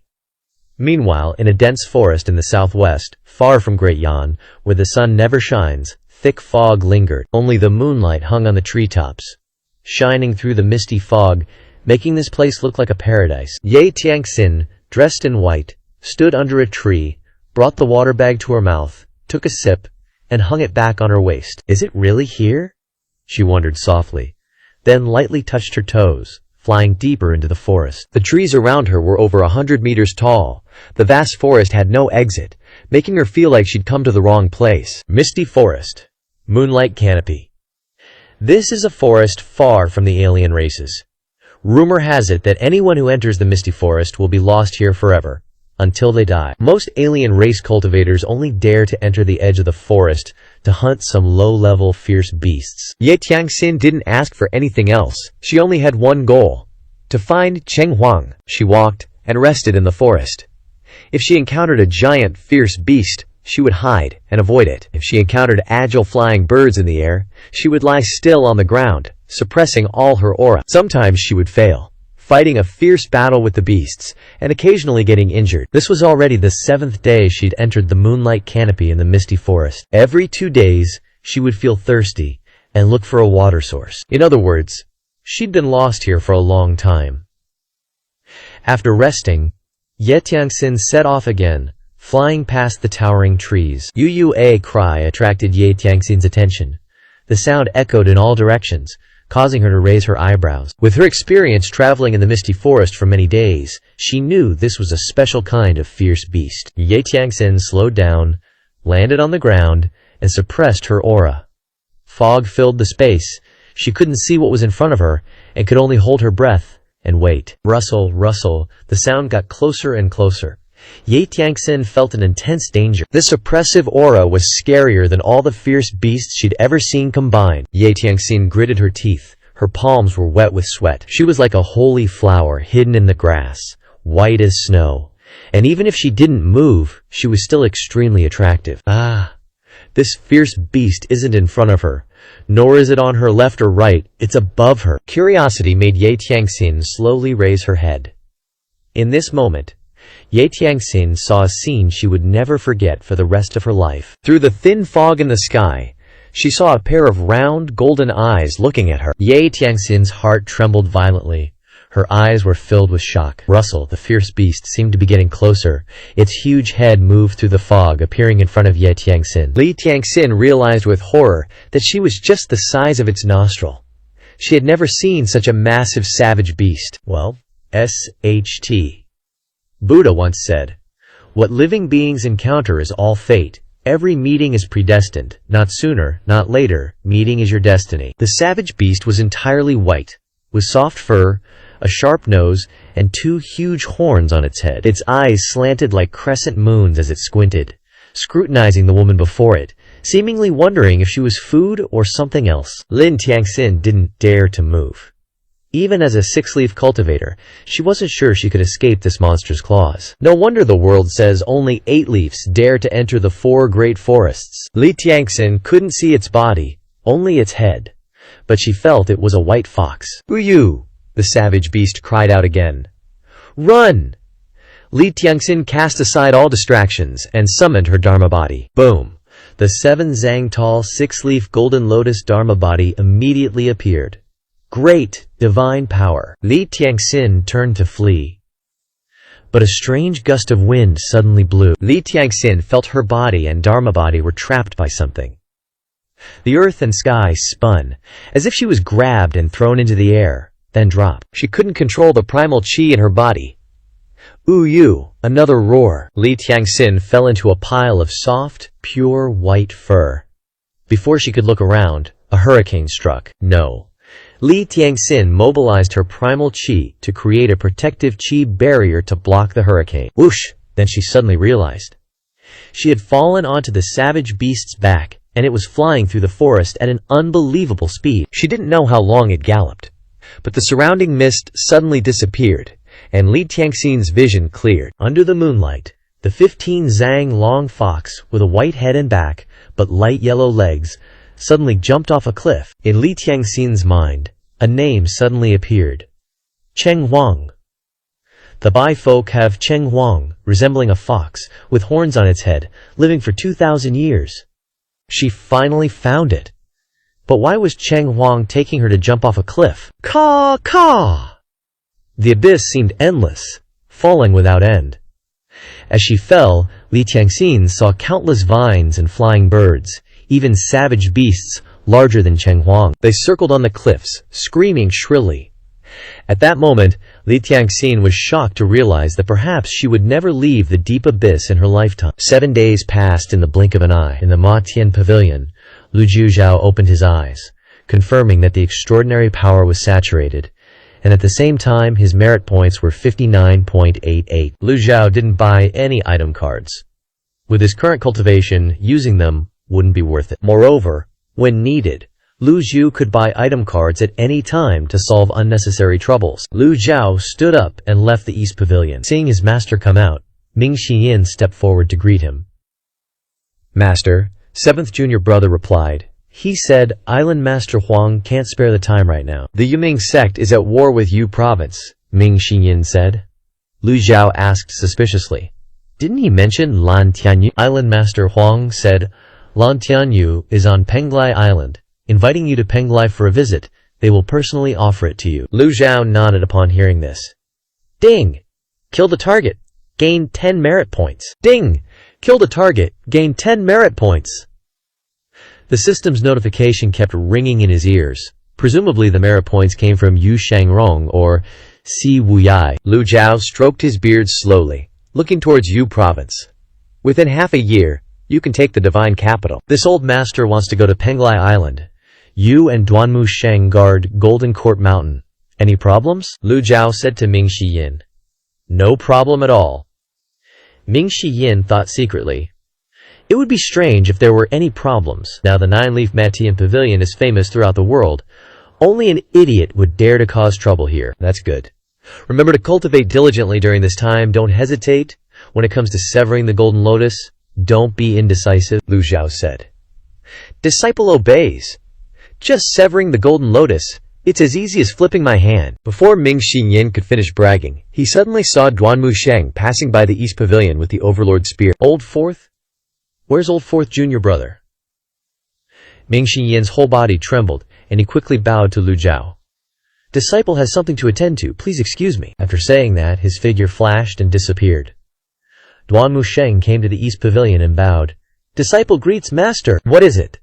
Master, have you seen Fourth Senior Brother anywhere? Disciple has just developed a new spear technique, and I'm planning to help him sever the Golden Lotus. Lu Zhao nodded in satisfaction, knowing that helping each other was a good thing. Thank you for the encouragement, Master. Disciple will definitely do my best to help Fourth Senior Brother. Ding! Taught Duanmu Sheng, gained 200 merit points. Ding! Taught Ming Xiyin, gained 200 merit points. Teaching two kids at the same time with one sentence. Lu Zhao glanced at Ming Xiyin, who had just disappeared, and shook his head slightly. Lu Zhao arrived at the South Pavilion and saw Hai Lu Xiao sitting alone on a stone bench in the courtyard. Hai Luo. Hai Luo turned around, saw Lu Zhu's gentle face, smiled, jumped off the stone bench and ran to greet him. Lu Zhao observed Hai Luo and saw that her body and spirit were still in a normal state, seemingly unaffected by the celestial hound. The celestial hound's roar carried sound attacks, which ordinary people couldn't withstand. But Hai Luo looked very peaceful, without any problems. If Hai Luo could cultivate, then accepting her as a disciple wouldn't be bad. What? Seaborn Moon? Sharing this moment from afar? Go to hell. Are you willing to go with this old master to Penglai Island? Lu Zhao asked. Yes. Hai Luo nodded. Just as the two were about to leave, Lil Yuan'er suddenly ran over, holding a light blue dress. Disciple greets master. Lu Zhao looked at Lil Yuan'er suspiciously. This little girl likes lively places, so she probably wants to come along? What's the matter? Little Yuan'er went to Hai Luo's side and whispered, This is the cloud feather dress second senior brother gave me. I'm giving? Nah, lending it to you? Return it when you're as strong as me, okay? Hai Luo looked at the Yunchang feather garment, then nodded. Yes, thank you, elder sister Yuan'er. Don't mention it. The two little girls went back to the room so Hai Luo could change into the Yunchang feather garment. Their figures weren't that different, and they were about the same height. After Hai Luo put on the Yunchang feather garment, she looked even more like an elf from the deep forest. The two little girls' relationship was better than Lu Zhao expected. Xiao Yuan'er went up to her master and said, Disciple bids farewell to master. Aren't you going? Lu Zhao stroked his beard and said, This girl had suddenly become so sensible, Lu Zhao wasn't used to it yet. Hey, what are you standing there for? Let's go! Lu Zhao turned and walked away. Xiao Yuan'er's eyes widened. Is it too late to ask for the Yunchang feather garment back now? Lu Zhao originally planned to bring Xiao Yuan'er along. Hai Lu Zhao didn't know how to cultivate, so it would be better to have Xiao Yuan'er protect her. The three of them stood on Bai Zhenyi's back and left the dark hall, flying towards the southeast. After flying for a day, the three of them arrived at the eastern coast and landed to rest for a while. Master, there's an island floating in the air over there. Xiao Yuan'er pointed excitedly into the distance, as if she had just discovered a new continent. In the clear blue sky, the floating island was very clear, looking like it was right in front of them, but in reality, it was very far away. Lu Zhao just nodded. Before he could open his mouth to answer, a voice suddenly came to his ear. Greetings, Senior G. Lu Zhao was shocked and turned around. I can meet acquaintances in this place? As soon as he turned around, Lu Zhao saw a middle-aged cultivator, with a dozen or so sword cultivators standing behind him, none of whom looked familiar. Lu Zhao then spoke. You know this old man? The middle-aged man laughed, then looked at Lu Zhao for a while and said, I admit, old man, your disguise looks exactly like the real deal. After the Dingfan incident, Lu Zhao thought that no one would dare to impersonate him again, but he didn't expect these cultivators to still be so bold. Zhang Liji said with a smile, Old sir, your question just now was very imposing. Keep it up. Huh? Lu Zhao frowned and said sternly, This old man is indeed the master of the Dark Hall. Zhang Liji laughed loudly. Yes, greetings, Senior Ji. He not only said it, but also told all the people behind him to bow and salute together. But their eyes and tone were full of teasing. The sword cultivator disciples behind him said in unison, Tai Shu Academy disciples pay respects to Senior Ji. Lu Zhao asked, Tai Shu Academy? That's right. Jiang Lixi replied proudly. Lu Zhao recalled that when he went to the sacrificial altar, People from Taishu Academy and Henghua Academy were fighting over Hai Lujiao. Would a sect like this be kind enough to come and help Penglai sect? One is named Jiang Lihi, and the other is named Jiang Renyi. They really know how to name people. You also received an invitation from Penglai Island? Lu Zhao asked again. Hearing this, Jiang Liji stood up straight, clasped his hands, and said to Lu Zhao, Old sir, that's roughly the case. I don't know the specifics. Everything will be clear when we get to Penglai Island later. After speaking, he waved his hand and flew away with the Taishu Academy disciples. Lu Zhu looked at the floating island, where water was pouring down. At this time, the barrier around the island exuded a weak force, and the light flickered. Yanhair, let's go! Yes. Zhao Yanhair took Hai Luo and flew towards the island. As Lu Zhu said, the island looked close, but it was actually very far away. The three of them flew for a while before getting close to the island. Penglai Island is actually made up of 5 small islands, with 4 islands surrounding the largest island in the middle. Each island exuded a blue light refracted from the sea. The islands were covered with lush greenery, untouched by the dust of the world. It's so beautiful, Hai Luo exclaimed admiringly. There are so many people over there. Zhao Yanhair pointed to the entrance. All the paths on the island were paved with stone bricks. Penglai Island clearly invested a lot. Lu Zhao, Zhao Yanhair, and Hai Luo flew towards that island. Just then, a person came out of the crowd to greet them. Senior Ji, we meet again! This person was Elder Ma Qing of the Qingyun Sword Sect. A few days ago, he helped Lu Zhao kill Nhu Lai and his group. Behind Ma Qing were many Qingyun Sword Sect disciples. The disciples bowed to Lu Zhou at the same time, attracting the attention of others. The sects that appeared here basically knew each other. Lu Zhao said calmly, No need to be so polite, then began to observe the island in the middle. Grand Elder Jiang Lihi of the Taishu Academy laughed loudly, walked over and patted Ma Qing on the shoulder and said, Brother Ma, we really have a telepathic connection. What the hell? Who has a telepathic connection with you? I'm straight. Ma Qing stood to the side, away from Jiang Lihi. Jiang Lihi continued, I have to admit, this old sir is the most like Senior Ji, don't you think so, Brother Ma? Ma Qing frowned, looking at Jiang Lihi like he was looking at a mental patient. I don't know what you're talking about. This is the Grand Master of the Dark Hall, don't be rude. Jiang Lihi was slightly startled, then laughed loudly. I understand. Brother Ma is so interesting, but I like it. After speaking, Jiang Lihi bowed to Lu Zhao again. Greetings, Senior Ji. He bowed very respectfully. Lu Zhao ignored him. His mind focused on the island in the middle. Jiang Lihi didn't care about Lu Zhao's attitude and turned to Ma Qing and said, What do you think, Brother Ma? I'm more respectful than you? Jiang Lihi, what the hell are you doing? Ma Qing didn't understand at all. What the hell? If you want to harm someone, don't choose me. It's better to have a strong opponent than a stupid teammate. I'm learning from you, Jiang Lihi said with a smile. Ma Qing's face turned green, and he said gloomily, Jiang Lihi, I'm telling you seriously, the one standing in front of you is the 9-petaled powerhouse of today, Senior Ji. Alright, I get it. I believe you, okay? Jiang Lihi nodded. That's more like it, Ma Qing said. If it weren't for our years of friendship, your words would have been grounds for cutting ties, like, drama queen much? Just as Jiang Lihi finished speaking, the island in the middle suddenly shook violently and dropped about 10 meters. Everyone was shocked. The murmuring stopped instantly, and they all turned to look at the Xuankong Island in the middle. Xuankong Island is sinking again. At this rate, the whole island will sink to the bottom of the sea soon, and then the formation will be damaged, and the other 4 islands will sink too. Penglai Island is really in trouble. The cultivators watching all showed sympathy. One of them flew up into the air and transmitted his voice into the island. Is Huang, the island lord, not here? Please, island lord's wife, come out and take charge. That's right. Please, island lord's wife, come out and take charge. What's the deal with making guests wait outside? We've been waiting for days, someone said angrily. Amidst the noisy discussions, the gate slowly opened, and more than a dozen yellow-robed women holding paper umbrellas flew out. The paper umbrellas merged into a square. A graceful and dignified woman stood gently on the paper umbrellas. Greetings, Madam Huang. Greetings, Madam Huang. This woman was the wife of Island Lord Huang Shi. Madam Huang's expression was calm. Her eyes swept over everyone, and then she said loudly, Welcome, everyone. Sorry for the long wait.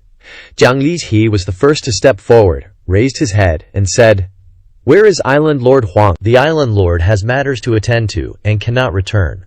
I will be in charge of all matters on Penglai Island in his stead. Madame Huang's eyes darkened, and there was no trace of gratitude in her words towards these people. Someone spoke up. Madame Huang, Shuangkong Island is about to sink. What could be more important than this? How can we not be anxious? That's right. Madame Huang nodded slightly. Once Shuangkong Island sinks, Penglai Island will forever lie at the bottom of the sea. After a moment of silence, Madame Huang raised her voice. Then, as previously agreed, as long as you help me repair Shuangkong Island, Penglai Island will definitely reward you handsomely. Jiang Lizhi of the Taishu Academy immediately said, I don't need anything else, just give me the Lantian Jade. No way. A voice of denial came from not far away. Why should we give it to you? The credit belongs to everyone. Lu Zhao understood the situation in an instant. Where there is profit, there will be many people. Since when did doing a favor come without expecting something in return? No wonder Madame Huang didn't look grateful to them at all. In her eyes, these cultivators who came from afar were just a bunch of wolves and tigers crying crocodile tears. As soon as something happens to Penglai Island, they'll immediately rush in to loot, all while pretending to help. To put it bluntly, most of the people here came to make a profit. At this moment, Ma Qing, the elder of the Qingyun sword sect, cupped his hands and said, Everyone, please listen to me for a moment. The crowd turned to look at Mao Qing. Mao Qing said respectfully, If Island Lord Huang is not here, then let's invite Senior Ji Lao of the Mochation Pavilion to preside over the overall situation. What does everyone think? A stone stirring up 1,000 waves. Senior Ji Lao of the Motion Pavilion. The crowd hurriedly turned their heads to look around and quickly spotted a group of 3 standing to one side, including an old man and 2 little girls who looked rather dull. Since when did Senior Ji Lao arrive? And so low-key? Someone was surprised. Someone was suspicious. Madame Huang, standing on the umbrella, also looked towards Lu Jua. Jiang Lizhi said, Brother Ma, you're really getting into your role. Ma Xing snorted coldly. Qingyun Sword Sect disciples, listen up. From now on, the Qingyun Sword Sect and the Taishu Academy are cutting ties. Jiang Lizhi replied, Cutting ties is fine, but if he really is Senior Ji Lao, then how do you explain this? He raised something in his hand, and everyone looked over. In Jiang Lizhi's hand was a bronze hand mirror, looking very ancient, with a mirror surface only the size of a chicken egg, but surrounded by golden array patterns. The Taishu mirror! The crowd exclaimed.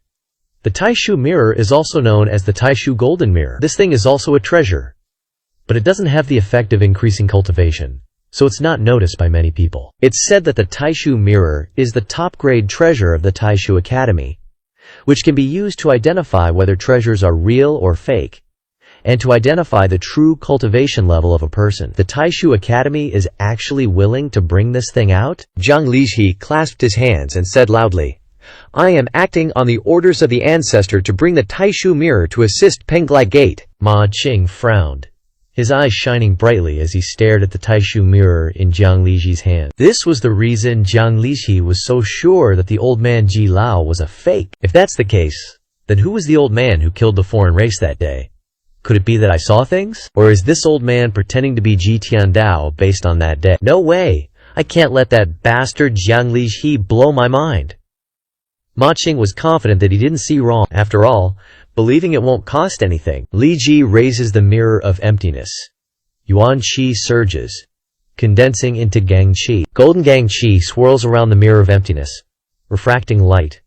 The array patterns on the mirror light up, resembling the 8 gates formation of Taoism. Li Ji smirks, aiming the mirror of emptiness at Lu Zhu. Lu Zhu was curious about this so-called mirror of emptiness, but felt a little uncomfortable when it shone on him. Lu Xiao frowned slightly, as a golden lotus with 2 spinning leaves appears on the mirror's surface. 2-leaf nascent divinity realm? What a fake. Even if it's a fake, I can't mess with that. A 2-leaf nascent divinity realm is still a big shot among the cultivators here. Only a few are at the nascent divinity realm. Even if they determine Lu Xiao is a fake, no one dares to offend him easily. Li Zhi is pleased with the mirror of emptiness's performance, smugly saying, Along the way, I've used the mirror of emptiness to foil many conspiracies. I've caught no fewer than 3 imposters pretending to be the pavilion masters of the evil sky pavilion. Ma Qing doesn't believe it, glaring at Lu Zhao and yelling, Bullshit! Li Zihe, don't spread rumors to confuse the masses. Elder Ma's truth speaks louder than any words. The crowd is constantly discussing. Madame Huang, standing under her umbrella, feels strange. Why has everything suddenly turned into identifying Ji Tiandao's identity? Li Ji looks at Lu Zhu, no longer pretending to be respectful. Two-leaf nascent divinity realm? If you don't believe me, I'll shine it again for you to see. A disciple of the Mirror of Emptiness school behind him chimes in. The Mirror of Emptiness is sometimes used like a demon-revealing mirror. The Mirror of Emptiness lights up again, its array patterns emitting light towards Lu Zhao. As the light shines on him, Lu Zhao suddenly unleashes a palm strike. Presumptuous! A golden vortex appears in Lu Zhao's palm, and a massive palm print flies out. Around the palm print are 9 glittering golden seal characters swirling, flying straight towards Li Zihe. Oof, he can't dodge it. The first palm print hits him, and Li Ji is stunned. The second palm print strikes his face and chest. The height of the palm print is just his height. When the last palm print arrives, there is no trace of Li Ji left. He has long been turned into ashes by the palm print. Clang! The Mirror of Emptiness falls to the ground and rolls around several times, stopping after rolling more than 10 meters. The clang sounds very lonely, falling into everyone's ears. The mirror surface faces the sky, and the sunlight shines on the Mirror of Emptiness, the 8 gates formation pattern appearing in the sky, its refracted light seemingly covering everyone present. Luckily, it's just sunlight. Otherwise, everyone's cultivation level would be revealed under the mirror. The whole place is extremely silent. Everyone's eyes fixed on the old man who unleashed the palm strike. Everyone is so nervous they're sweating. Ding! Killed a target. Gained 1,500 merit points.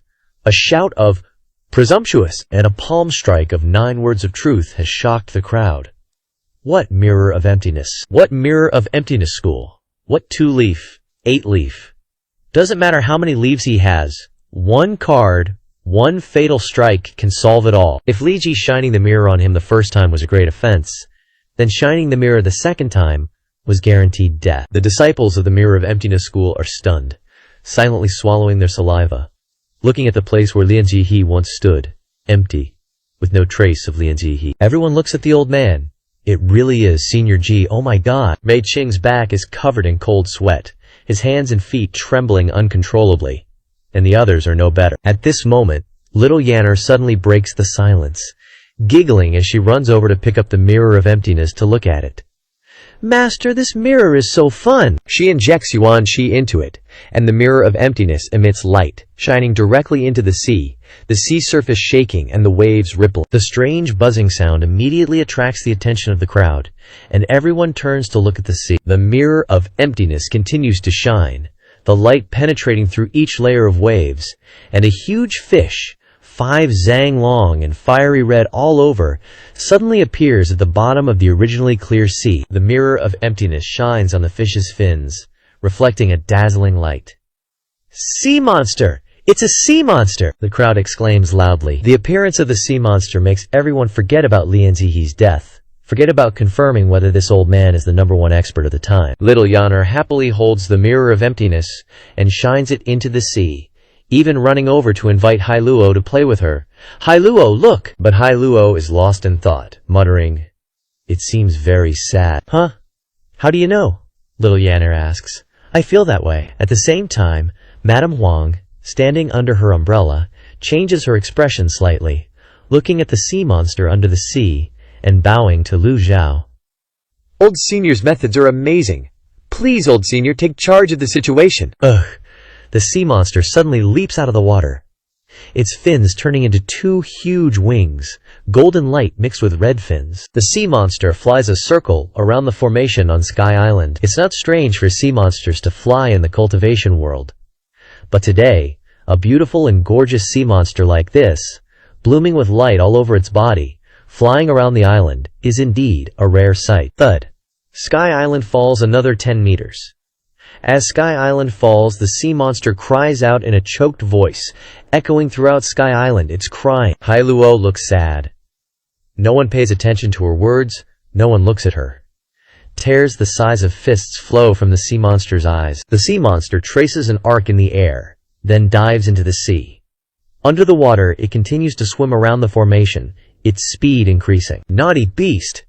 Madame Huang thinks this beast has damaged the formation. We must eliminate it so that Sky Island can be stable. The cultivators standing on the beach are extremely excited.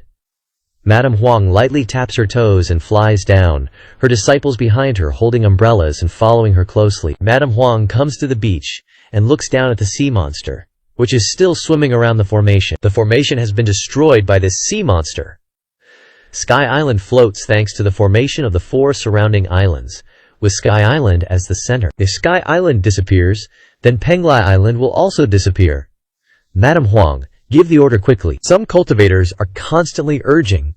Urging is real, but what is the purpose? Seriously, doesn't the Huang matriarch get it?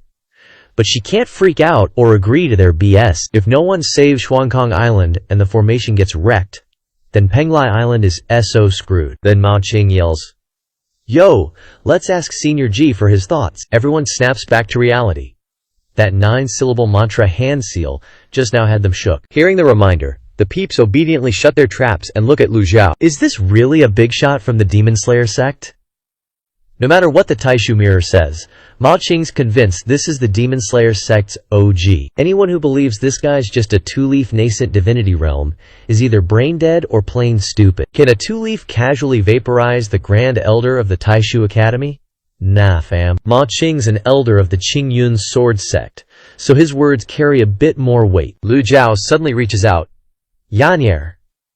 Little Yan'er gets the hint and puts the Taishu mirror in her master's palm. The light fades. Lu Zhao's gaze sweeps over the Taishu Academy disciples, scaring them into backing the hell up. Even Elder Zhang Lihe couldn't handle one of his palm strikes. They're basically fish on a cutting board right now. But they're still super confused. Why did the Taishu mirror show a golden lotus 2-leaf? Everyone's racking their brains trying to figure this out. The Taishu mirror can't be fake, right? Lu Zhao says in a deep voice. From now on, the Taishu mirror belongs to the Demon Slayer sect. Every word oozes badassery. Ding! Acquired the Taishu mirror. Host Lin Xin needs to re-refine it before claiming ownership. This thing might not boost anyone's combat power, but it's a fun toy. Lin Xin is the founder of the Taishu Academy. Rumors say he's facing a life-threatening tribulation, but still no news of his death. How's he staying alive? The Taishu mirror's got some special mojo. Where did Lin Xin even find such a cool gadget? Whoosh! The Taishu Academy disciples all kneel down, faces dripping with sweat. Just as they're about to beg for mercy, boom, Shuangkong Island starts sinking again. Senior, now's not the time to argue with the Taishu Academy peeps. Please help our Penglai sect. If Shuangkong Island is saved, I'll gladly offer the Penglai Celestial Tome with both hands. Penglai Celestial Tome, the crowd murmurs. Word is the Penglai sect's founder leveled up so fast thanks to the Penglai Celestial Tome, boosting Penglai Island's representative. But this tome is cryptic AF. No one can decipher its contents. After the founder kicked the bucket, the Penglai Celestial Tome became a treasured heirloom, passed down to this day. No cap. The Penglai Celestial Tome is Penglai Island's backbone. Didn't expect the Huang matriarch to offer it up just like that. Shuangkong Island's about to sink into the ocean. The Huang matriarch's desperate. But there's only one celestial tome. How can everyone share it? The wolves in sheep's clothing finally show their true colors. The Huang matriarch's begging Senior G, not you clowns. Stop getting ahead of yourselves. The old senior is definitely a master, but we still gotta verify if he's really Senior G. You know too little about the Taishu mirror. This thing's extraordinary. It can reveal all illusions and mirages in the world. No way it's wrong. Then how do you explain that 9-syllable mantra hand seal from before? An 8-leaf powerhouse of the Taoist sect can also use the great fearless seal of the Buddhist sect, the 9-syllable mantra seal of the Taoist sect, or even the 6-harmony Tao seal of Huawudao. Those are all divine power techniques that only 8-leafs can pull off. Too bad those moves are hard to execute and consume a ton of energy, so barely anyone uses them. Shfu! Don't spout nonsense. I think he's legit. If you don't want to die, shut your mouths. To you guys, 8-leaf or 9-leaf, it's all the same. They can squash you with one hand. Who gave you the guts to disrespect an 8-leaf powerhouse? Some believe it, some don't. But the Huang matriarch doesn't care. She just needs someone to solve her problem. Please take charge, Senior. The Huang matriarch bows again. Lu Zhao looks at the composed Huang matriarch and says, Huang Shiji has an 8-leaf cultivation. Can't even he do it? You trust this old man? Everyone looks at the Huang matriarch. She just bows and replies softly, I have no other choice. Lu Zhao raises the Taishu mirror. A faint stream of essence qi enters the mirror. The Taishu mirror refracts a beam of golden light. The golden light sweeps over the crowd.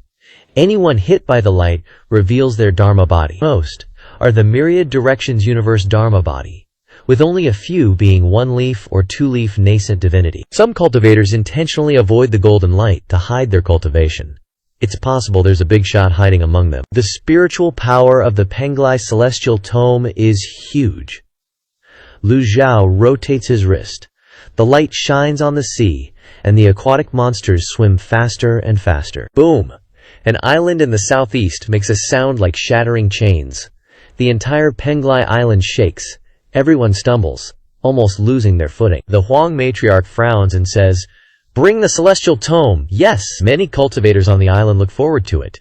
Who wouldn't want to see the Penglai celestial tome with their own eyes? Not long after, a Penglai sect disciple flies over with the celestial tome in hand, stopping in front of the Huang matriarch and kneeling on one knee to present it. Matriarch. The Huang matriarch says, If Penglai Island is destroyed, so is the celestial tome. She raises her hand and channels essence qi into the celestial tome's cover.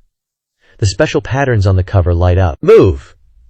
On the 4 small islands surrounding Shuangkong Island, whistles suddenly sound. Immediately, 3 figures pounce toward the Huang matriarch. Who cares about your Penglai sect? Who wants to save Penglai sect? The Huang matriarch thinks, just as I expected. Her hand quickly places the celestial tome in a brocade box and locks it. She taps her toes lightly. The Huang matriarch floats into the air. An umbrella flies to her back. Bang! Bang! Bang! The 3 were instantly sent flying backward, spewing fresh blood. The remaining umbrellas floated mid-air, surrounding her. Madame Huang decisively ordered, Activate the formation! The 4 surrounding islands glowed, forming a special formation centered around Shuangkong Island, a massive barrier like a cage covering everyone. The cultivators wanting to make a move looked up at the net above, some laughing maniacally. What's the point? Once Shuangkong Island falls, these formations are meaningless. Some even bowed to Lu Ju. Senior, Madame Huang is yours, the other disciples are ours, and the heavenly book is yours. What do you say? Madame Huang observed from mid-air. Battles had already broken out on the 4 surrounding islands. She turned to look at Ma Qing. Ma Qing, my husband invited you here for help. Are you also planning to loot a burning house? Ma Qing said in a deep voice. Stop! Qingyun Sword Sect disciples, listen up! Protect Penglai Sect disciples. Over 100 Qingyun Sword Sect sword cultivators simultaneously flew into the air, swords leaving their sheaths and striking at the troublemakers. Seeing this, Madame Huang bowed and said, Penglai Sect will never forget Qingyun Sword Sect's great kindness. Madame Huang? Now is not the time for such words. Penglai Island's crisis is even more severe than imagined. Not only is Shuangkong Island about to sink, but there's also a pack of wolves waiting to tear us apart. Ma Qing shouted loudly in mid-air. Anyone who dares touch Penglai Sect is a mortal enemy of our Qingyun Sword Sect. The rippling sound waves spread throughout the 5 islands. The Penglai Sect disciples on the 4 small islands were terrified. If the islands sink, they're all dead. Ma Qing, stop pretending to be righteous. Trying to hog it all for yourself? Dream on. I'll watch and see how long you can resist. The foreign cultivators all drew their swords and pointed them at the Penglai Sect and Qingyun Sword Sect disciples. Senior, just give the order, and the treasures of Penglai Island are all ours. 2 cultivators approached Lu Ju, urging him on. Ma Qing looked anxiously at Lu Ju. He didn't care about anyone else's stance. He was only worried about this always humble Senior Ji. Senior Ji's stance would determine the survival of Penglai Sect. Lu Zhao frowned and looked at the foreigners, stroking his beard. Did this old man say he wanted to collude with you, trash? The crowd was startled. Senior, don't you want the Penglai Heavenly Book? Just as he finished speaking, boom! Shuangkong Island fell another 10 meters. The barrier on the island became extremely distorted, finally collapsing, the fragments exploding into tiny pieces of energy like stars scattering in all directions. Madame Huang's expression changed. This is bad. Lu Zhao turned to instruct Zhao Yaner.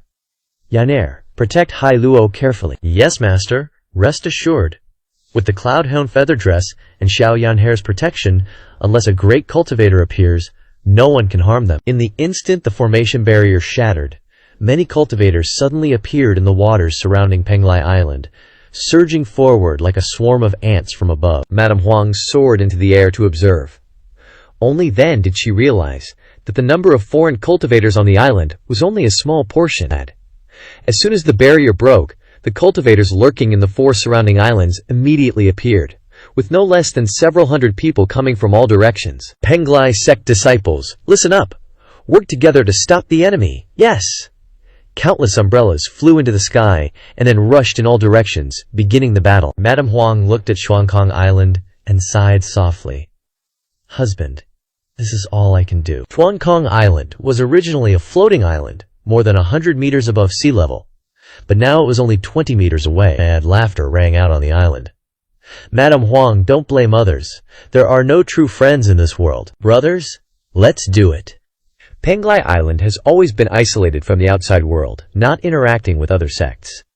How could they have friends who would come to help them? Even if they did, no one could be sure that this friend wouldn't stab them in the back. Ma Qing bowed and said to Lu Zhao, Senior Ji, please take action. Ma Qing knew that only Lu Zhao could stop this catastrophe. Even if Huang Shiji were here, he couldn't change the outcome of the battle. The sounds of fighting on the 4 small islands shook the heavens. Casualties had already begun to appear. Many low-level cultivators were knocked into the sea, and fresh blood stained the sea red. Lu Zhao stood beside Hai Luo and Zhao Yanhair. Without a peak stat card, relying only on item cards and Heavenly Book divine powers, Lu Zhu couldn't handle too many of these wolves. Moreover, these people were already bloodshot and had lost all reason, unless these people happened to gather together so that Lu Zhao could unleash a Heavenly Book divine power to send them all on their way. But this was very unrealistic. Boom! Shuankong Island fell another 10 meters. The crowd looked up. The island with a radius of thousands of meters blocked out the sky. The close distance made it difficult to breathe. The cultivators rushed madly toward Shuankong Island, without any regard. Ma Qing, bring your people to the west, Lu Zhao suddenly ordered. Upon hearing this, Mao Qing was immediately overjoyed and flew towards the west. Madame Huang stood on Shuankong Island, her expression indifferent. Lu Zhao tapped his toes lightly and flew up. Shuankong Island. Suddenly, a voice came from his ear. Madame Huang, still as charming as ever? Lu Zhao turned his head to look. It was a middle-aged cultivator. Lu Zhao didn't bother saying anything and unleashed a palm strike. The light blue palm print gently flew out, striking the middle-aged cultivator's chest. He immediately fell straight into the sea. As soon as Lu Zhao left, Shuankong Island became chaotic. No one could distinguish friend from foe, only frantically plundering resources. Lu Zhao continued to fly. If he didn't need to use Heavenly Book divine powers, he wouldn't. Using a nascent Soul Realm 2 leaves to kill Godly Tribunal Realm and below? No problem. The Huang lady looked down, startled to see Lu Zhao flying over. Unable to determine Lu Zhao's stance, she raised the Heavenly Book high and shouted, I'll say it again! Once Profound Void Island sinks, this Heavenly Book will be destroyed. Boom! The Penglai Heavenly Book radiated light everywhere, accompanied by voices clamoring, Huang lady, the Heavenly Book is mine. Mine! Dozens of Divine Court Realm cultivators, wielding the Myriad Realm's Dharma body, flew towards Profound Void Island. They wouldn't have had a chance before, but now Profound Void Island has lost its barrier and is defenseless. Lu Zhu frowned. What a pain. He clasped his hands together, and blue light emanated from him, spreading in circular sound waves. This is the divine power, voice of all beings. This sound attack sent dozens of cultivators flying backward, coughing up blood. The onlookers were horrified. Give the Penglai Heavenly Book to the old dude? These cultivators ain't dumb. Who dares snatch a Heavenly Book from a powerhouse like that? Lu Zhao flew to Profound Void Island, stopped in front of the Huang lady, and nonchalantly reached out. Hand it over. The Huang lady's face was pale, her body stiff with fear. Lu Zhao said softly, with this old man here, the sky won't fall. An old hand reached out to the Huang lady. Her reaction was understandable. At this point, she couldn't tell friend from foe. The Huang lady looked at the 4 small islands in utter chaos, closed her eyes, and a tear fell. She placed the Penglai Heavenly Book in Lu Zhu's hand. Ding! Acquired Earth Scroll opening chapter. Reward 3,000 merit points. Sure enough, it's the Earth Scroll opening chapter, Lu Zhao thought. With a wave of his hand, the Earth Scroll shattered, tiny pieces of paper flying everywhere. Everyone was stunned. The Heavenly Book is destroyed? The Huang lady opened her eyes wide and asked in a trembling voice, "Why?" Lu Zhao was too lazy to explain. The Earth Scroll opening chapter had already merged into the system. Keeping the shell would only be a hindrance. Boom! Profound Void Island sank into the sea, waves crashing. Zhao Yanhair grabbed Hai Luo and flew into the air. Lu Zhao activated his protective ki, preventing the seawater from touching him. But the moment Profound Void Island sank, the Huang lady's heart turned to ash. This meant Penglai Island was hopeless. What was the point of living without hope? How could she face her husband? Well, might as well end it here. No more worries. The Huang lady sighed softly, ceasing all resistance. Waves crashed over her. A palm strike sent her flying upwards. Insolent! The Huang lady looked down in surprise. Seeing Lu Zhao standing in his protective ki, the seawater already submerging him. Old senior.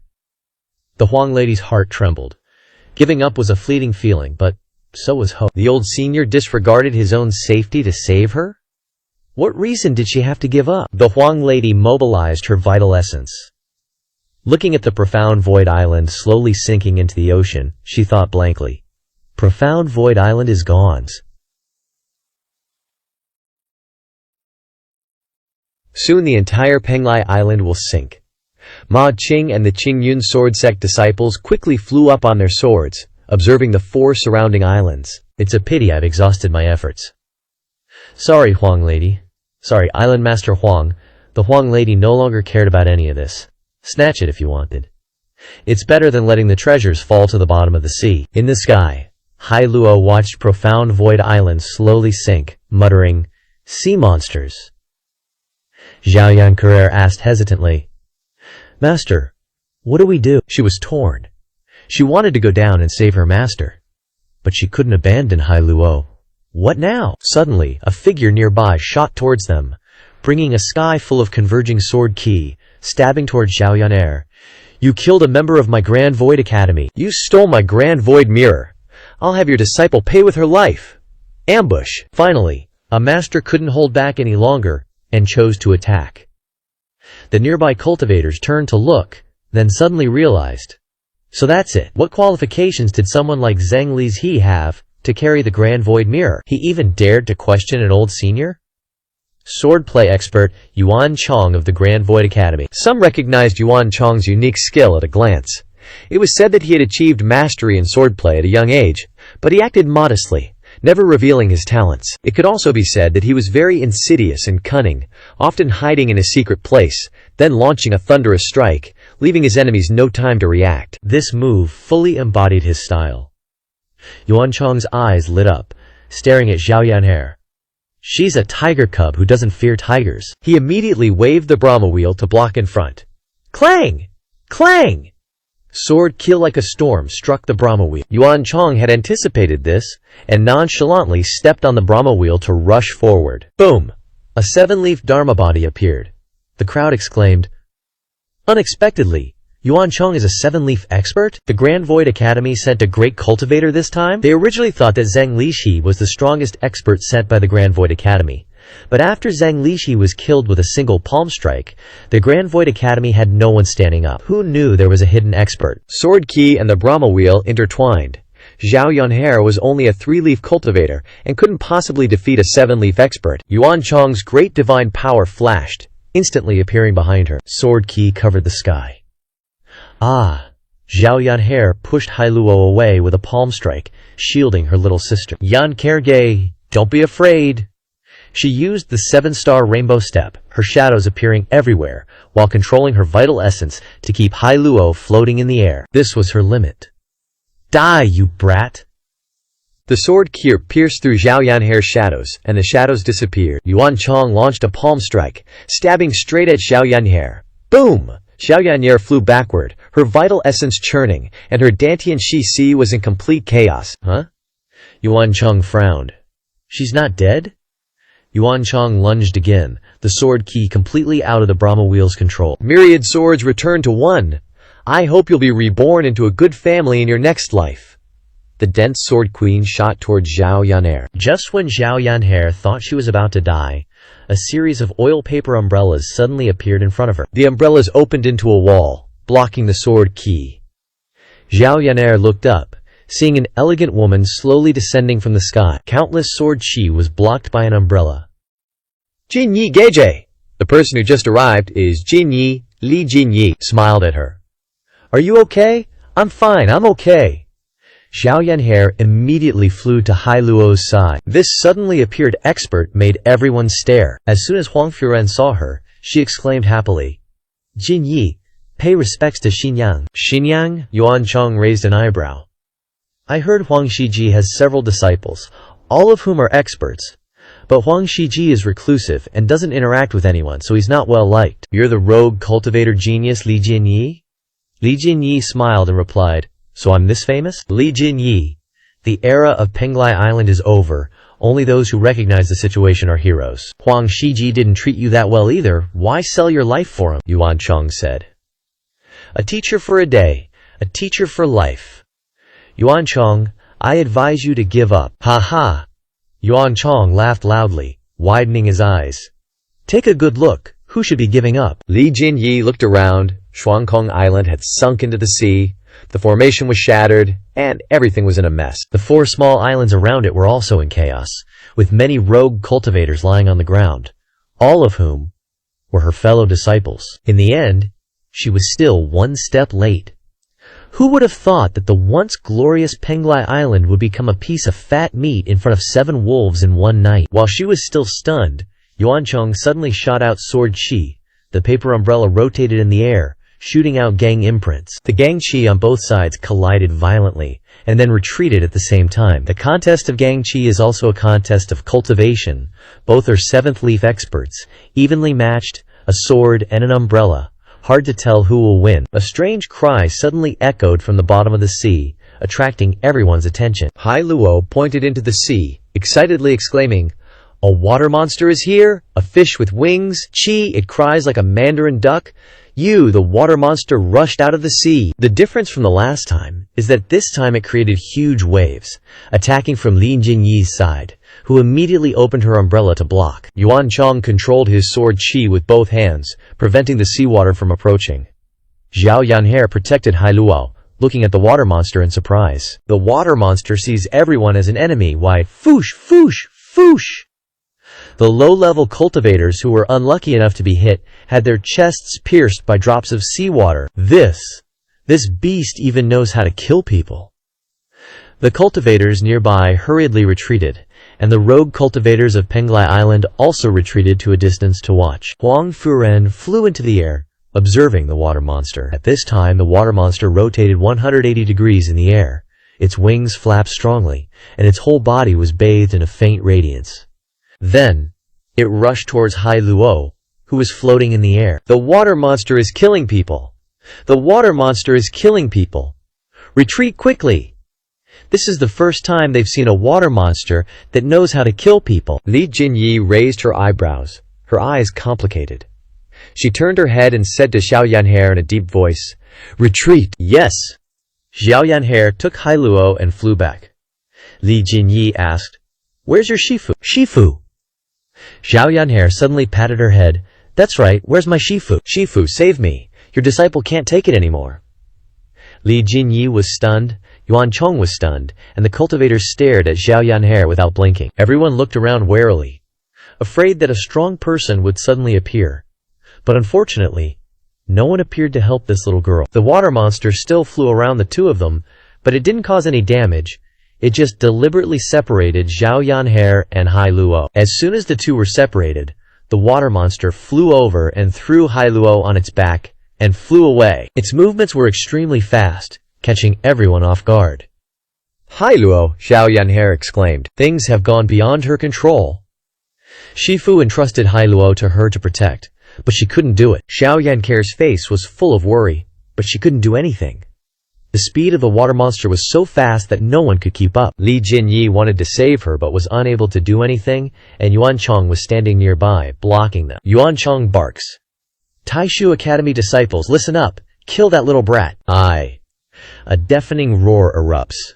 Over 100 Taishu Academy disciples soar on their swords, ditching the water monster and Seekonch. All they see is little Yanner. 100+ swords unleash their energy, forming a sword formation aimed at little Yanner. Li Jinyi's face darkens. The little girl's in danger! But as the Taishu Academy disciples charge, the seabed suddenly glows blue, engulfing Penglai Island. The Taishu Academy disciples freeze, dumbfounded. Whoosh!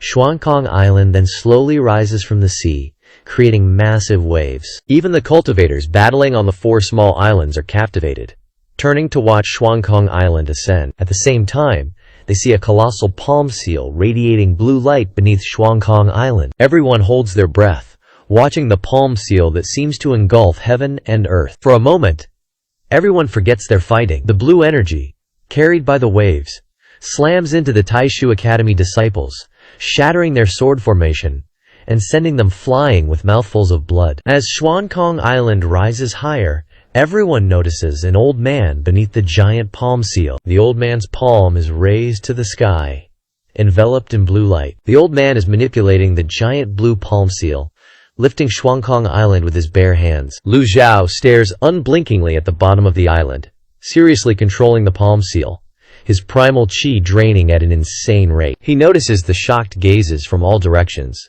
with many people collapsing to the ground, trembling, completely helpless. Lu Zhao doesn't have time to care about them, continuing to push Xuankong Island upward. No one dares to speak.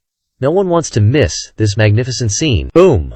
The blue palm seal struggles to push Xuankong Island 100 meters higher. Xuankong Island is about to return to its original position, the entire island emitting an ear-splitting screech. The mistress of Penglai Island is stunned, tears of joy streaming down her face. Little Yanner stares, mouth agape, at her master lifting the island with one hand. "Master!" little Yanher calls out. Her master, 100 meters in the air. Lu Zhao's palm seal suddenly stops. All the primal chi in his body is used up. Lu Zhao frowns. How the hell am I supposed to fix the formation now? Bang! Xuankong Island trembles slightly, the blue palm seal shrinking. Seeing this, Yuan Chong snaps out of his stupor and excitedly yells, "Rich is in danger! Who's in?" Boom! Yuan Chong charges like an arrow, startling the experts in all directions. That's right, Rich is in danger. 4 or 5 experts attack simultaneously, and the other cultivators resume their ruthless attacks on the rogue cultivators of Penglai Island. They know this battle is do or die. Although many just want to fish in troubled waters, there are still some desperados out there, and the desperados are really messing things up for the other cultivators. Ma Qing shakes his head at the chaotic battle before him. They're crazy. They're all crazy. Li Jinyi soars into the sky, his image flickering everywhere, unleashing countless palm strikes. This is the Qingdiao ultimate technique of Penglai sect. Lu Zhao, watching the 5 experts unleashing their dharmic bodies, suddenly, whoosh! The water monster!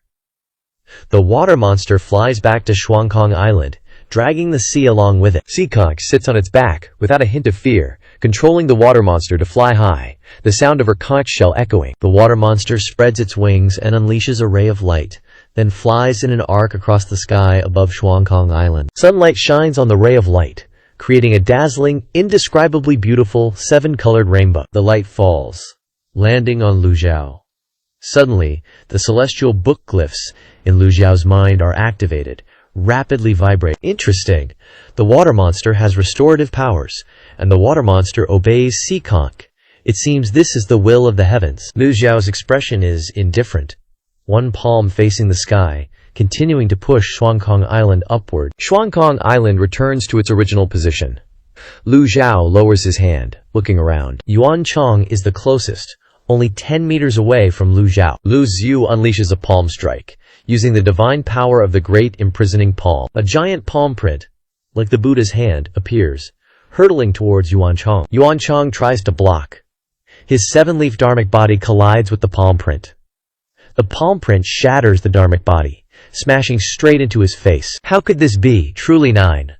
Before he can finish, Yuan Chong is reduced to ashes. Ding! Killed one target, gained 1,500 merit points. Lu Zhao doesn't even glance at Yuan Chong, his gaze sweeping over the others.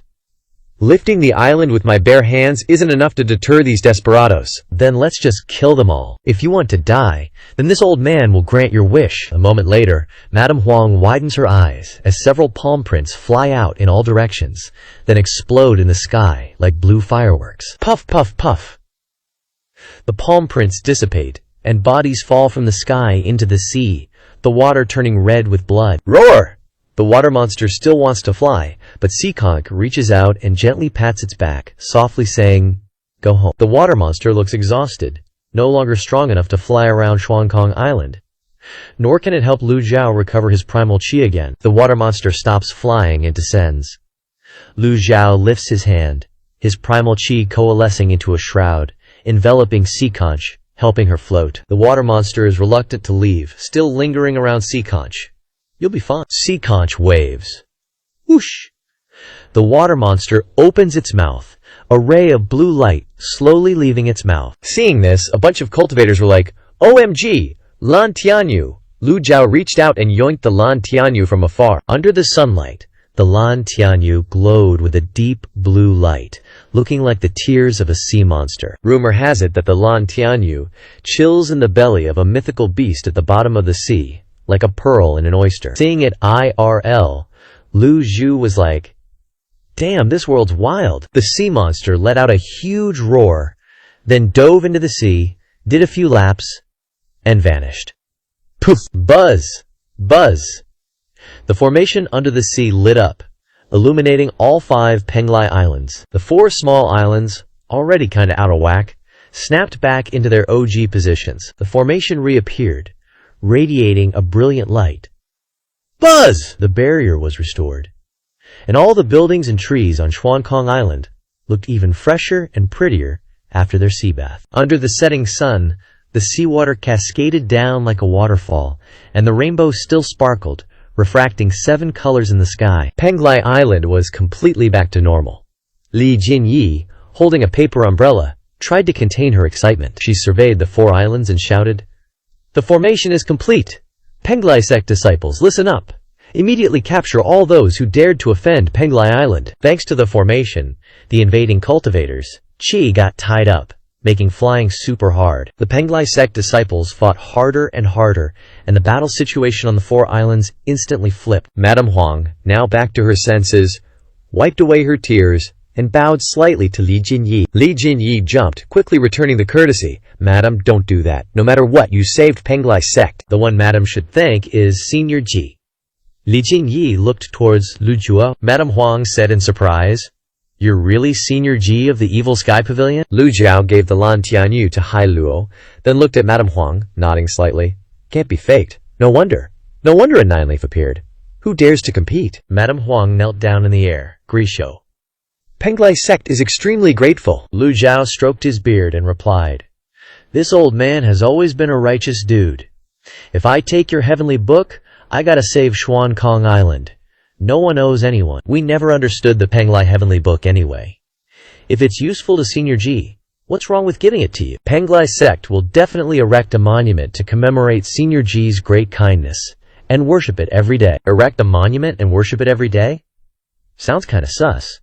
Doesn't that only happen for dead people? Lu Zhao shook his head and said to Madame Huang, "No need." Madame Huang had heard that the Evil Sky Pavilion's masters were stubborn AF.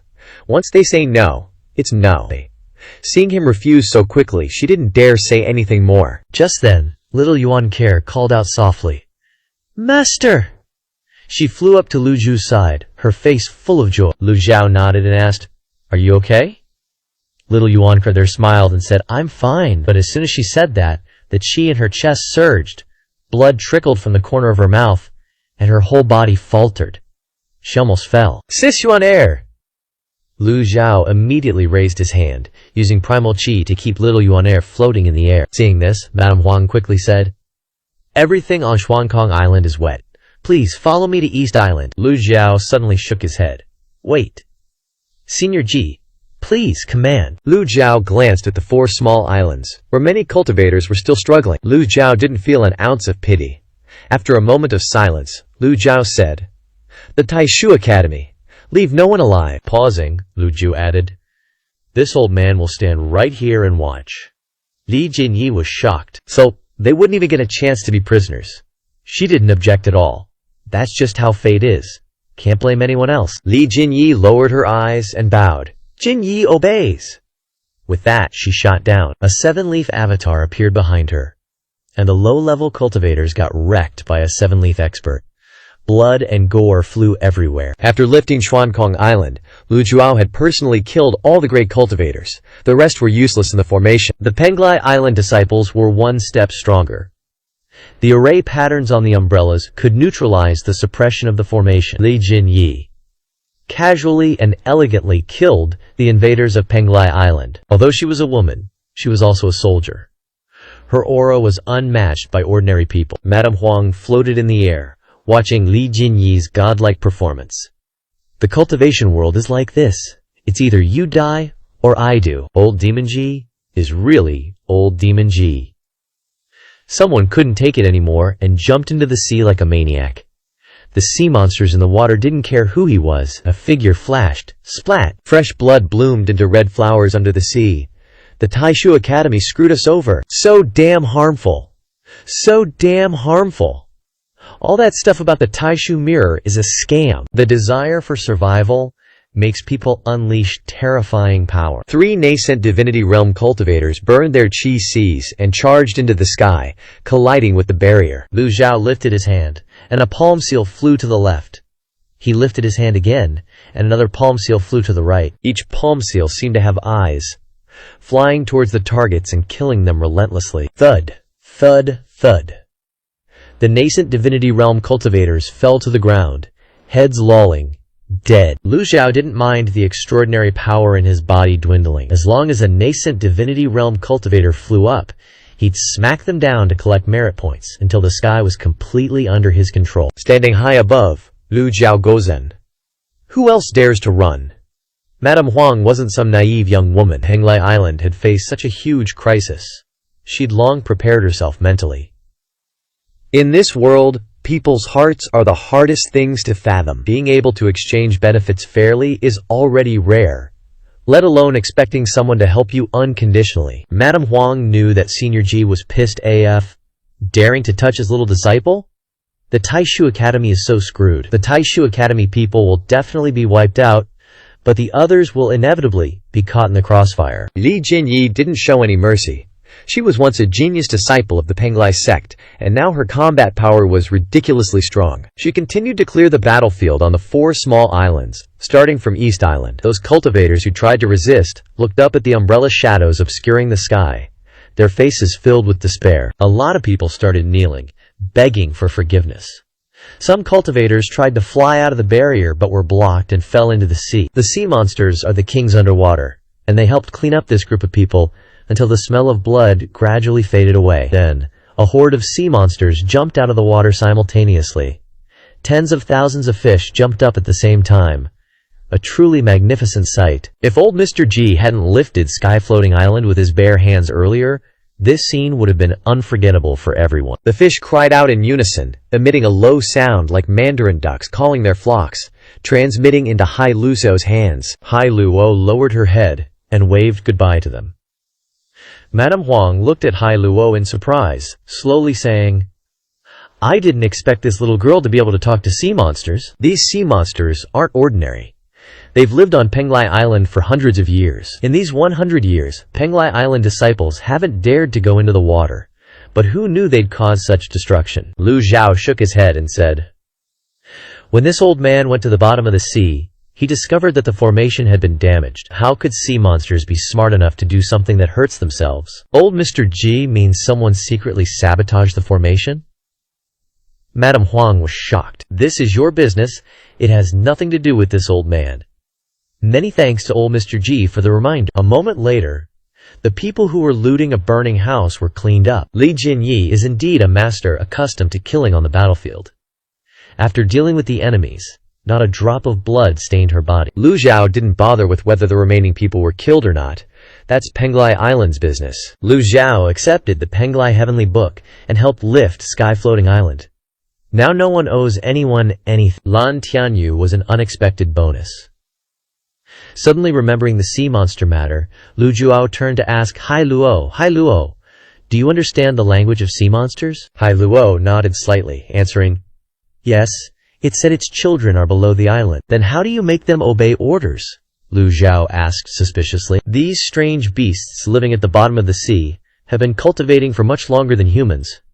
Hundreds of years at the shortest, tens of thousands of years at the longest. Their innate talent isn't as good as humans, so they have to accumulate over a long time. To this day, humans still haven't fully explored the endless sea. There was once an 8-leaf cultivator who wanted to fly to the end of the endless sea.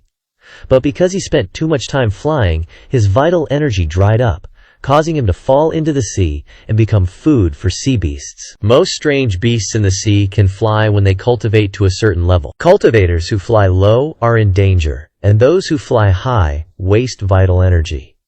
So to this day, no cultivator has flown across the endless sea. Hai Luko shook her head blankly. I just told it to listen.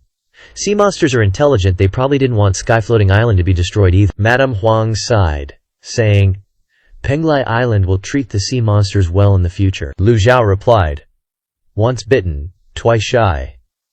Maybe the sea monsters intend to leave. They jumped out of the sea to say goodbye just now. Maybe they'll migrate to another sea. Madame Huang nodded slightly, looking helpless. At this moment, Li Jinyi flew up, cupping her fist and saying, Old Mr. Ji, all the people from the Grand Void Academy have been dealt with. Lu Zhao nodded in satisfaction. Madame Huang quickly said, You two, please follow me. Lu Zhao looked towards Hai Luo and little Yuan Sher. Little Yuan Sher was slightly injured and needed to rest. So the group followed Madame Huang to the East Island. All the Penglai Island disciples had gathered in the plaza outside the main hall. The Qingyun Sword Sect group, led by Ma Qing, was also present. From top to bottom, Penglai Island, young and old, strong and weak, looked at the old man slowly walking towards them with reverence. According to Penglai Sect's rules, the disciples lowered their heads to express their respect. Welcome, old senior. Welcome, old senior.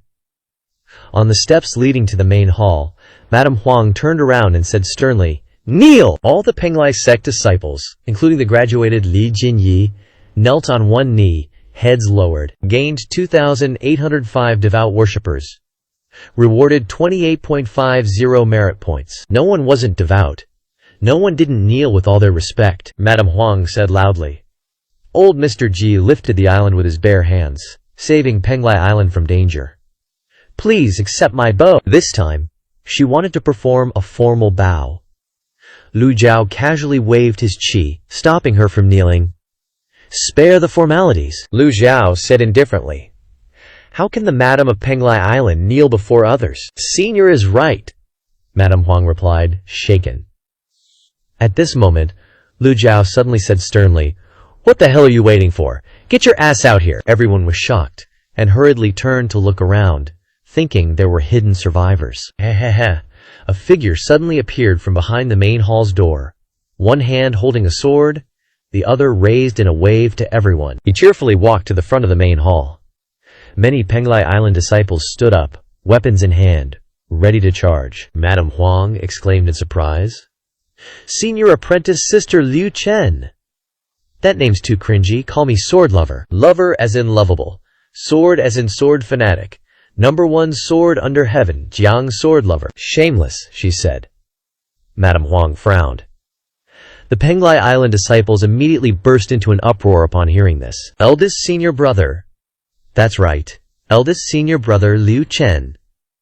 Sword Lover raised his hand to greet everyone again, then waved. That's right, I am the one you've always been thinking about. Penglai Sect's heavenly villain, the handsome and unrestrained eldest senior brother. Jiang Sword Lover, Lu Zhao said in a low voice. Had enough fun? Jiang Sword Lover staggered, turned around and chuckled. Indeed, nothing escapes the old senior's eyes. I've been secretly observing for a long time, and even conveniently dealt with some masters who wanted to sneak attack the little girl. Ah! Girl, don't look at me with such gratitude. It was just a convenience. You stinky thing! Little Yuan Air scolded, enduring the pain. Hai Luo also imitated her, scolding, "Stinky thing!" Jiang A Sword was dumbfounded. Lu Zhao stroked his beard and said, "Old man risked my ass lifting the island, and you were just chillin' watching the show? No way. No way." Jiang A Sword waved his hands non-stop. "I was secretly taking out some top-tier baddies. Look, I even got some boo-boos on my arm. HMPH. Lu Zhao frowned. Jiang Ai's Sword didn't dare to argue and quickly said, "You're absolutely right. You're absolutely right." Lu Zhuao recalled that during the battles in Liang Province City and Shangyuan City, Li Jinyi used an umbrella as a weapon with incredible power. He just didn't connect it to Penglai's sect back then. Now that he thinks about it, it's not surprising that these two are both disciples of Penglai's sect. Jiang Ai's Sword. You cultivate in hiding and use a sword as your weapon. Penglai's sect is famous for its rogue cultivation techniques. Why is that? Lu Zhao asked suspiciously. I'm a real man. Why would I use an umbrella? Are you kidding me? I still prefer playing with swords. As he spoke, he hugged his sword tightly. Madame Huang stepped forward and pinched Jiang Ai's Sword's ear.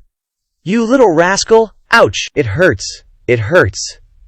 Senior Master, let go! Let go! Madame Huang pushed him away, scolding. Penglai's sect is in trouble, and you're still being stubborn and playful. I was the first one to rush over. Even Jinyi Shimei was later than me. Jiang Ai's Sword covered his ears. Feeling wronged, Madame Huang thought about how Penglai Island had turned danger into safety, and Jiang Ai's Sword's personality couldn't be taken seriously. He must have done a lot of work in the shadows to help everyone, so she didn't bother arguing with him anymore. She sighed. Fortunately, we have you guys. Jiang Ai's Sword shook his head and replied, I wouldn't dare to take such credit, that's too much. The old senior lifted an island with one hand.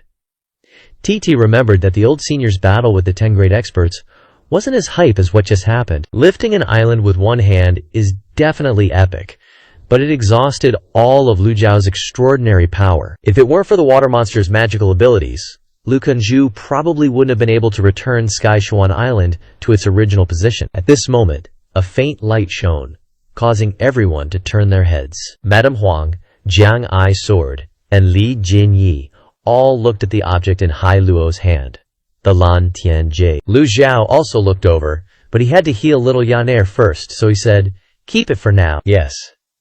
Hai Luo liked this jade very much, so much so that she couldn't bear to let it go. Jiang Ai's Sword said, Lan Tian Jade can be worn as jewelry.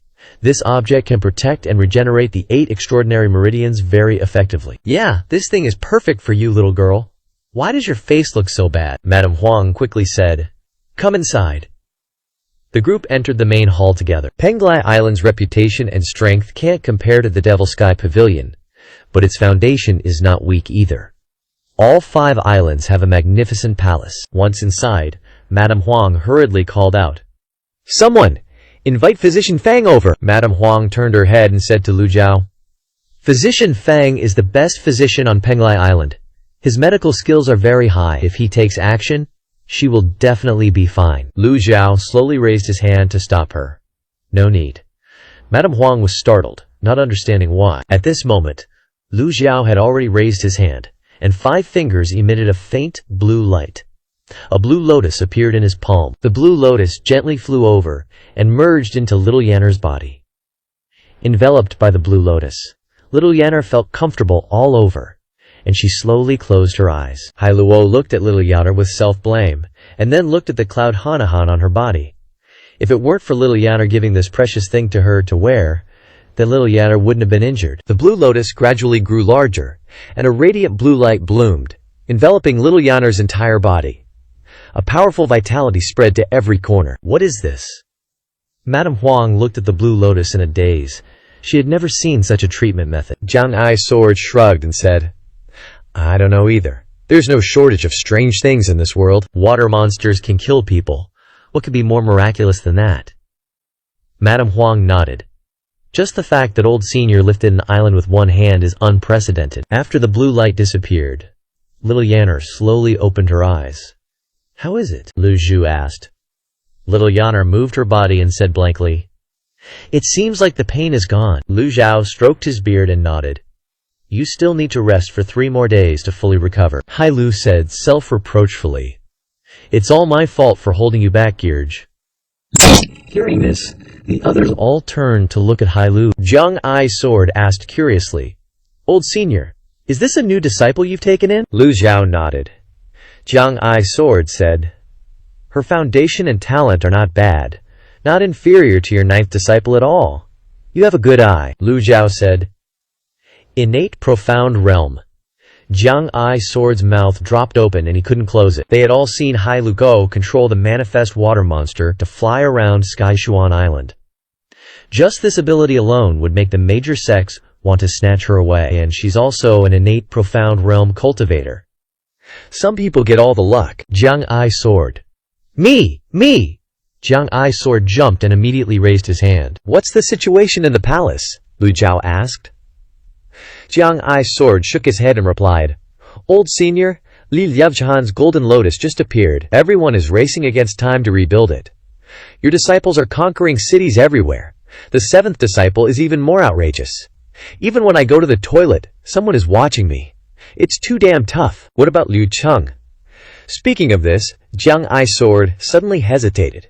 After all, he was a prince of Great Yan. After the Great Fire in Jinghe Palace, he joined Penglai's sect and became a sword maniac. But even so, Liu Cheng was still his father. Jiang Ai Sword had been in contact with the Devil Sky Pavilion very little during this time because of this reason. He had predicted that there would be a conflict between the imperial family and the Devil Sky Pavilion, and the situation would become more and more serious. Yu Zhanghai is pressing closer step by step, forcing the imperial family to the point of desperation, and the imperial family is provoking the Devil Sky Pavilion time and time again. Even the Taishu Academy and Hengkuo Academy, which have frequently come forward recently, have a close relationship with the imperial family. "He is still your father after all," Lu Zhao said. Jiang Ai Sword was silent. "You've been my informant for so long. If you don't have merit, you have made effort. Just say the word." Jiang Ai Sword widened his eyes. Did this mean that if he pleaded, he could save Liu Cheng's life? Jiang Ai Jian's thoughts instantly flashed back to many years ago. The raging fire in Jinghe Palace reappeared, with the teacher he respected teaching him, the old master teaching him the basics of cultivation, and his gentle mother always caring for him. It all felt like yesterday, but it was gone forever. After who knows how long, Jiang Ai Jian finally withdrew the smile on his face and seriously bowed to Lu Zhu. "Life and death are destined. I have tried my best." "You are very smart." Jiang Ai Jian's eyes widened. "In fact, whether you plead or not, it won't change this old man's decision." Jiang Ai Jian was speechless. Nothing to say. "Then why did you say that even if I have no merit, I still have done hard work?" But he was also shocked inside. The old senior asked that way, obviously because he didn't want to see himself become an obstacle. Thinking of this, Jiang Ai Jian quietly broke out in a cold sweat. "However, considering that you and Liu Shang have a special relationship, you don't need to interfere in royal affairs anymore." Hearing this, Jiang Ai Jian cupped his hands and said, "Thank you, senior. Not interfering in royal affairs means he must do other things." Jiang Ai Jian suddenly remembered something and hurriedly said, "Senior Ji, you asked me to find a woman surnamed Luo, but I can't find her at all." "There is very little information about her now. That's why this old man came here," the Empress Consort said suspiciously. "A woman surnamed Luo?" Jiang Ai Jian replied. "This woman surnamed Luo helped Yun Tian Luo enter the 8 Leaves 300 years ago to establish the 3 sects. She is proficient in music, but so far no more clues have been found about her. It's like looking for a needle in a haystack. How could such a woman be an unknown person?" The Empress Consort couldn't understand. "Your ladyship is right. She is the unknown person I can't find." "I'm afraid Si Wu Yai isn't doing any better either," Jiang Ai Jian said. Just at this moment, Hai Luo suddenly raised the Lantian jade and blurted out, "Hot! Hot! Too hot! The Lantian jade is so hot that it's emitting green smoke. Quick! Quick! Quickly put it under the sunlight," Jiang Ai Jian hurriedly said. Hai Luo was stunned and looked at Lu Zhao. Lu Zhao nodded. "Go!" Hai Luo hurriedly ran out of the main hall and placed the Lantian jade on the steps. The sunlight shone on the Lantian jade. The green smoke became thicker and thicker, emitting a dazzling light. Lu Zhao said in a deep voice, "Raise one finger, hold your breath, concentrate your mind." Yes, Hai Luo did as he was told.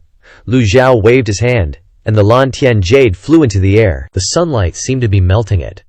Recognize its master. Whoosh! Lu Xiao shot out a wave of stellar energy, cutting across Hai Luo's finger, and blood dripped down, falling on the Lantian jade. Dazzle!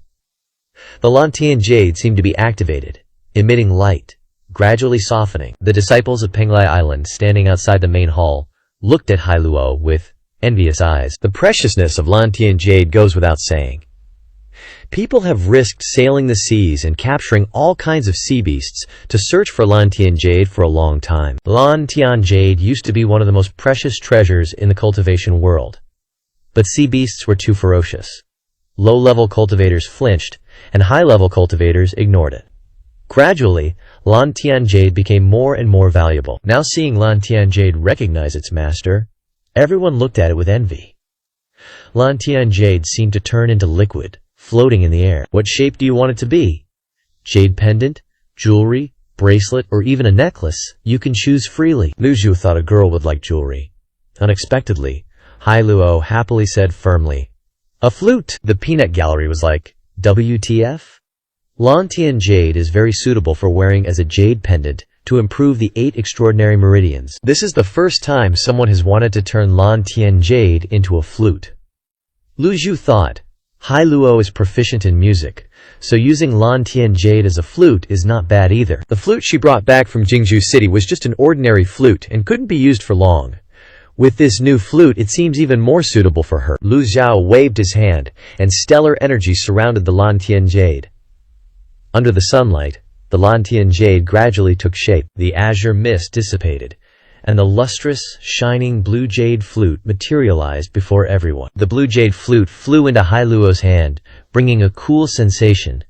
If it were me, I'd choose a sword shape, a blue jade sword, bruh. Even if it cost me 10 years of lifespan, I'd be down. Jiang Aijian was drooling hard. So many things are better left unthought. Once you start thinking, the Longyan sword you're holding suddenly feels less epic than when you first saw it. Hai Luo got her desired treasure, and she happily admired it, unable to tear herself away. After a good while of appreciation, Hai Luo finally looked up at Lu Xiao and politely said, "Thank you." Jiang Aijian asked, "Are you skilled in musical theory?" Hai Luo didn't answer him but brought the blue jade flute to her lips. A rapid flute sound echoed. This tune was different from the previous ones.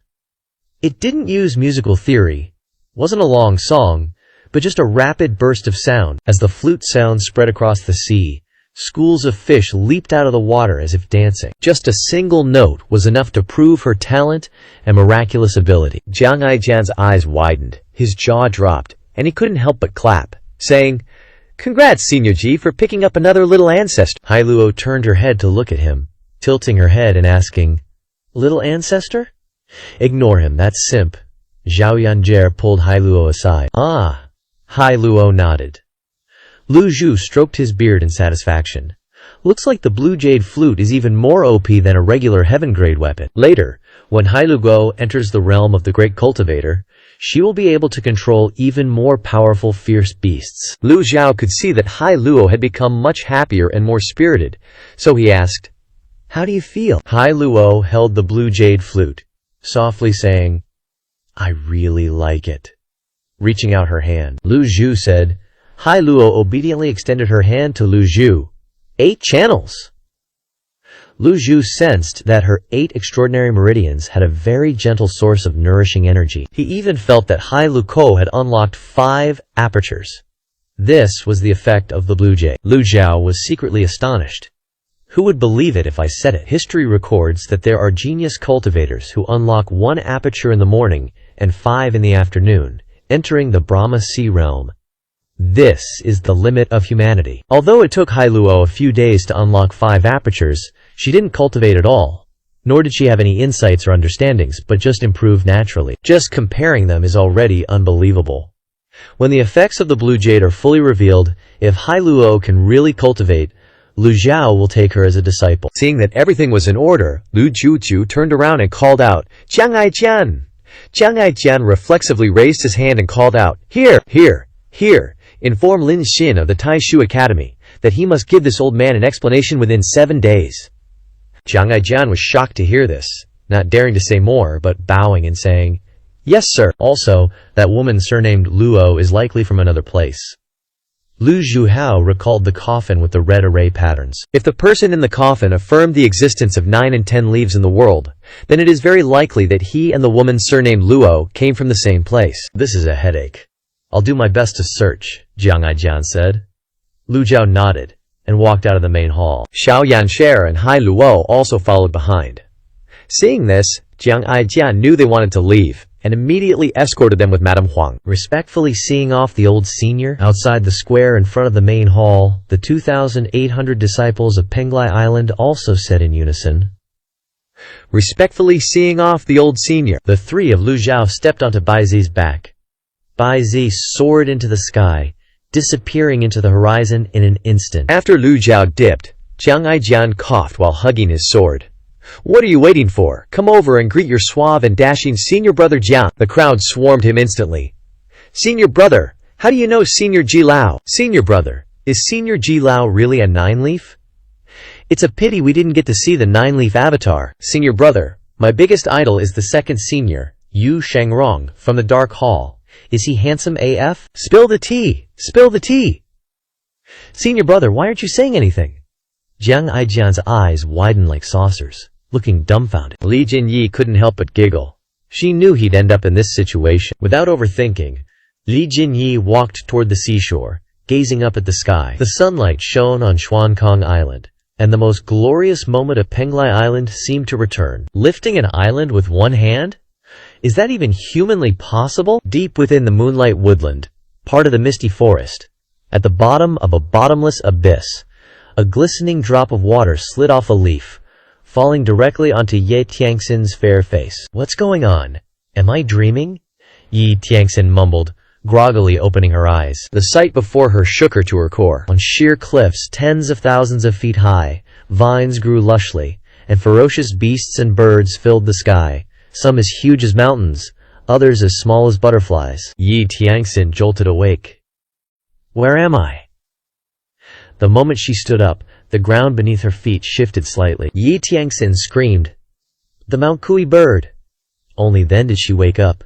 This isn't a dream. What brought her here was what she had been desperately searching for. She traveled all over Daiyan, crossed mountains and rivers, traversed foreign lands, and journeyed thousands of miles, all to find it. Kui.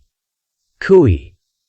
The Mount Kui bird stood up, turning its head to look at her, their eyes meeting like a soccer ball staring at a pea. Ye Tiangxin tried to calm herself, not daring to move recklessly.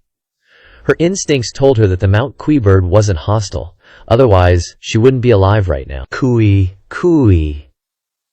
The Mount Kui bird didn't respond, its beautiful eyelashes twitching slightly, its eyes shifting subtly. Do you recognize me? Yi Tiangxin tried to talk to it. The Mount Kui bird couldn't respond to her in human language, only silently looking at her. As Ye Tiangxin was trying to communicate with it, the Mount Kui bird suddenly cried out, "Kui!"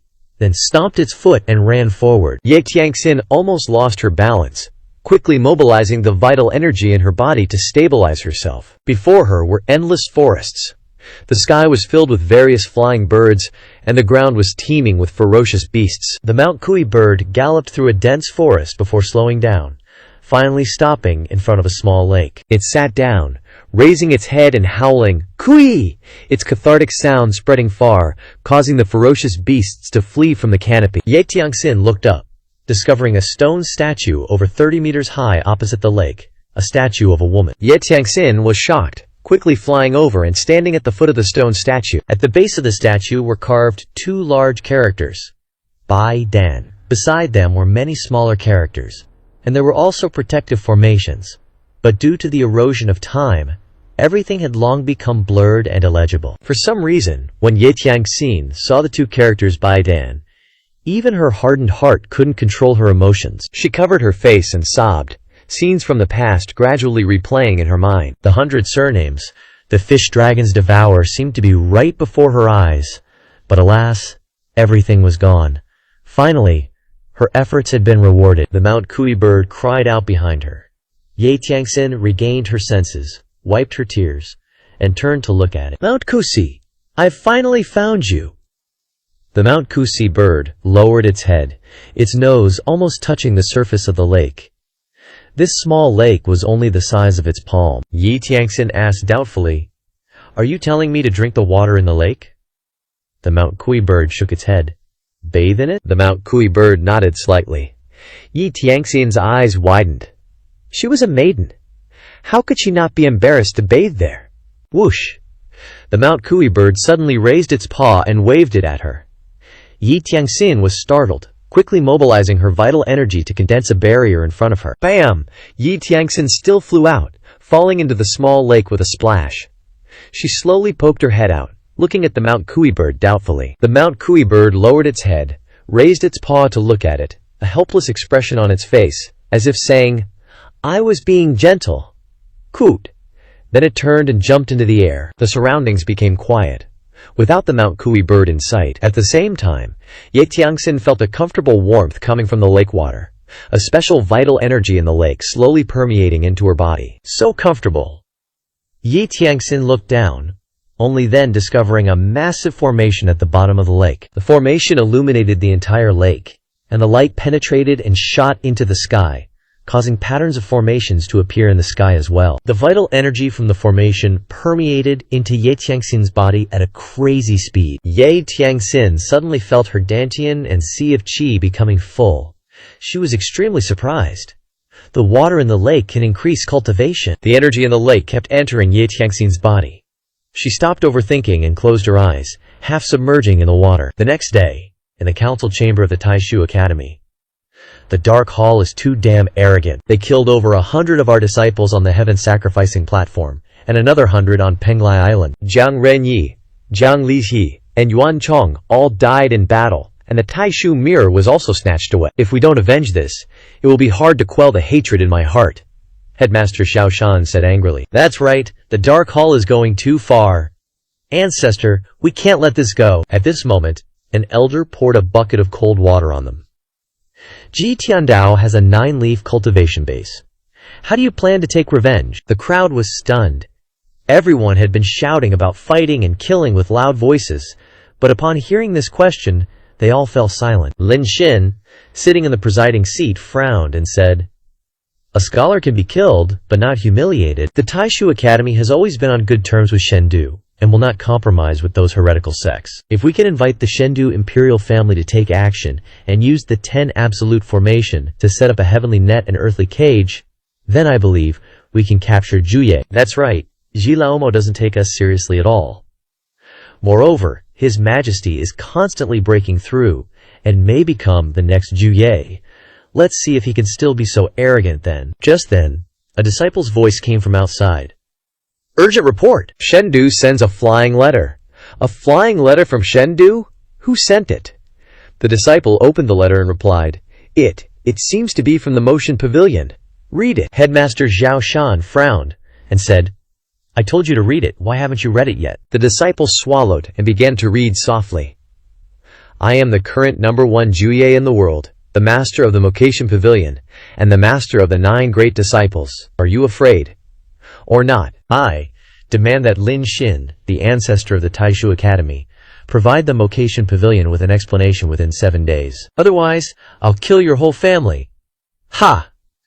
The crowd looked at the disciple blankly, their expressions extremely special. Is this really the words of the Mocation Pavilion ancestor? Ji Tiandao, are you sure it's not some random clown impersonating him? Suspicious as they were, no one dared to say it out loud.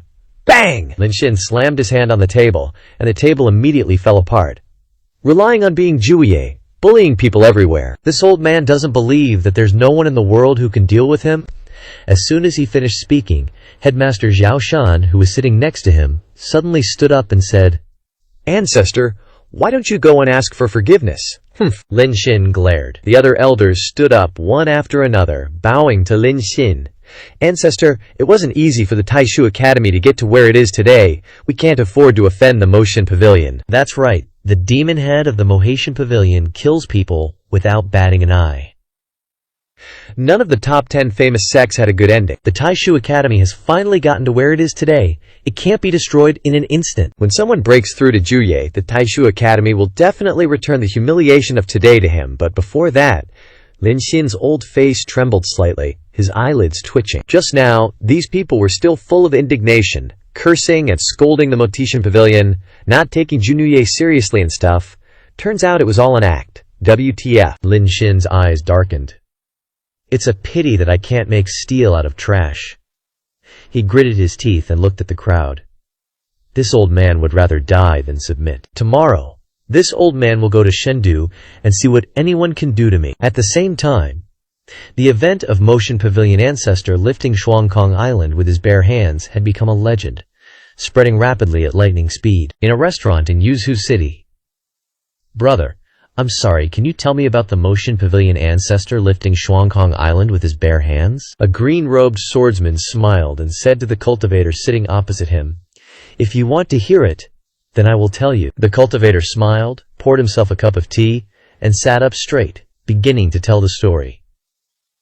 The Penglai sect rarely interacts with the outside world. What allows the Penglai sect to stand firm in the cultivation world is the formation that covers the 5 islands. For some reason, their formation had a problem. Shuangkong Island is the core island of Penglai Island, hundreds of feet long, with immeasurable weight, and can only be suspended in the sky using a powerful formation. If this island sinks to the bottom of the sea, the 4 islands around it will also sink. Speaking of this, he noticed that the people around him were also listening attentively, so he smiled and continued.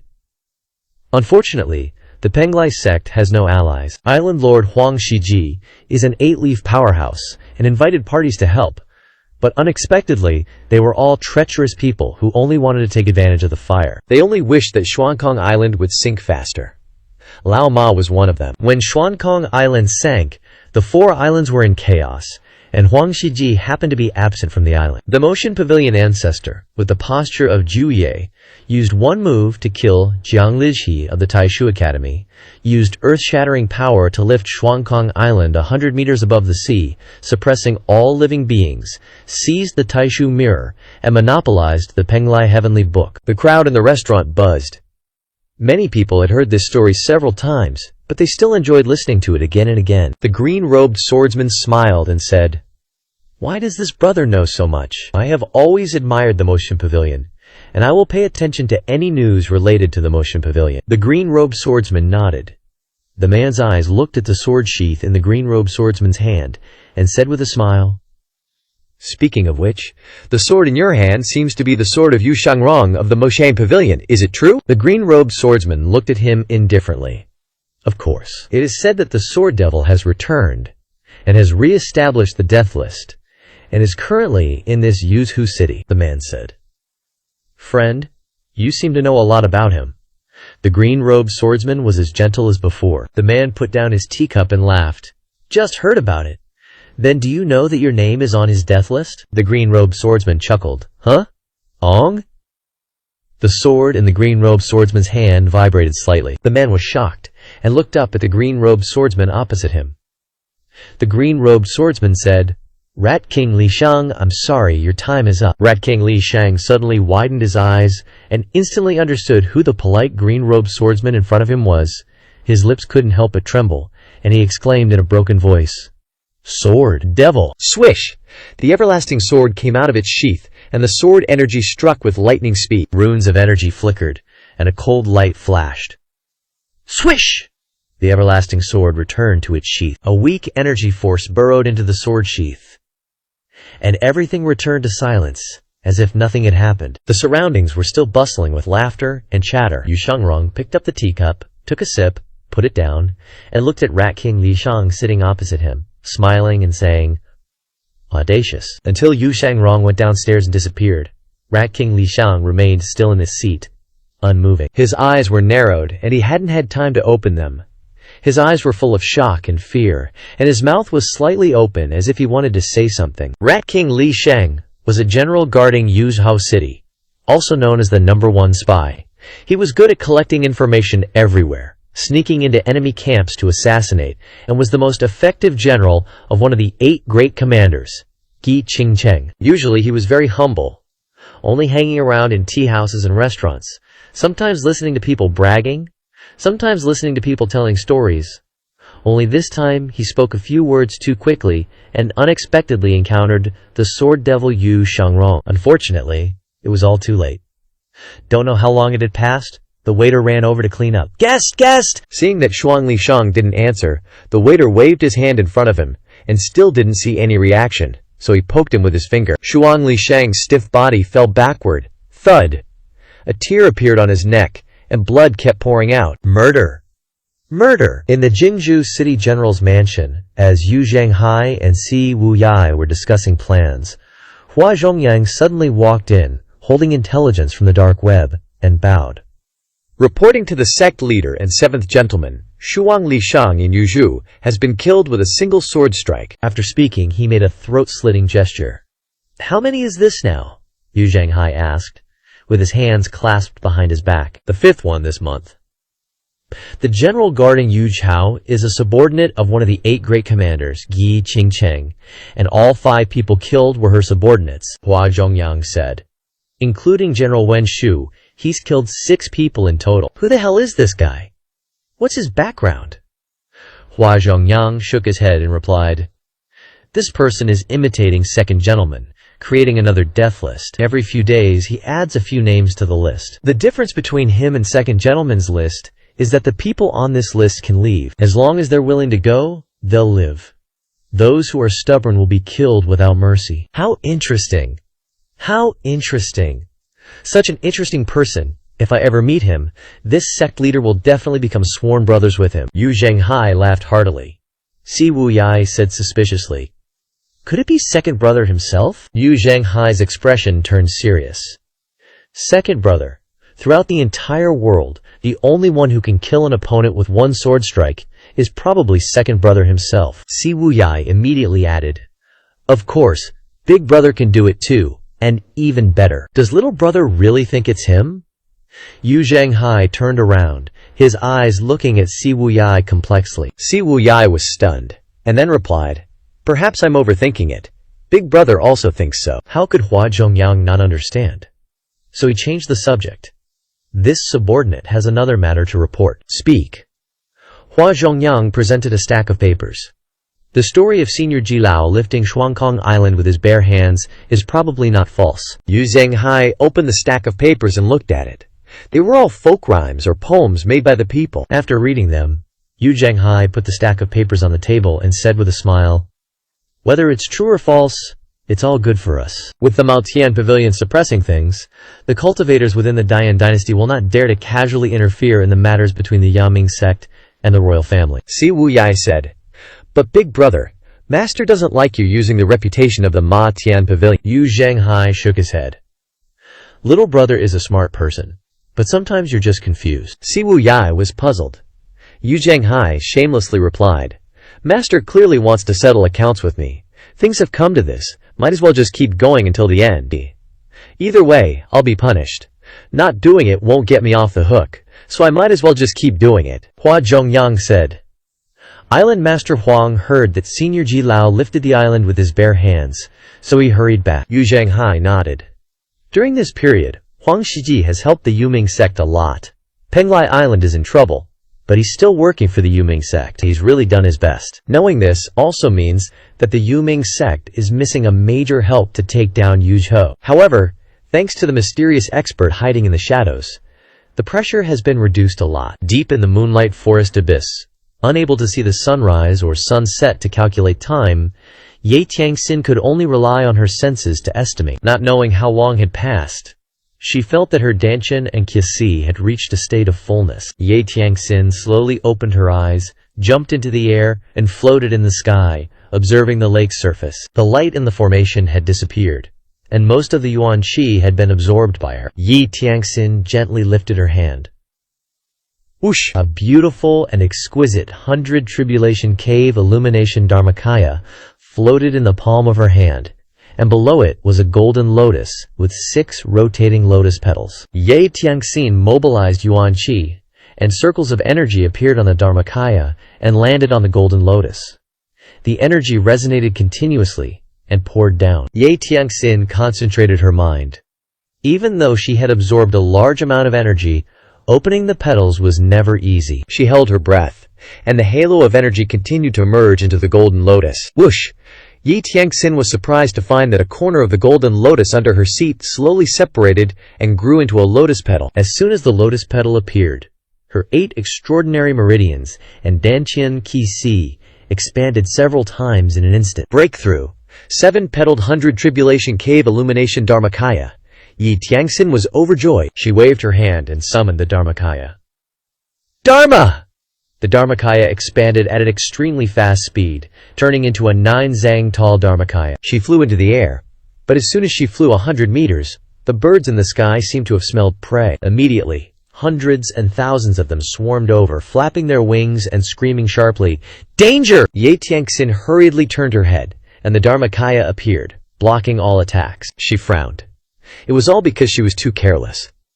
Although she could kill low-level fierce beasts, with such a large number, how much yuan qi would she need to kill them all? Great divine power technique! Yi Tianxin's figure flashed, and she fled with the Dharmakaya. The flock of fierce birds gathered behind her, chasing her more and more. Can't even handle them with 7 petals? Yi Tianxin raised her head and looked at the tangled vines on the cliff. Let's give it a try. She stubbornly controlled the Dharmakaya to fly straight up into the sky, higher and higher. In the blink of an eye, she had reached a height of several hundred meters. She looked around in the air, seeing all kinds of strange beasts lying and crawling on the cliff. Yi Tianxin's hair stood on end. Facing such a huge danger, she didn't want to stay for another second. She didn't even have the idea of killing them, and hurriedly flew higher. Just then, boom! A flashing bolt of lightning struck down from the horizon, piercing through the Dharmakaya. Her gang qi splattered, gravel collapsed, and many vines were cut off. Yi Tianxin fell straight down.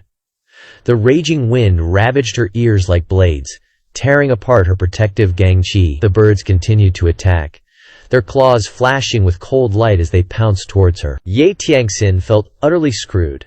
Just when she hit 7 leaves, was she gonna bite the dust here? Nope! Her avatar suddenly went Super Saiyan, blasting a bunch of savage beasts into next week. Some got insta-killed and dropped like flies, but there were still too many, and more kept showing up, drawn to the free buffet. Yi Tianxin kept spamming her avatar. Boom, boom, boom! The beasts went crazier and crazier until BAM! A giant monstrosity swooped down from the sky. It had shimmering, silky feathers on its back. Snatched up Yi Tianxin and swiped its claws through the beast horde, turning hundreds of feathered fiends into a bloody mist. Total carnage, straight out of hell. The 10,000-year Cheng Huang had arrived. Cheng Huang's here. It's raining blood. Its roar was like a thunderclap, scattering all the savage beasts. The Cheng Huang didn't fly off. Yi Tianxin was stunned. Cheng Huang was freaking terrifying. Could an 8-leaf handle that? She felt super safe, but also face-palmed. How could she be so dumb? She finally found the Cheng Huang after so long, but didn't even think to ride it out of here, instead scheming to leave on her own? That's basically suicide. The Cheng Huang hopped a few times and finally landed, right next to that little lake from before. Yi Tianxin gave a wry smile. She struggled to fly so long, but it just hopped over. Everything went quiet. Yi Tianxin immediately realized this was its territory. Savage beasts, when they got strong enough, had their own turf. All the other monsters had to back off. Yi Tianxin was still shook. She floated up to the Cheng Huang. Thanks! The Cheng Huang just flopped down on the ground, not moving, its eyes darting around. What's wrong? Are you hurt? Yi Tianxin asked worriedly, flying around it, checking for injuries. Just then, the Cheng Huang lifted a claw and brushed away a pile of dead leaves under the stone statue. Yi Tianxin looked over. It was a stone golden lotus, with 8 lotus petals. Yi Tianxin spaced out, flying over to touch the stone golden lotus. This can only be left behind by humans. After thinking for a while, Yi Tianxin turned to ask the Cheng Huang, "You want me to break through to 8 leaves?" "Ooh, you." The Cheng Huang lowered its claws. Seeing it respond, Yi Tianxin nodded. Got it. 100 years for humans, 10,000 for the Cheng Huang. In Dongzhe Luojiao, he opened the system interface to check his merit points. 9,743 merit points, nearly 10,000. A bit more hoarding, and he could buy 2 portions of Golden Lotus Leaf Opener. Luojiao was only at the nascent Divinity 2-leaf stage. It was tempting, but he knew he had to hold back. The Golden Lotus Leaf Opener would be most effective when he entered the ranks of great cultivators. But using a few merit points to draw a reward probably wouldn't hurt, right? Draw, Luojiao chanted silently. Ding. Consumed 50 merit points. Acquired X1 reverse charisma card. Not too shabby. Let's try again. Draw. Ding. Consumed 50 merit points. Acquired the Jiliang steed. Note: considering the system needs to consume a lot of vitality to help the host obtain legendary steeds like the Bai Zi and Bian, this time, the steed will come to the Evil Sky Pavilion on its own. Jiliang was a fine horse from the frozen wasteland in the far north. Seeing the reward notification, Luao Zhao's old eyes widened a bit. It's been ages since he's gotten such a good reward. Finally catching a W? Ever since getting the Bai Zi and Bian, Luao Zhao knew how awesome legendary steeds were. Even Ji Tiandao couldn't get a steed of this level. His first disciple, Yu Zhanghai, somehow got the Kuyaks. Who knows what he had to pay for it? Some great sects had steeds, but they were just some low-level savage beasts. Legendary steeds were unattainable treasures. Not bad, not bad. Got something good, so no more drawing. What you gonna do about it? According to the system's setup, if Luao Zhao kept drawing, he'd definitely get a bunch of "thanks for playing" messages. Lu Zhao felt extremely satisfied. At the same time, in the frozen wasteland of the far north, on a desolate, barren desert, a herd of wild horses was galloping. The horse at the back looked completely different from the rest. Its fur was as white as snow, its mane was fiery red, its body was over 3 meters long and over 2.5 meters tall. It just hit different. Suddenly, it stopped, pricking up its ears as if it heard a summoning sound. Neigh! Neigh! It neighed and left the herd, flying into the air, heading south. After drawing the reward, Luao Zhao decided to stop and focused all his attention on the Book of Heaven, Volume 3. After comprehending the human scroll, Luao Zhao knew how to use and the effects of the 4 types of divine power. What about the Earth Scroll? The pages were full of bizarre, squiggly symbols. If the human scroll displayed pictographic symbols, the Earth Scroll could only be described as chaotic. Luao Zhao frowned but wasn't fazed. He calmly opened the item card interface. Nothing had changed. The method of comprehension was the same as the human scroll. Luao Zhao thought to himself. After pondering for a moment, Luao Zhao didn't rush to comprehend the Earth Scroll, but continued to comprehend the human scroll to recover the extraordinary energy in his body. In the council chamber of the Taishu Academy. Ancestor, how can our Taishu Academy resist a 9-leaf? Time is running out.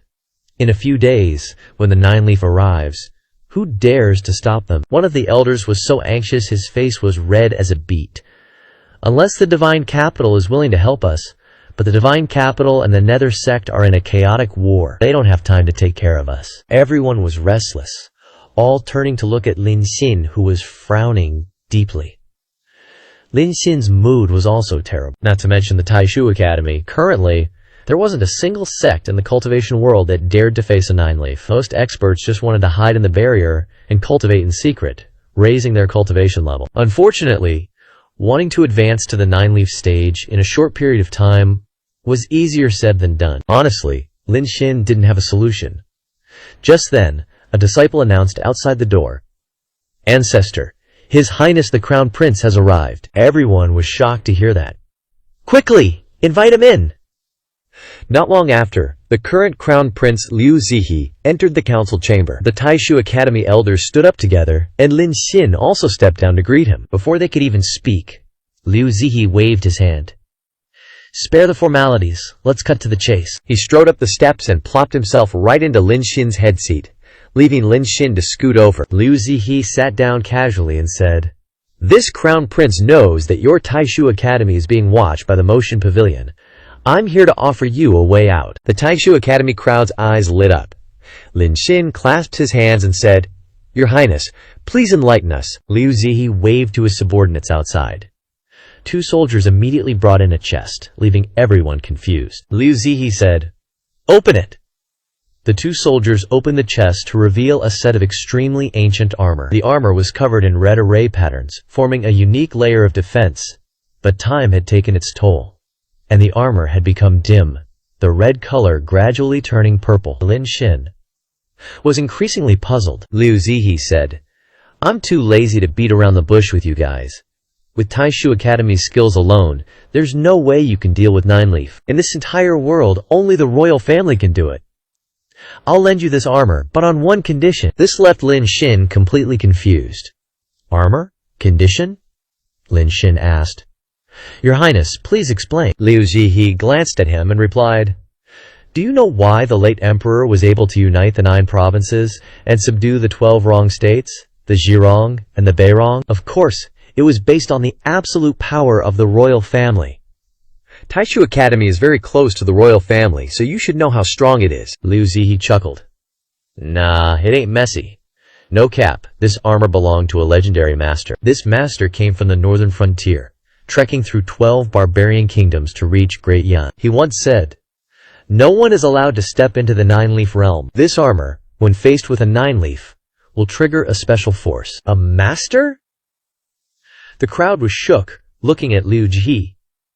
The prince ain't lying? Is this one of the trump cards of the Great Yan royal family? Liu Zihe continued. Oh yeah. The 10 Absolute Formation was also left behind by this master. The 10 Absolute Formation's OPNESs has been world-renowned for ages. Even top-tier experts gotta act humble when they come to the divine capital. For a millennia, everyone thought the 10 Absolute Formation originated from the Confucian school. But now it seems that's BS. Just how many secrets are the royals hiding? After a long silence, Lin Xin opened his mouth and said, Does your highness want this old man to wear this armor and fight Jilaomo? That's right. The crowd exchanged glances. Even Lin Xin, who's lived this long, can't help but feel uneasy. How can your highness prove this armor is legit? 9-leaf is already a legendary existence. If Jilaomo doesn't show peak 9-leaf style, I'm afraid even the cultivation world won't believe 9-leaf exists. You have no choice, Liu Zihe said grimly. Lin Xin was speechless. If you still don't believe it, pick up the armor and take a look. Who else in the world can make this? Liu Zihe spat out each word. Lin Xin's fingers trembled slightly. He bent down and took out the armor. It was heavy, over 100 pounds, but not too much for cultivators like them. Lin Xin carefully examined the armor in his hand. As the Grand Master of the Taishu Academy and an 8-leaf powerhouse, Lin Xin was thrilled when he saw the exquisite formation patterns on the armor. It's so magical. Never seen anything like it. The other elders, with their lower cultivation, obviously didn't understand. Liu Ji was sure Lin Xin would get it, so he smirked smugly. Did you really think His Majesty would blatantly research how to reach 9-leaf just because of some unreliable legends? No wonder. No wonder. Don't look anymore. The formation patterns on the armor are unique and can't be replicated, Liu Ji said. Lin Xin tried to suppress the excitement in his heart. What are your highness's conditions? Liu Zihe stood up, put his hands behind his back, and said, This prince wants to share the burden for my father. As you know, the underworld sect is blatantly invading the 9 provinces. A great battle is about to happen in Great Yan's Yu province. Your entire Taishu Academy must act and assist Commander Gi Qingqing. Lin Xin wasn't surprised. He'd already guessed this outcome. If the Taishu Academy wants help from the divine capital, they gotta put in the work to repay it. Lin Xin nodded slightly and said, Okay, this old man agrees with your highness. Liu Zihe stepped down from the steps, walked up to Lin Xin, and patted his shoulder. Don't feel like you're getting a raw deal. If you survive this, the royal family will reward you with 5 leaf opening pills. Don't forget the Big Dipper Library completely obeys the royal family. Thank you, your highness. Lin Xin bowed. The war in Yung province is tense. You better get going ASAP. This prince will tell you one more thing to put your mind at ease. Liu Zihe lowered his head and whispered into Lin Xin's ear. I wonder what the content was. But Lin Xin suddenly widened his eyes, his eyelids fluttering slightly. Then he respectfully bowed to Liu Zihe and said, Thank you, your highness, for the guidance. I'll handle it myself. Farewell. Liu Zihe didn't stay, turned around and walked straight out of the council chamber.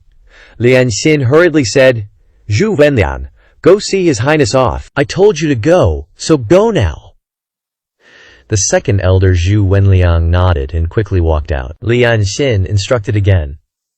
Xiao Shun, lead 1,000 core disciples to Yu province to support Commander Gi. Grandmaster, can the prince's words be trusted? Xiao Shan asked blankly. Lin Xin's tone sank. His face was extremely serious. Just do it. Yes. Ever since these guys told Lin Xin to go to the Devil Sky Pavilion to beg for forgiveness, Lin Xin had buried an unnamed anger in his heart. Now he was too lazy to talk nonsense with them. As long as he could survive this calamity and work together to help the divine capital, then he might be able to step into the nine-leaf realm in the future. What great lifespan calamity. What grandmaster would all become a thing of the past? Not long after Zhao Shan left, Zhu Wenliang returned. Zhu Wenliang glanced at the armor in the box and whispered, "Grandmaster, is this armor really that OP? Can it really stop a nine-leaf?" "It can't be fake," Lian Xin said with his hands behind his back. In the past, this old man was fortunate enough to enter the inner treasury of the divine capital. There were many weapons and natural treasures inside. The person in charge of the inner treasury was Princess Yunzhao, and Princess Yunzhao once said that nine-leaf really exists. The second elder Zhu Wenliang bowed and said, "With the Grand Master taking action, the Tai Shu Academy will finally be saved." Lian Xin glanced at him and said, "These few days, this old man wants to be alone and quiet to study the plan to deal with Jilaomo. Move the armor to my room." Yes. In the blink of an eye, 7 days had passed.